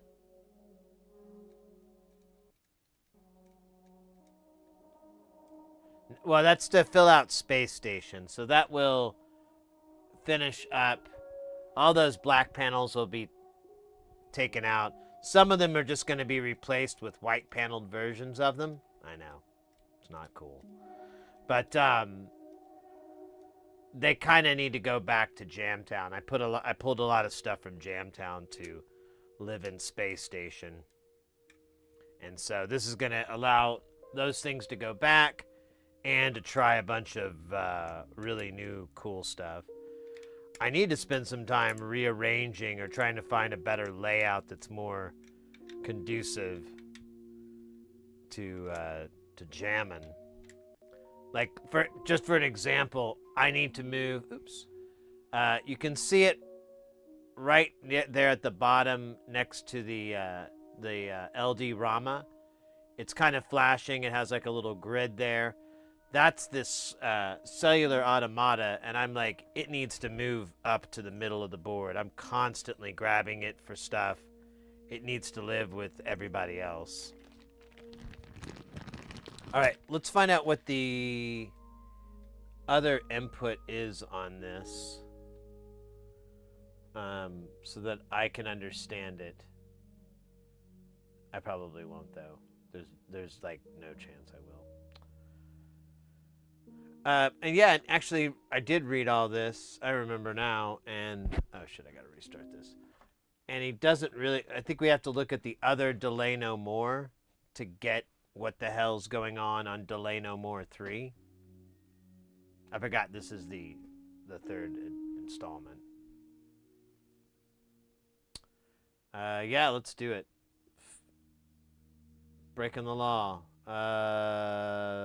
Delay No More. So does this have the... It just has a single input, so... I guess I did read about it and didn't understand it.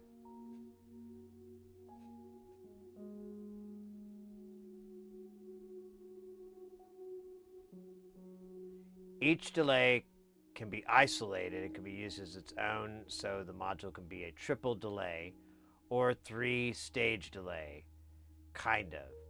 If you are familiar with the original Delay No More, you will know it is a crap delay, but an excellent noise module. This one is designed... That doesn't tell me what these inputs in parentheses mean.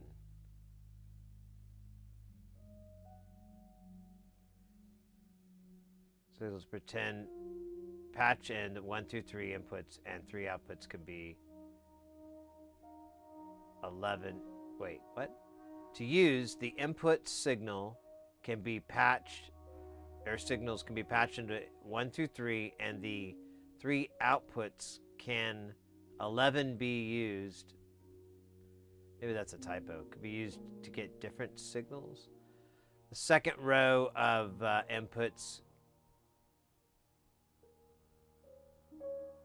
use the jack switches to forward the output of the...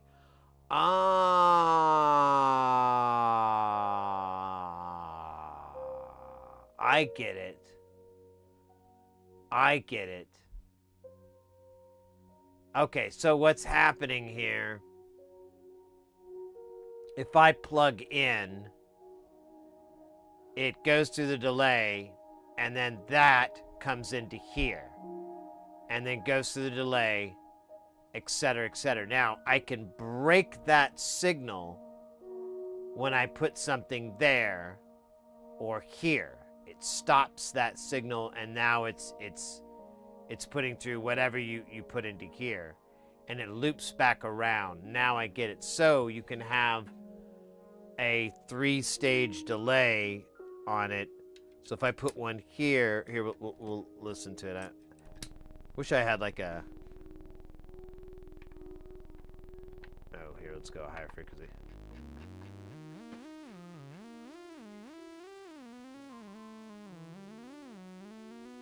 Oh, it's not powered up.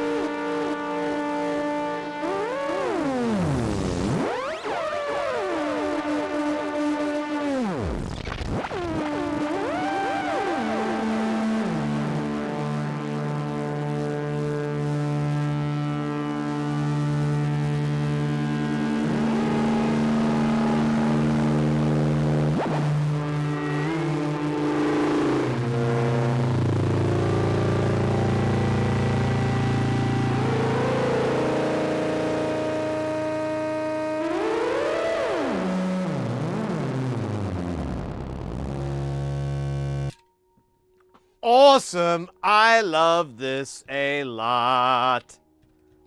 It sounds really nice. It was very, very dirty. All that I want from a delay. I want it to make you feel like maybe you've done something very, very wrong. Oh, we didn't check the CV. What does the CV control? I don't think I read that part. Doesn't really bring it up. Maybe we can look in the schematic.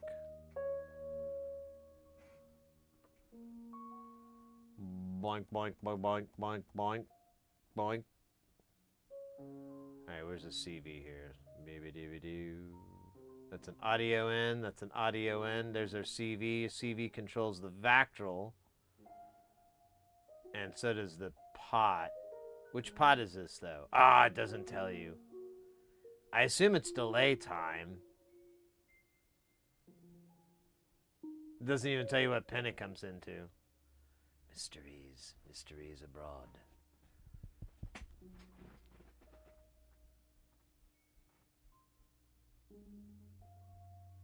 Oh, hey, foil hats. I just now read what you just read there. I'm sorry, I was a little late in there. I think it's a long story. Well, I kind of wanted to get this done. We have tomorrow. We have tomorrow to mess with that. I got this order in sooner than I thought, so I was really excited and wanted to enjoy it. So here we are enjoying it. It sounds fucking amazeballs. I regret nothing. Nothing, I tell you. Interesting. Pen 4. Alright, well. Oh, that's what that is? Is Pen 4? I still don't know which one that is. We looked it up earlier. The chip. Does it have a data sheet here? Yeah, here we go. What was it again? Pen... Fuck, I forgot already. Pen Quattro.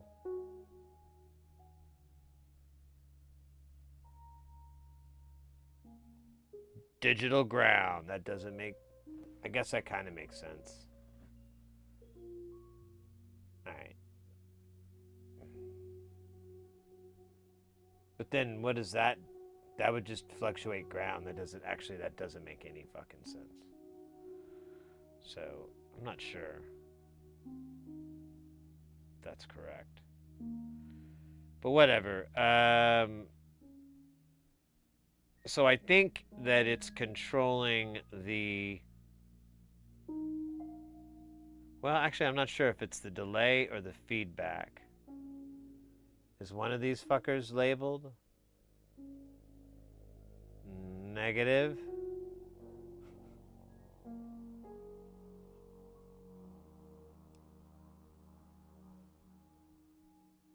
Yeah, I don't even know what...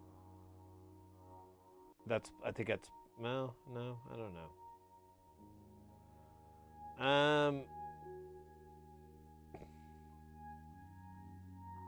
I love his stuff. It is absolutely insane.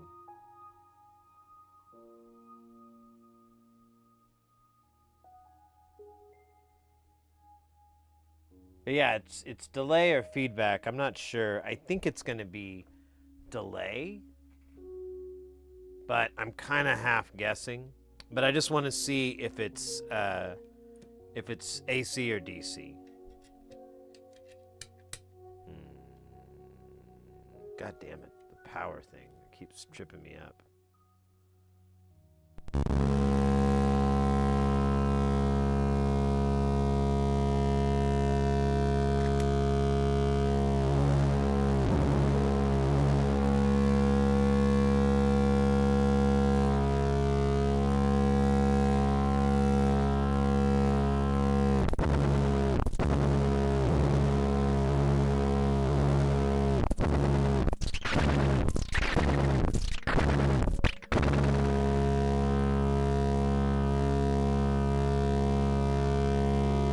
So I believe it is AC.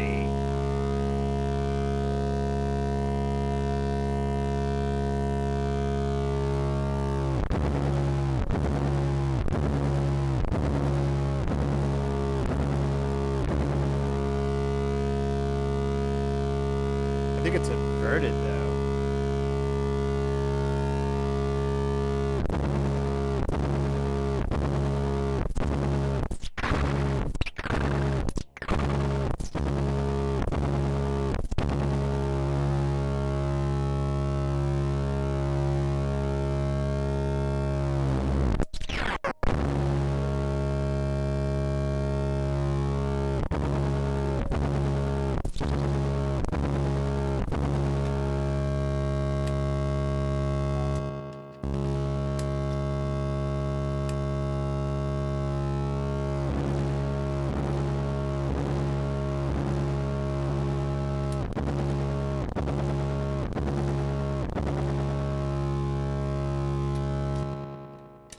Okay, that answers the question. It is AC for alternating. Well, whatever. It's positive and negative.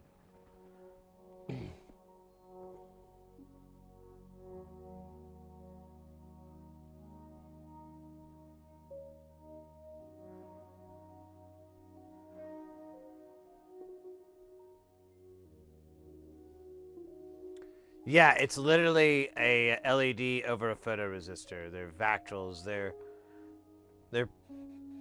they're pretty common in a lot of synth stuff because they can be kind of a very poor variable resistor, but it's just voltage. It doesn't really work for when you get into it. And it's not, you can't control the curve, stuff like that. There's a lot of pain in the butt aspects of it.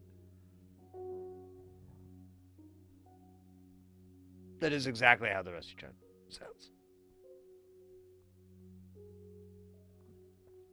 Yeah, to be fair, he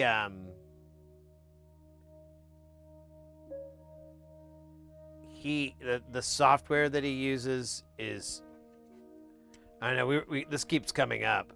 It's so funny. But we suspect that it's possibly Windows 95 compatible. So, you know, stick with that.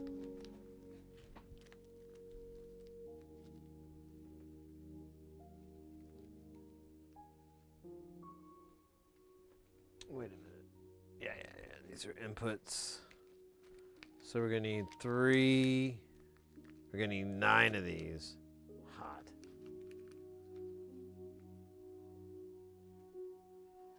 Is it like PCAD?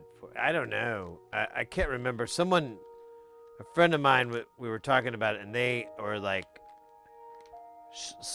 found like a screenshot from like a forum post that wasn't that old, and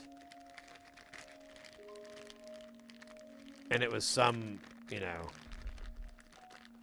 Windows 95 looking UI. And we were kind of chuckling like, what? But I could totally see it. The guy's, it wouldn't surprise me at all. The guy's a bit eccentric in that respect, so whatever. More power to him. I love his stuff.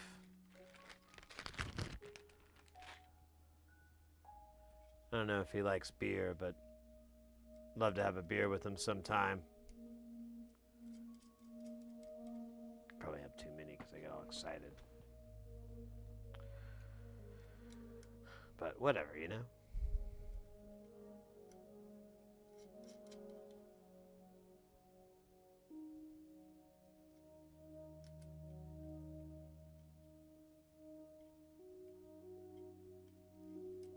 You use XP? Oh my god, me too. I know some cats that still, insist on using it. And I'm like, all you're going to need is someone to roll across you. And they're just going to attack the hell out of your setup. Now, they are prepared for a lot of stuff, but I mean, it's not a password issue a lot of the times. But, I'm not wise to all this, so I just kind of like go, okay. You know what? I don't know for certain. I just know the new Windows isn't that terrible. If you go at it with an open mind, it's not so bad. Yeah, I know it's not XP. Just move on. After a while, you'll be okay with it.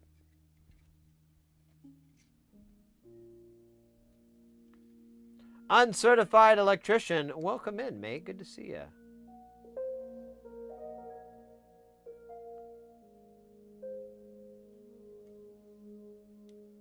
Do a simple, yeah.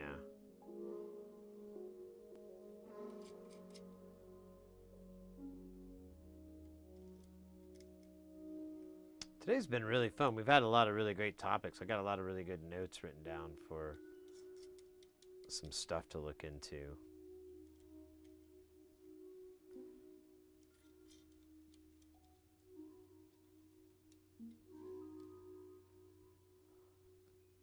electronic stuff to look into.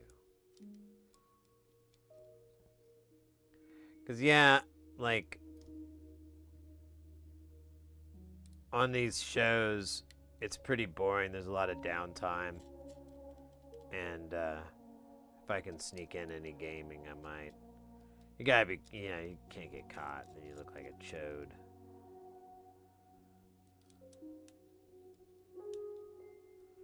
But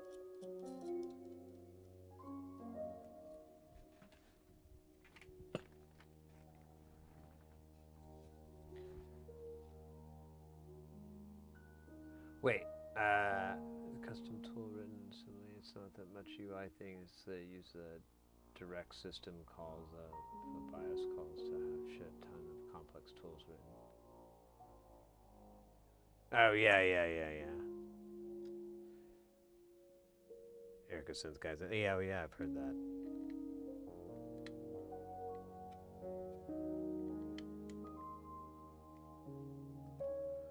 Well, we were talking a bit more about FPGA, and I'm getting really excited about getting dirty into it, getting deeper into it. But we were looking at some really cool success stories of bringing back certain chips.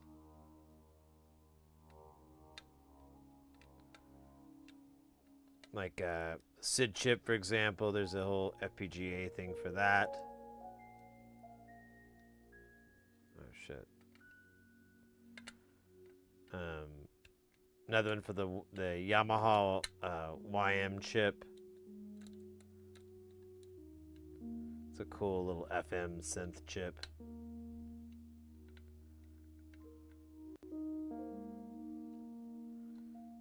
And et cetera, et cetera.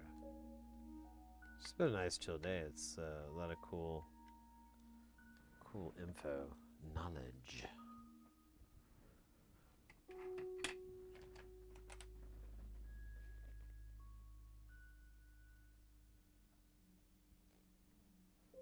Boiling logic progresses when so it wants it.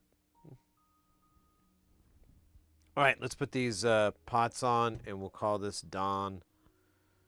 And then it's time for the funk phenomenon. All right. So it's always tricky to find that first. You know, right there. Oh shit! You son of a bitch. Actually, I'm missing the little screwdriver I used to go. Where'd it go? Where's my screwdriver? Oh, there it is. I didn't put it away. That's fucking awesome. Good lesson. Don't put stuff away. It only slows you down in life. Okay, so let's go a little bit more.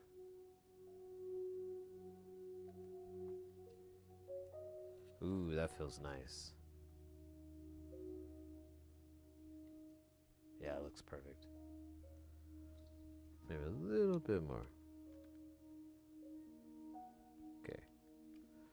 Tighten that in. Booyah, I love it. Let's see how many times I can rinse, repeat it without getting shit in my way.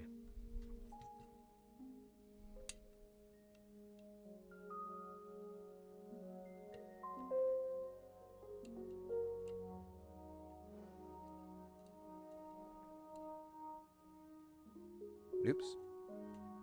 Gotta be careful not to turn it the other way. I think I have mine a little bit too tight. Let me see if I can loosen it up. And I don't want it all the way to the bottom because then it rubs on the nuts. Not a good way. Bad way. Oh, that looks good. Loving it. Okay. Let's keep it up.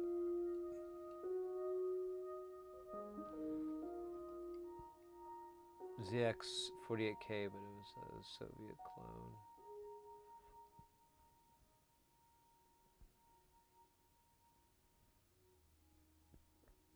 Oh, cool.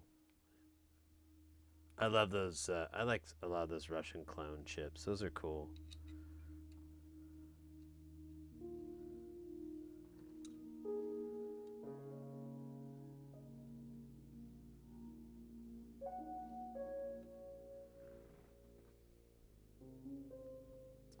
I feel like this needs to go down just a little bit. Maybe that is as far down as it's gonna go.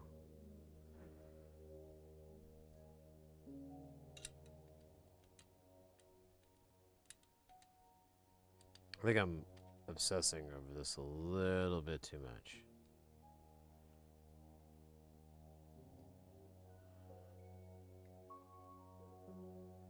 Now this one, yeah, definitely just looks too high. Wait, can I turn this one? Yeah, this one turns fine. So I'm gonna let this sit.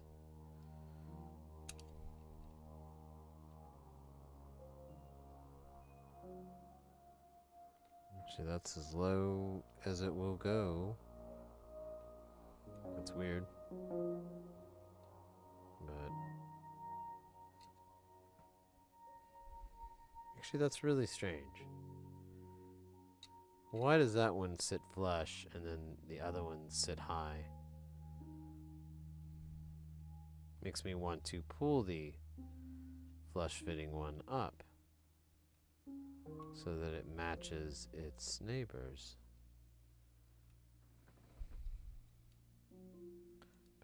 Fuck it, who cares?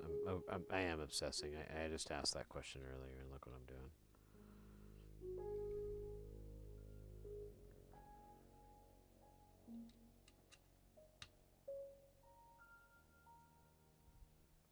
They changed the signs to, oh, they did?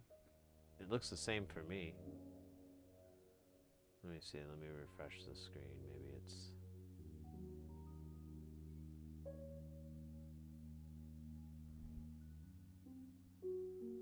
Oh, yeah, I see what you mean.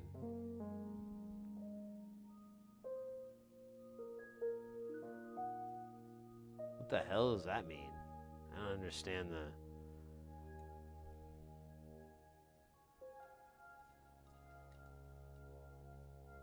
What is the red and blue?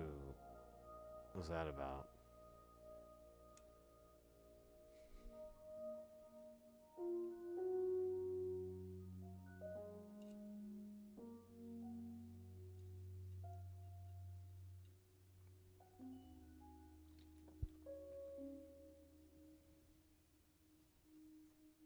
Magnets? I don't know. How do they work?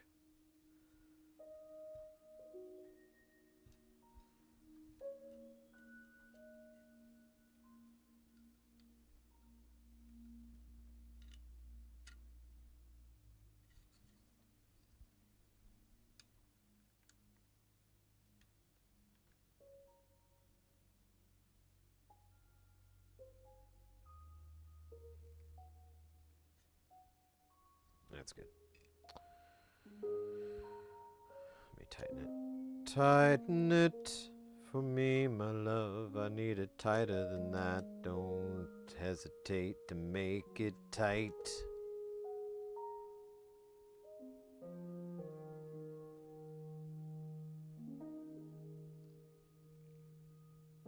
Don't look at me like that. I asked you to make it tight. I didn't say for you to do anything inappropriate. But would you consider it? Why are you running away? Please don't talk to the cops. It was about it. Okay. Shit. I went too far. Just like...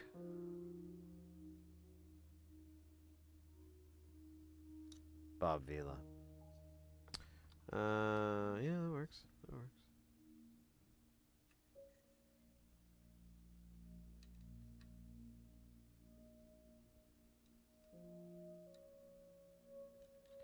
Misrepresentational magnets. Ah, great. And so it begins.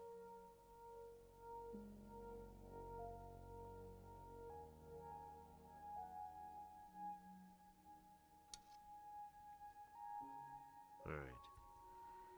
And the last last row here. Still look like those look.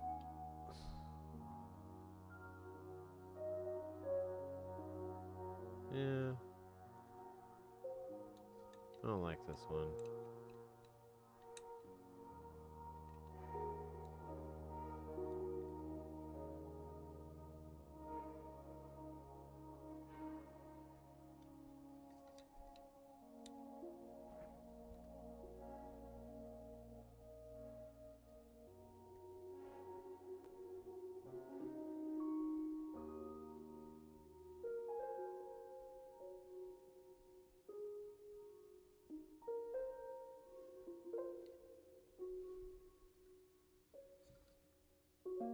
Alright, that feels better. The screams were deafening.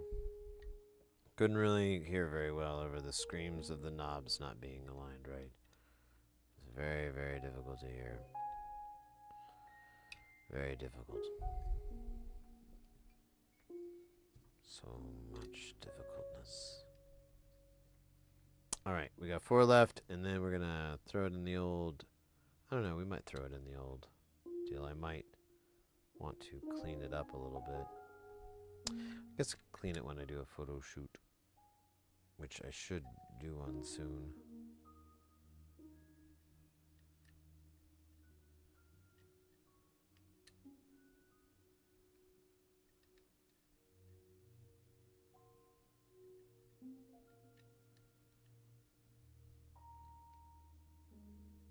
Oh, well that's dumb. I thought it was already turned. These all need to be turned this way.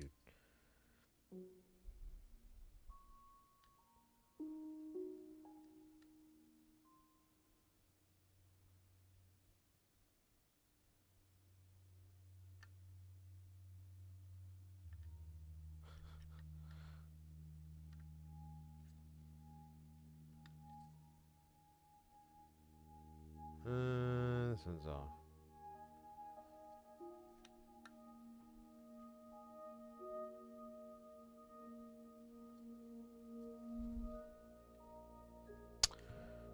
Am I missing one?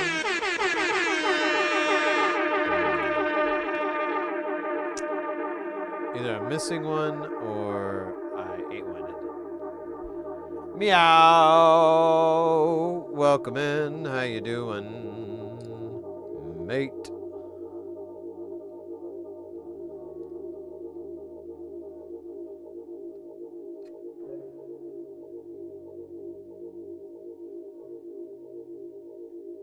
Oh, that one goes way too far.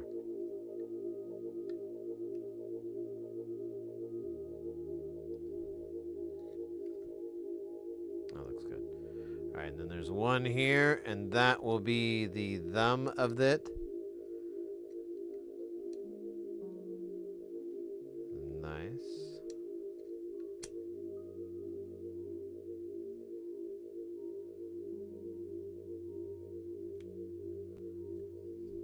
Nice. Excellent, excellent, excellent, excellent. There we go, folks. The NLC Delay No More 3 with no more than 3 PT23 circuits in there, howling away, making nonsense, making it rain. I'll find a place to put it in Space Station. I was thinking about this. I was like, oh, I'll put it in, and I'm like, where? I'm like, oh yeah, that's not obvious. So you know what I could do? I could get rid of one of the distortions, because I have a distortion in there, and that might free up some space. And I think they're about the same size. Hold on a minute. I might just solve my own problem.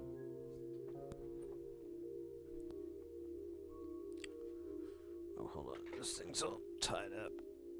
Scheiße. That's why I need to get a wireless in-ear set. Okay. Yeah, I think these are the same width. Sí, Capitan. So it'll just change little chunks at a time. It'll be kind of like in the movies whenever someone gets infected with a virus. It'll be like The Fly. You remember The Fly, right? Brundlefly? One of my favorite comedies.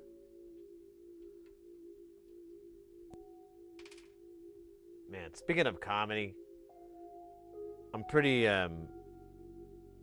bummed out that they have a theatrical re-release of, oh damn, this is tight, of one of my favorite movies, Hellraiser, and they put it one in the middle of the week. Okay, fine, I can do that, but not one single midnight matinee or, oh damn, why is this so much weight on here? What the fuck did this thing do? Not a single midnight matinee. So I wanted to take Mrs. Heresy to it because we both love horror movies, but no, not gonna happen. I was like, who the fuck was in charge of this? It was like, hey, let's have a re-release of this movie. Oh, that's a great idea. When were you thinking? I was thinking like in the middle of the week. Oh, well, okay, yeah, we could still make that work. Yeah, I thought that'd be a cool idea, just put it in the middle of the week. All right. And what times were you thinking? 7 o'clock, around lunchtime, dinner time. Oh. Oh man, is this panel a little wonky or something? Yeah, it is kind of weird to get the... Oh man. Yeah, that thread isn't quite lining up right. But this thing is a little...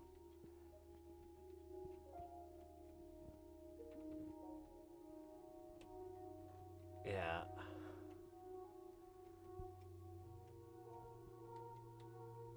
Oh, weird. Why is it not lining up? Where's the other screw? Oh, there it is.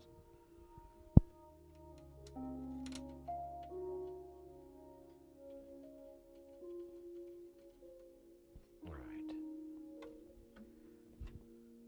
I think that's in there. I still see there's a gap. I can't get it to...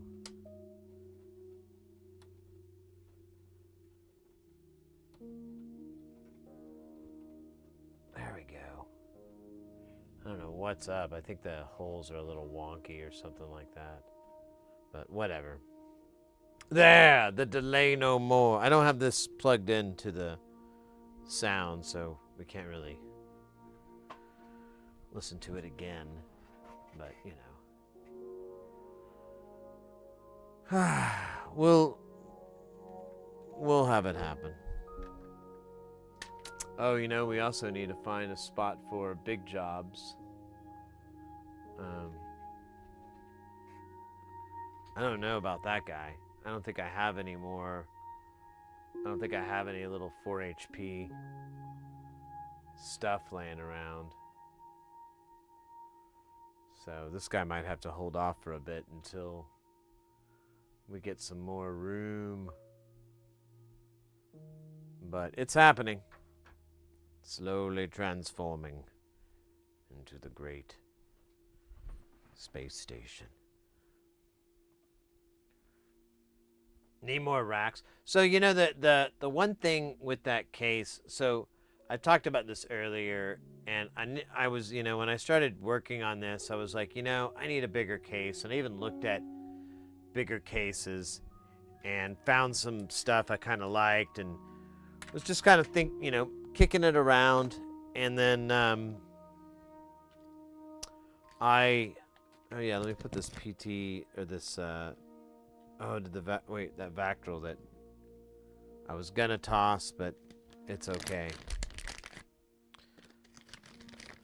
Keep them just in case. Who knows? They might be worth gold soon. So I started thinking about it because I want to make like every one of his modules, but there's over like 100 modules, and I'm like 60 way in or so. I still got, I don't know, maybe 50 or 60 of the way in. I got a long ways to go. So I was like,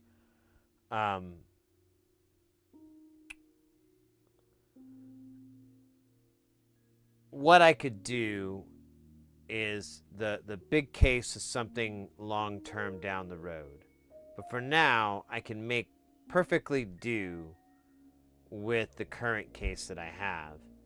And I can keep building stuff because I can just keep taking out things that I'm like, meh, that's not that fun or that's not that important.